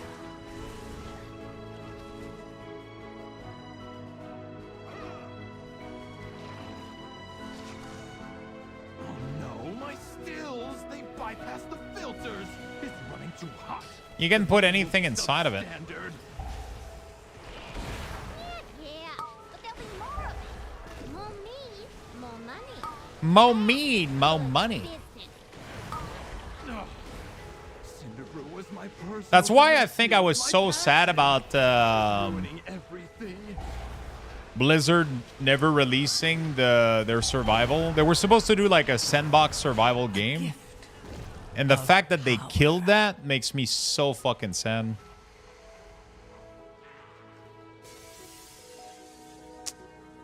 Just thinking about it, man. Imagine what it could have been.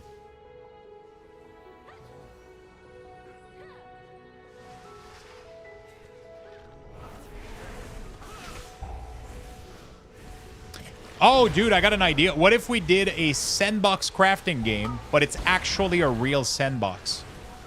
So, it's just a giant sandbox, and there's like shovels and shit in it, and you gotta try to build a little castle.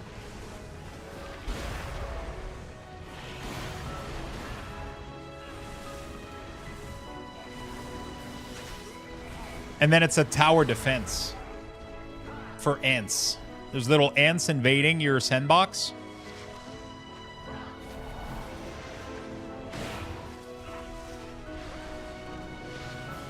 and you got to build like a trench for them to walk into, and you got to build towers.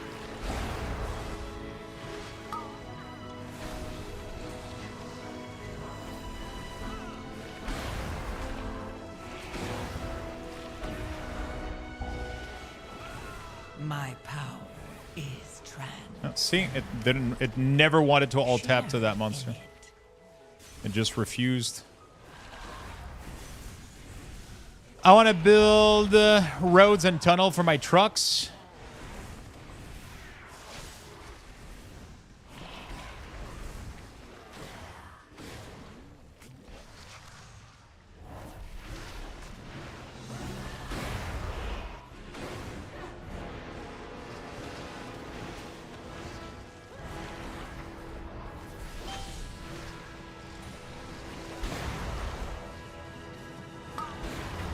Jesus Christ. Boomkin hurts, man.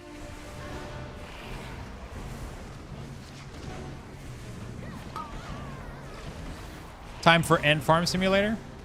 Wouldn't that be cool? I feel like that's a genre that's not like well established right now. Like I feel like A gift of power. everybody that's making tower defense, they aren't letting you make your own trench.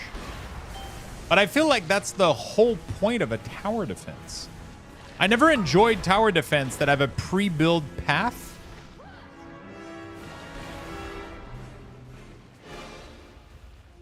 I like tower defense when you have to make your own path for the monster to run through. Like back in Warcraft 3, that's how you did it. You had to make a path made out of tower.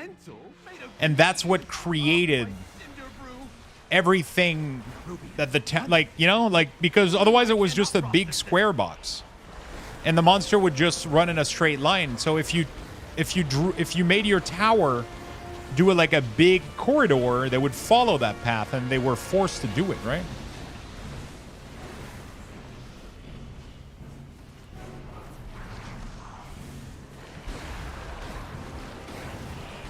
You know?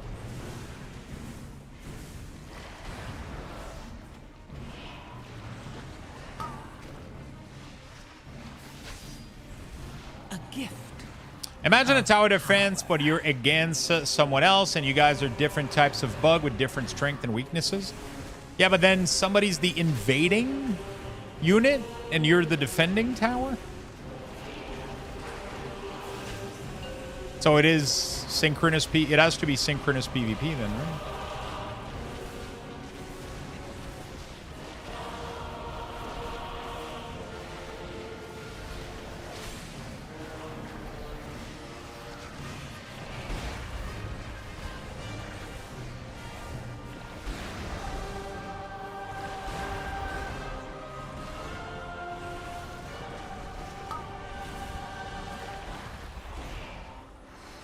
Just ideas? Yeah, I like it. I like the brainstorm. I like the brainstorm, chat.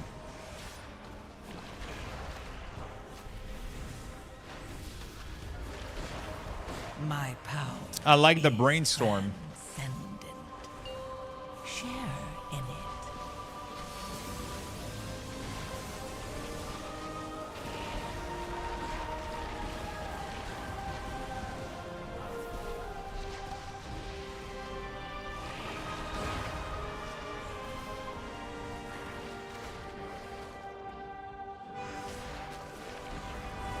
I think we can just finish boss here.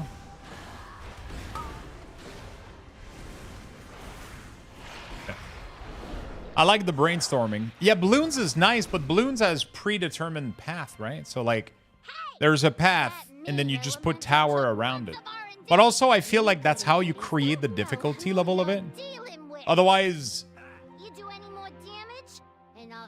I mean, you could generate obstacle inside the arena to prevent people from doing the same build every single time, you know?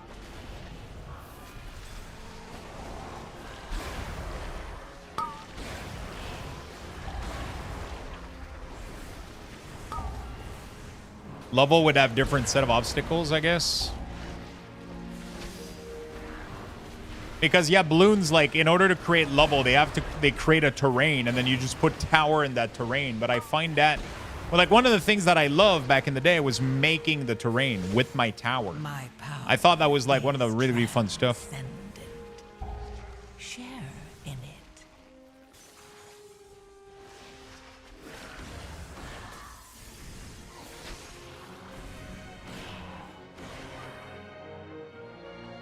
You know, that was like the cool part, I think, about Warcraft TD back in the day. Warcraft Tower Defense back in Warcraft 3. You know, the unit had like a full AI program behind them, right? And they would run to the path that was like the simplest to them. And you would just create, like, pretty much you started in your own little box. And then you would create a maze out of tower, right?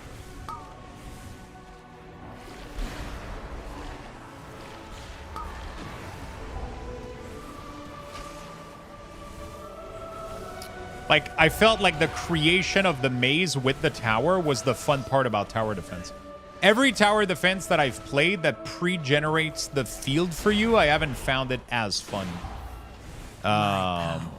Still very fun. Like Nordhold, for example, I think is an interesting twist because it generates the field in front of you.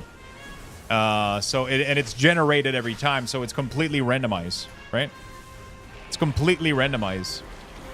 So every time you go next level, there's more of that field that goes up. And then it gives you more space to build more towers. And then there's like, I think Nordhold has like a very interesting twist to the tower defense genre, which is why it's interesting. Yeah, you're going to need to do the campaign and level again in Last Epoch, yes. If you want to play the new cycle. If you don't want to play the new cycle, then you don't have to. You're going to be able to...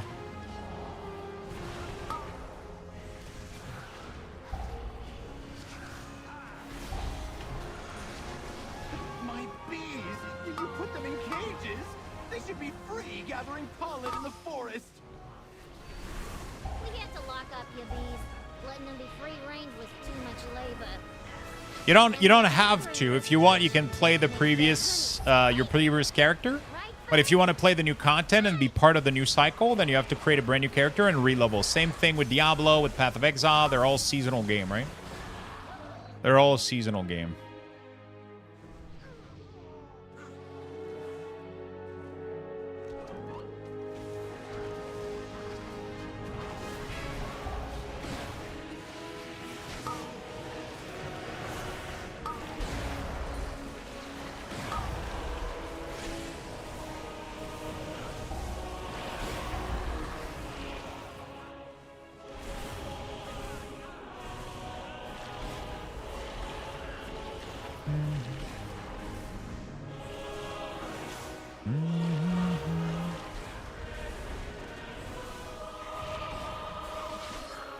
There we go.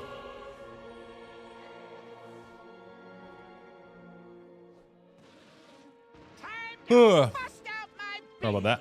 The best for my bees. Might need a third cup of coffee today. I woke up super fucking early, man. And by super fucking early, I mean 7:30, but considering that I couldn't sleep until 2, that leaves me with little sleep.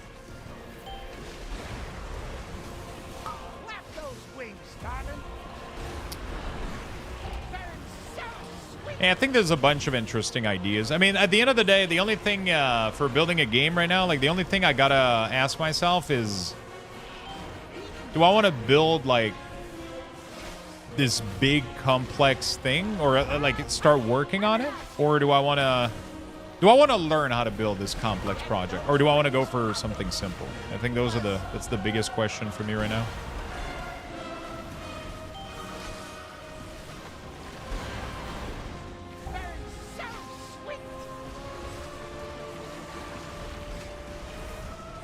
Start small and build? Yeah. But I mean, I have to, I have to have a starting point. So I know what I'm searching for, what I'm trying to learn. Because they're all going to be very different types of game, right? With very different types of... A gift of power. Burn so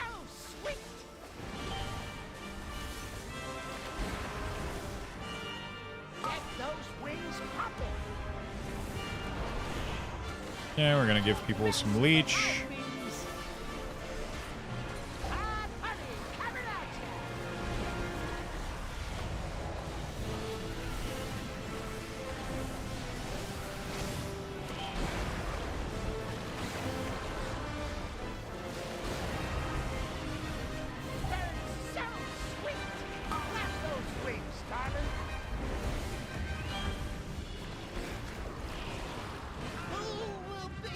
Should I start a Warlock or Priest? Starting a new alt. Warlock is extremely fun, especially Demonology. Love me some Demonology Warlock.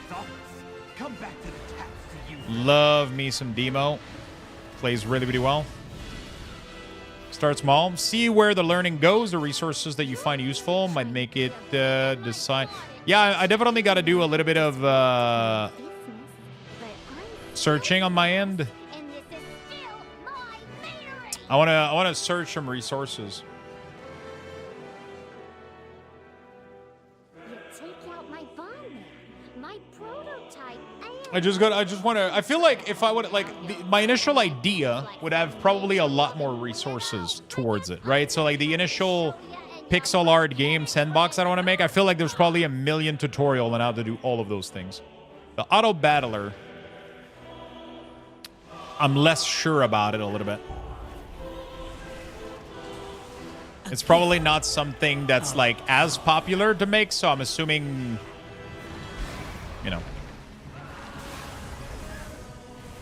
probably would find a little bit less resources, I feel like.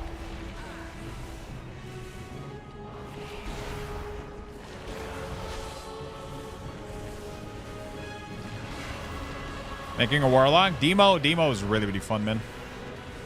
I love Demo.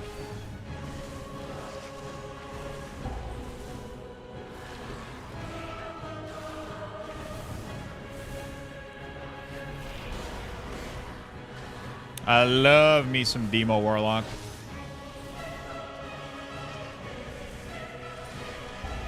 Definitely my favorite playstyle for sure.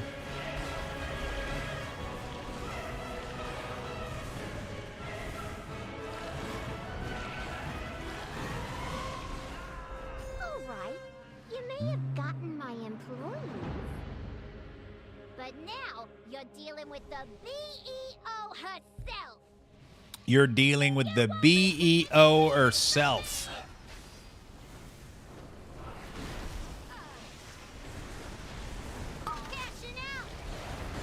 Shit, I wasn't quite ready for PI.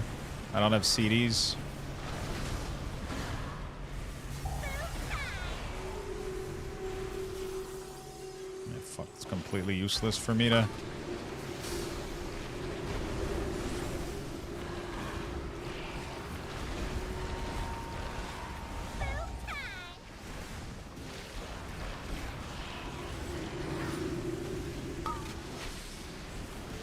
Okay.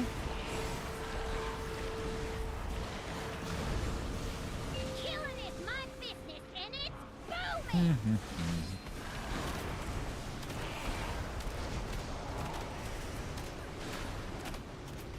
Yeah, Warlock is dope, man. Fantastic playstyle.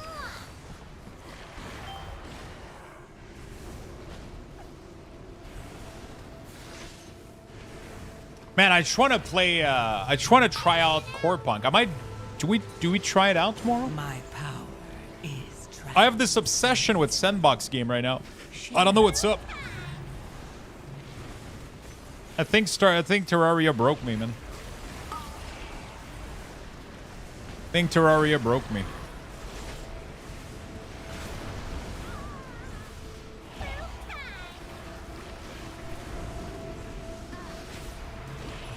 Core Keeper? What did I say? You said Core Punk? Oh yeah, definitely not Core Punk. Fuck that game.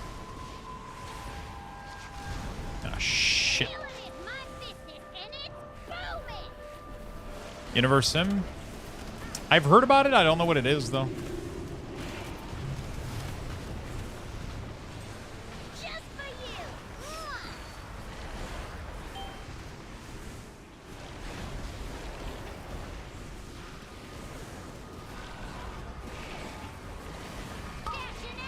It was a risk. Averse. Market. Cool. Universum. What is it? Universim? Oh, it's not on. Oh, yeah. Good afternoon. What's up, Void? How you doing, buddy? Interesting. Oh, it's like a world. Yeah. Those can be cool. City builder. Yeah, those can be fun. State of March? State of the game. March.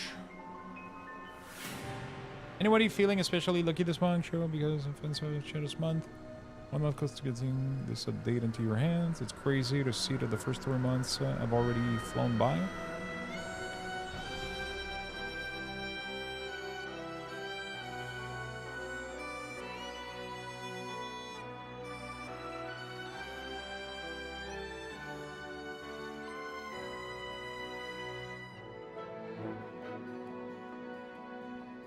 So pretty much they keep saying for Terraria that they're at their last update, but then they keep making another one and another one and then they just keep updating the game forever. Howling Fjord is amazing, man. Starbound?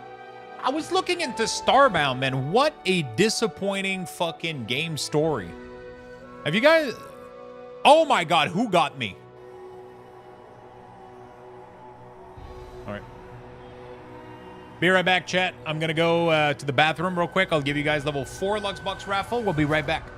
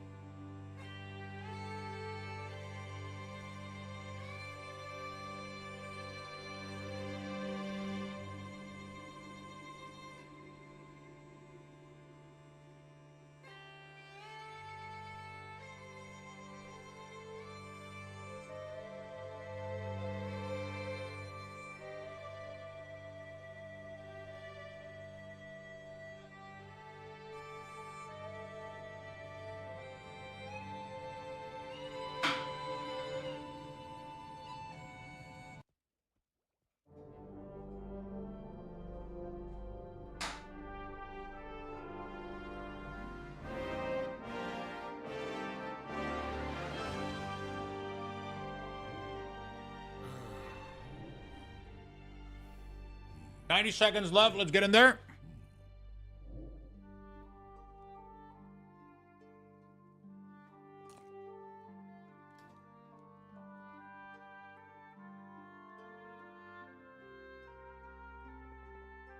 I need one more, I think. Down. 45 seconds left, chat. Join. Join.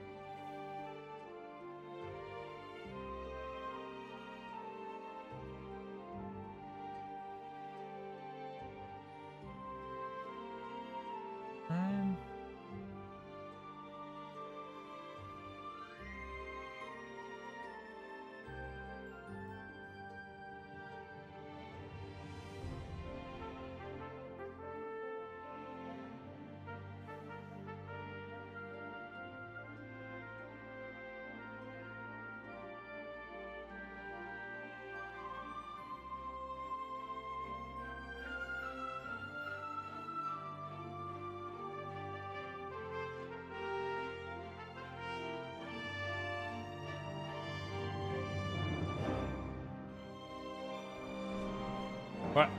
Sorry about that. Sorry, Lux.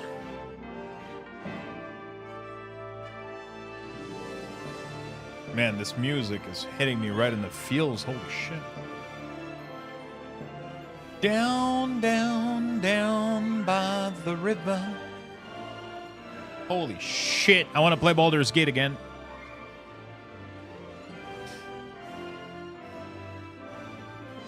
I want to play Baldur's Gate again.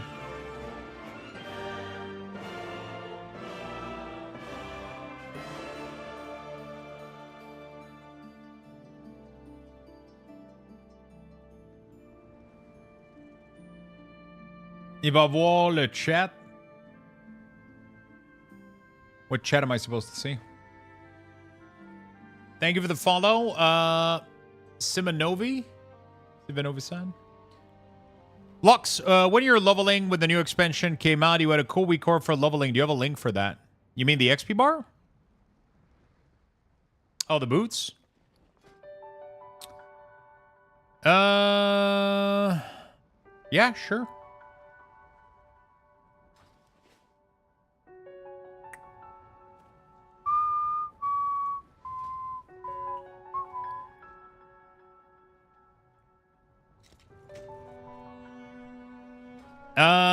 The XP bar is just my week or XP bar. Oh, wait. Are you talking about the XP bar or the guide?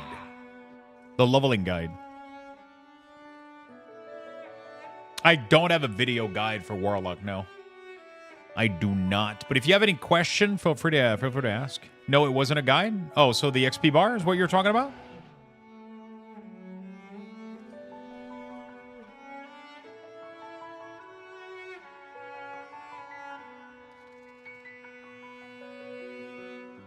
This?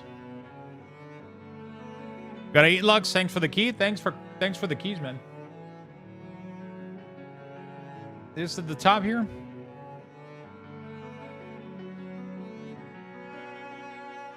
I gotta do one more, so let's do one more. One more random key so I can get 8 out of 8, yeah. Rookery? Sure. I think that was it. There you go. Well, you have the link in chat right there. How you doing, Void? What's up, man? How you doing, buddy?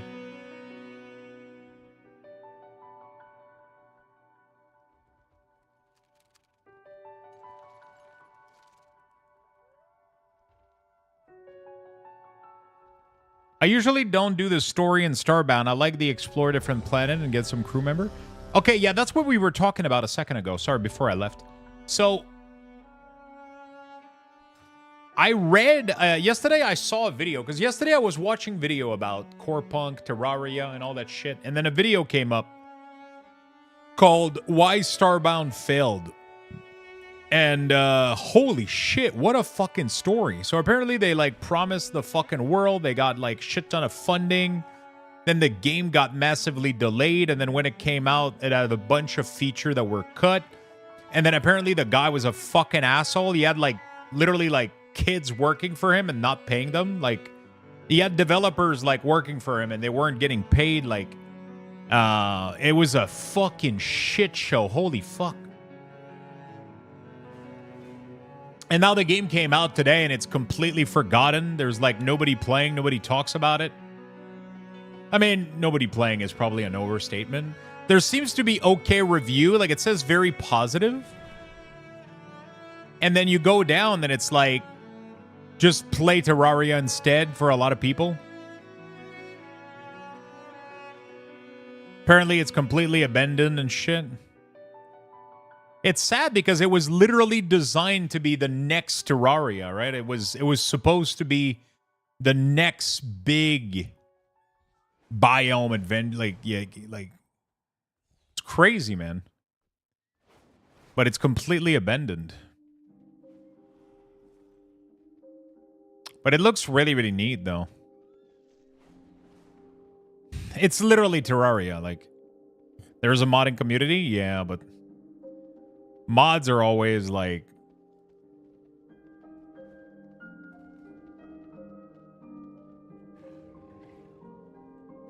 it's crazy. It does look cool, though. I'll give it that. Like, it does look like very interesting. It has a very interesting art style.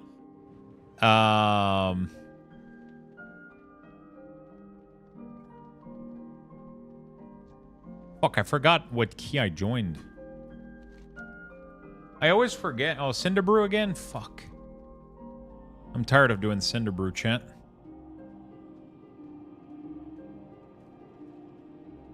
Star Menser? What the fuck is that? Mixed review. Oh. Chucklefish. So Chucklefish apparently was also a publisher for Stardew Valley, and apparently he dropped the guy Concerned Ape dropped out after this kind of issue.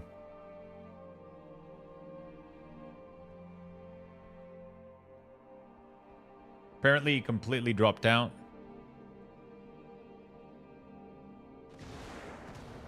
Witchbrook? Wait, is it Witchbrook that I wanted to check out? They seem to have like a lot of really, really cool game.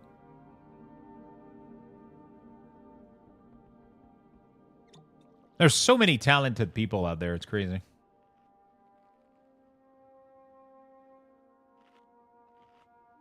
But that's the thing, though. There's a million of these games out there. There's a fucking million of these games out there. It's crazy. Upcoming release. Oh, Kiora, actually. Yeah, that's the one. That's the one that could be the next... The next big one. This is the team that made Pugstorm. This is the team that made Core Keeper.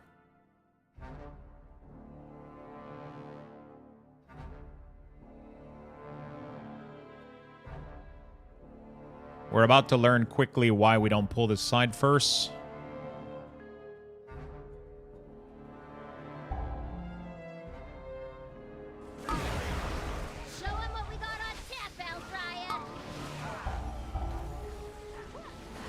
Oh, never mind. They might have changed his pathing.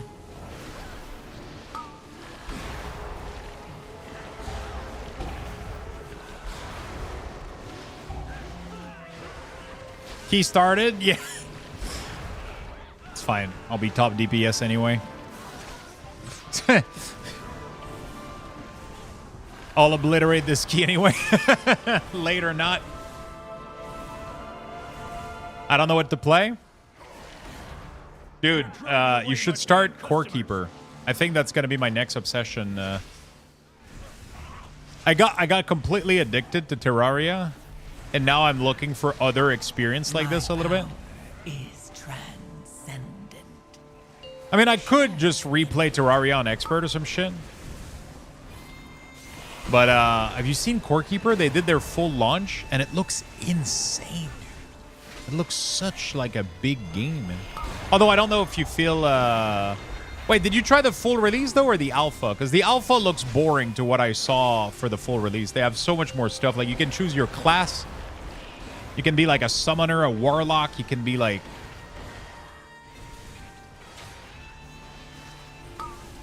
I played last September? Okay. It didn't stick to you, with you, or... Wait, was the game released at that time? I don't remember. I don't know what the last the game release was. Probably a mood thing.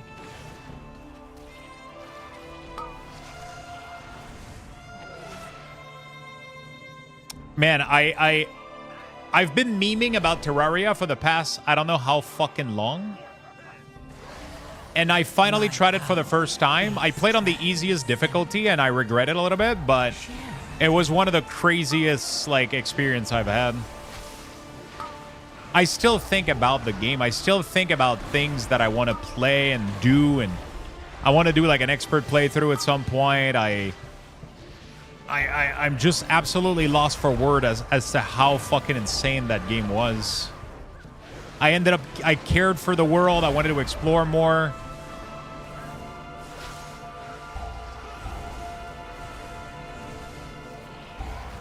I mean, I ended up playing Terraria, though, like, kind of rushed a little bit. Because I thought it would take me longer than it did to finish it. So I was definitely like not fully building my base. I wasn't like fully building my base. I was kind of just going like with the flow and just like I played it a little bit like I play Enshrouded, right?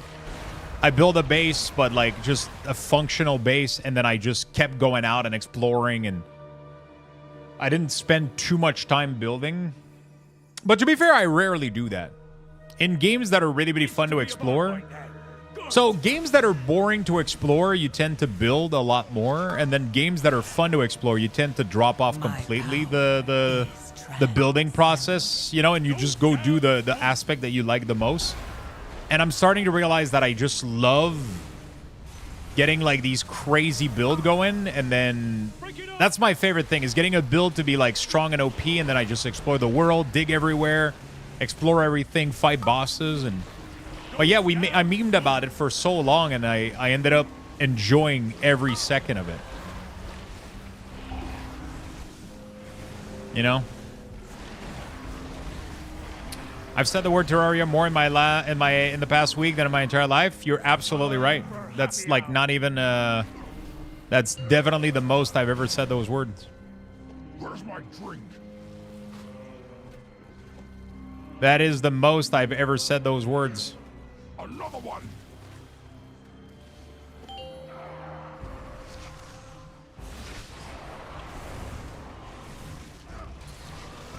But yeah, it just caught me by off guard, I guess. I think I wasn't prepared for it. That's it.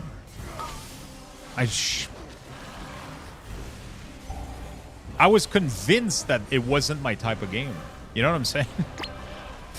I was convinced that it wasn't my type of game. And then it ended up being amazing.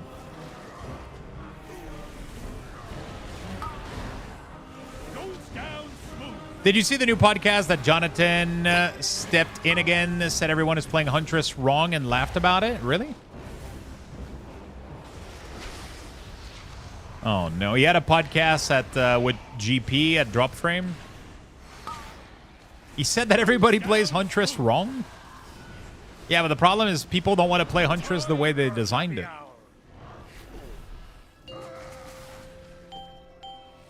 Another one.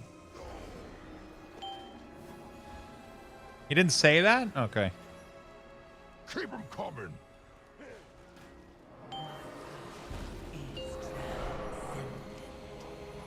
Share in it. He's surprised because it's not how he plays it? Yeah. Break it up.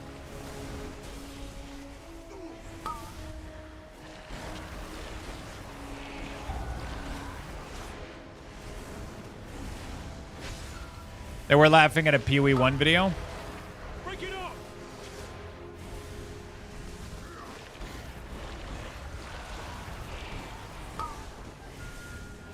I just wish PoE would fix their crafting, man. That's like one of the biggest pain point that I have with PoE 2 right now. It's just the complete lack of direction. Like, you just play the slot machine every time you craft. Most of the tools and currency right now feel bad.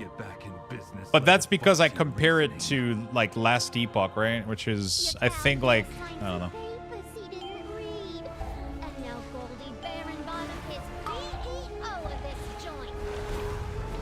The shard system of Last Epoch is hands down one of the most complete crafting system I've ever seen in an ARPG. Like, that's literally exactly what I want from crafting in an ARPG. I don't think I could be able to design it any better. The only thing that Last Epoch is missing was like an end game that doesn't feel too repetitive. Dude, are you guys gonna... Oh my god. Jesus Christ. I am really the only source of damage in here. Holy shit. It's gonna be...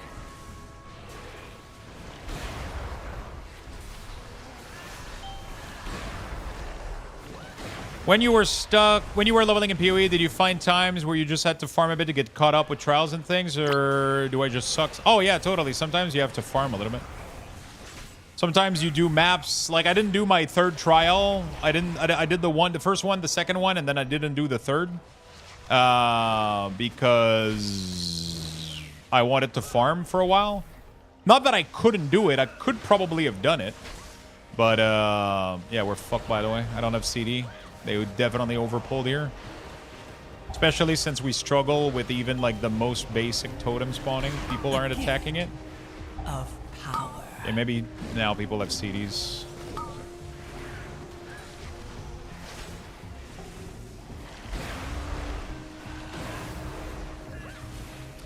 Yeah, it's just,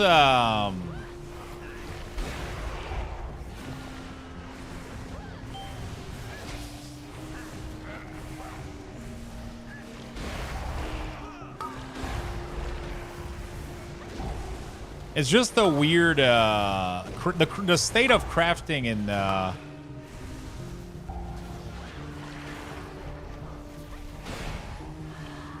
we overpulled a lot here. I simply wish you had lasted a little longer.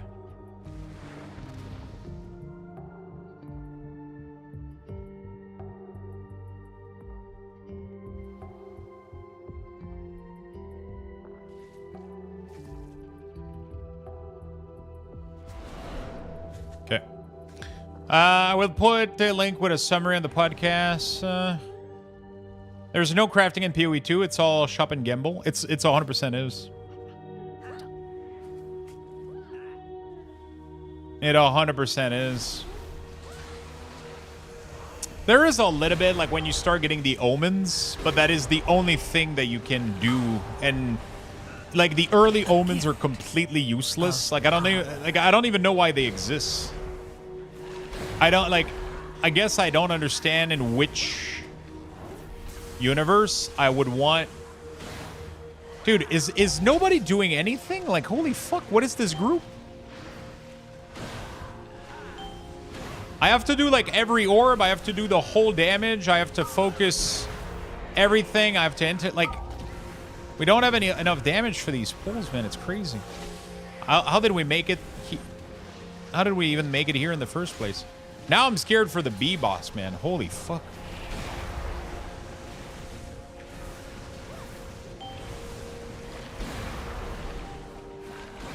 Where's the hunter? Is he, like, outside the dungeon?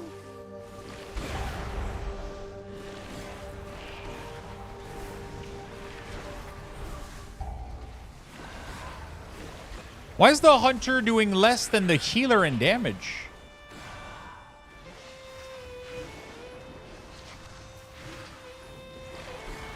My power is transcendent. Share in it.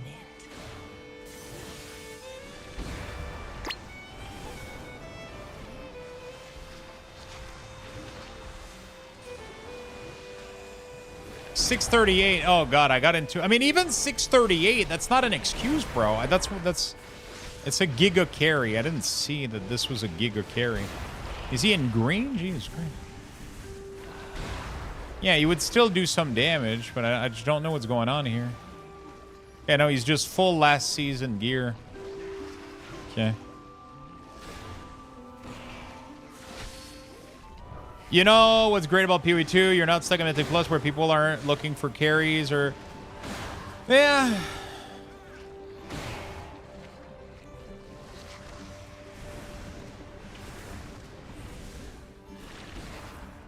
Let's just say I'm excited for Last Epoch. Let's just say I'm excited for Last Epoch. Very excited for Last Epoch. Oh no, my stills! They bypass the filters! It's running too hot. The meat will be substandard. Yeah, but there'll be more of it. More meat, more money. That's good business. I think PoE 2 is going to be worth it, but right now in early access, it's flaw. It has design flaws right now, and it's in its curve and it's in the way that it does things. But I think it's fine because I think it's already better than a lot of game even in early access, right? So like I think it's heading towards a right track, and right now they just need to make some adjustment because they got a beautiful engine. Beautiful skill tree. Like everything about this game is so well crafted in a way, but it has also like incredible flaws, especially when it comes to crafting gear and finding gear and getting upgrade right now. I think it has severe issues on that front. But on the gameplay front, it plays really, really, really, really well. Like, the gameplay feels good. The ability feels nice, at least for the classes that I play. To be fair, I don't play Warrior. I don't play Huntress, so I don't know about these classes, which some people seem to have an issue with, but we'll see. And I have to play for like 12 players. It's crazy. Hey, DRK Shadow, thank you for the sub, my friend. I appreciate it.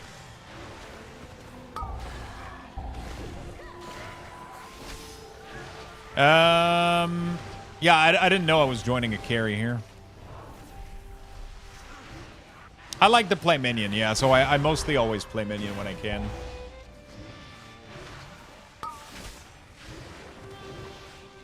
I like to play minion where I can.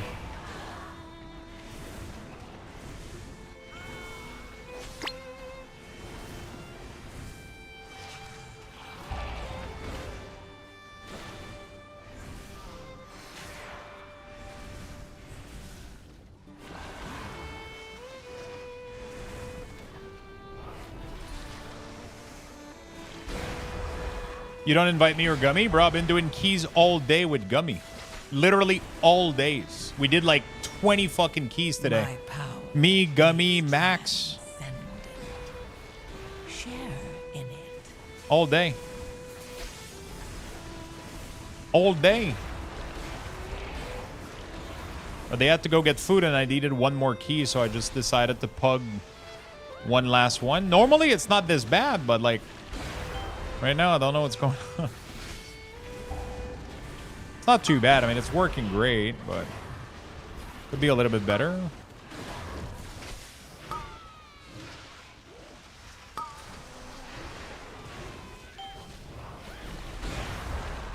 I really like to level and do the campaign in PoE. I think it's really, really fun, and then you get the little gear that you need. It's the second I hit mapping, and then my progression alts to like a fucking flat line. It just flats line. And then you can play like 8 hours to barely upgrade one of your piece a tiny bit. And it wasn't even something that you work towards. It just randomly dropped an item, or you randomly press a couple of Exalted Orb together and you got very lucky. That's what it comes down to. Which, for those of you that haven't played Last Epoch yet, you guys are going to be mind blown. If you guys haven't played Last Epoch, you have almost perfect control over the entire campaign on how your gear progresses. Because when you find a piece of gear that it has the stats that you want on it, you can extract the shards of those stats. And it gives you shard. And then you can use those shard to modify an existing piece of gear. So if you find a piece of gear that has like, I don't know, like minion damage on it, but it has like block parry, and you don't need that. You can use a certain tool to try to remove that stats, and then try to use the empty spot to place another stats of your choice. You're not always going to succeed, but you have a chance at succeeding that's pretty good, right? So the only random roll that you got to hit is the biggest random roll that you got to hit. Your survival. Dude, I got absolutely obliterated there. Fuck me. We're gonna need a B-res. I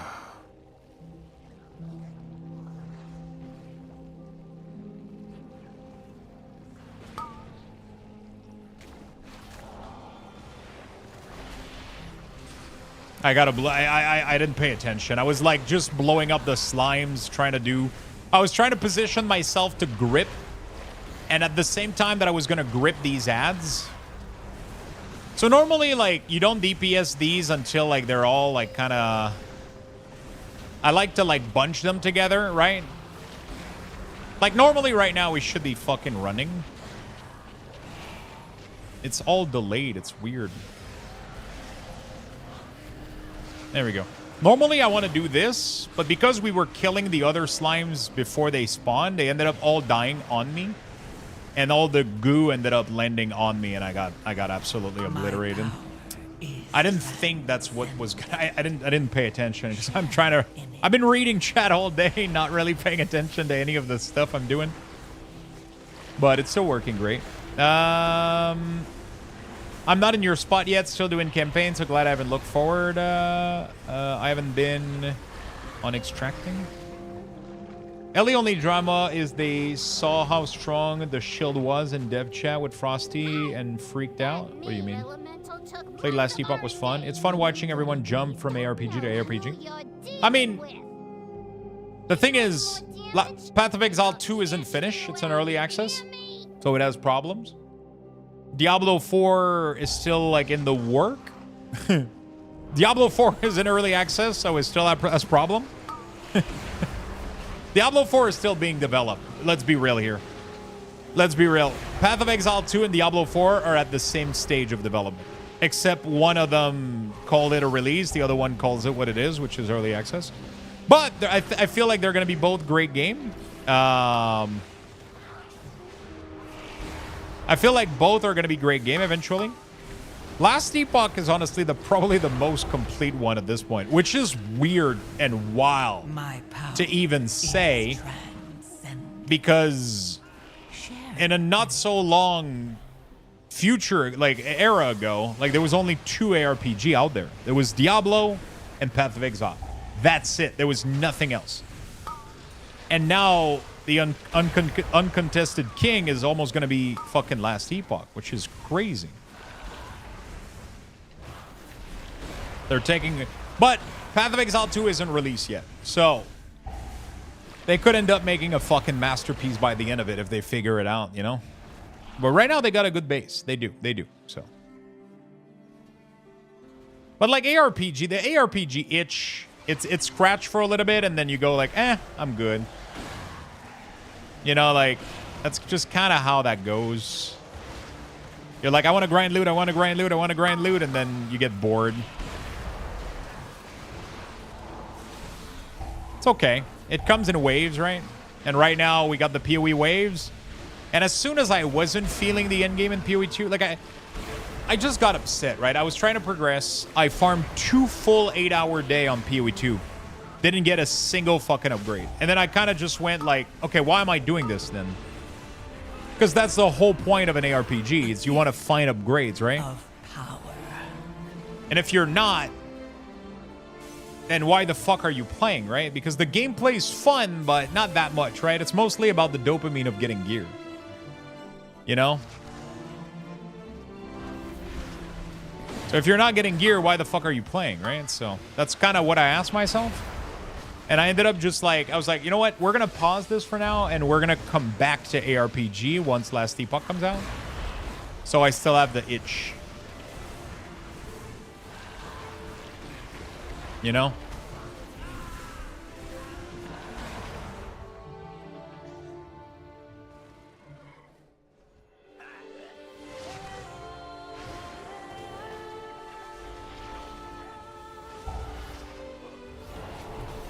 Oh shit, bro. He pulled the entire fucking...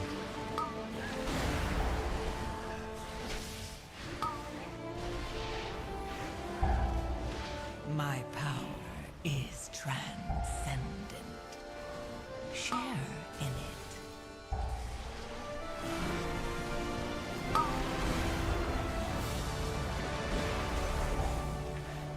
Shaman should be able to get every single one of these, but he might be too busy Giga healing us, sadly. He should be able to thunderstorm every one of these.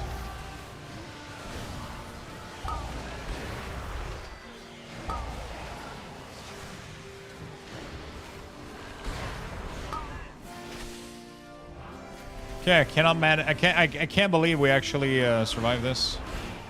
How was Avowed? Avowed was good, man. Not like... Definitely not the type of game that I would ever replay. But I had fun. It low-key gave me that Baldur's Gate vibe a little bit, where I kind of cared about the character development. The story was great. The choices was great. it honestly, for like a little improvise, I mean, it was full price, but for like a game that I had no idea was even coming out for up to a certain point, honestly, I had a good time. I really, really did.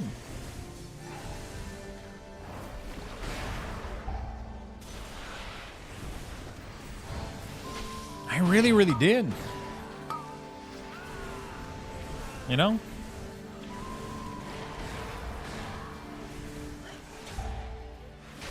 Ellie will be on console? Really? Interesting. This is what I'm afraid of right now, is this boss, man. This group definitely hasn't proved to me that... The tank and the healers are good, though. They're doing pretty well. Just like, I mean, I just feel like we lack... Like, I definitely can't solo do the orb. Like, DK is bad for it, and I feel like nobody's doing the orb or priority damage or...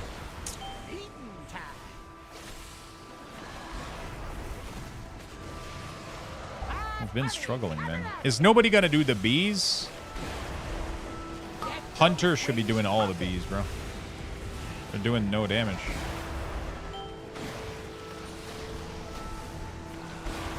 Please do the bees. Okay, nobody's doing the bees, man. Fuck. And we can't target them.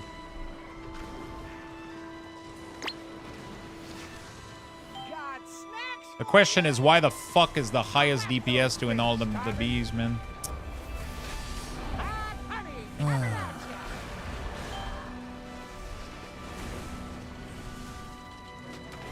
That's the real question, chat.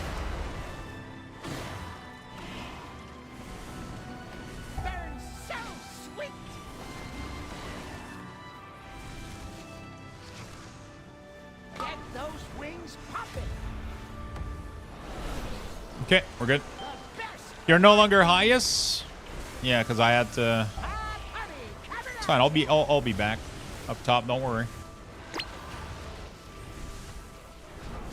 Don't worry, we're getting into the execute phase here.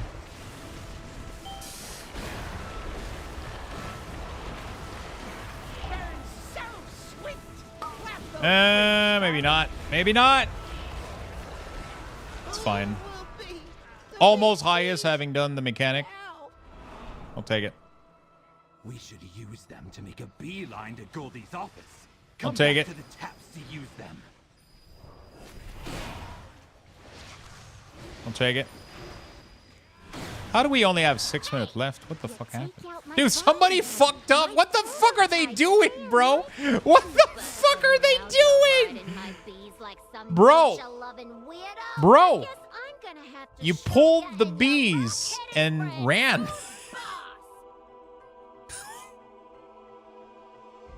You just had to stay for 2 seconds to kill the fucking thing. And then we take this. If you take the bee before anybody else, we all die because they turn over. A gift. What the fuck was that? Power. Like, if you're gonna do that strat, you need to be the last one to actually jump on a bee. Not the first one.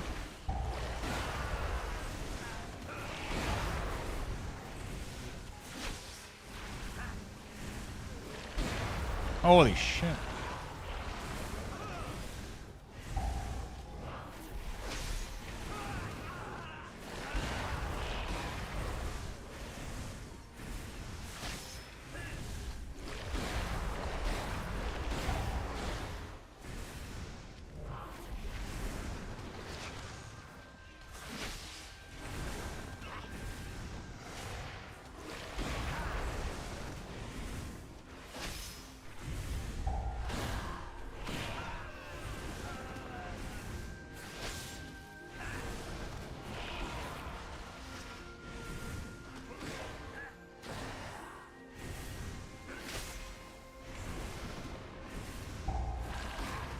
My power is transcendent.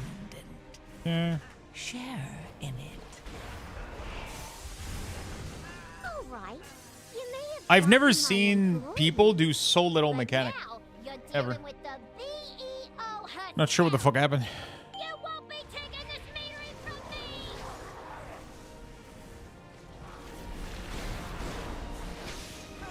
Cashing out. All right. Here, even if I get targeted by the fire, we stay close to boss. Completely useless to move. And we can stay here, I guess.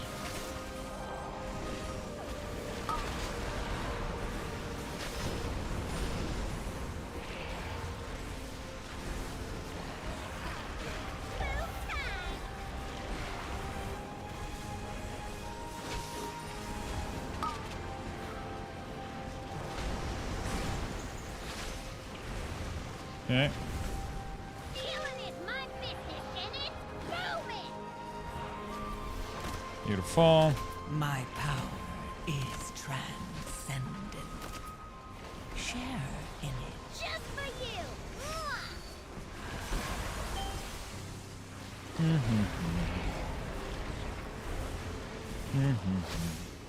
I'm gonna have to try to heal a Keystones on Shaman for fun.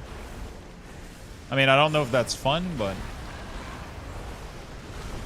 I wonder how well Luxthos Shaman is doing.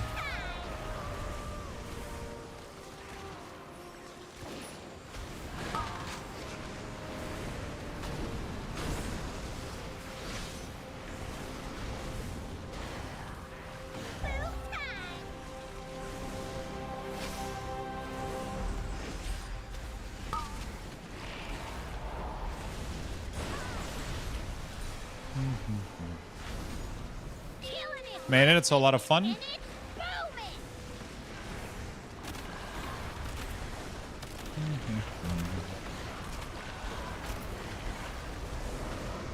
Just for you.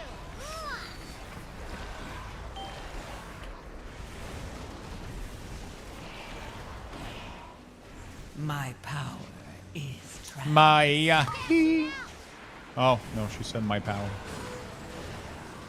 Misunderstood. Not a single orb. Holy shit, fuck, dude. What is going on?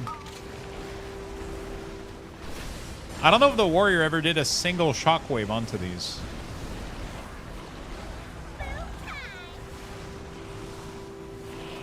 I don't know. Maybe not. Not sure. Maybe he did. Maybe he didn't. I really don't know what the fuck happened. This key was painful, bro. Holy shit. Holy shit. GG's. Not sure what happened, man. Not sure what happened. I'm surprised you timed it. I'm really surprised I did. Like, my tools for killing those orb is horrible. It's like a little frost cone every minute.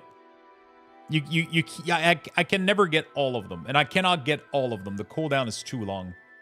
For most of it, most of the time. You can get like a part of them, but Shaman can get them every time, solo.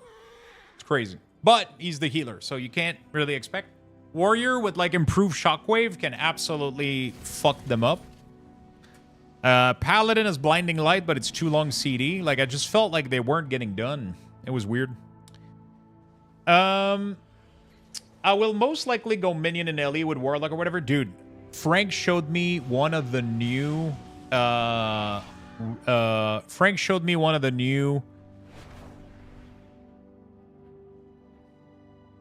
uniques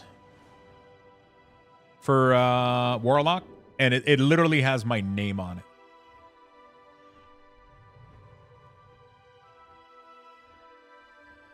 Look at that. 0.3% of fire damage over time leeches as health. 0.3% of necrotic damage over time leeches as health. 100% increased curse damage. Witchfire deals more damage equal to 66% of your increased curse damage. While you have both Ignite Overload and Damned Overload, enemy within 10 meters are inflicted with Witchfire every second.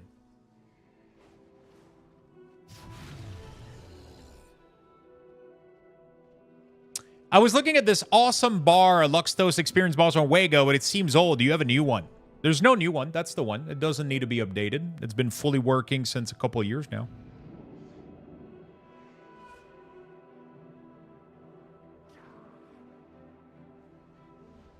The curse set? So I've not played Last Epoch with sets. I'm pretty sure I haven't been playing Last Epoch with sets.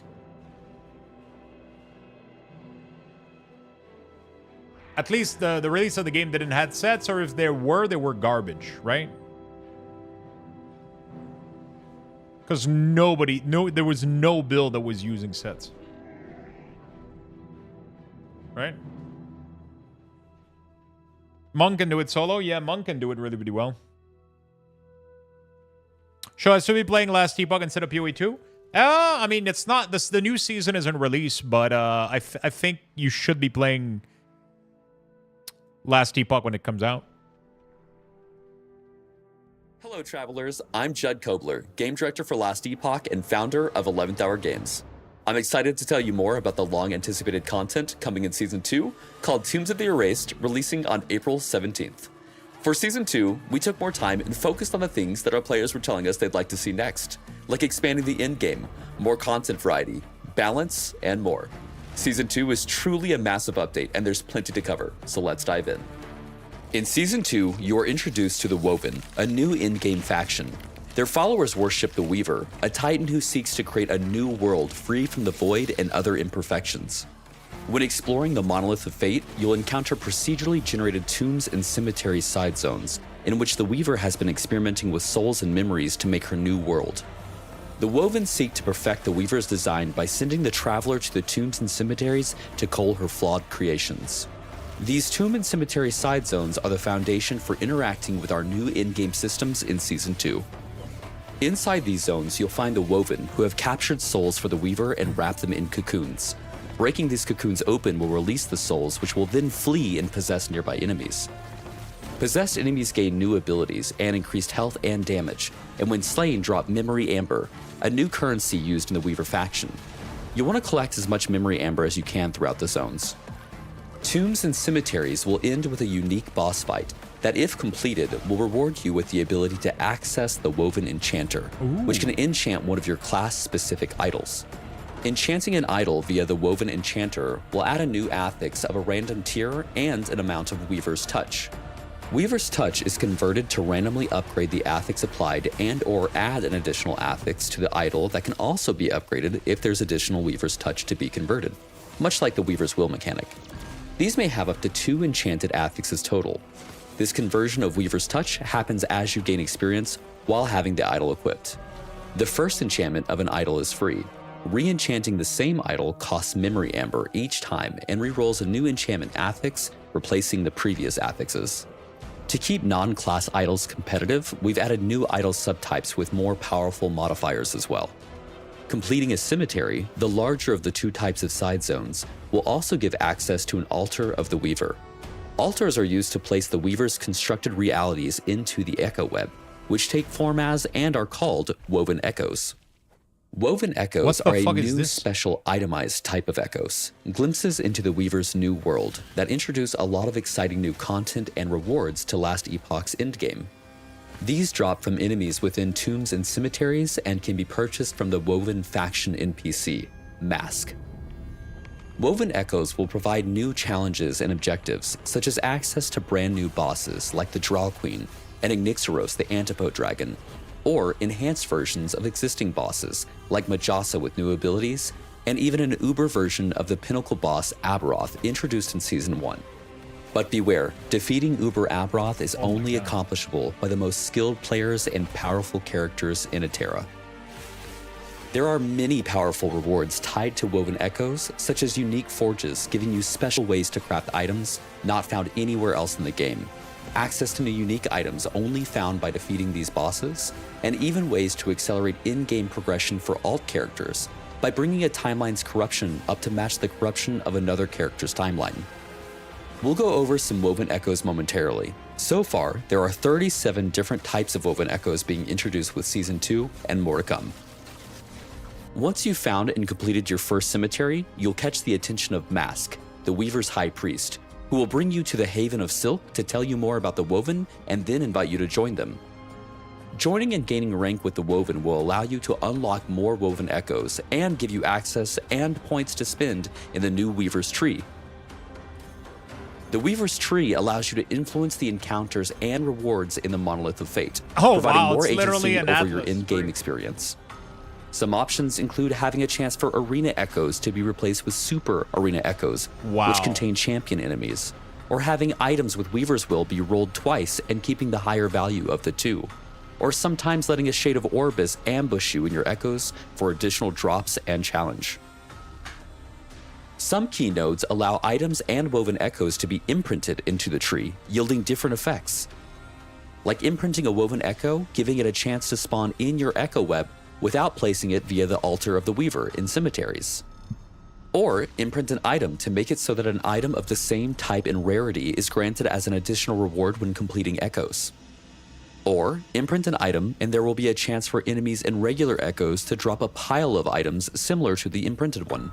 Oh, there are shit. many fun and exciting options in the Weaver's Tree that allow you to shape your end-game experience and loot hunt. Yo, we can't wait to hear what's your up, feedback. Denton? How you doing, buddy?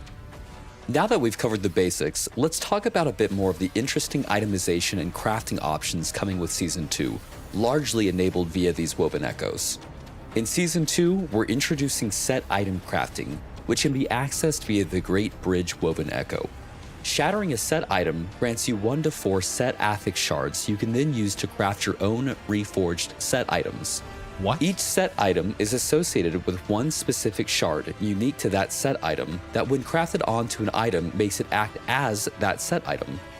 This means that you can craft your own reforged set items that count for the set's bonuses, and you can mix and match these by using the original set items together with the reforged set items. What the fuck? You can craft these onto different item subtypes.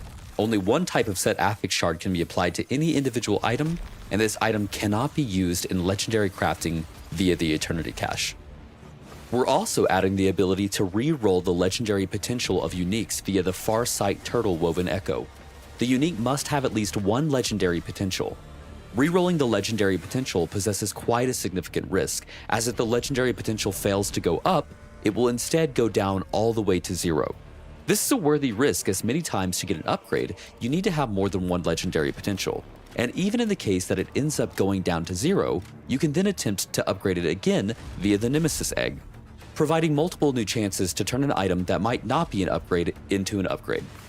In the Orden's Watch Woven Echo, you can replace attributes, strength, dexterity, attunement, or intelligence, with another, as long as the affix isn't sealed. This costs 1 forging potential from the item. The tier and roll range of the replaced affix will be preserved for the new affix. In the Gauntlet of Strife Woven Echo, you'll be challenged by a sequence of boss encounters, and by completing, you'll be rewarded with access to the Sacrificial Altar, which can be used to sacrifice a unique, legendary, Weaver's Will item or set item to re-roll the mod and implicit values of a matching item. The item being sacrificed needs to have equal or greater legendary potential or Weaver's Will. Rune of Research and Glyph of Insight have been removed and replaced by the Thaumaturgy device at the end of the Rune Prison Complex Woven Echo, where you can replace a prefix with an experimental affix on boots, gloves, or a belt. This makes the process of crafting experimental affixes much simpler. Oh, The that's pretty exiled cool. mages you encounter will have a chance to drop this Woven Echo. We're also adding some brand new crafting materials, such as Rune of Weaving, which speeds up your Weaver's Will and Weaver's Touch item conversions. Using a Rune of Weaving will convert some Weaver's Will or Touch to add additional affixes or affix tiers, like you would gain by slaying enemies with the item equipped. Rune of Havoc, which shuffles the tiers of affixes of an exalted item. Sealed affixes are unaffected by this action. Dude, For I miss example, this crafting you could system potentially so much. use the Rune of Havoc to change Tier 1 Strength to Tier 7 on an item that had a different affix at Tier 7 previously. Rune of Redemption, which rerolls exalted affixes to other affixes, preserving tier and roll range. Again, sealed affixes are unaffected. Another crafting update we believe you guys will be excited about is when using the Eternity Cache in Temporal Sanctum Tier 2 or above, you may now select one affix that is guaranteed to be applied to the legendary that you're about to create. Oh. Season 2 brings an additional Wait, challenge what? for players with newly... What's the Gemble then?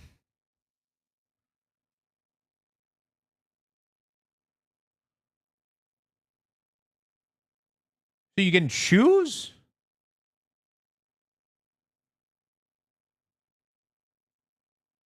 the legendary that you're about to create. 2 or above. Excited about is when using the Eternity Cache in Temporal Sync. Oh, you get the first stat guaranteed. Okay. Well, that's pretty good though. Because like if you just needed one of them and then the other ones is like, whatever which one it picks, you know? It's just sometimes like you had the good one and then it would pick this one and you were like, fuck. You know? But like if you needed this one and then it picks this one, it's like, okay, cool, you know? Sanctum, tier 2 or above, you may now select one affix that is guaranteed to be applied to the legendary that you're about to create. Good. Season 2 brings an additional challenge for players with newly introduced champion enemies that spawn in the campaign, monolith, and dungeon. Champions are powerful versions of enemies with additional and altered abilities that spawn with 3 additional random modifiers, including 1 champion mod.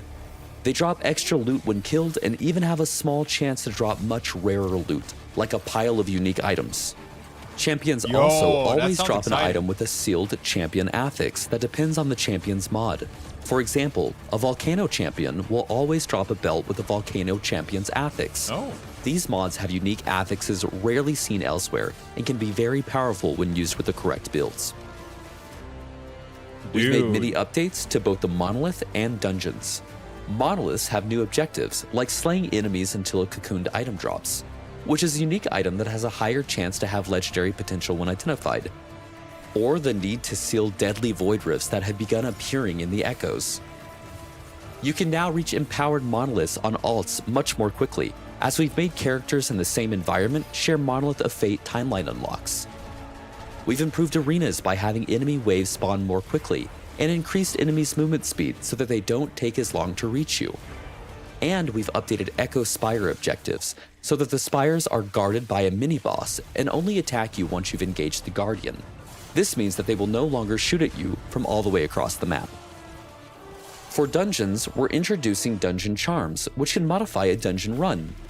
We're introducing 2 charms with this patch, one of which is called a portal charm that can be used to immediately portal to the boss of a dungeon and gain a random assortment of mods that you would have gained along the way. We've also added the Black Market Key Trader to Majelka's Upper District in the Divine Era, where you can exchange any 3 dungeon keys. Wait, what was that? Sorry, I gotta replay this. One of which is called a portal charm that can be used to immediately portal to the boss of a dungeon. Oh, so if you find a portal charm, you put your key in, you put the portal charm, and then you do the boss immediately. You don't have to do the whole fucking thing. Oh, that's pretty dope. And gain a random assortment of mods that you would have gained along the way. We've also added the Black Market Key Trader to Majelka's Upper District in the Divine Era, where you can exchange any 3 dungeon keys for a portal charm. Oh, shit.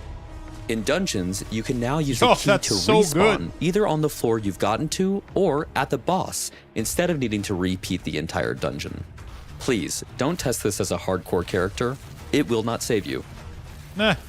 In Season 2, the Sentinel class is receiving a ton of updates, from small adjustments to skills to fully reworking others. Paladin and Void Knight are receiving major overhauls to their mastery passive trees, and Forge Guard is receiving some additions, like a passive allowing them to wield a 2-handed weapon and a shield at the same time. Okay. Volatile Reversal has been completely reworked, including a brand new skill tree. By default, it is now a combo traversal skill, where the first use of the skill sends you forward in time to a location to strike enemies in an area, while the second use sends you back in time to your original location, once again striking enemies in that area. You can build for melee or spell damage, and the tree offers some great interaction with other skills like Devouring Orb.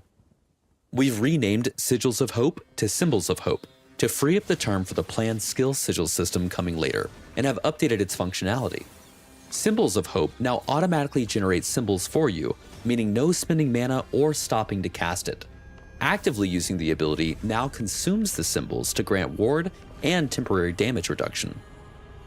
Devouring Orb at a baseline now also deals void damage over time in an area around it, and these damaging areas can stack.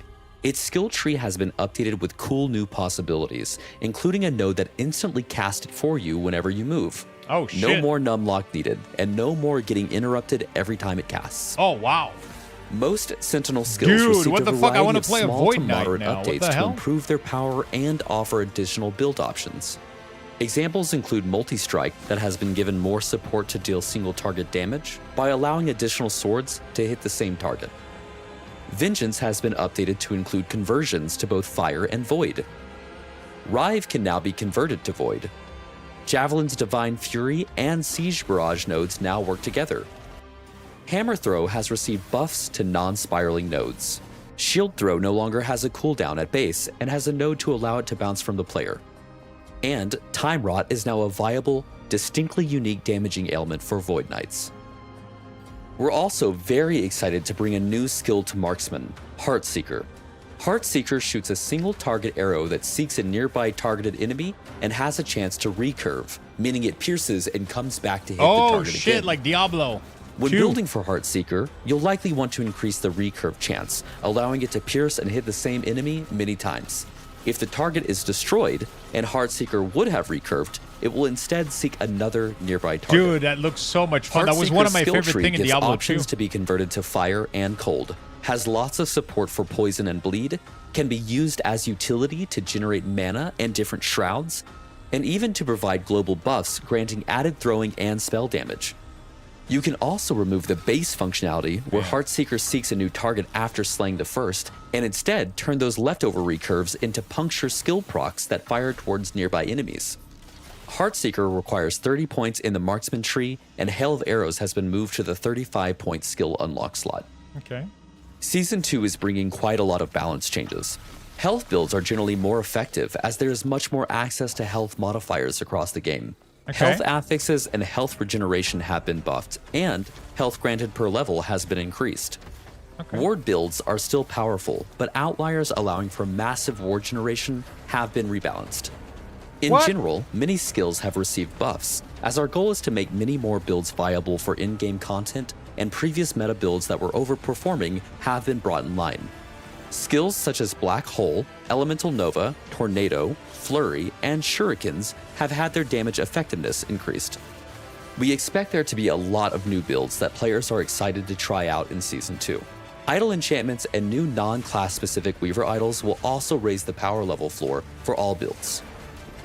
Many unique items have received a pass to help make them more useful. For example, Eye of Reen can once again be used with Warpath and other skills which hit with indirect attacks. Boulder's Wrath can proc Earthquake twice as much as before, and Stormbreaker can now gain Storm stacks instead of a small chance to cast Lightning Strike. We've also applied some quality of life updates to multiple skills, like Warcry's Berserk lasting 50% longer. Dreadshade no longer has a duration. You can hold 3 black arrows from Dark Quiver at once. And we've increased the amount of shortcutting you can do with movement skills by increasing the distance you can travel with them over gaps. Oh, shit. Loot lizards will spawn a bit less baseline in Season 2, but there will be more scenarios where you'll be excited to find them, and you can also increase their spawn rate via the Weaver tree. In Season 2, we're introducing 25 new unique items.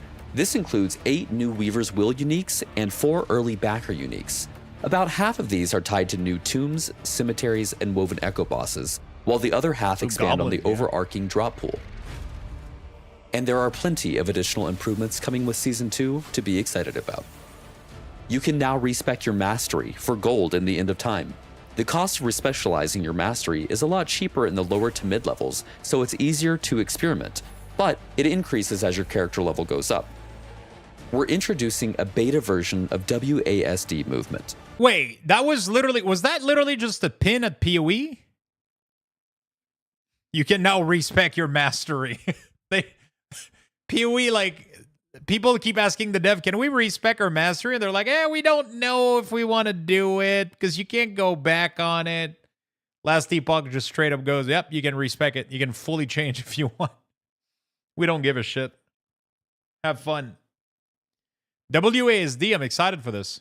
You can access this via the Settings gameplay menu. We'll be monitoring player feedback on this implementation, and we're excited to hear your feedback. We have updated the inventory to have tabs to separate out keys and the new Woven Echoes, and we've also introduced automatic storing as an option that will be on by default. so that when you pick up crafting items like shards, they will... Shouldn't game have meaningful choices, though? I think that meaningful choices are good, but not in ARPG. Like, not in terms of how you play your character. I feel like you should be able to respec those things at will. Because if it means that you have to level another full character to just experience with that other mastery, it fucking sucks. It makes no fucking sense. Like, what is there to gain with that? It's these type of games, like the whole point of them is literally to try a bunch of random shit until you find something that's broken. That's literally the whole point of an ARPG. Is to try different skills, try different gear, try different combination, try different mastery, try different stuff, right? These games are fully developed to not have... They should never, never, never be painful to make a modification. They should not. It will immediately go to your crafting materials panel. Both of these updates make inventory management much nicer, and needing to be dealt with much less frequently. For Gamepad, we have completely reworked skill targeting, which improves every single skill and skill mutation, making targeting and using abilities more intuitive and responsive. We can also now make updates to individual skills targeting much more easily, so we'll be looking for your feedback and improving these even further. There are a ton of additional updates and fixes in Season 2, and we invite you to read the full patch notes on our forum. Along with all these incredible updates coming in Season 2, we're excited to announce a new batch of supporter packs known as the Woven series. Each of these 4 supporter packs offers new and unique ways to customize your appearance, and the team has cooked up some pretty amazing offerings. Starting with the Woven Traveler pack. We really wanted our entry-level pack to have some pretty awesome stuff, and what better way to travel through Aterra than with your own capybara pet? That's right, it wasn't an April Fool's joke after all. You will also score 2 new weapon cosmetics, a backslot cosmetic, and all new color arrangements for your evade skill. That's right, with Season 2, we've implemented skill cosmetics, and you'll find many more in the in-game store. The Woven Templar is the next tier in the Woven series and brings some serious heat. To start, you get all of the cosmetics from the Woven Traveler, and then, to kick off the Templar pack, we start with a full cosmetic armor set known as the Bronze Scale Plate. But the fire doesn't stop there. You're also getting Yoshok's Destroyer, a massive 2-handed hammer cosmetic, a new portal skin, another fiery evade cosmetic, and the first look at the Fire Footprint cosmetic, and an additional 100 epoch points to use in the in-game cosmetic shop. Up next, and second tier in the Woven series, is the Woven Vanquisher Supporter Pack, and this pack is charged and ready. As with the previous tiers, the Woven Vanquisher Supporter Pack also includes all cosmetic items from the Woven Templar and Woven Traveler packs. Kicking off the Woven Vanquishers pack, players will harness the power of the Storm with the Thunderfang cosmetic armor set. You'll also receive the Tempest Gate Portal, Storm Drake Wings back attachment, Storm Dragon Staff, Storm Walker Evade effect, and Lightning Footprints. And finally, if you're looking to get everything the Woven series of supporter packs has to offer, then the top tier Woven Legends supporter pack is the one for you. Harnessing the visual prowess of the Weaver herself, don the Shroud of Woven Disciple cosmetic armor set. Be sure to bring along your faithful companion, the Thread Strider pet. You will also receive 4 unique evade cosmetics and the Weaver Footprints visual effect. The Woven Legends supporter pack also includes all of the cosmetic offerings from the Woven Vanquisher, Woven Templar, and Woven Traveler supporter packs. This really is the Get Everything pack. We're also adding many more items you can purchase with epoch points in the store, including those awesome new skill cosmetic effects. That's insane. We sincerely appreciate your support and hope you enjoy. They're going to be the Last next Epoch PoE at this Season rate, 2. man. Thank you for your Wait, patience, the legend as this one pack took is a only bit longer to $60? get out, but we hope that the wait was worth it, and we'll aim to be delivering seasonal patches more quickly going forward. I thought it was going to be like a fucking $200 and we'll see you in Aterra for the thing, launch like of Tombs Path of the of Exile. Erased on April 17th. That's good. That's crazy. I honestly thought that we're going to try to milk the fuck out of it like PoE. Bro, that's nice. That's fucking nice. Wow. Well, that was a cool way to end the stream. That was pretty cool. That was pretty cool. That got me really, really fucking excited, I'll be honest. So that's going to be it for me today, chat. I'm going to think about this idea. So I got 2 ideas on my mind, right? I don't have too much things to do in WoW this week. I mean, we got like tomorrow's Vault, so I'm going to open the Vault on Death Knight, Shaman, Warlock. We might do a couple keys, but everything else I have on my plate right now, honestly, is I'm really sold into this idea of making a game. Of learning, self-teaching myself on how to develop a game.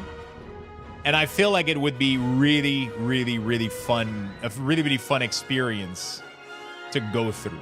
That would be like something over like many, many years, obviously. But I want to start dabbling into it, where we would have a day per week, maybe 1 or 2 days per week, where I just work on developing a game. So that's something that we might start sooner rather than later, honestly, because I'm really, really, really into this idea. We'll see. We'll figure it out.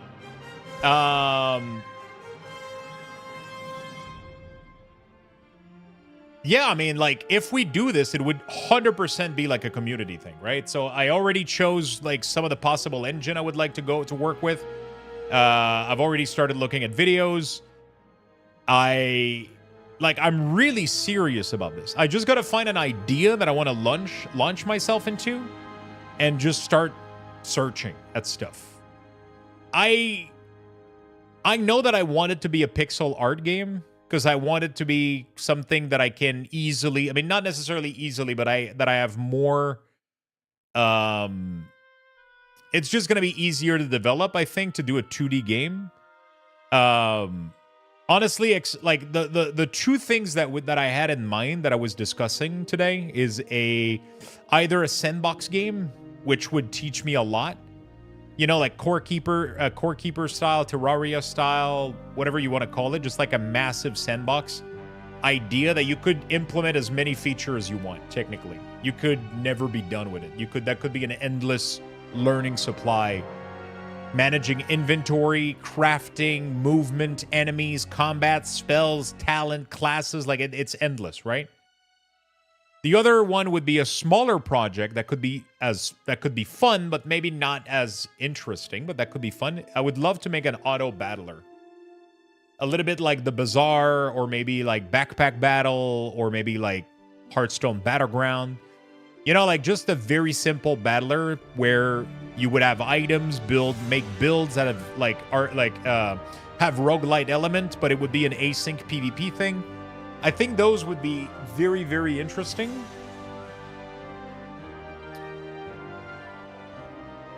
So yeah, that's not what I want to go for. I want to learn proper game development. So not RPG Maker. I used to use, since I was 8 years old, I was playing with RPG Maker. Like 8 years old all the way to like 18. I was making RPGs all the time. I love to play with that shit, but I want to learn to code. I want to learn to play with the actual engine and the actual tools out there. I really want to learn to do that sort of stuff. I don't want to focus on the story either, because I don't like writing shit.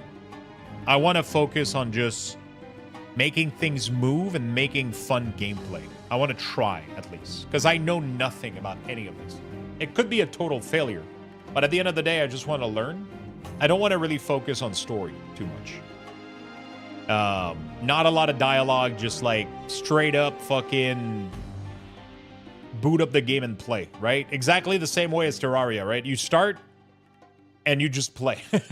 Obviously, Terraria is a massive game. It's not something, you know, like it's a big project, right? So, but those are the 2 ideas that I have. Either we go all in for like a sandbox, or we go for an auto battler. Those are the 2 ideas that I have. Also, the other idea that I have is actually playing Core Keeper, because we recently played Terraria, and that game blew my fucking mind. And that game blew my fucking mind.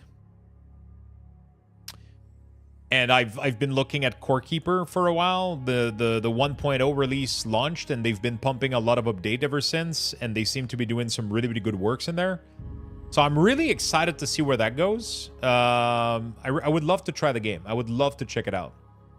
I have no idea what timeline I'm thinking. I honestly, I was even thinking that we start tomorrow. I download an engine and I try to figure it out.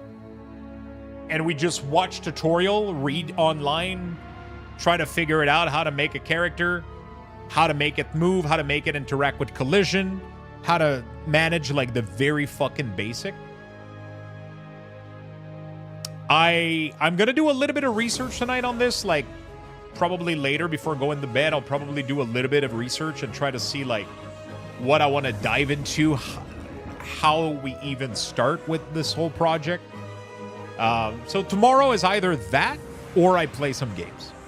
I don't know yet. I'll be honest with you. I have no idea.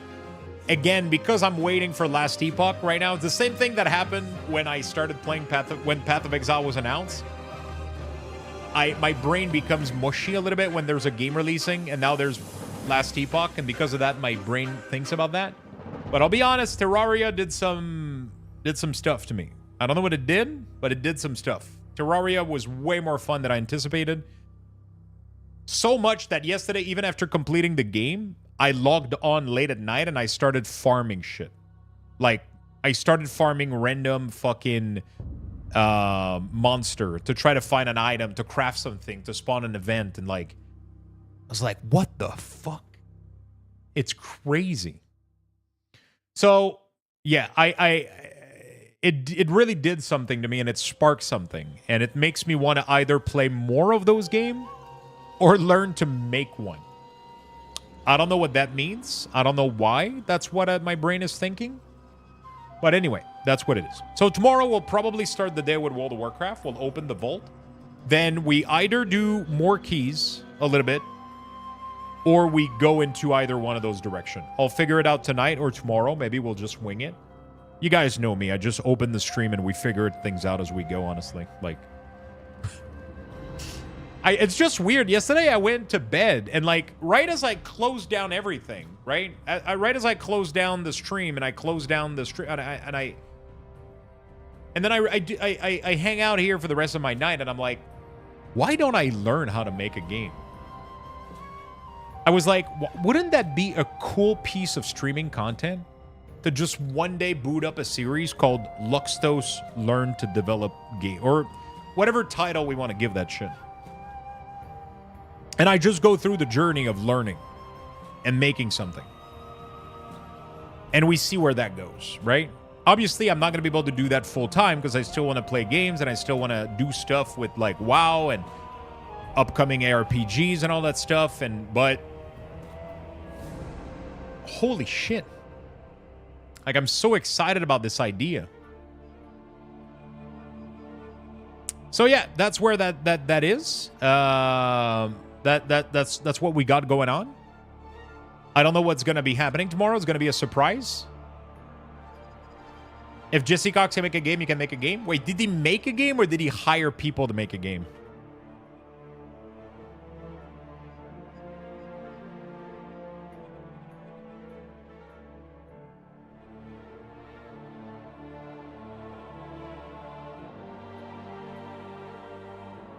I got a part of me that wants to make a sandbox game, but I am scared of the amount of feature I would want to put in such a game. But there's also a part of me that think that we could have like a really cool auto battler that allows you to have some RPG element and character customization. I got these two ideas floating around, and I don't know which one I'm excited for. So I'll sleep on that, as we say. I'll sleep on it, and I'll wake up tomorrow knowing what the fuck I want to do. One thing is for sure, though. Thursday, Friday, Saturday, Sunday, I'm playing Last Epoch all day. We might even skip cards on Sunday. We'll see.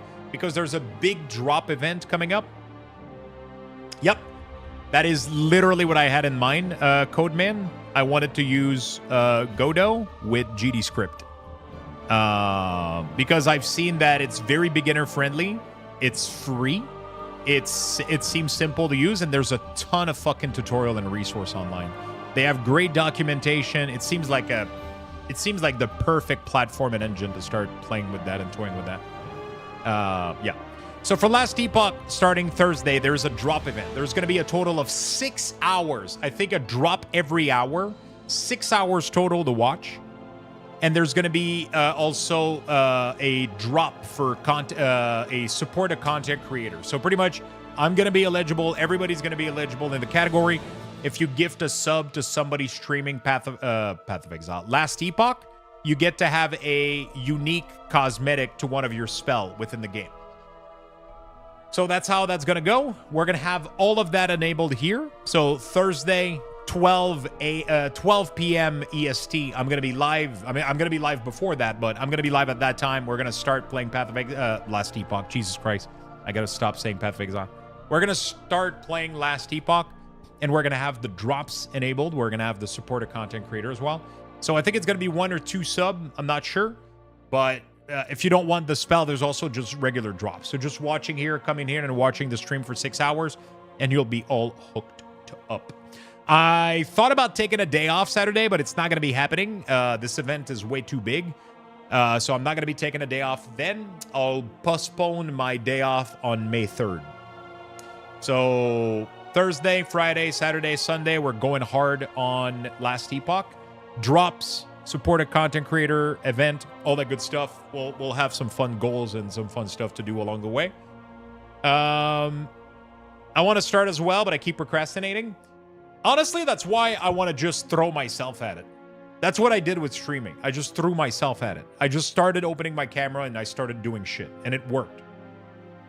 So I'm like, why don't I do the same thing with building a video game? Why don't I just download an engine, start a new project, and figure it out from there? That's kind of where it is right now for me. That's what I think I'm gonna do. That's what I think I'm gonna do. I'll try to watch. Well, it would be a lot of tutorial watching. Like, obviously, most of the stream would be me listening to tutorial or reading stuff, trying to understand shit. But then it would be playing around with stuff, trying to see what works, what doesn't, breaking stuff, listening to chat suggestion, having people try to help me out. It could be kind of fucking cool. So we'll see. We'll figure it out. But for now, that's going to be it for me today, chat. We do have a giveaway for Last Epoch, so make sure you enter it if you would like to win a copy of the game. That's going to be it for me today. Thank you so much for watching. Hope you enjoyed a little bit of World of Warcraft and mostly discussion throughout the day. The stream wasn't mostly focused on the gameplay, but mostly just chatting and hanging out. I had a good time. Thank you so much for tuning in. Thank you for supporting. We got to level 4 today, chat, so I'm going to give you guys 4,000 Lux Bucks. Type ! Join in the chat if you would like to enter.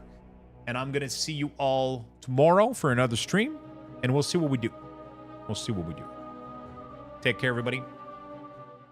See you tomorrow, friends.